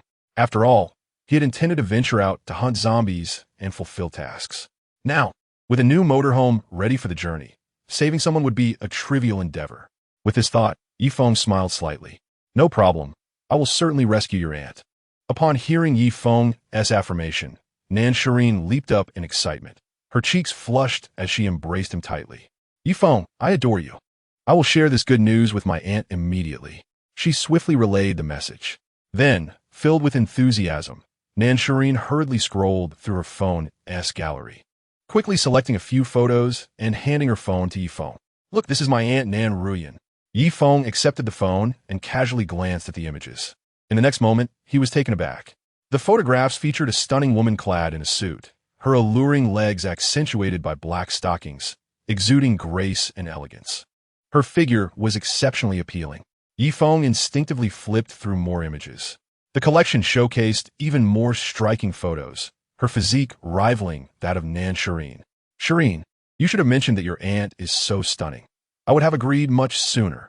Yifeng looked up at Nan Shireen, inquiring, Shireen, your aunt appears quite youthful. Yes, my Aunt Nan Ruyan is merely older in terms of family hierarchy. In reality, she is not yet 30, Nan Shireen replied candidly. Yifeng, feigning nonchalance, asked, is she married? Yes, Nan Shireen nodded. She is married, but her relationship with my uncle is rather lackluster. She only wed to appease family pressures and has devoted herself to her career. Most of the time, they live apart. Hearing this, Yifeng felt a mix of disappointment and elation. A woman of such profound allure, should she fall victim to a zombie bite? With this thought, Yifeng decisively resolved, Shireen, we must not delay. Since your aunt is in danger, we should swiftly reach the hotel and rescue her. Indeed, Nan Shireen nodded vigorously like a chick pecking at grain. Thus, I have decided to set off immediately. Yifeng waved his hand, and with a swish, all items in the room vanished in an instant, absorbed into the storage space. Nan Shireen quickly donned her attire, and the two of them prepared to embark. Gulme, let's head downstairs. Yifeng wrapped his arm around Nan Shireen's petite waist. Hold on tight to me. Nan Shireen clung to Yifeng's sturdy waist like a koala, pressing her delicate face against his chest. He guided her to the window, and with a swift leap, they soared into the air. The wind rushed past her ears, causing her to nestle tightly into Yifeng's embrace. With a gentle tap of his toes against the curtain, they landed gracefully on the ground. Suddenly, a few crimson-eyed zombies brandished their claws, lunging towards them. In an instant, flashes of lightning illuminated the scene, reducing several zombies to charred remains as they collapsed slowly to the ground.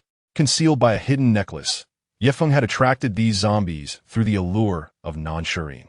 It was time for the modified RV to make its grand entrance. With a thought, a magnificent 8-meter-long, 3-meter-wide silver RV with sleek lines materialized in the vacant space before them. This vehicle was a sight to behold, exuding a sense of technological sophistication with its minimalist design. What a stunning RV! It looks incredibly cool, Nan Shireen exclaimed in awe. Feng, seeing the RV for the first time, felt a surge of excitement as he approached the door. The silver RV's door opened slowly, revealing that it had already bound itself to Yifeng as its owner. Together, they stepped inside, and both were taken aback by the vastness of the space. From the exterior, the RV appeared modest in size, yet upon entering, they discovered an astonishing 200 square meters of room. Yifeng marveled silently. Was this the effect of spatial magic? Truly remarkable. The spacious interior was adorned with a large sofa, dining table, and chairs, along with several comfortable beds. The kitchen boasted a microwave, oven, refrigerator, cabinets, and dishwasher, along with a private bathroom, sound system, large-screen television, and game console, all fully equipped. Just then, a clear voice resonated. Greetings, Master. I am the intelligent assistant Mi Li. Allow me to introduce the features of this RV. This vehicle possesses an exceptionally high defense system, capable of withstanding ordinary bullets, missiles, and other physical attacks, as well as resisting any attacks below the 4th tier. It also has strong resistance against 4th-tier attacks. The RV's basic functions include an intelligent navigation system, autonomous driving capabilities, and automatic clearance of road obstacles. Moments later, the introduction concluded. Yifeng immediately issued a command. Mi Li, activate autonomous driving. Destination, Jinding Jiudian. No sooner had he spoken than the large screen at the front of the RV flickered to life. BZZZ. Understood. Navigating to Jinding Jiudian. Autonomous driving engaged. In the next moment, a soft rumble filled the air as the RV roared to life and sped away. Yifeng settled comfortably on the sofa, gazing ahead. The city roads were far from clear, with numerous zombies and abandoned cars congregating in certain areas.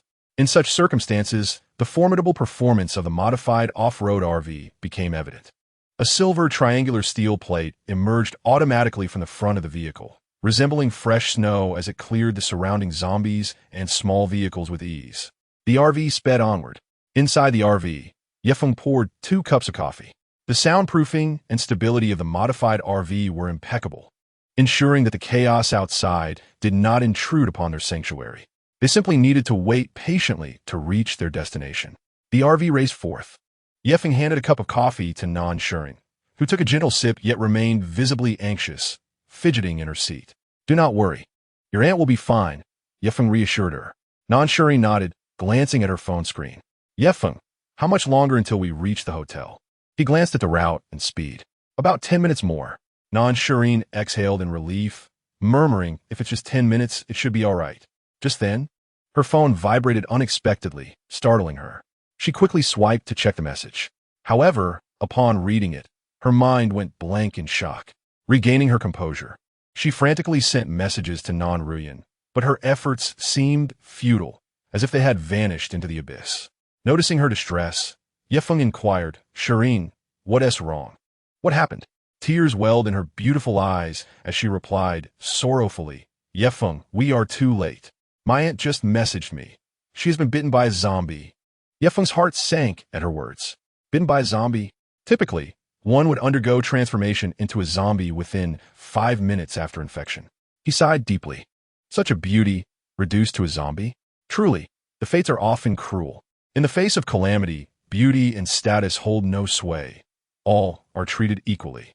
Nan Shurin's eyes glistened with tears as she choked out, "Yefeng, we cannot waste any more time heading to Jinding Jiodian.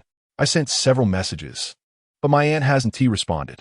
Time rewound slightly to 9 o'clock in the morning. At that moment, Yefeng and Nan Shurin were still asleep in the staff dormitory. While in the kitchen storage of Jinding Jiodian's 8th floor, more than 10 survivors had gathered. Outside the kitchen, the anguished cries of zombies echoed. Nan Ruyan huddled in a corner, her face etched with worry. The others appeared similarly dazed, their expressions blank, resigned to despair. During the onset of the disaster, Nan Ruyan had been negotiating business on behalf of her company. Who could have predicted such a cataclysm? Most of those around her had swiftly transformed into zombies. Thankfully, under the protection of bodyguard Li Jiandong, she had taken refuge in the kitchen storage. There were over 10 survivors hiding here, relying on the kitchen as provisions to survive. Over the past few days, their mental state had shifted drastically, from initial hope for rescue to despair as supernatural beings appeared and order crumbled. Reports of humans killing each other and even cannibalism had become increasingly frequent online. The atmosphere within the storage room grew increasingly tense, until yesterday afternoon, when they had completely run out of food, signaling a grim fate of starvation. Nan Ruyan, hidden in a corner, was overwhelmed with hopelessness. She had sent countless distress messages. Yet in such dire circumstances, how many had the capacity to save others? Just then, a sharp female voice shattered the silence. "You little fatso, you've eaten the most these days. I saw you stealing food yesterday. Hand it over. Everyone else is still hungry." Nan Ruyan glanced up to see the speaker was the administrative secretary from the opposing company. Once remembered as a gentle lady with black stockings, she now seemed utterly transformed. The black-stockinged secretary appeared to be engaged in a dispute with the little fatso, tugging at him insistently. "I did not. Do not falsely accuse me," the chubby man exclaimed, panic evident in his expression. At that moment, a burly figure in the corner suddenly raised his head, his eyes gleaming with intensity. His name was Li Jiandong, the bodyguard and driver of Nan Ruyan. When disaster first struck, it was under Li Jiandong's protection that Nan Ruyan managed to survive. Initially, Li Jiandong held her in high regard, but as time passed, he gradually realized that he was the true authority in this place. His demeanor toward her became increasingly disrespectful, and in recent days, his gaze had taken on an unsettling quality. Nan Ruyan felt an intensifying sense of danger.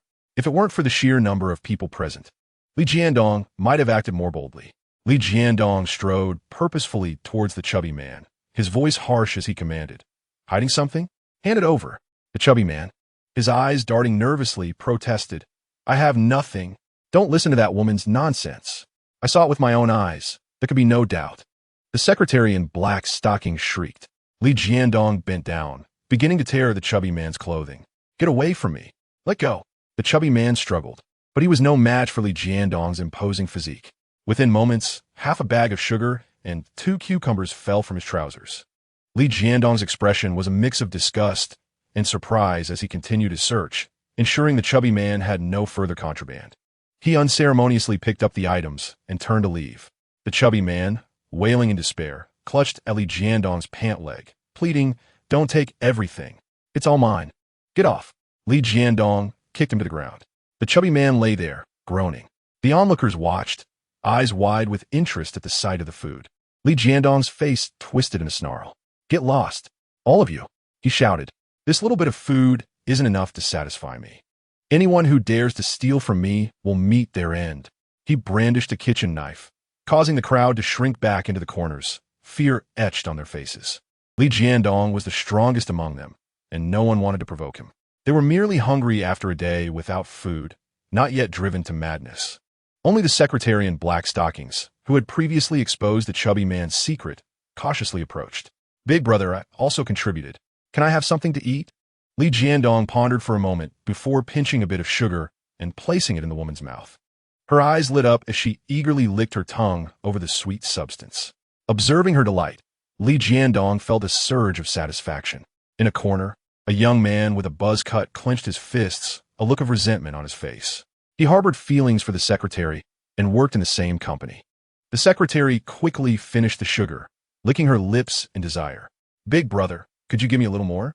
Li Jiandong, growing impatient, pushed her away, retorting, "There is none left." He then cast a glance at Nan Ruyan, thinking to himself how much better it would be if she were as proactive as this woman. Li Jiandong walked straight to the corner, relishing the sugar and cucumbers, causing the others to swallow hard in envy. He remained vigilant, weapon in hand. Before long, most of the food had been consumed, leaving only a small amount of sugar. Suddenly, Li Jiandong addressed Nan Ruyan. "Manager Nan, do you want some?" He held the sugar near her mouth, his tone laced with mockery. Faced with the temptation, Nan Ruyan shook her head in refusal. "This sugar is not worth it. If I eat it, Li Jiandong will only grow bolder." Seeing her rejection, Li Jiandong appeared somewhat disappointed. After finishing the last bit, he stood up and faced the crowd. Their expressions were filled with confusion, uncertain of his intentions. Clearing his throat, he surveyed them all. "Listen to me. Our food supply has been completely exhausted. If we remain here, we will inevitably face death. Ultimately, we will descend into a scenario reminiscent of cannibalism." Hearing Li Jiandong's words, the crowd stirred, murmurs of concern rippling through them. To linger here was indeed to court disaster. Yet, what other options did they have? "What good ideas do you have?" Li Jiandong nodded in satisfaction and continued, "The food we have left was entirely consumed yesterday. I believe we should take advantage of the strength we still possess and find a way to escape. The Jinding Hotel has more than one kitchen, and some guest rooms contain supplies as well. I have observed that the number of zombies outside is relatively small. I propose that we charge out together and let fate decide our outcomes." At this, some individuals were tempted, while others hesitated. A robust, middle-aged man spoke up in agreement. "I believe Li Jiandong is correct. Waiting here is tantamount to waiting for death. The number of zombies outside is indeed low, only about 8. We have 13 people here." The implication was clear. With one person to distract each zombie, 5 could potentially escape. Li Jiandong glanced at the strong man, nodding in approval. "Exactly. That is my point. While we still have the strength to run, we must take this desperate gamble. Our lives are in our own hands." The crowd exchanged glances, seemingly contemplating the proposal. Li Jiandong sought to maintain the momentum, but the chubby man interrupted. "But that isn't fair. If we all rush out, it will simply be a race to see who is fastest. Those of you with better physiques will have a much greater chance of survival than those of us who are slower." Upon hearing this, the crowd began to murmur in agreement. "Yes, those who run faster have a greater chance of survival. Are we women who run slower simply meant to sacrifice ourselves for your escape? I disagree. In essence, survival did not require outrunning the zombies, but merely outpacing the majority of others." The chubby man felt a flash of satisfaction as he realized he had disrupted Li Jiandong's scheme. "You deserve it for stealing my food." Li Jiandong fixed his gaze on the chubby man, a sinister smile creeping across his face. You raise an excellent point, my friend. In response to your remark, I have a suggestion. The crowd gradually quieted down. Li Jiandong continued, to enhance our chances of survival, we must be willing to sacrifice someone to serve as bait. If someone runs ahead, they can undoubtedly draw some of the zombies' attention, thereby significantly increasing the survival probability of those who follow. At this juncture, Li Jiandong cast a meaningful glance at the chubby man. The chubby man widened his eyes, sensing impending doom. The others understood as well, their eyes brightening with realization. Li Jiandong continued, since we all agree that we must take the risk to venture out, then you, chubby man, you have not only consumed the most food over these past 2 days, but have also secretly hoarded supplies. He pointed decisively at the chubby man, exuding righteousness. You are the sinner among us, and you must contribute for the greater good. The chubby man's face turned as pale as a ghost. Li Jiandong surveyed the surroundings and smiled as he spoke. I believe that the chubby fellow is well suited to serve as the bait, drawing the attention of the zombies by running ahead. What do you all think? The group exchanged glances and began to voice their agreement. I concur. I agree. They all expressed their support, as long as it did not involve sacrificing themselves. Li Jiandong nodded with satisfaction. The chubby fellow was originally a mere waiter, holding the lowest status among them, who were once corporate elites. He had consumed the most food and even dared to secretly hoard supplies. He had erred, making him the perfect choice for bait. Who else could they choose? No, I refuse. Why must it be me? The chubby fellow protested, raising his voice.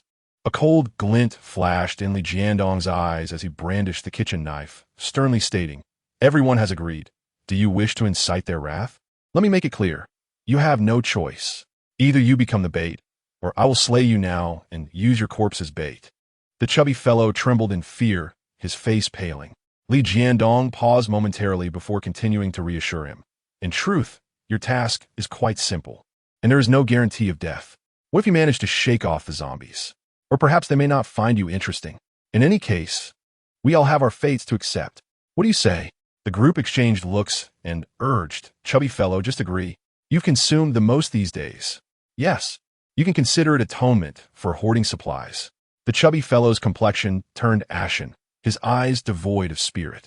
Faced with the group's relentless accusations, he felt lost and unsure how to respond. Fine, he finally relented, seeing that everyone was in agreement and glancing at the knife in Li Jiandong's hand. The group reached a consensus. With the decision made to take the risk, they immediately began preparations, forming teams. The young man with a flat head gathered his courage to team up with the woman in black stockings. After a moment's hesitation, she nodded in agreement. In the corner, Nan Ruyun felt a glimmer of hope. Manager Nan, you must stick close to me. I will lead you to safety. Li Jiandong gazed at Nan Ruyun with avarice. All right. She managed to force a smile. Before long, everyone was ready. Chapter 61. The Crisis of Nan Ruyun. Some held iron pans, others wielded steel pipes, all anxiously awaiting the signal. Li Jiandong directed the group to clear the clutter at the entrance. Let us prepare to begin. He cracked open the door slightly, glaring at the chubby fellow. Go. Rush out. The chubby fellow trembled, paralyzed with fear. Li Jiandong immediately positioned the knife against his neck. Rush out, and you might survive. If you don't, I'll kill you right now. The chubby fellow glanced at the knife, gritted his teeth, and dashed outside. Run, run, run. He felt as though he had never run so fast in his life, as if the ground beneath him was propelling him forward. A few zombies were lured by his movement and began to chase after him. Seeing this, he ran even faster. At that moment, a ruthless glint crossed Li Jiandong's eyes. He swung his arm and hurled the rolling pin through the air, creating a parabolic arc. With a resounding crack, it struck the chubby fellow squarely in the back. The chubby fellow fell to the ground, pain forcing a cry from his lips. Roar! As the chubby fellow lay on the ground, several pursuing zombies lunged at him. Faced with the ferocity of the zombies, despair washed over him. No, please don't come near. But the zombies showed no mercy. Their gaping maws bared as they lunged forward, claws raised. With a sickening sound, the chubby fellow's chest was torn open, his screams echoing in the night. Help! Witnessing the chubby fellow's grim fate, Li Jiandong's eyes sparkled with excitement as he commanded, Now is the time. Charge! The group surged forward like a swarm of bees. Li Jiandong seized Nan Ruyun and sprinted for their lives. Not all the zombies have been drawn away by the chubby fellow. Several continued to advance toward the crowd. Some unfortunate souls were intercepted by the zombies, helplessly watching as their bodies were torn apart, their agonized shrieks filling the air. The remaining individuals ran as if their very lives depended on it. The young man with a flat head wielded his kitchen knife, dragging the woman in black stockings along as they sprinted. However, they soon found a zombie trailing closely behind them.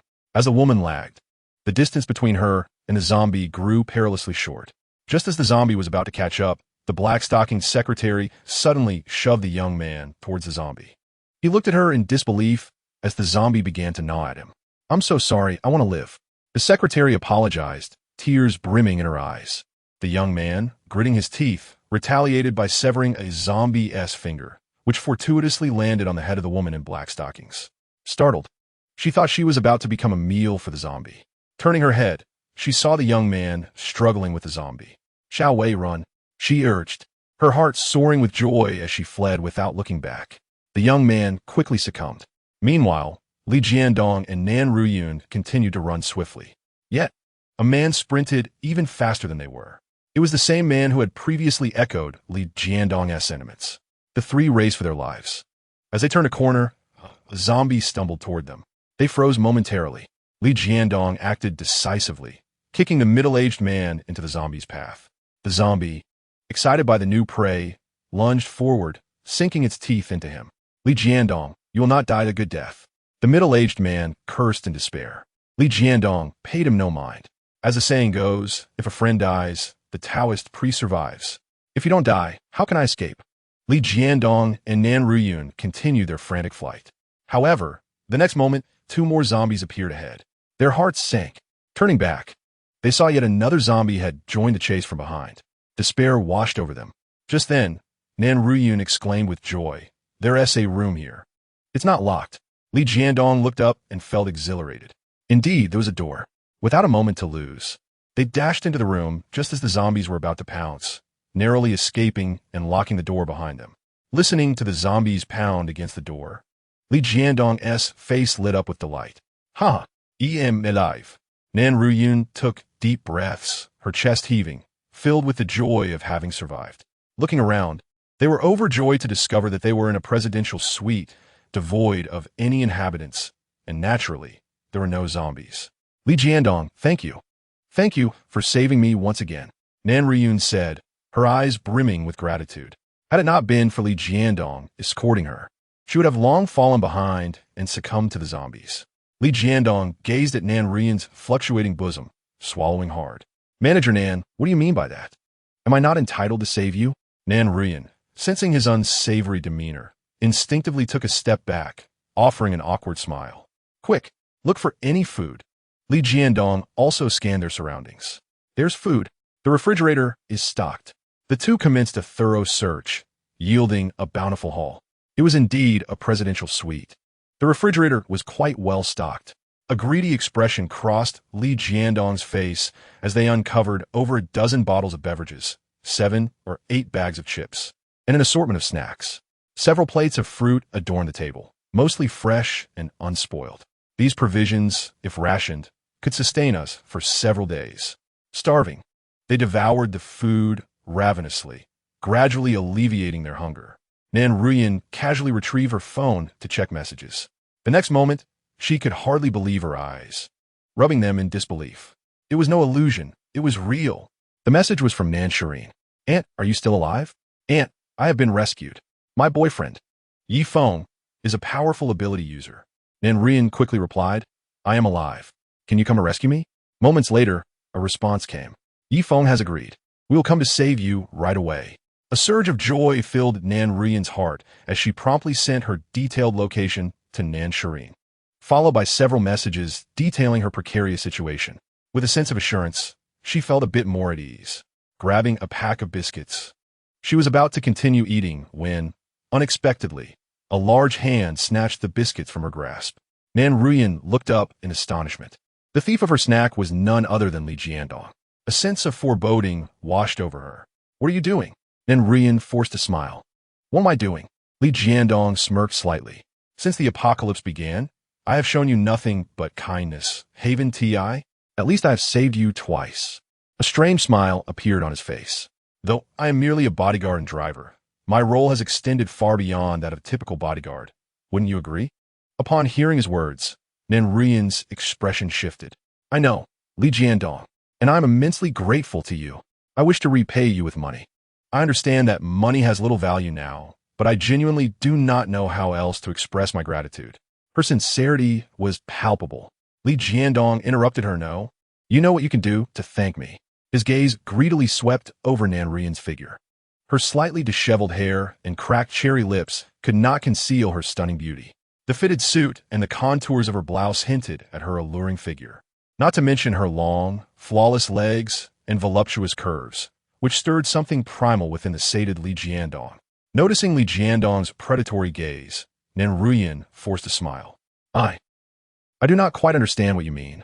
Let me be clear. All this food belongs to me, and you are not allowed to eat any more. Why not? Nanruyan instinctively asked. Because I'm stronger than you, Li Jiandong declared with pride. Just look at the current situation. I need not elaborate further. The outside world is perilous, and you require a protector. I'm the most suitable choice for that role. Chapter 62. The furious Li Jiandong grinned widely. Manager Nan, I have actually liked you for a long time. You have appeared in my dreams countless times. Your captivating charm has me utterly enchanted. If I do not feel this way, why would I exert myself to save you? Nanruyan's lips moved, unsure of what to say. At this moment, we do not know how long we can survive. Perhaps we should indulge ourselves while we can? Li Jiandong's expression turned lecherous. Nanruyan took a step back, forcing a smile. Li Jiandong, please, I am frightened. Upon hearing her words, Li Jiandong narrowed his eyes and replied, What is there to fear? Am I going to devour you? Could you give me some time to think it over, please? Nanruyan responded cautiously. This is all so sudden. I'm struggling to accept it. Li Jiandong nodded in agreement, assured she could not escape. Fine, but from now on, you cannot eat anything. As everything in this room belongs to me. Nanruyan nodded silently. Li Jiandong sat beside her, taking a deep breath and revealing a twisted smile. He continued to ramble. Honestly, I have quite enjoyed this apocalypse. When I was a bodyguard, I often thought to myself, bring on the end of the world. Without this apocalypse, how could I ever have the chance to be with a woman like you? Nanruyan forced a smile, nodding in agreement. After a moment, Li Jiandong suddenly added, By the way, hand over your phone to me. I do not want you to have any contact with the outside world. Nanruyan was taken aback, instinctively refusing. That isn't necessary. Staying in touch with the outside world is of little use now. If I keep my phone, I can watch videos and alleviate my boredom. Li Jiandong scrutinized her with suspicion. Nan Shireen composed herself. Li Jiandong seemed to have an epiphany, lifting his gaze to fixate on Nanruyan. Hand over your phone. Nanruyan's face paled, uncertain of what to do. She instinctively clutched her phone tightly, her body tensing. Li Jiandong scoffed, swiftly snatching her phone from her grasp. He quickly scrolled through her messages, his expression darkening with each revelation. By the end, his face was ashen. You shameless woman. You dare seek out a man to rescue you, and you claim to be in danger while I am here. His eyes widened, veins bulging with fury. No, that is not what I meant. Nanruyan stammered in panic. Ignoring her, Li Jiandong lowered his head to draft a message. Shireen, I discovered during the escape that I have been bitten by a zombie. Do not come to rescue me. Protect yourself and stay safe. Live on for me. He clicked send, then coldly declared, I just informed them that you have turned into a zombie. Given the perilous circumstances outside, they will not come to rescue you. Dream on if you think an ability user will come to save you. Remain steadfastly devoted to me, and I shall shower you with affection. Upon hearing these words, Nanruyan's countenance changed dramatically. No, how could you do this? Quickly, return my phone. Instinctively, Nanruyan reached out to snatch the phone. Witnessing her reaction, Li Jiandong's expression grew increasingly malevolent. Wretched woman, what makes you think I am unworthy of you? Li Jiandong erupted in fury, smashing the phone onto the ground with great force. With a resounding crack, the screen shattered and the device was marred with fractures. Yet, his ire was not quelled. He violently stamped on it, reducing it to mere fragments, extinguishing its light. As Nanruyan beheld the destruction of her phone, her fair face turned ghostly pale, her eyes devoid of sparkle. It is over. However, a flicker of hope ignited within her, and she murmured to herself, Perhaps Shireen would be willing to come and confirm my situation. Li Jiandong, regaining his composure, spoke slowly. You have no hope now, and I am unwilling to wait any longer. Today, you must become my woman. You will agree, whether you wish to or not. Desperate not to relinquish any hope, Nan Rian's thoughts raced, and she earnestly implored, Li Jiandong, please calm down. Waiting a little longer would be the best choice for you. If no one comes to rescue me, you would only be waiting a bit longer, suffering no loss. But should an extraordinary individual come to save me, you would also be saved, correct? Although you treat me this way now, you have saved me twice, and I will surely repay you. I will not harbor resentment, nor will I divulge what transpired moments ago. Li Jiandong narrowed his eyes, clearly unimpressed by her words. Woman, do you take me for a fool? Even at this juncture, you wish to buy time. I cannot wait any longer. As he spoke, Li Jiandong approached with a lecherous grin, reaching for his suit jacket. Li Jiandong, can you not wait a moment longer? I beg you. As she pleaded, Nan Ruyan desperately evaded him. With a violent tug, Li Jiandong tore open her jacket, causing several buttons to pop off in surrender. Leaping forward, he cried out, Yield to me. In a moment of desperation, Nan Ruyan delivered a swift kick to his groin. A wave of excruciating pain surged through Li Jiandong, his face turning a deep shade of purple. Seizing the opportunity, Nan Ruyan fled into the inner room of the presidential suite, swiftly locking the door behind her. Once Li Jiandong regained his composure, rage consumed him as he raged against the door. Bang! Bang! He shouted obscenities. Open the door, you foul woman, you wretched creature. When I break this door down, I will make you wish you were dead. Nan Ruyan pressed her body against the door, her heart racing, utterly unsure of what to do. She could only silently pray. Shireen, Yefeng, will you come? Chapter 63. Yefeng's intuition on the road. A sleek silver RV sped along. Inside, both Yefeng and Nan Shireen bore grim expressions. Nan Shireen had just learned of Nan Ruyan's transformation into a zombie. Her beautiful eyes were red, tears streaming down her face. Yefeng approached to offer comfort. Shireen, in this world, such occurrences are not unusual. Do not be too heartbroken. Nan Shireen wiped her tears, nodding. I understand. It's just that the sudden shift is a bit overwhelming. Yefeng continued to console her for a moment, and Nan Shireen's spirits began to lift. Yefeng's gaze flickered as he pondered. Since there is no need to head to Jinding Hotel, we should return to Longcheng Daijing Community to retrieve Lin Xiao. As Yefeng contemplated this, a sudden unease gripped him, an instinctual feeling that something was amiss. Shireen, let me see your phone. Nan Shireen, somewhat puzzled, handed over her phone. Unlocking the screen, Yefeng discovered the chat messages between Nan Shireen and Nan Ruyan. Nan Shireen, Aunt, are you still alive? Nan Shireen, Aunt, I have been rescued. My boyfriend Yefeng is a powerful, extraordinary being. Nan Ruyan, I am still alive. Can you come to save me? Nan Shireen, Yefeng has agreed. We will come to rescue you shortly. Nan Ruyan, Shireen, I just left the kitchen and fled into Presidential Suite 8001 while being pursued by a horde of zombies. Nan Ruyan, I'm with my bodyguard Li Jiandong. We found some food, but I still feel endangered. Please hurry. Nan Ruyan, Shireen, I discovered that I was bitten by a zombie during my escape. You need not come for me. Protect yourself and stay safe. Live on for me. Yefeng's eyes narrowed. Logically, it seemed plausible, yet he still felt something was off. After a moment of contemplation, he gazed directly at Nan Shireen and slowly stated, Shireen, I suspect something is amiss. Nan Ruyan might still be alive. Upon hearing Yefeng's words, Nan Shireen's eyes sparkled with hope as she exclaimed, Really? Yefeng, do you mean my aunt is still alive? Yefeng nodded, his expression serious. I am not entirely certain, but since we are already en route, we should go and verify with our own eyes. It won't take long. Yes, you are right, Yefeng. Nan Shireen seemed to grasp a lifeline. Let us hurry. Hope glimmered in her watery eyes. Yefeng glanced at the time, contemplating. We still have at least 8 minutes before reaching Jinding Hotel. I wonder what the situation is like for your aunt? Yefeng furrowed his brows and thought. Is there a quicker way to reach there? After a moment's reflection, an idea struck him, and he turned to Nan Shireen, saying, Shireen, I have just granted you the driving rights to this RV. You can activate the autopilot and drive towards Jinding Hotel. Nan Shireen appeared bewildered, unsure of Yefeng's intent. Yefeng, what do you mean? Millie, stop and open the door. Yefeng commanded with authority. Understood, master. The RVS intelligence system, Meili, responded with a clear voice. The vehicle abruptly halted, and the door slowly opened. Yefeng swiftly exited the vehicle, addressing Nan Shireen. Shireen, I fear that something may have changed with your aunt. For safety's sake, I must move faster than the vehicle. I will go ahead. As he spoke, Yefeng produced a small, light blue scroll from his hand. A temporary enhancement scroll, having undergone multiple enhancements. Yefeng's running speed was already on par with the RV. Activating the temporary enhancement scroll would further amplify his speed tenfold. Yefeng tore the scroll asunder. The torn scroll instantly transformed into a blue stream of light, surging into Yefeng's body. In that moment, Yefeng felt light as a feather. A surge of joy welled within him. My speed seems to have increased significantly.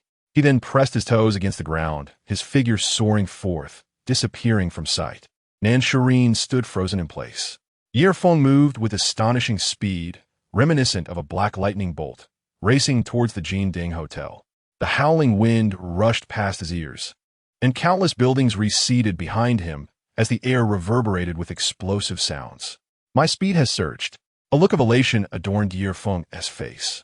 His velocity now approaching that of sound itself, leaving behind mere afterimages in the air. Inside the hotel suite on the 8th floor, Li Jiangdong, having been struck at his most vulnerable, succumbed to a state of frenzy. He frantically battered the door with furniture. Bang! Bang!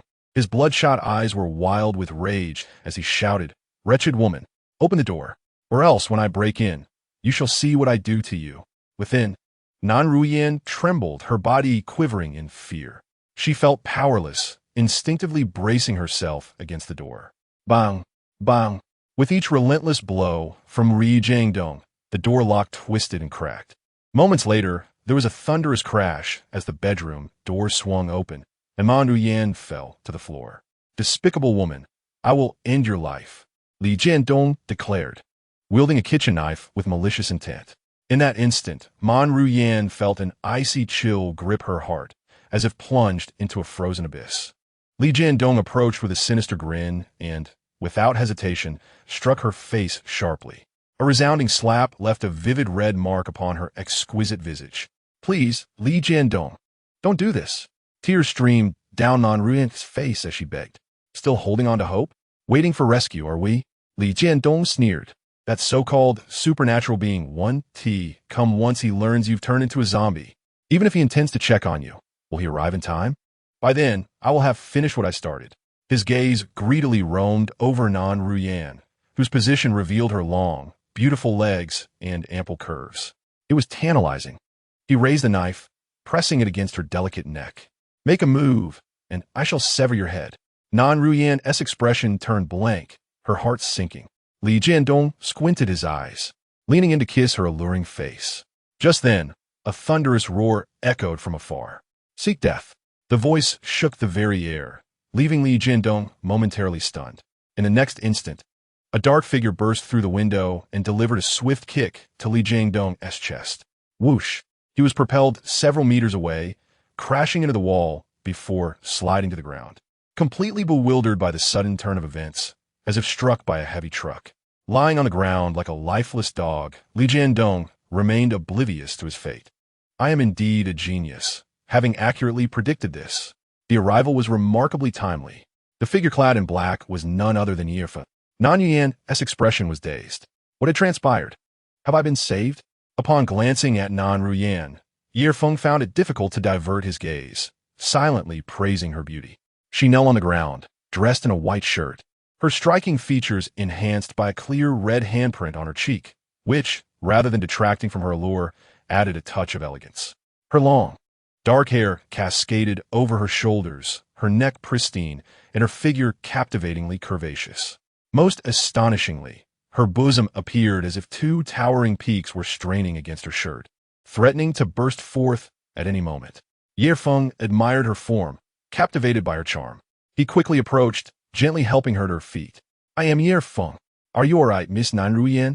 As he gazed at her trembling form, Feng could not help but swallow hard. No wonder that so-called bodyguard had developed an interest. What man could withstand such a test?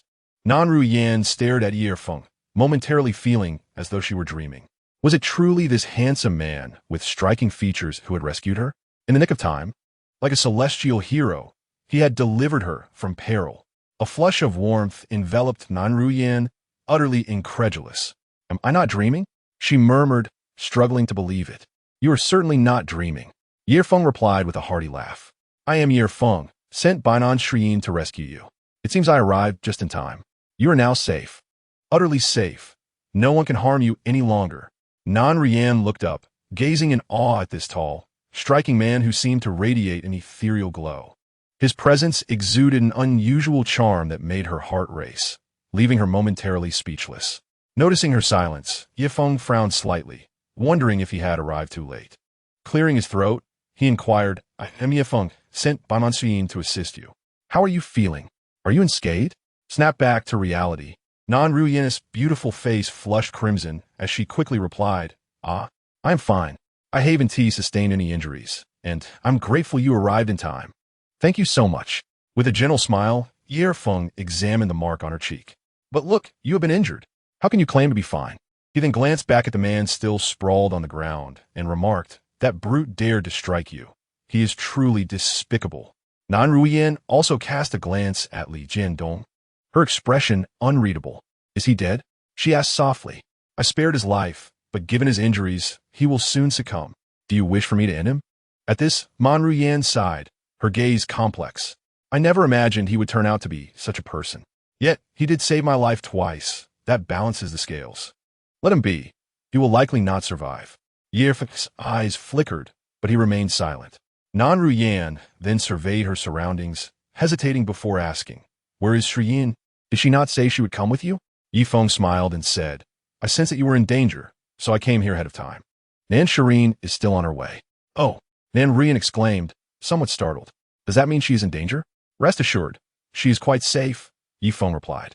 "The modified RV possesses exceptional defensive capabilities." Ye Feng glanced around and added, "If you have no further matters to attend to, let us depart. I will take you to meet Nan Shrien." "All right," Nan Ruyan nodded.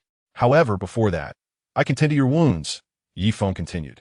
Observing the puzzled expression on Nan Ruyan's face, Ye Feng raised his hand and gently caressed her delicate cheek. Nan Ruyan's face flushed. Goodness, what is he going to do? Should I pull away? A white light emanated from Ye Feng's hand, merging into Nan Ruyan's lovely visage and enveloping her entire being. A wave of refreshing sensation coursed through her, and she could not help but emit a soft moan. She felt invigorated, her body brimming with vitality. Not only that, but the imprint on her face had also diminished significantly. Surprise filled Nan Ruyan's beautiful eyes. How extraordinary! Is this what supernatural ability entails? Ye Feng smiled and nodded. This is a divine blessing. Now, let us leave this place. He took hold of Nan Ruyan's delicate hand. Her cheeks slightly flushed. Nan Ruyan did not resist. Under Ye Feng's guidance, they approached the window. Ye Feng extended his arm, wrapping it around her slender waist. "Given your inquisitive gaze, I must inform you that I will jump from here, so you must hold onto my waist tightly to avoid falling." Nan Ruyan gasped in disbelief. Jumping from the 8th floor? However, upon reflection, she recalled that Ye Feng had entered through the window as well. Moreover, he was a supernatural being, undoubtedly possessing considerable abilities. She hesitated no longer and, somewhat shyly, wrapped her arms around his sturdy waist. The two embraced, with Nan Ruyan resting her head against Ye Feng's chest, her eyes slightly dazed. Ye Feng gently instructed, "Hold on tight. We are about to jump." In the moment of their descent, Ye Feng intentionally adjusted their angle, discreetly flicking his fingers in a place where Nan Ruyan could not see. A flash of lightning erupted. Boom! The terrifying electric arc instantly struck Li Jiandong, reducing him to dust, utterly obliterated. Eradicating threats at their root was Ye Feng's modus operandi. After all, with the apocalypse upon them, anything was possible. Despite Li Jiandong's current grievous state, he could awaken supernatural powers at any moment, fully reviving and seeking vengeance against him. Even if he could not defeat Ye Feng, it would be quite distressing should he conspire against him or target his loved ones. The wind whistled past Nan Ruyan's ears as Ye Feng descended, his toes tapping against the exterior of the building to counteract gravity. Soon, they landed safely. Nan Ruyan felt enveloped in the masculinity emanating from Yi Feng, filling her with a sense of security. The scene of Yi Feng appearing like a celestial savior had carved an indelible mark in her heart. Reluctantly, Nan Ruyan released Yi Feng. He took out his phone and glanced at it, contemplating. His speed of movement had been so swift that the Mi Li Hao RV had not yet arrived. Yi Feng addressed Nan Ruyan. I am uncertain how to address you. You may call me Nan Ruyan, she replied. There is no need for such formality. Simply call me Yi Feng, he said. We still have 5 minutes before Nan Shireen arrives to pick us up, so we must wait a while. Whatever you decide is fine. I will follow your lead. Nan Ruyan responded. Yi Feng nodded and led her to a secure area on the first floor of the hotel to rest. He accessed the task panel to check his progress. Daily task: eliminate 40 zombies. Task reward: 40 portions of bait. Task status: completed. Yi Feng was momentarily taken aback. What is happening? The daily task has been completed. He then turned his attention to the random task. Random task: eliminate 100 zombies. Task reward: 10 portions of advanced bait. Unlock bait synthesis permissions. Task status: 47,100. When did I slay these zombies? Yi Feng pondered briefly before realizing that the zombies he had run over with the RV also counted towards the task. The RV possessed an automatic obstacle clearing feature, and throughout his journey, it had undoubtedly dispatched numerous zombies. Of course, many did not perish from being struck. However, the number of those that had been killed totaled 47. Quite impressive. Yi Feng smiled slightly. He promptly clicked to claim the daily task reward. With the system notification, congratulations, host has received 40 portions of bait. Yi Feng received the bait with great delight. His interest in the advanced bait grew even stronger. With just 53 more zombies to eliminate, he could complete the random task. 5 minutes was ample time, so he decided to commence the eradication of zombies within the Jinding Hotel. Clearing zombies from a building was typically safer, as one could utilize the terrain to eliminate them without attracting a horde. Conversely, in open spaces, killing too many zombies could easily result in a zombie tide, leading to an unending wave of undead. In his previous life, Yi Feng had been particularly wary of this. However, given that the current zombies were of a lower level and Yi Feng possessed immense strength, he felt unafraid. Yet, should he have a liability alongside him, the situation would differ. Thus, choosing to clear the hotel of zombies was indeed the wisest option. I will eliminate some zombies. You need only stay by my side. Yi Feng turned to Nan Ruyan and said. Though somewhat perplexed, Nan Ruyan nodded in agreement. Yi Feng retrieved a handgun from his space and began to clear the zombies floor by floor. On the first floor of the hotel, there were approximately 20 zombies. Bang, bang, bang, bang. Yi Feng's technique was steady and his shooting swift. Not a single bullet was wasted. With each gunshot, a zombie fell lifelessly to the ground. Every shot found its mark. Witnessing Yi Feng dispatch these terrifying zombies with such ease was profoundly shocking for Nan Ruyan. Yi Feng is truly a sharpshooter. How impressive. As he searched through the hotel rooms, Yi Feng discovered some containing zombies, which he promptly eliminated. After ensuring the area was clear, he did not overlook the items within the hotel. With a thought, he collected the bed, refrigerator, television, and bottled water into his space. As the saying goes, the wild goose passes and the feathers are plucked. Yi Feng, upon arriving at each location, instinctively collected various items. After all, the space was infinitely vast, allowing for unrestrained gathering. Who knows when these modern artifacts might prove useful? Though they are well preserved now, in a year or two, they may become scarce. Since Yi Feng encountered them, he certainly did not hesitate to take them. This scene once again left Nan Ruyan utterly astonished. She couldn't help but rub her eyes. They vanished. They truly all vanished. Yi Feng glanced at Nan Ruyan's stunned expression and casually remarked, "This is my ability. You will understand in due time." Nan Ruyan's gaze flickered. What else could Yi Feng possibly not accomplish? Mysterious. Yi Feng continued to eliminate foes, swiftly making his way to the third floor. After dispatching the zombies in the hallway, he proceeded to search 6 additional rooms, bringing the total number of slain zombies to over 50, including previously accumulated kills. Yi Feng was on the verge of completing his random task. Bang, bang, bang. Yi Feng entered another room, where he encountered a family of 3 zombies, 2 adults and 1 child. He fired several shots. Bang, bang, bang. The 3 zombies collapsed to the ground. Yi Feng smiled and clicked to view the task details. Random task: eliminate 100 zombies. Task reward: 10 high-grade fish baits. Unlocking bait synthesis privileges. Task status: completed. Completed. Yi Feng felt a slight thrill as he exited the room, ready to leave with Nan Ruyan. Just then, a woman suddenly rushed out from the stairwell. With striking features and alluring legs clad in black stockings, she had been drawn by the gunfire. Upon seeing Yi Feng, her expression shifted to one of excitement as she inquired, "Are you a rescue worker?" Then, her gaze fell upon Nan Ruyan, astonishment washing over her as she exclaimed, "It's you." Nan Ruyan turned to her, recognizing her as the administrative secretary who had been trapped on the 8th floor with her. The woman's face lit up with joy as she rushed towards Yi Feng. "You must be a rescue worker. Please, take me away." Chapter 66, No Verden. Bait synthesis upon the black-stockinged woman's advance. Yi Feng remained composed, raising his firearm. The woman halted in confusion, eyes wide. "I'm not a rescue worker.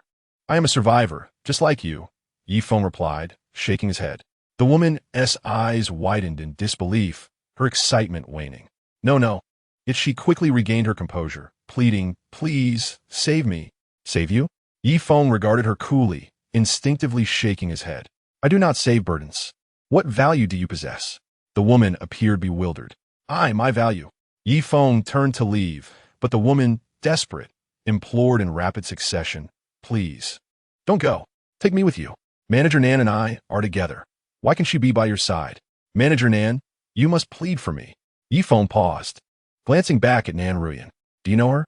Nan Ruyan, with a complex expression, nodded slightly. "She is the administrative secretary of our partner company. But we are only acquaintances." Yi Feng understood. Turning back to the woman in black stockings, he declined. "She is my friend. I specifically came to rescue her." Upon hearing this, the woman's face paled, and she clenched her teeth, collapsing to her knees. "Please, take me with you. My value is my body. You can take her and not lose anything. I can do anything as long as I can live." Yi Feng assessed her, noting her alluring features and shapely legs. In comparison to Lin Xiao, Nan Ruyan, and Nan Shireen, she fell short. His taste had been refined. Furthermore, his instinct warned him that something was amiss with this woman. Realizing this, Yi Feng firmly rejected her. "In today's world, you know as well as I do, I do not carry burdens. Your body holds no worth to me." The black-stocking woman appeared dazed, her body trembling. Nan Ruyan, too, wore a complex expression. Yi Feng's rejection caused her to reflect on herself. Initially, she had no connection to Yi Feng. It was solely through Nan Shireen that Yi Feng had come to rescue her. Thus, in essence, she was no different from the black-stocking secretary before her. She was merely a burden beside Yi Feng, needing constant protection. What value did she hold for him? Nan Ruyan's gaze flickered, lost in thought. The woman, sensing Yi Feng's unwavering heart, turned to plead with Nan Ruyan. "Manager Nan, I am your friend. Please, say something for me. If you leave me here, I will truly die." Nan Ruyan, with a complex expression, gazed at her and slowly shook her head. "I saw you push that young man down." At this, the woman trembled, as if struck by lightning. "No, I didn't push him. If he doesn't die, I will die. You must understand." Just then, Yi Feng's phone vibrated slightly. He took it out and saw a message from Nan Shireen. She had already driven the RV to the front of the Jinding Hotel. "Shireen has arrived. Let us go," Yi Feng said to Nan Ruyan. Her face lit up with joy. "Great. Let us hurry." Yi Feng led Nan Ruyan to leave. As they turned to depart, a flicker of resentment crossed the black-stockinged woman's eyes. "Nan Ruyan, why do you get to live? Am I destined to die? Why do you have someone to protect you, while I must rely on myself?" "Oh, I still have that." The black-stockinged woman produced a severed zombie finger. "If you lack compassion, do not blame me for being ungrateful." The woman whispered to herself. "Manager Nan, please wait.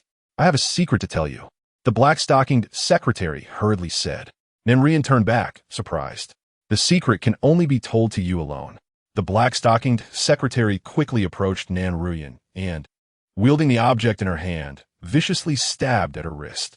"Nan Ruyan, you shall also become a zombie." A glimmer of excitement flashed in the woman's eyes. Just as she felt success was within her grasp, a powerful hand suddenly appeared, knocking the zombie finger to the ground. The hand then gripped her neck tightly, lifting her off the ground. It was Yi Feng, intervening to stop her actions. In that moment, Nanruyan regained her senses. Yifeng cast a glance at the fallen object and softly remarked, "It's a zombie finger." Upon hearing this, Nanruyan turned pale with fear, pointing at the woman. She scolded, "You vile woman, why are you so malicious?" The black-stockinged woman wore a look of resentment, thrashing her legs and struggling fiercely. I am so unwilling." Yifeng tightened his grip. Snap! The woman's eyes rolled back as her neck broke, and she fell lifeless. Yifeng coldly discarded the body onto the ground. "Well done," Nanruyan exclaimed, her spirit filled with rage, her body trembling slightly. Yifeng gently took her hand, whispering, "There is no need to concern yourself with such individuals. The vehicle is ready. Let's depart." Yifeng and Nanruyan exited the Jinding Hotel. A sleek, silver motorhome has come to a halt before the hotel entrance. This magnificent vehicle is truly impressive. Nanruyan gasps in astonishment, though she considers herself well-traveled. It appears that such a brand of motorhome has yet to grace the lands of Blue Star in her recollection. Yifeng guidis Nanruyan abort. Upon entering the motorhome, Nanruyan is utterly astounded. The exterior already boasts an unparalleled allure, yet she could hardly fathom the remarkable features and opulent interior it conceals. Not to mention, the space is far more expansive than she had envisioned. From the outside, how could one expect such a vast interior? Nanruyan, perplexed and awestruck, cannot comprehend it. Not only is there ample space, but it is also equipped with all the amenities typical of a motorhome, along with extraordinary functionalities not commonly found in others. It is essentially a mobile palace. At that moment, Shireen rushes over. "Auntie, I can't believe you're alive." Nanruyan is equally overwhelmed, tears streaming down her face as she exclaims, "Shireen, I finally get to see you." She embraces Shireen tightly. The two women, encountering each other at this pinnacle moment, weep joyfully in each other's arms. Yifeng stands nearby, a smile of contentment gracing his features. However, he finds himself puzzled by one aspect, despite their blood relation. Why is there such a stark disparity in their circumstances? The difference between their fates is indeed drastic. Observing the two women as they express their emotions and chatter incessantly. Yifeng's Todstift. Both daily and random tasks have been completed. Yifeng promptly clicks to claim his task rewards. A system notification chimes. Notification. Congratulations, host. You have received 40 pieces of bait. Notification. Congratulations, host. You have received 10 pieces of advanced bait. Notification. Congratulations, host. You have unlocked the bait synthesis permission. After a brief investigation, Yifeng quickly comprehends the implications of these new features. In simple terms, utilizing advanced bait while fishing will significantly enhance the likelihood of acquiring high-grade items. The bait synthesis permission allows for the combination of 10 ordinary baits to create one advanced bait. It strikes Yifeng as rather extravagant to require 10 ordinary baits for just one advanced bait. Nevertheless, he is eager to witness the fishing efficacy of the advanced bait, especially since his recent random task rewarded him with 10 pieces of it. Without hesitation, Yifeng decides to embark on a fishing expedition to test the quality of the advanced bait. System, initiate 5 rounds of advanced fishing. Notification, fishing in progress. Yifeng's eyes gleam with anticipation. Notification, congratulations, host. You have successfully fished, obtaining 1,000 copies of the Movie Xiangxian DVD. Notification, congratulations, host. You have successfully fished, obtaining 300 g of Mongolian yak jerky, totaling 100 bags. Notification, congratulations, host. You have successfully fished, obtaining 3 bottles of a miraculous spray. Miraculous spray? Yifeng's interest peaks. Notification, congratulations, host. You have successfully fished, obtaining 10 copies of the Yinping Meiyang Simin Edition DVD collection. Notification, congratulations, host. You have successfully fished, obtaining 1 bottle of zombie toxin immunity potion. The 5 rounds of fishing conclude. Yifeng's expression shifts to one of disappointment. Is this all? Excluding the 2 types of DVDs and the yak jerky, Yifeng's 5 advanced fishing attempts yielded merely 3 bottles of miraculous spray and 1 bottle of zombie toxin immunity potion. While both items are undoubtedly useful, considering they were fished out using 5 advanced baits, it feels like a poor return. If he had used ordinary bait, that would equate to 50 pieces. How could he only procure such a meager haul? Employing advanced bait seems excessively costly. What's going on? Yifeng shakes his head in confusion and begins to inspect his spoils.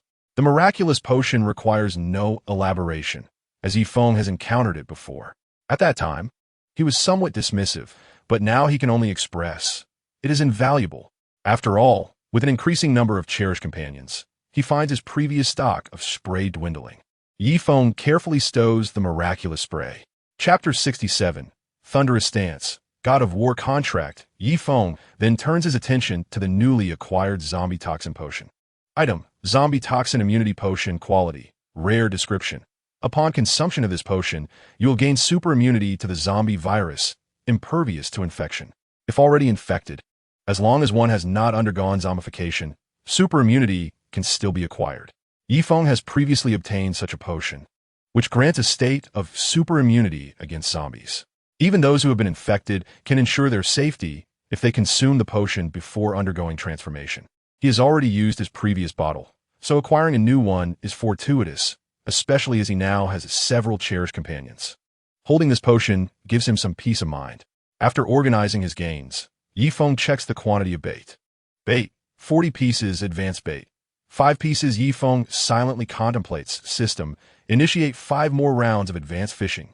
Notification, fishing in progress. Yifeng does not harbor high hopes this time. Notification, congratulations host, you have successfully fished, obtaining 10 AK-47 firearms. Notification, congratulations host, you have successfully fished, obtaining 10,000 rounds of AK-47 ammunition.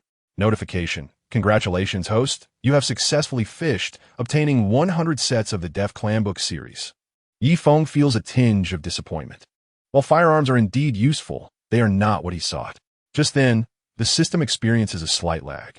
Yifeng's gaze sharpens. Based on his experience, prolonged processing often leads to the acquisition of valuable items. At that moment, a system notification sounds. Notification, congratulations host, you have successfully fished, obtaining the legendary skill, Thunderous Stance. Notification, congratulations host, you have successfully fished, obtaining 1 rare item, Fire Sea Cucumber. What? Yifeng is momentarily taken aback, then erupts in joy. He has successfully fished out the legendary skill, Thunderous Stance. A golden legendary skill. Yifeng immediately immerses himself in the fishing space. A source pearl radiating golden light rests upon the fishing platform. Is this the legendary skill, Thunderous Stance? Yifeng promptly clicks to view the details. Skill, Thunderous Stance. Quality, legendary. Description, active skill. Upon activating Thunderous Stance, your form will undergo a slight transformation. Your attributes of attack, defense, speed, and strength will receive a substantial temporary enhancement. Special description, Thunderous Stance will strengthen in accordance with your level and combat power. Furthermore, upon reaching a certain level, you will unlock even more powerful enhancement effects, a skill that significantly boosts combat power. It appears to be a growth-oriented transformation skill. What an excellent skill. Yifeng's face beams with exhilaration. He swiftly opts to extract the skill. With a swift motion, a golden skill source pearl suddenly hovers in the air, and Yifeng promptly reaches out to shatter it. The two women glance at Yifeng and then resume their conversation, having grown accustomed to his mysterious nature. The skill source pearl transforms into a stream of golden light, merging into Yifeng's body. Notification, congratulations, you have learned the legendary skill, Thunderous Stance. The message within Yifeng's mind revealed that he possessed a legendary lightning attribute ability, significantly enhancing his skill strength and perfectly aligning with the Thunderous form, thereby transforming it into a unique skill. At that moment, an immense joy surged within him. He wondered about the true power of this legendary skill. Unfortunately, being in a vehicle rendered it inconvenient to test it. Yifeng had to suppress his excitement. High-level bait, truly a remarkable item. Yifeng reflected on the countless times he had fished using ordinary bait. Apart from the initial 3 attempts endowed by the novice aura, he had never caught a legendary grade item. Yet, with just 10 uses of high-level bait, he had successfully acquired a legendary skill. What did this signify? Ordinary bait was utterly worthless. Utilizing high-level bait was undoubtedly the correct approach dictated by the system. Legendary skills eclipsed rare items and abilities without comparison. Yifeng resolved forthwith to employ only high-level bait for his future fishing endeavors. He continued to inspect the rare items he had obtained. Item: Flame Sea Cucumber Quality. Rare description: a mutated sea cucumber imbued with mystical powers. Consuming it enhances physical strength and grants 50 fire resistance. What fine item! Yifeng promptly extracted the sea cucumber and took a bite. The fist-sized black delicacy was delightfully crisp. He quickly consumed it, feeling a surge of warmth coursing through his body as his physical strength increased once more. Yifeng's heart soared with joy. He had grown stronger. After organizing his acquisitions, he mentally instructed the system to synthesize all 40 of his ordinary baits in a high-level bait. The system immediately presented an option. Prompt: do you confirm synthesis? Yifeng immediately clicked to confirm. Prompt: congratulations, host. You have acquired 4 units of high-level bait. Another 4 units of high-level bait. Yifeng felt elated. He took a deep breath and commanded the system to fish 4 times using the high-level bait. The golden fishing rod stirred, casting the hook into the boundless darkness. May the celestial beings bless me with a bountiful catch. The system's notification chimed. Prompt: fishing in progress. Prompt: congratulations, host. You have successfully fished and obtained a rare grade item. 1 reconnaissance guardian sprite. Prompt: congratulations, host. You have successfully fished and obtained 10 boxes of Tang Dao. Prompt: congratulations, host. You have successfully fished and obtained an epic grade item. 1 awakening potion, a reconnaissance sprite, and an epic grade awakening potion. Yifeng's heart filled with joy. Just then, the system momentarily lagged. Yifeng's heart tightened. A system lag indicated the potential for extraordinary treasures. Before long, the system's notification sounded. Prompt: congratulations, host. You have successfully fished and obtained a legendary grade item. 1 War God Contract Scroll. My goodness, my luck is astonishing. Yifeng was overjoyed. Continuous gains, 1 epic and 1 legendary. What a thrill! Yifeng immersed his thoughts into the fishing space and soon spotted the War God contract floating above an island. It was a scroll radiating a soft golden light, accompanied by a vial emitting a purple glow. A scroll and a potion? Yifeng immediately clicked to examine the scroll's details. Item: War God Contract Scroll. Level: Legendary description: the War God contract can be used to establish a formidable combat team. The primary contract holder becomes the War God, with the lives of the remaining contractors under the War God's control, ensuring their everlasting loyalty in subtle ways. Tearing the scroll grants immediate status as the War God. Special description: the War God contract designates 1 position for the War God, 20 positions for War Generals, and 200 positions for Warriors. Contractors in different positions will receive varying degrees of permanent enhancements at the contract's inception, along with benefits from the War God's team skills. The War God contract. Yifeng was filled with awe. A remarkable item, befitting its legendary status. Chapter 68. Contracting the War God. Awakening potion. Yifeng licked his lips, eyes gleaming with excitement. To become the War God and contract 200 warriors and 20 generals, with control over their lives and their unwavering loyalty. What a thrill!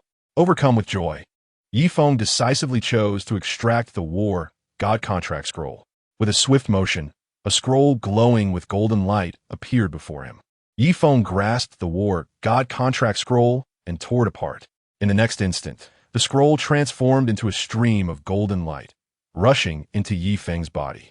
A golden radiance emerged from within him. He immediately felt the potent force of the contract swiftly enhancing his physical energy.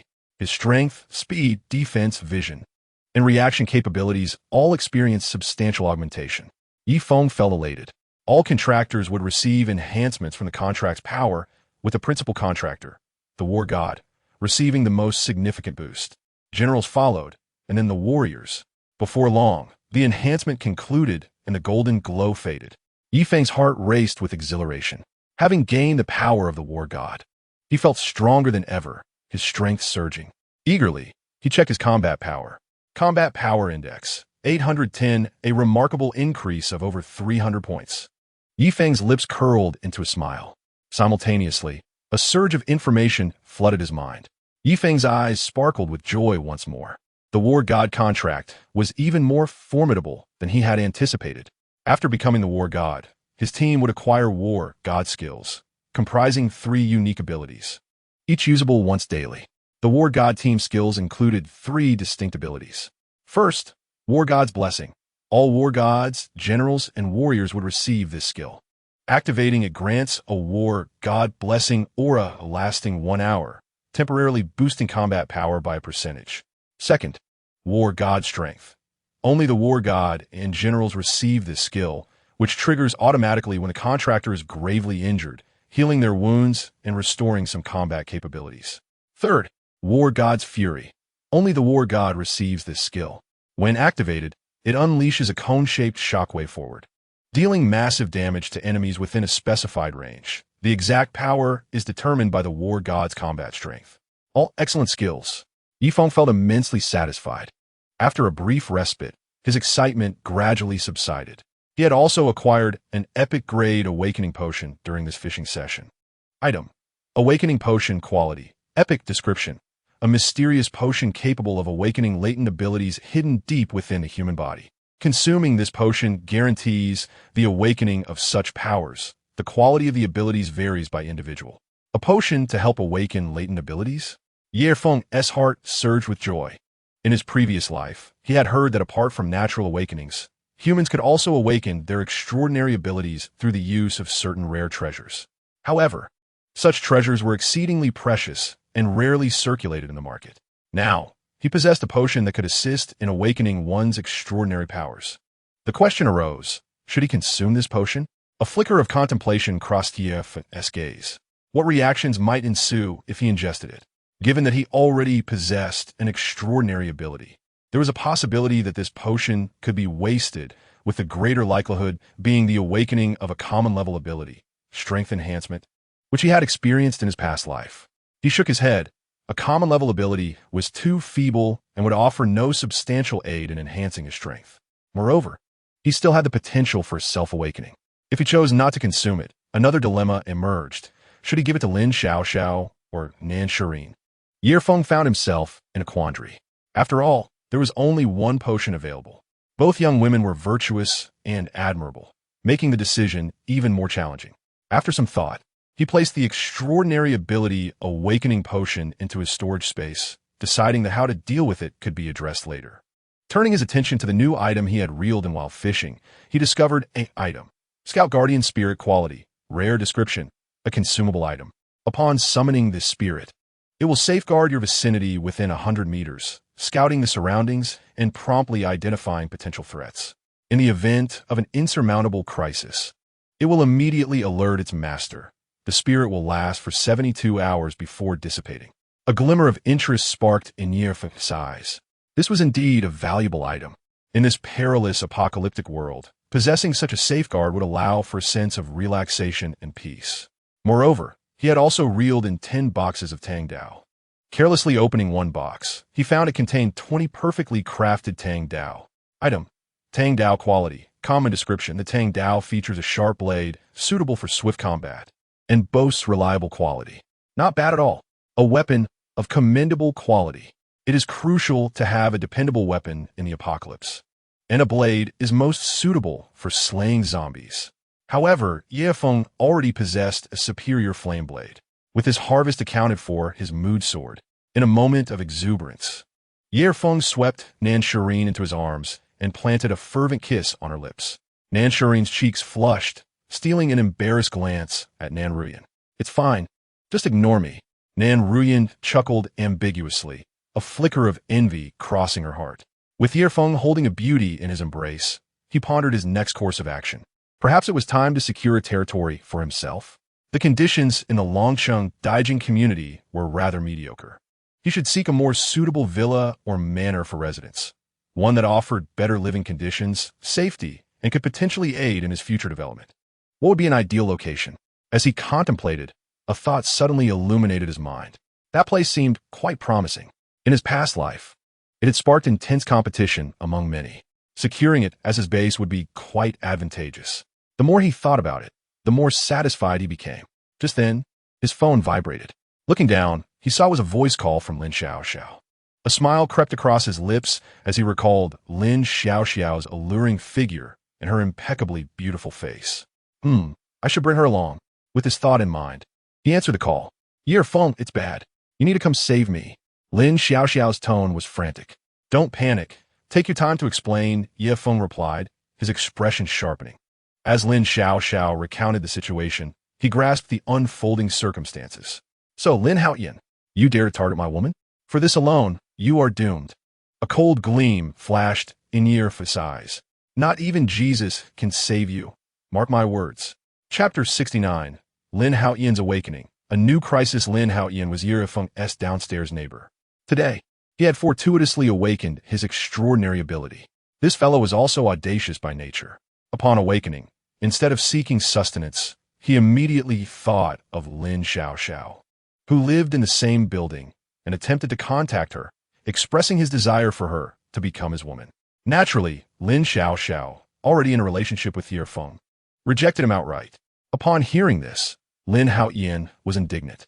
Lin Xiaoxiao was the most beautiful woman he had ever encountered. He could not let this opportunity slip away so easily. He promptly issued a threat in their group chat, declaring Lin Xiaoxiao as his, and anyone who dared to contest him would meet their demise. Lin Xiaoxiao's feelings were irrelevant. Whether she consented or not, he was determined to claim her as his own.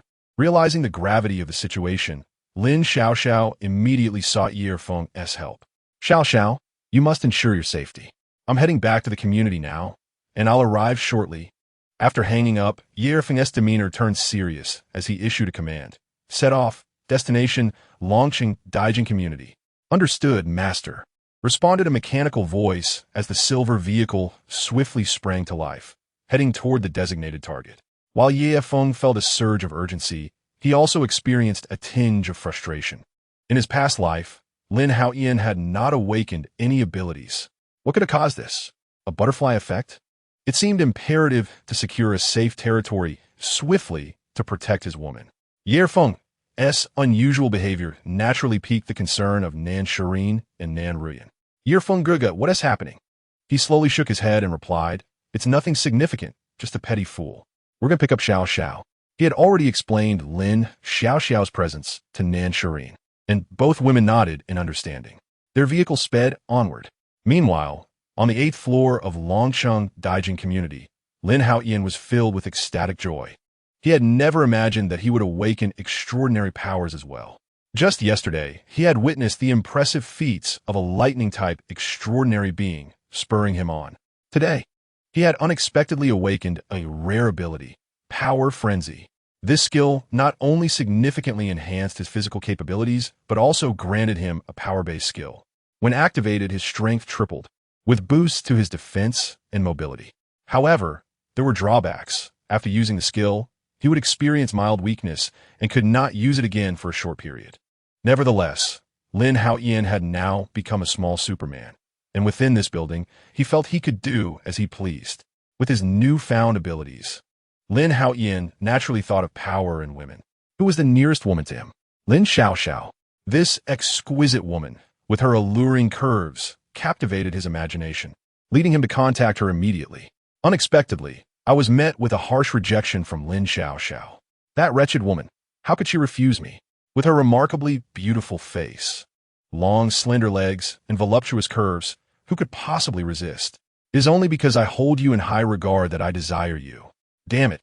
Just wait and see how I will deal with you, so you may understand the prowess of Lin Haoyan. The mere thought of how to handle Lin Xiaoxiao ignited a fervor within Lin Haoyan, and he could not help but lick his lips. Up the stairs. Immediately, he ascended. Chapter 70. Activation. Thunderous pose. Lin Xiaoxiao, I am coming. As Lin Haoyan envisioned Lin Xiaoxiao's alluring figure, he found himself unable to contain his anticipation. He strode out with formidable confidence. Meanwhile, on the other side, Ye Feng felt a sense of unease and inquired, Mi Li, how long until we arrive at Longqing Daijin Community? A mechanical voice responded, Master, approximately 8 minutes remaining. Ye Feng frowned. 8 minutes felt like an eternity. No, immediate action is required. He turned to Nan Shirin and Nan Ruyan, stating, The situation is urgent. I must go ahead. The vehicle, under Mi Li's control, would autonomously drive to Longqing Daijin community. Nan Shireen nodded in understanding. This scene was all too familiar to her. Just moments ago, when rescuing Nan Ruyan, it had played out in much the same way. Yi Feng commanded Mi Li to open the window and promptly leapt from the vehicle. In the next instant, Yi Feng activated his legendary skill, Thunderous Pose. Boom! Chaotic divine thunder energy surged forth from within Yi Feng, rapidly enveloping his entire being. His body radiated a dazzling golden light. His hair became wild, dancing with arcs of electricity. Crackle! Yi Feng's eyes gradually transformed into a profound golden hue, his muscles bulging with strength. His entire form was adorned with a tapestry of gold and gray intertwining thunderous energy, an ancient aura enveloping him completely. The golden light flickered, crackling with intensity. Yi Feng appeared as though he had descended from myth, a god of thunder, exuding a majestic and mysterious presence. This spectacle left Nan Shireen and Nan Ruyan utterly spellbound. He is simply too magnificent. A god of thunder? Yi Feng surveyed his surroundings, nodding in satisfaction. With golden eyes, a muscular physique, and surrounded by arcs of lightning, this sensation was invincible. Moreover, just as I had envisioned, both strength and speed have seen tremendous enhancements. Time is of the essence. With a thought, Yi Feng produced a temporary speed enhancement scroll and tore it asunder. His speed surged instantaneously. Off he went. Yi Feng vanished like a shadow, disappearing down the street. At Longqing Daijin community, Lin Haoyan soon reached the 18th floor and began to pound on the door frantically. Darling, I have arrived. Open the door quickly. Lin Xiao, anxious, shouted from behind the door. Get lost. Do you have any idea about my man, Yi Feng? He is a man 100 times stronger than you. If you cease your foolishness now, it is not too late. If you persist in your obstinacy, you will be doomed when he arrives. Upon hearing this, Lin Haoyan scoffed, Do not boast. Ha! The probability of two ability users appearing in one building is exceedingly low. It's impossible. Bang! Bang! Lin Haoyan continued to pound on the door. How could it be impossible? Have you forgotten yesterday's video? A man who can summon thunder appeared in our community, causing quite a stir. He is Yi Feng. These words momentarily stunned Lin Haoyan. It seemed there was some truth to her claims. Could there truly be an ability user? Lin Haoyan, it is still not too late for you to back off. I can pretend this never happened. Lin Xiao continued to persuade. You must be lying to me? Lin Haoyan probed. I would never lie to you, Lin Xiao asserted earnestly. The atmosphere grew tense. After a moment, Lin Haoyan gritted his teeth. No matter. The arrow is on the string. It must be released. I will deal with this girl first. If the thunder user has no connection to her, I will profit immensely. If there is a connection, I may not necessarily be unable to defeat him. Even if I cannot win, I can still use Lin Xiao as a hostage. The more Lin Haoyan contemplated, the more he believed his reasoning was sound. He couldn't help but snicker wickedly. Bang! Bang! Bang! He continued to pound on the door with fervor. Inside, Lin Xiao, seeing that Lin Haoyan would not relent, had no choice but to hide. After all, Lin Haoyan was an ability user. Eventually, through his relentless assault, Lin Xiao's door was forced open. Lin Haoyan entered the room. Xiao, where are you? He searched each room, the living room, the kitchen, the bathroom. Soon, he locked on the master bedroom, which was secured. Lin Haoyan resumed his pounding. Before long, the lock shattered, falling to the ground. He kicked open the door, searching frantically, yet found nothing. Damn it, where are you? Lin Haoyan fumed. The study, the secondary bedroom. He continued his search. Upon entering the secondary bedroom, he was greeted by a massive rolling pin. I'll smash you. Lin Xiao was making her final stand. Lin Haoyan, momentarily stunned, quickly reacted and forcefully seized the rolling pin. Gazing upon Lin Xiao's exquisite beauty and voluptuous form, he licked his lips, grinning lewdly as he said, Little beauty, you are quite formidable. Yi Feng will not spare you. Lin Xiao shouted in anger. Even if that so-called Yi Feng is indeed an ability user who can summon thunder, I will still teach him a lesson today. Lin Haoyan laughed heartily. At that moment, a husky dog charged out, fiercely biting Lin Haoyan's calf. Ah! Lin Haoyan cried out in pain. Turning around, he discovered it was merely a dog. Enraged, he kicked the small white creature in the abdomen. Ouch! The dog was sent flying several meters, landing on the ground and howling. Lin Haoyan looked down at his wound, finding it not too serious, then growled menacingly. Damn it. This foolish dog better not have rabies. Cursed beast. After I am done here, I will make you into a hot pot. Chapter 71. The Thunder God Descends. One strike to defeat the enemy. Upon seeing the husky scent flying, Lin Xiaoxiao's beautiful eyes brimmed with tears, her voice choked. Do not worry. It will soon be your turn. Lin Haoyan chuckled menacingly. Lin Xiaoxiao drew a dagger from her bosom, summoning her courage as she sternly warned. Yi Feng will not let you go. If you flee now, you still have time. Lin Haoyan, emboldened by lust, disregarded all caution.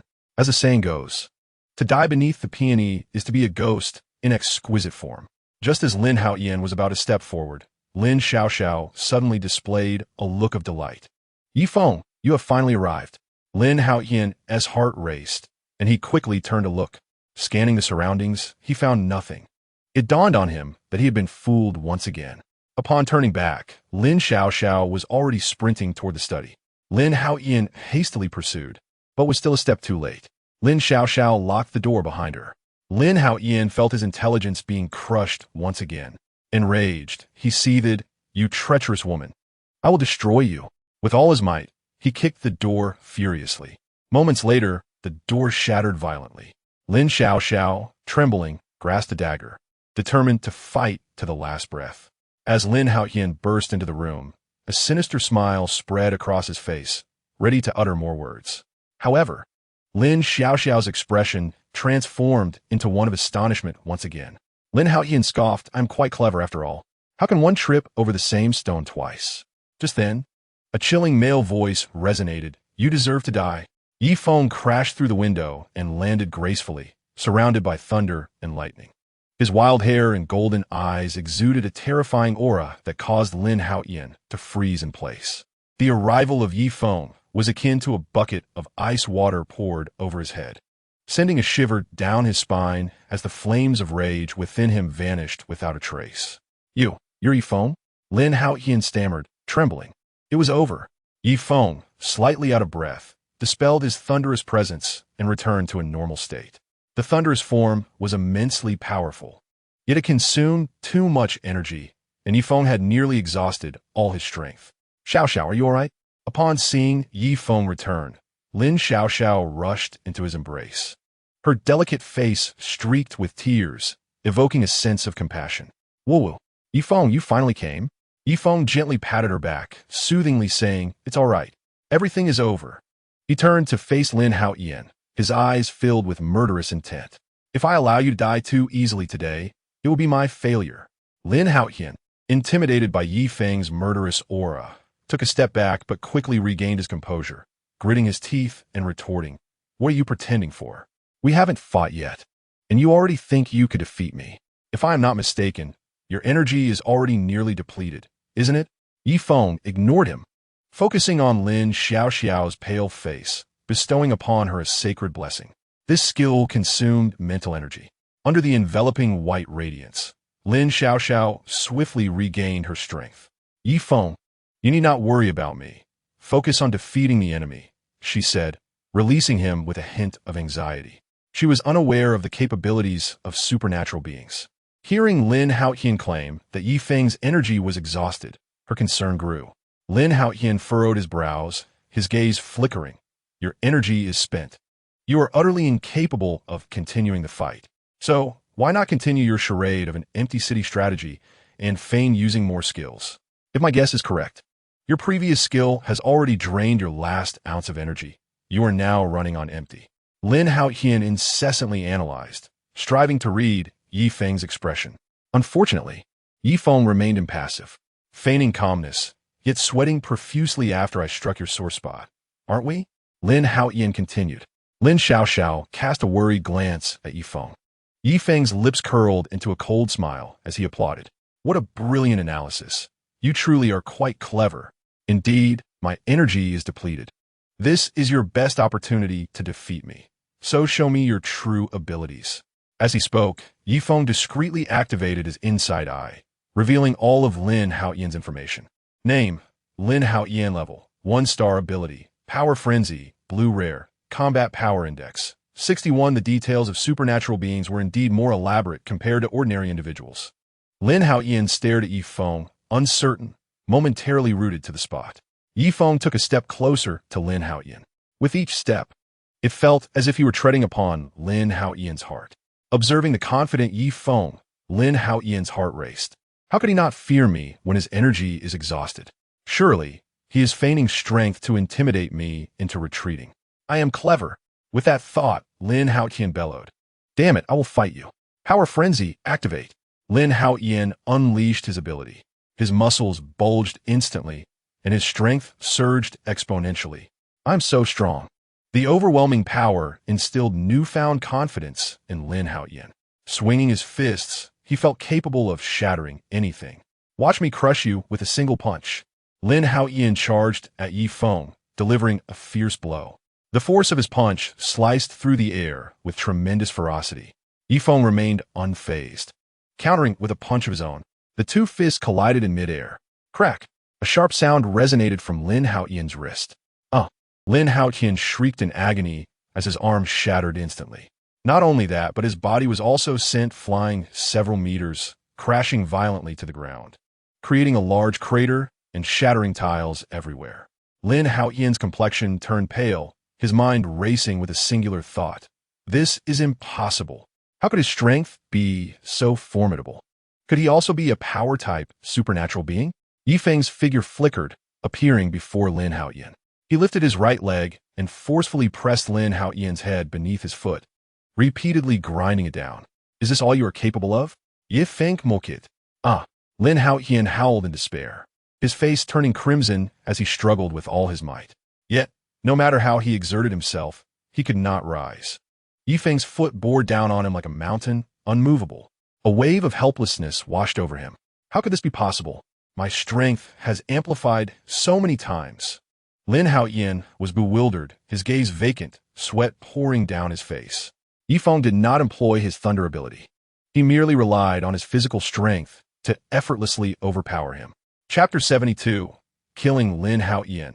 Heading to the hospital, Yi Feng kept Lin Haoyan pinned down. With a thought, a flaming battle knife appeared in his hand. Lin Haoyan caught a glimpse of this and trembled, terror-stricken. No, Yi Feng, I was wrong. Please spare my life. I beg you. I am a supernatural being. I am willing to submit to you. Lin Haoyan's pleas echoed incessantly. Yi Feng sneered, unmoved, and swung the knife down. In a flash, the blade sliced through the air. Splurt! One of Lin Haoyan's arms fell away, blood gushing forth and splattering everywhere. Lin Haoyan emitted a scream of excruciating pain. His wretched cries reverberated throughout the room. Yi Feng, please don't kill me. Lin Haoyan pleaded in abject terror. Yi Feng retaliated with another swift strike. Splurt! Lin Haoyan's other arm also severed from his body, blood flowing freely. It hurts. So much pain. Yi Feng, may you die a miserable death. Lin Haoyan lamented endlessly. Yi Feng mercilessly ground his foot against Lin Haoyan's face. Soon, his visage became a gruesome mess of blood and flesh. Yi Feng raised the flaming battle knife, and the blade flashed repeatedly. In an instant, Lin Haoyan's left and right legs were severed simultaneously. Spare me, Lin Haoyan murmured, his breath faint.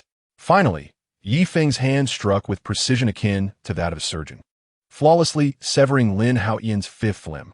Lin Haoyan tilted his head, succumbing to the pain and losing consciousness. Yi Feng let out a cold laugh, casting a sacred blessing upon him. Enveloped in a halo of white light, Lin Haoyan gradually awakened. An overwhelming agony washed over him, and upon realizing he had been mutilated, he plunged into utter despair. He screamed frantically, Yi Feng, you will not die a good death. Do you think you're a good person? Bah! You only rely on your superior abilities, don't you? Someday, you will encounter an even more powerful ability user, and your demise will be far worse than mine. With a flick of his wrist, Yi Feng plunged a long knife into Lin Haoyan's scapula. With a forceful thrust, he lifted him. At this moment, Lin Haoyan had become a mere ball of blood, gushing crimson. Yi Feng regarded him with disdain and declared, no one knows the cruelty of this world better than I do. He hoisted Lin Haoyan and exited the bedroom, making his way towards the living room window. I do rely on being stronger than you. What can you do about it? This is the way of survival now. Arriving at the window, Yi Feng extended the flaming warblade, suspending Lin Haoyan in midair. A gentle breeze wafted through. Lin Haoyan felt complete despair.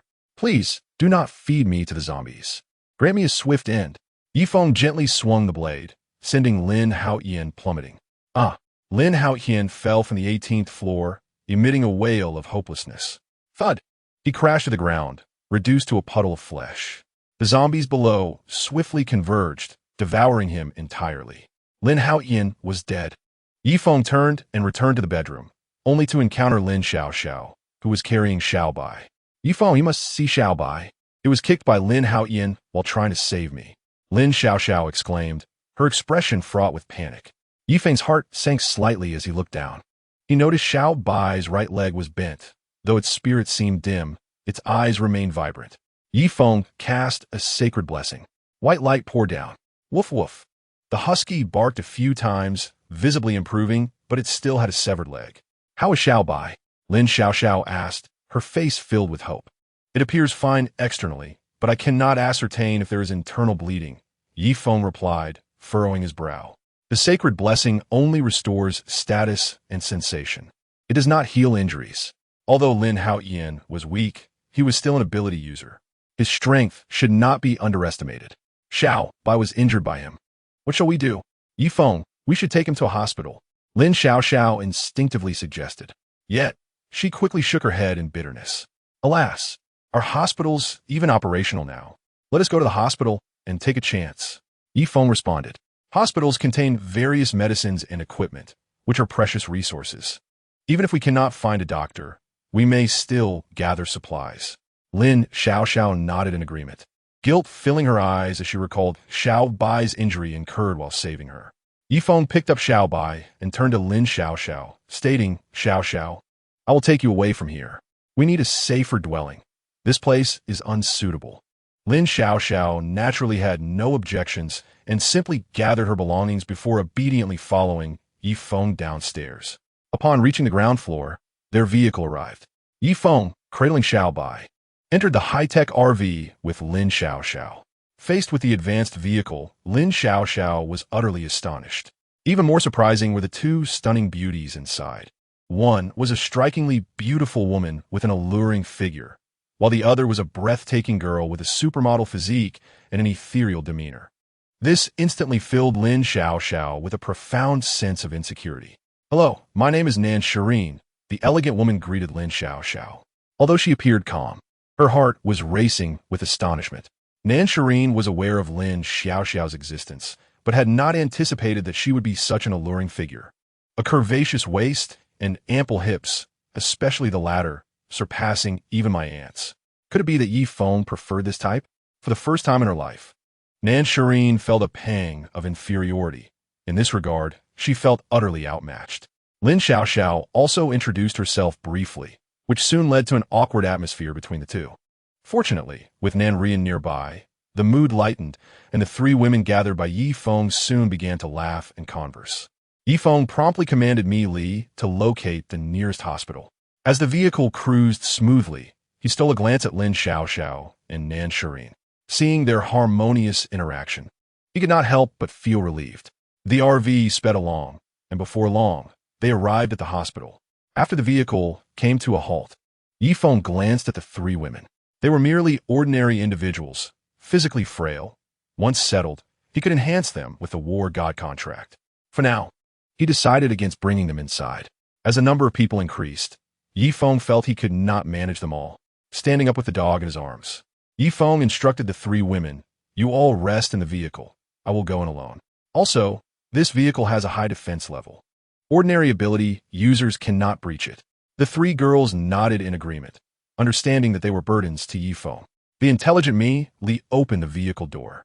Yi Feng stepped out, pleasantly surprised to discover a large pet hospital behind the main hospital. After some thought, he concluded that the pet hospital would be more suitable for Xiaobai's condition. Thus, he carried Xiaobai towards the back entrance of the pet hospital. First, he would visit the pet hospital, then proceed to the regular hospital. Yi Feng quickly arrived at the rear of the pet hospital. Few zombies lingered around, but a couple lunged at him. As he advanced, Yifeng drew his blade and swiftly dispatched the zombies. Chapter 73. Ability User Chu Xiao Tuesday. After eliminating the zombies, Yifeng entered the pet hospital. He surveyed his surroundings. The decor was decent, and the equipment appeared to be complete. It seemed to be a privately owned pet hospital, reasonably sized. Upon entering the first floor, a few zombies zeroed in on him. More precisely, it was Xiao Bai in his arms that attracted the attention of the zombies. 2 human zombies clad in white lab coats, along with 5 various-sized zombie cats and dogs, snarled and lunged at Yifeng. He summoned a handgun from his space and began firing. Bang, bang, bang, bang. With several shots, he hit each zombie in the head, causing them to collapse. After clearing the area of zombies, Yifeng cleared his throat and called out, "Are there any survivors?" There was no response, but instead, 3 more zombies approached. Among them was a bald zombie wearing a doctor's white coat. "You can't be a doctor, can you?" Yifeng pondered to himself, raising his firearm and pulling the trigger to eliminate the 3 zombies. His brow furrowed as he activated his mental probing skill, extending his mental power like fine threads into the surroundings. 1 meter, 3 meters, 5 meters. No one was present. He cautiously ascended to the 2nd floor. Still no one. Upon reaching the 3rd floor, Yifeng conducted a meticulous examination. Soon, his spirits lifted as a smile crept onto his lips. "Come out. I have already discovered your presence." Yet, silence prevailed. Behind the 3rd cabinet on the right corner, a girl in a white nurse's outfit, with her backside protruding, remained hidden. "Do I need to continue speaking? Come out. If you don't, I shall fire." 3 seconds later, the cabinet began to tremble. "Don't shoot, I'm coming out." As the words fell, a girl awkwardly crawled out, trembling. Yifeng scrutinized the girl before him, who had a ponytail, large eyes, a high-nosed bridge, and a pure, beautiful face.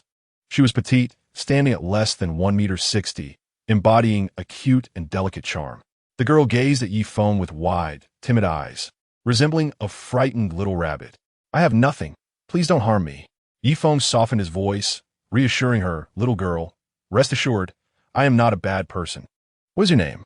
Upon hearing Yifeng's gentle tone, the girl's taut nerves began to relax.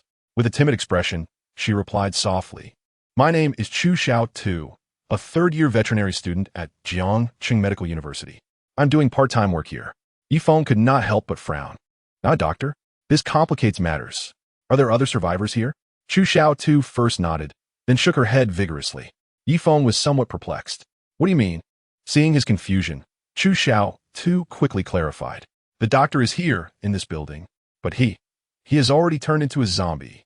Yifeng sighed in disappointment, realizing that it was most likely the bald doctor downstairs. Noticing Yifeng's dismay, Chu Xiao Tu gathered her courage and asked, "May I inquire if you are searching for a doctor for some assistance? Is it because of this adorable puppy?" She glanced swiftly at the little white dog in Yifeng's arms. Yifeng nodded. "Yes, my dog was kicked severely, and I fear it may have internal bleeding, so I want to find a veterinarian to examine it." Upon hearing this, Chu Xiao Tu breathed a sigh of relief and sincerely said, "If you trust me, I can help you check its injuries. I cannot handle complex illnesses, but if it's a simple external injury, I can use the equipment to take a look. I am proficient with the instruments here." Chu Xiao Tu patted her chest, her tone now confident. Yifeng's heart leaped with joy. "Is that so? That's wonderful." He then handed the husky to Chu Xiao Tuesday. Despite her petite stature and seemingly fragile appearance, she surprisingly handled the dog with ease. Perhaps sensing that Chu Xiao Tu was treating it, the little white dog cooperated beautifully, even displaying affection towards her. Chu Xiao Tu began operating the equipment to examine the little white dog while Yifeng observed nearby. Meanwhile, outside the pet hospital, an uninvited group of 4 approached. The leader, a slender youth with green hair, was taken aback by the sight of the silver-white modified RV and quickly rallied his companions around it. "San Shouling, this vehicle is clearly a treasure."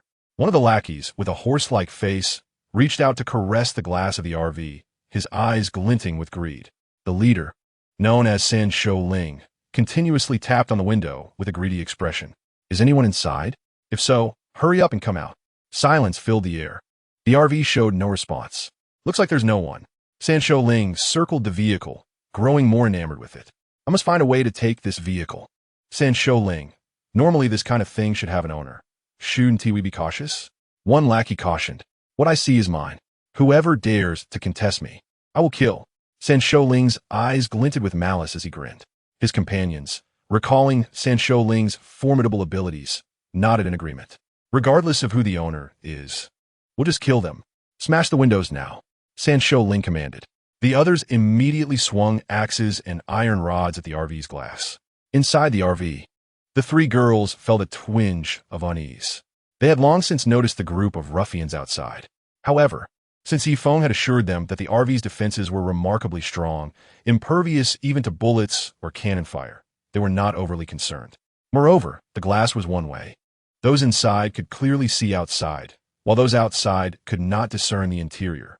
Thus, the four outside were unaware that anyone was inside. The vehicle trembled slightly as the outside group began to strike. The girls' hearts raced. Bang, bang, bang. The RV's glass remained unscathed. Lin Xiao and the others exchanged glances, finally breathing a sigh of relief. It seemed the RV's defensive capabilities were indeed astonishing. Should we notify Feng Ji? Let us wait and see. If they cannot breach the defenses, we will delay informing him. He has his own matters to attend to and shouldn't be distracted by us. Outside, the four thugs circled the RV for over 10 rounds, exhausting all their tools. Sanshou Ling even resorted to using his ability, Steel Bones. Yet ultimately, their efforts bore no fruit, leaving not even a scratch. The four exchanged glances, bewildered. Finally, Sanshou Ling growled, "Damn it. Inform Erga that I want to haul this RV back to the gang." Chapter 74. The three leaders of the Wild Wolf Gang in the Pet Hospital. Chu Xiao too successfully completed a series of examinations using the equipment. After setting down the husky, she exhaled in relief and cheerfully announced, "Hey, Little Bite doesn't have any major issues. With proper rest, it will gradually recover. However, it is in pain and needs medication to alleviate the discomfort, and its leg is broken and requires further treatment. By the way, Little Bai also needs antibiotics to prevent infection." As she spoke of Little Bai, Chu Xiao too became quite articulate, chattering on. Yifeng's gaze shifted as he activated his inside eye. Name, Chu Xiao, 2 rank, 1-star ability. Animal affinity, ordinary level. Combat power index, 38. She truly is an ability user? Ordinary level. Animal affinity. So that's why you have such strength. You are indeed an ability user. Yifeng smiled faintly and spoke. How did you know? Chu Xiao too's heart skipped a beat. Is it due to your affinity with animals? Yifeng replied with a smile. Indeed. Que Xiao tu no dead, a beat disartened. My ability pales in comparison to others' extraordinary powers. After a moment of contemplation, Yifeng introduced himself. Chu Xiao too. I am Yifeng, also an extraordinary being. Now, I invite you to join my team. Please consider it. I accept. Chu Xiao too responded without hesitation. Yifeng was momentarily taken aback, then chuckled. You agreed so quickly? Aren't you afraid I might be a villain? Chu Xiao too replied earnestly. In this situation, anyone who strives to heal an ordinary dog must be a good person. Unbeknownst to him, she had another reason that remained unspoken. Yifeng's striking appearance did not resemble that of a villain. Upon hearing this, Yifeng laughed heartily. Then from now on, you shall be a member of my team. Chu Xiao too began to smile foolishly, feeling as though she had successfully found her place. Subsequently, she bent down to tend to Xiao Bai's broken leg, applying a cast, while Yifeng took the opportunity to pack all the medicines and equipment from the entire veterinary clinic into his storage space. Chu Xiao too was left in utter astonishment. What? Where did all my equipment go? Yifeng offered no further explanation. In time, you will understand. After tending to Xiao Bai's injury, the two descended the stairs. Yifeng then cleared out the items from the clinic sales area, acquiring enough dog food, medicine, and toys to last Xiao Bai a lifetime. Upon exiting the veterinary clinic, Yifeng gazed from a distance and was momentarily stunned. He saw 4 individuals encircling his RV, smoking and exhaling clouds of smoke. How much longer until second brother arrives? The green-haired youth asked as he took a deep drag and extinguished the cigarette on the ground. The second leader should arrive in about 10 minutes. Another lackey replied promptly. Oomph. Second abilities are just right to carry the vehicle away. This RV can withstand my extraordinary attacks. It is no ordinary object. We can study it thoroughly later. The green-haired youth said greedily. The third leader is indeed wise. Several lackeys chimed in with flattery. Yifeng narrowed his eyes slightly. At that moment, his phone received a message. Upon glancing down, he saw that it was a message from the three women inside the vehicle, noting his emergence. After quickly scanning the message, Yifeng grasped the situation entirely. With a cold laugh, he muttered, "So, you dare to damage my vehicle? This is intolerable." He handed Xiao by to Chu Xiao too for safekeeping and walked slowly toward the RV. Without any deliberate attempt to conceal his presence, the four ruffians quickly noticed him. One shouted, "Hey kid, stop. What do you want? We found this vehicle first." Yifeng continued walking, coldly stating, "Are you unaware that vehicles have owners?" He then asked, "How would you prefer to die?" Upon hearing this, the four exchanged glances, and the next moment, they burst into laughter. "Ha ha ha! Where did this crazy person come from?" The green-haired youth chuckled mockingly. "Is there really someone more arrogant than me? Do you know who I am?" Yifeng cast a sidelong glance at him, his brow furrowing slightly, suddenly feeling that the person before him seemed somewhat familiar. "Oh, who are you?" Yifeng inquired slowly. The green-haired youth, with his nose in the air, replied arrogantly. A nearby lackey stepped forward, proudly explaining, "Kid, we are members of the Wolf Gang. We currently have 8 extraordinary beings, and all 3 of our leaders are immensely powerful. This gentleman before you is our 3rd leader, the epic-level extraordinary being, Master Zhou Qingming." "Wolfgang, Zhou Qingming?" Yifeng's gaze sharpened. He scrutinized him again and finally recognized that the green-haired youth before him was indeed Zhou Qingming. Zhou Qingming, one of the leaders of the Wolf Gang in the past. Yifeng was acquainted with him. To be precise, in his previous life, Yifeng had once joined the Wolf Gang. However, the faction he joined was merely a second-rate force, led by 2 epic-level awakened beings. It was said that the original Wolf Gang had emerged from a high-interest loan company, formed by a group of powerful, extraordinary beings. They referred to each other as the first leader, second leader, and third leader. Among them, the first leader was a formidable figure with legendary abilities. Unfortunately, he perished on the 9th day of the apocalypse during a bloody night, fighting over a grand opportunity. With the first leader's death, the remaining 2 could not develop further and were subsequently absorbed by other factions. Yifeng's mind turned as he activated his inside eye. Name, Zhou Qingming. Rank, 1-star ability, Steel Bones, epic level. Skill, Steel Claws Combat Power Index, 81 epic level ability, Steel Bones. And a skill, Steel Claws. So it is truly you, my former leader, Zhou. Yifeng felt a wave of nostalgia. In his previous life, his time in the Wolf Gang was far from pleasant. He held a lowly status and was frequently targeted by Wang Kuan, the son of Wang Guofeng, the doctor. Yifeng endured much hardship and only spent a brief period in the Wolf Gang before swiftly departing. Thus, he was not particularly familiar with Zhou, having only met him a few times. In Yifeng's memory, Zhou was not green-haired. Hence, he had not anticipated that the green-haired youth before him was Zhou Qingming, the later deputy leader of the Wolf Gang, renowned for his unmatched combat power. Although Yifeng harbored no ill will toward Zhou Qingming, his sentiments toward the Wolf Gang were less than favorable, yet a certain kinship lingered. Contemplating this, Yifeng's eyes narrowed as he revealed his extraordinary aura and spoke lightly. "So you are the 3rd leader of the Wolf Gang? I offer you a chance. Leave now, and you may live. Otherwise, death awaits." Chapter 75. Shattering Zhou Qingming. Yifeng's expression was indifferent, yet a hint of murderous intent flickered in his gaze. Upon hearing Yifeng's words, Zhou Qingming burst into laughter. "Ha ha ha! Do you think extraordinary beings are so impressive? I am one too."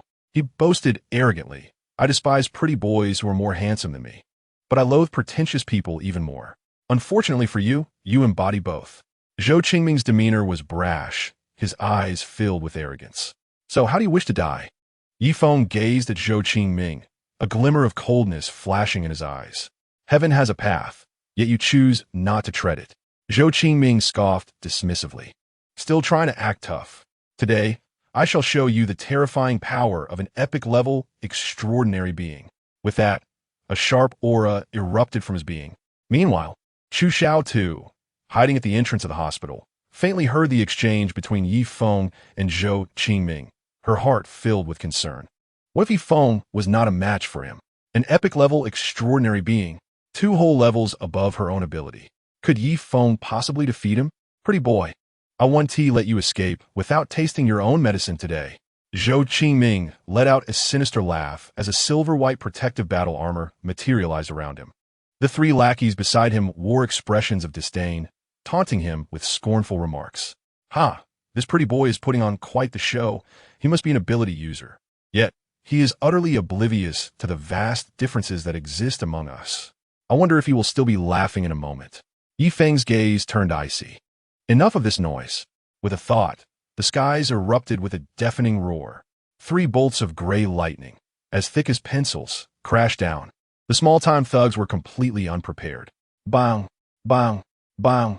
The 3 ordinary lackeys of the Wild Wolf gang stood frozen in shock before being reduced to charred remains, collapsing lifelessly to the ground. Zhou Qingming was taken aback, his heart racing, and his expression turned grave. This pretty boy has dared to launch a surprise attack. He is truly doomed. He secretly cursed Yi Feng for his lack of martial ethics. In an instant, Zhou Qingming's entire body radiated a brilliant silver light, transforming him into a figure resembling a steel giant. His right hand began to writhe, and within mere breaths, morphed into a silver claw. He swung the claw repeatedly, creating a fierce wind that sliced through the air. Pretty boy, witness how I will tear you apart. Zhou Qingming sneered, his figure flashing forward like a humanoid tyrannosaurus. Lunging at Yi Feng. Facing this assault, Yi Feng thought to himself, this is perfect timing. It will allow me to test my new skill, Thunderous Stance. With a mental command, Thunderous Stance activated. In the next moment, golden lightning energy began to gather around Yi Feng. Crackle. Strands of golden and gray arcs intertwined, continuously leaping around him, illuminating the surroundings with brilliant flashes. As Yi Feng basked in the electric energy, his eyes transformed into a profound gold. His muscles began to swell. His entire being was enveloped in golden lightning energy, exuding an ancient and powerful aura. The golden thunder surged ceaselessly, and Yi Feng appeared as a deity of thunder descended from mythology, radiating an aura of terrifying power. Strong, mysterious, and domineering. At that moment, Zhou Qingming's expression shifted dramatically as he realized the gravity of the situation. What the hell? The special effects on the opposite side are simply outrageous and absurd. Comparing his own ability effects to Yi Feng's, he recognized they were not even in the same league. Overwhelmed with fear, his body trembled uncontrollably, and he immediately halted, shouting at the top of his lungs, "I surrender." A flash of coldness crossed Yi Feng's eyes. Huh, you think you can just declare a halt? Take this blow. If you survive, consider a win for you. Yi Feng's figure zipped forward like a bolt of golden lightning towards Zhou Qingming. Boom! A thunderous explosion echoed through the air. No, don't come any closer. Zhou Qingming's terrified gaze met Yi Feng's as they collided. Boom! A tremendous energy wave sent vibrations through the air. The ground trembled, and debris flew everywhere. Amidst the swirling dust, a resounding crack was heard as Zhou Qingming's body exploded into pieces, showering the area with shards of steel and flesh. With a single strike, Yi Feng had utterly obliterated Zhou Qingming's form.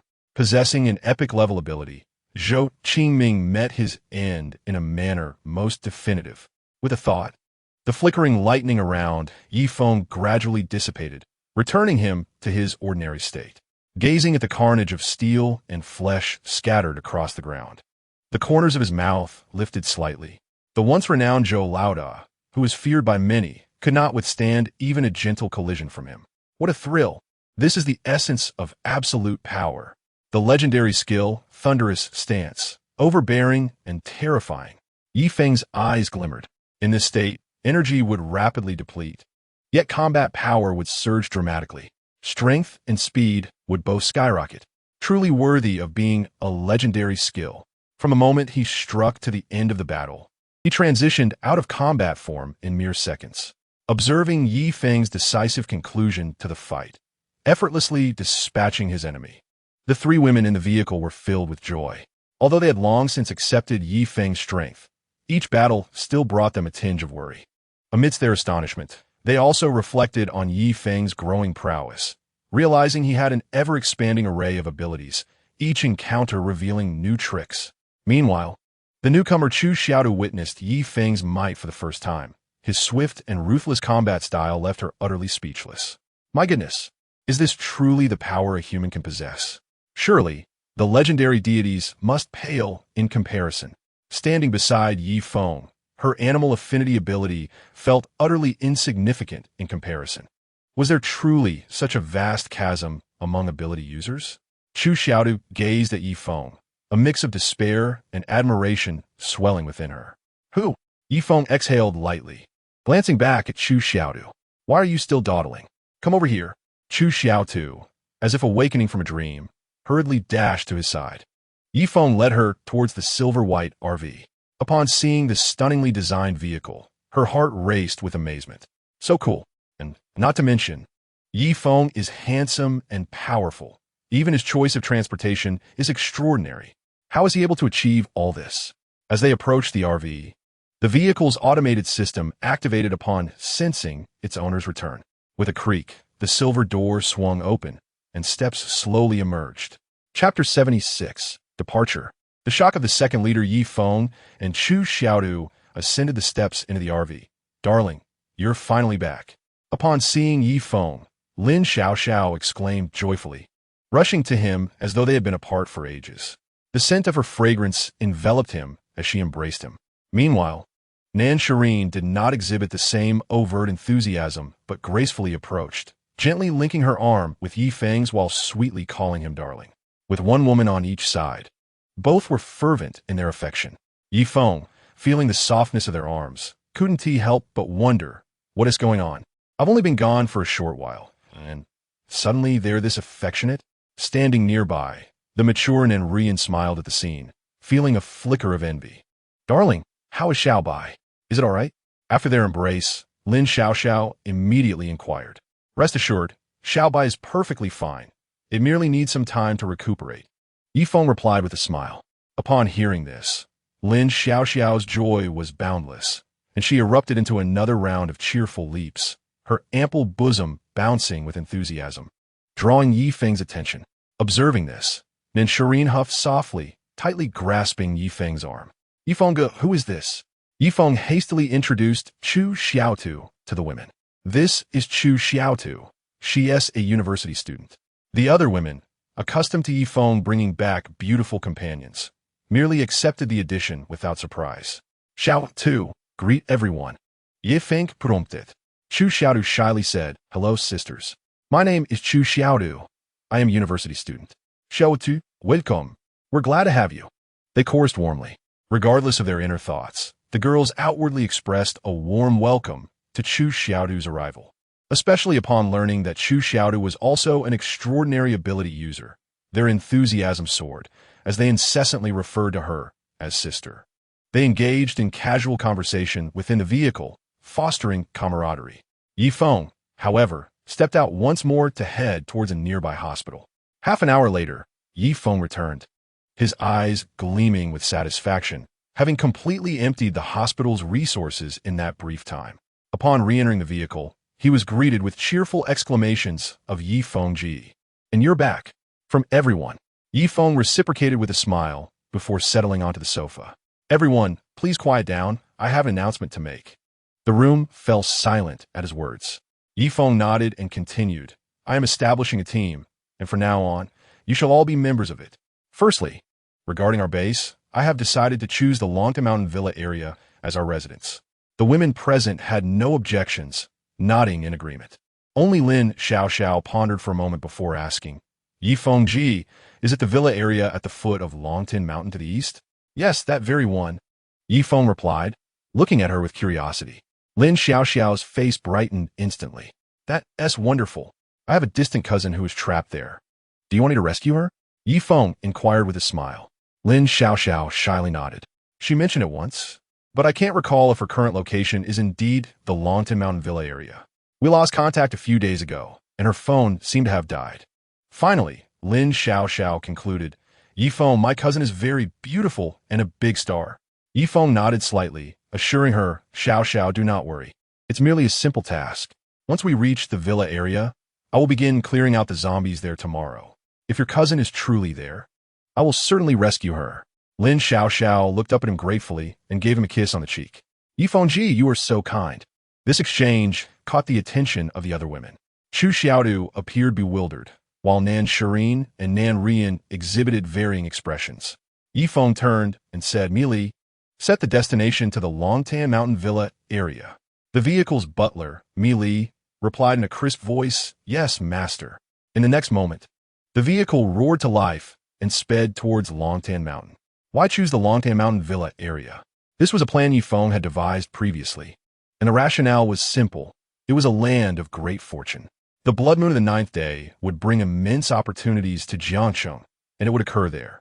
Subsequently, many rare flowers and spiritual plants would flourish, and even some extraordinary crystals would naturally emerge.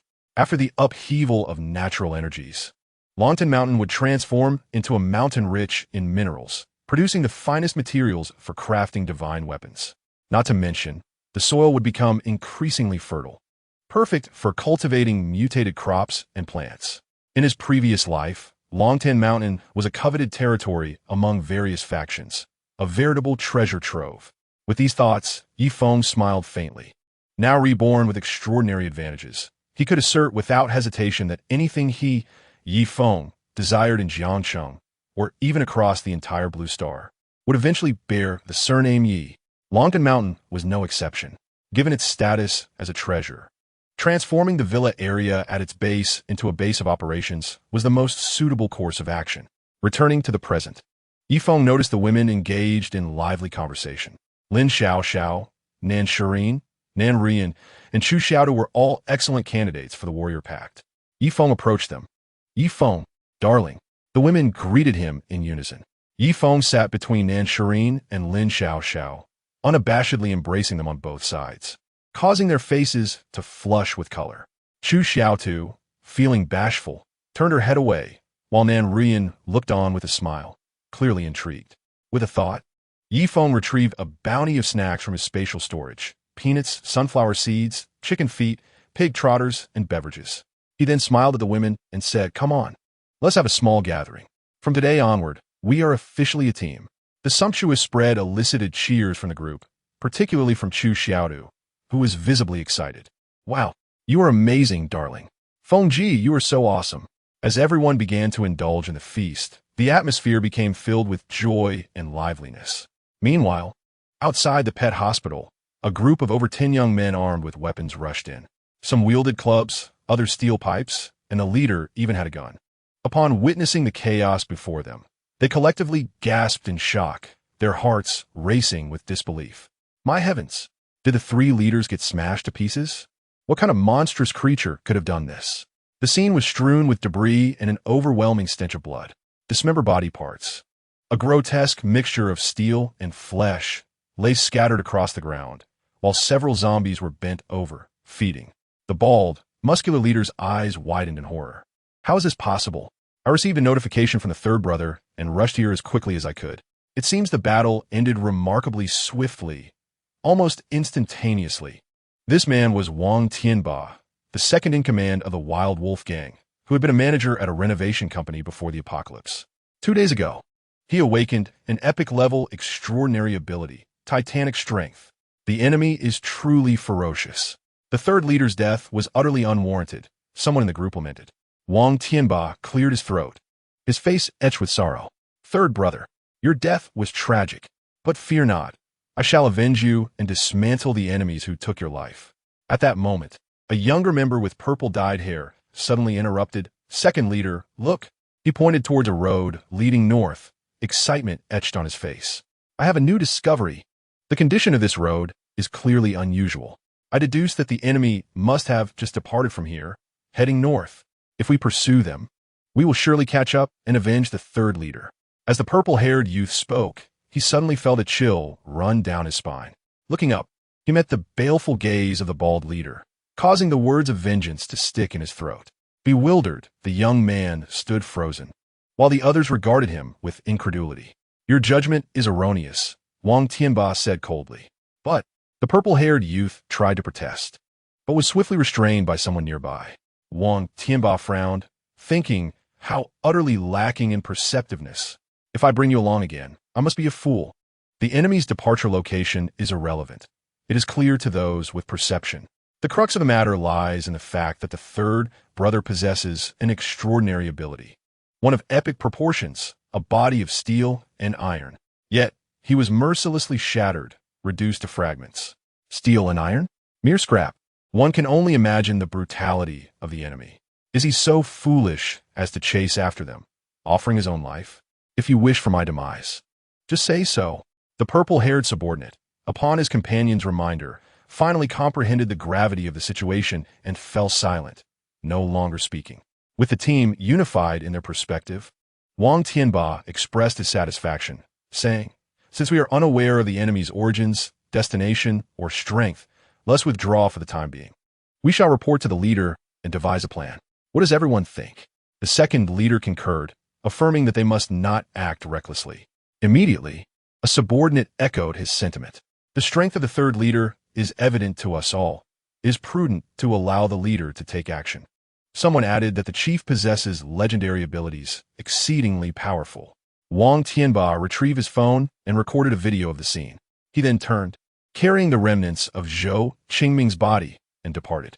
Meanwhile, in a silver-modified RV, laughter and cheerful banter filled the air as they sped along. Before long, they arrived at the Longtan Mountain Villa area. This upscale residential enclave sprawls across a vast area, nestled against Longtan Mountain. The villas here are independent, each with its own entrance and yard, ensuring utmost privacy. The residents are the affluent of Jiangxing. The RV drove through the community and finally halted before a villa boasting an impeccable location. "Master, you have arrived at the designated location," announced the crisp voice of the intelligent vehicle butler. Yi Feng rose from Lin Xiaoxiao's ample embrace and declared, "Ladies and gentlemen, we have reached our destination. From this day forth, this villa area shall be our home." The group disembarked, standing before the finest villa within the entire complex. Its location is exceptional. The villa spans a considerable area, complete with an entrance and a splendid view. The villa consists of 3 floors, each ascending level slightly smaller, creating a clear hierarchy. In front of the villa lies a swimming pool. "Wow, this place is truly remarkable," Lin Xiaoxiao exclaimed, her eyes sparkling with excitement. "What a large pool!" Chu Xiaoda chimed in, her smile radiating joy. Nan Shirin and Nan Ruyan also expressed their exhilaration, not merely due to the villa's grandeur, but because of Yi Feng's words regarding their new home, which touched their hearts. Yi Feng led the way, with the others closely following. Chu Xiaotu, cradling the small white creature, was the strongest among them aside from Yi Feng. As the villa door stood wide open, the group entered. Suddenly, 3 grotesque zombies lunged at them, snarling and clawing. 2 were large, and 1 was small, resembling a family unit. Yi Feng swiftly dodged, effortlessly tossing the zombies outside. In an instant, 3 thunderous strikes obliterated the zombies. This place is to be his home, and Yi Feng had no desire to sully it. After disposing of the 3 zombies, he instructed the women to remain in place and not to wander. Activating his psychic abilities, Yi Feng swiftly searched the entire villa, floor by floor, ensuring there were no dangers before feeling reassured. "Now, feel free to choose your rooms," Yi Feng announced with a smile. The 3-story villa features a dining area and kitchen on the first floor, along with several small bedrooms and a restroom. The second floor contains 6 medium-sized bedrooms, each with an ensuite bathroom. The third floor boasts a single large bedroom, in addition to a gym, study, esports room, and several recreational areas. From now on, we will reside here. I shall take the large room on the 3rd floor, and the rest of you may choose your own. Yi Feng made the first selection. Lin Xiaoxiao and the others wasted no time, eagerly opting for several rooms on the 2nd floor. After everyone settled in, Yi Feng began distributing daily necessities: body wash, toothpaste, toothbrushes, towels, and pajamas. Once everything was handed out, Yi Feng instructed, "Let us gather in the living room in a moment. I have something to announce." The 4 girls busied themselves for a while. A quarter of an hour later, they congregated in the living room. Yi Feng, with a serious demeanor, began, "I have an important matter to discuss with you. The current state of the outside world is evident to all. Zombies roam freely, and danger lurks everywhere. Without power, ordinary people are merely lambs to the slaughter." Lin Xiaoxiao and the others nodded in agreement, acknowledging the truth in his words. Indeed, without strength, one becomes vulnerable. Yi Feng, with a grave expression, continued, I possess a unique ability to grant you extraordinary powers far beyond those of ordinary individuals. By signing a contract with me, you can acquire such strength. However, the consequence is that your lives will be under my control, and betrayal is forever prohibited. Consider this carefully. After delivering his message, Yi Feng clasped his hands behind his back, closing his eyes in contemplation. He had his own plans in mind, with the God of War contract in place. Anyone who remained by his side must sign it for his peace of mind. The dual safeguards of malicious perception and the God of War contract would ensure no one could betray him. The four women before him, if they did not voluntarily sign the contract, would inevitably be marginalized by Yi Feng in the future. Upon hearing Yi Feng's words, the group exchanged glances, their expressions filled with astonishment. Yi Feng, does this mean we can become superhumans? Lin Xiaoxiao eagerly inquired. Yi Feng shook his head and clarified. It is not about awakening supernatural abilities, but the situation is similar. You can gain immense power. Although it was not about awakening abilities, their hearts raced with excitement. Those who could awaken such powers were ultimately a minority. Most remained ordinary. In this harsh apocalypse, who would not desire the ability to protect themselves? The girls looked at Yi Feng with admiration, having witnessed his strength. Yet, they had never considered that he could bestow extraordinary power upon others. Yi Feng seemed omnipotent, almost divine. Without hesitation, Nan Ruyan was the first to agree. Yi Feng, I am willing to sign the contract. You saved my life. Why not let you control my fate? Furthermore, if you wish to harm us, it would merely take a thought. She added that offering loyalty and never betraying him was only natural. Excellent. Yi Feng felt a surge of joy. Subsequently, Lin Xiaoxiao, Nan Shirin, and Chu Xiaodu also nodded in agreement. Yi Feng, I wish to sign a contract. I want the power to protect myself. I want to remain by your side forever. Me too, the women declared. Seeing their unanimous agreement, Yi Feng smiled with satisfaction. Very well, with that settled with a thought. Yi Feng activated the contract power. In an instant, an aura of profound mystery emanated from him. Chapter 78, The Blessing of the God of War, Enhanced Combat Power. The contract power surged forth. To finalize the contract, a blood pact is required. Yi Feng bit his fingertip, and a drop of blood emerged. Yi Feng extended his finger, gently placing it near Lin Xiaoxiao's lips. Xiao, you need to swallow this drop of blood. Lin Xiaoxiao gazed at the finger near her lips. Her delicate face slightly flushed. However, she did not hesitate long, her fragrant tongue darting out to lick the blood from Yi Feng's fingertip. Yi Feng repeated the process, extending his finger one by one to the other three women. They obediently consumed his blood as well. Yi Feng activated the power of the contract. The War God contract was formidable. Yet to sign the contract, there was a prerequisite. The signatory must willingly agree. If the signatory appeared willing but internally resisted, or if subjected to certain manipulative means, the contract would fail. In an instant, the hearts of the women trembled. It was as if a voice echoed in their minds. Will you sign the contract, pledge your loyalty, and become warriors under War God Yi Feng? Without hesitation, they chose to sign. In that moment, streams of golden light appeared in the void, surging into their bodies. The radiant golden light shimmered and pulsated around them. Lin Xiaoxiao looked on in astonishment, as did the others, utterly amazed. It was truly magical. Their delicate forms began to tremble. A strange warmth coursed through their bodies, filling them with energy that flowed through their limbs and bones, continuously strengthening their physical prowess. I suddenly feel so warm. Me too. This sensation is delightful. I'm rapidly growing stronger. The women were filled with joy, immersed in the process of empowerment.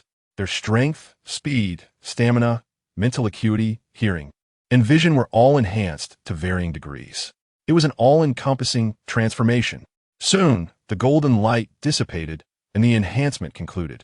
The girls returned to their senses. Yi Feng felt a surge of satisfaction. The contract was established. He was the war god, and the four before him were his warriors. He now held complete dominion over their lives and deaths. A mere thought could extinguish their existence. Furthermore, they would remain eternally loyal to him, never to betray. Yi Feng's Gaze Fidikirit. This sense of control was exhilarating. With a thought, Yi Feng activated his inside eye. Name, Lin Xiaoxiao. Rank, none ability, none skill. Blessing of the War God Combat Power Index. 57. Yi Feng's thoughts shifted.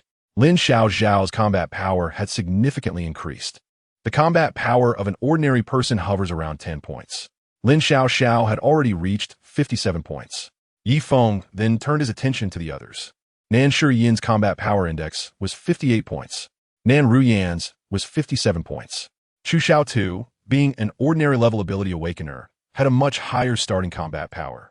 At that moment, her combat power index had soared to 89 points. Each individual's combat power had risen dramatically. Yi Feng, I feel like I've become a superhuman. Nan Shiyin exclaimed joyfully. Yi Feng, you are incredible. You are the deity in my heart. Nan Ruyan was equally exhilarated, her beautiful eyes shining brightly. Chu Xiao too beamed with happiness, grinning foolishly. Lin Xiao excitedly stepped forward and kissed Yi Feng on the cheek. Thank you, Yi Feng. Yi Feng laughed heartily and said, now that you are warriors, take some time to acclimate to your newfound strength, then test whether the contract skills are effective. The women beamed with joy, stretching their limbs to adapt to their surging power. Observing the female warriors before him, Yi Feng's eyes glimmered. This was the War God contract. Once successfully signed, it could never be rescinded unless death intervened. Furthermore, becoming a warrior resulted in a surge of power and additional skills. Each contracted warrior would see an increase of around 50 points in combat power. 10 points of combat power equated to the strength of one person. It could be said that now, each of them was akin to a female superhero. This was merely the enhancement gained from becoming a warrior. Should they ascend to the rank of general, the increase in combat power would be even more astonishing. To become a war god would yield an even more explosive growth in power. Of course, there could only be one war god, and that was Yi Feng. Previously, upon contracting to become a war god, he had instantly increased his combat power by over 300 points. His strength had surged. Yi Feng pondered briefly. The war god contract allowed for a total of 200 warrior slots and 20 general slots. He could entirely rely on the war god contract to establish a team that would serve him, catering to his every need, hunting zombies for crystal cores. While contemplating, Lin Xiao was the first to activate her contract skill, the blessing of the war god. Yi Feng turned to observe. A flash of golden light enveloped Lin Xiao. In an instant, her aura intensified. Yi Feng, I feel like I've grown about 30 stronger. A glimmer of surprise crossed Lin Xiao's beautiful eyes. Yi Feng nodded slightly. The blessing of the war god was an active skill. Once activated, it granted a blessing aura lasting for 1 hour. The effect temporarily increased combat power by percentage, currently estimated to raise it by around 30 points. The effect was quite impressive. It is worth noting that this was a percentage-based skill, and given her relatively low base combat power, the gain was naturally modest. As she grew stronger, the base would increase, resulting in even greater enhancements, truly a skill for the later stages. Just then, the other women began testing their skills as well. Golden light flashed as everyone's combat power began to surge. I become stronger. Woo, let's take off. They cheered with exuberance. Once everyone had adapted to their strength, Yi Feng clapped his hands. From this day forth, we shall be known as the War God Squad. The War God Squad will consist of 200 warriors, 20 generals, and 1 war god. I am a sole war god. Lin Xiao, Nan Shiyin. I shall now elevate you both to the rank of general.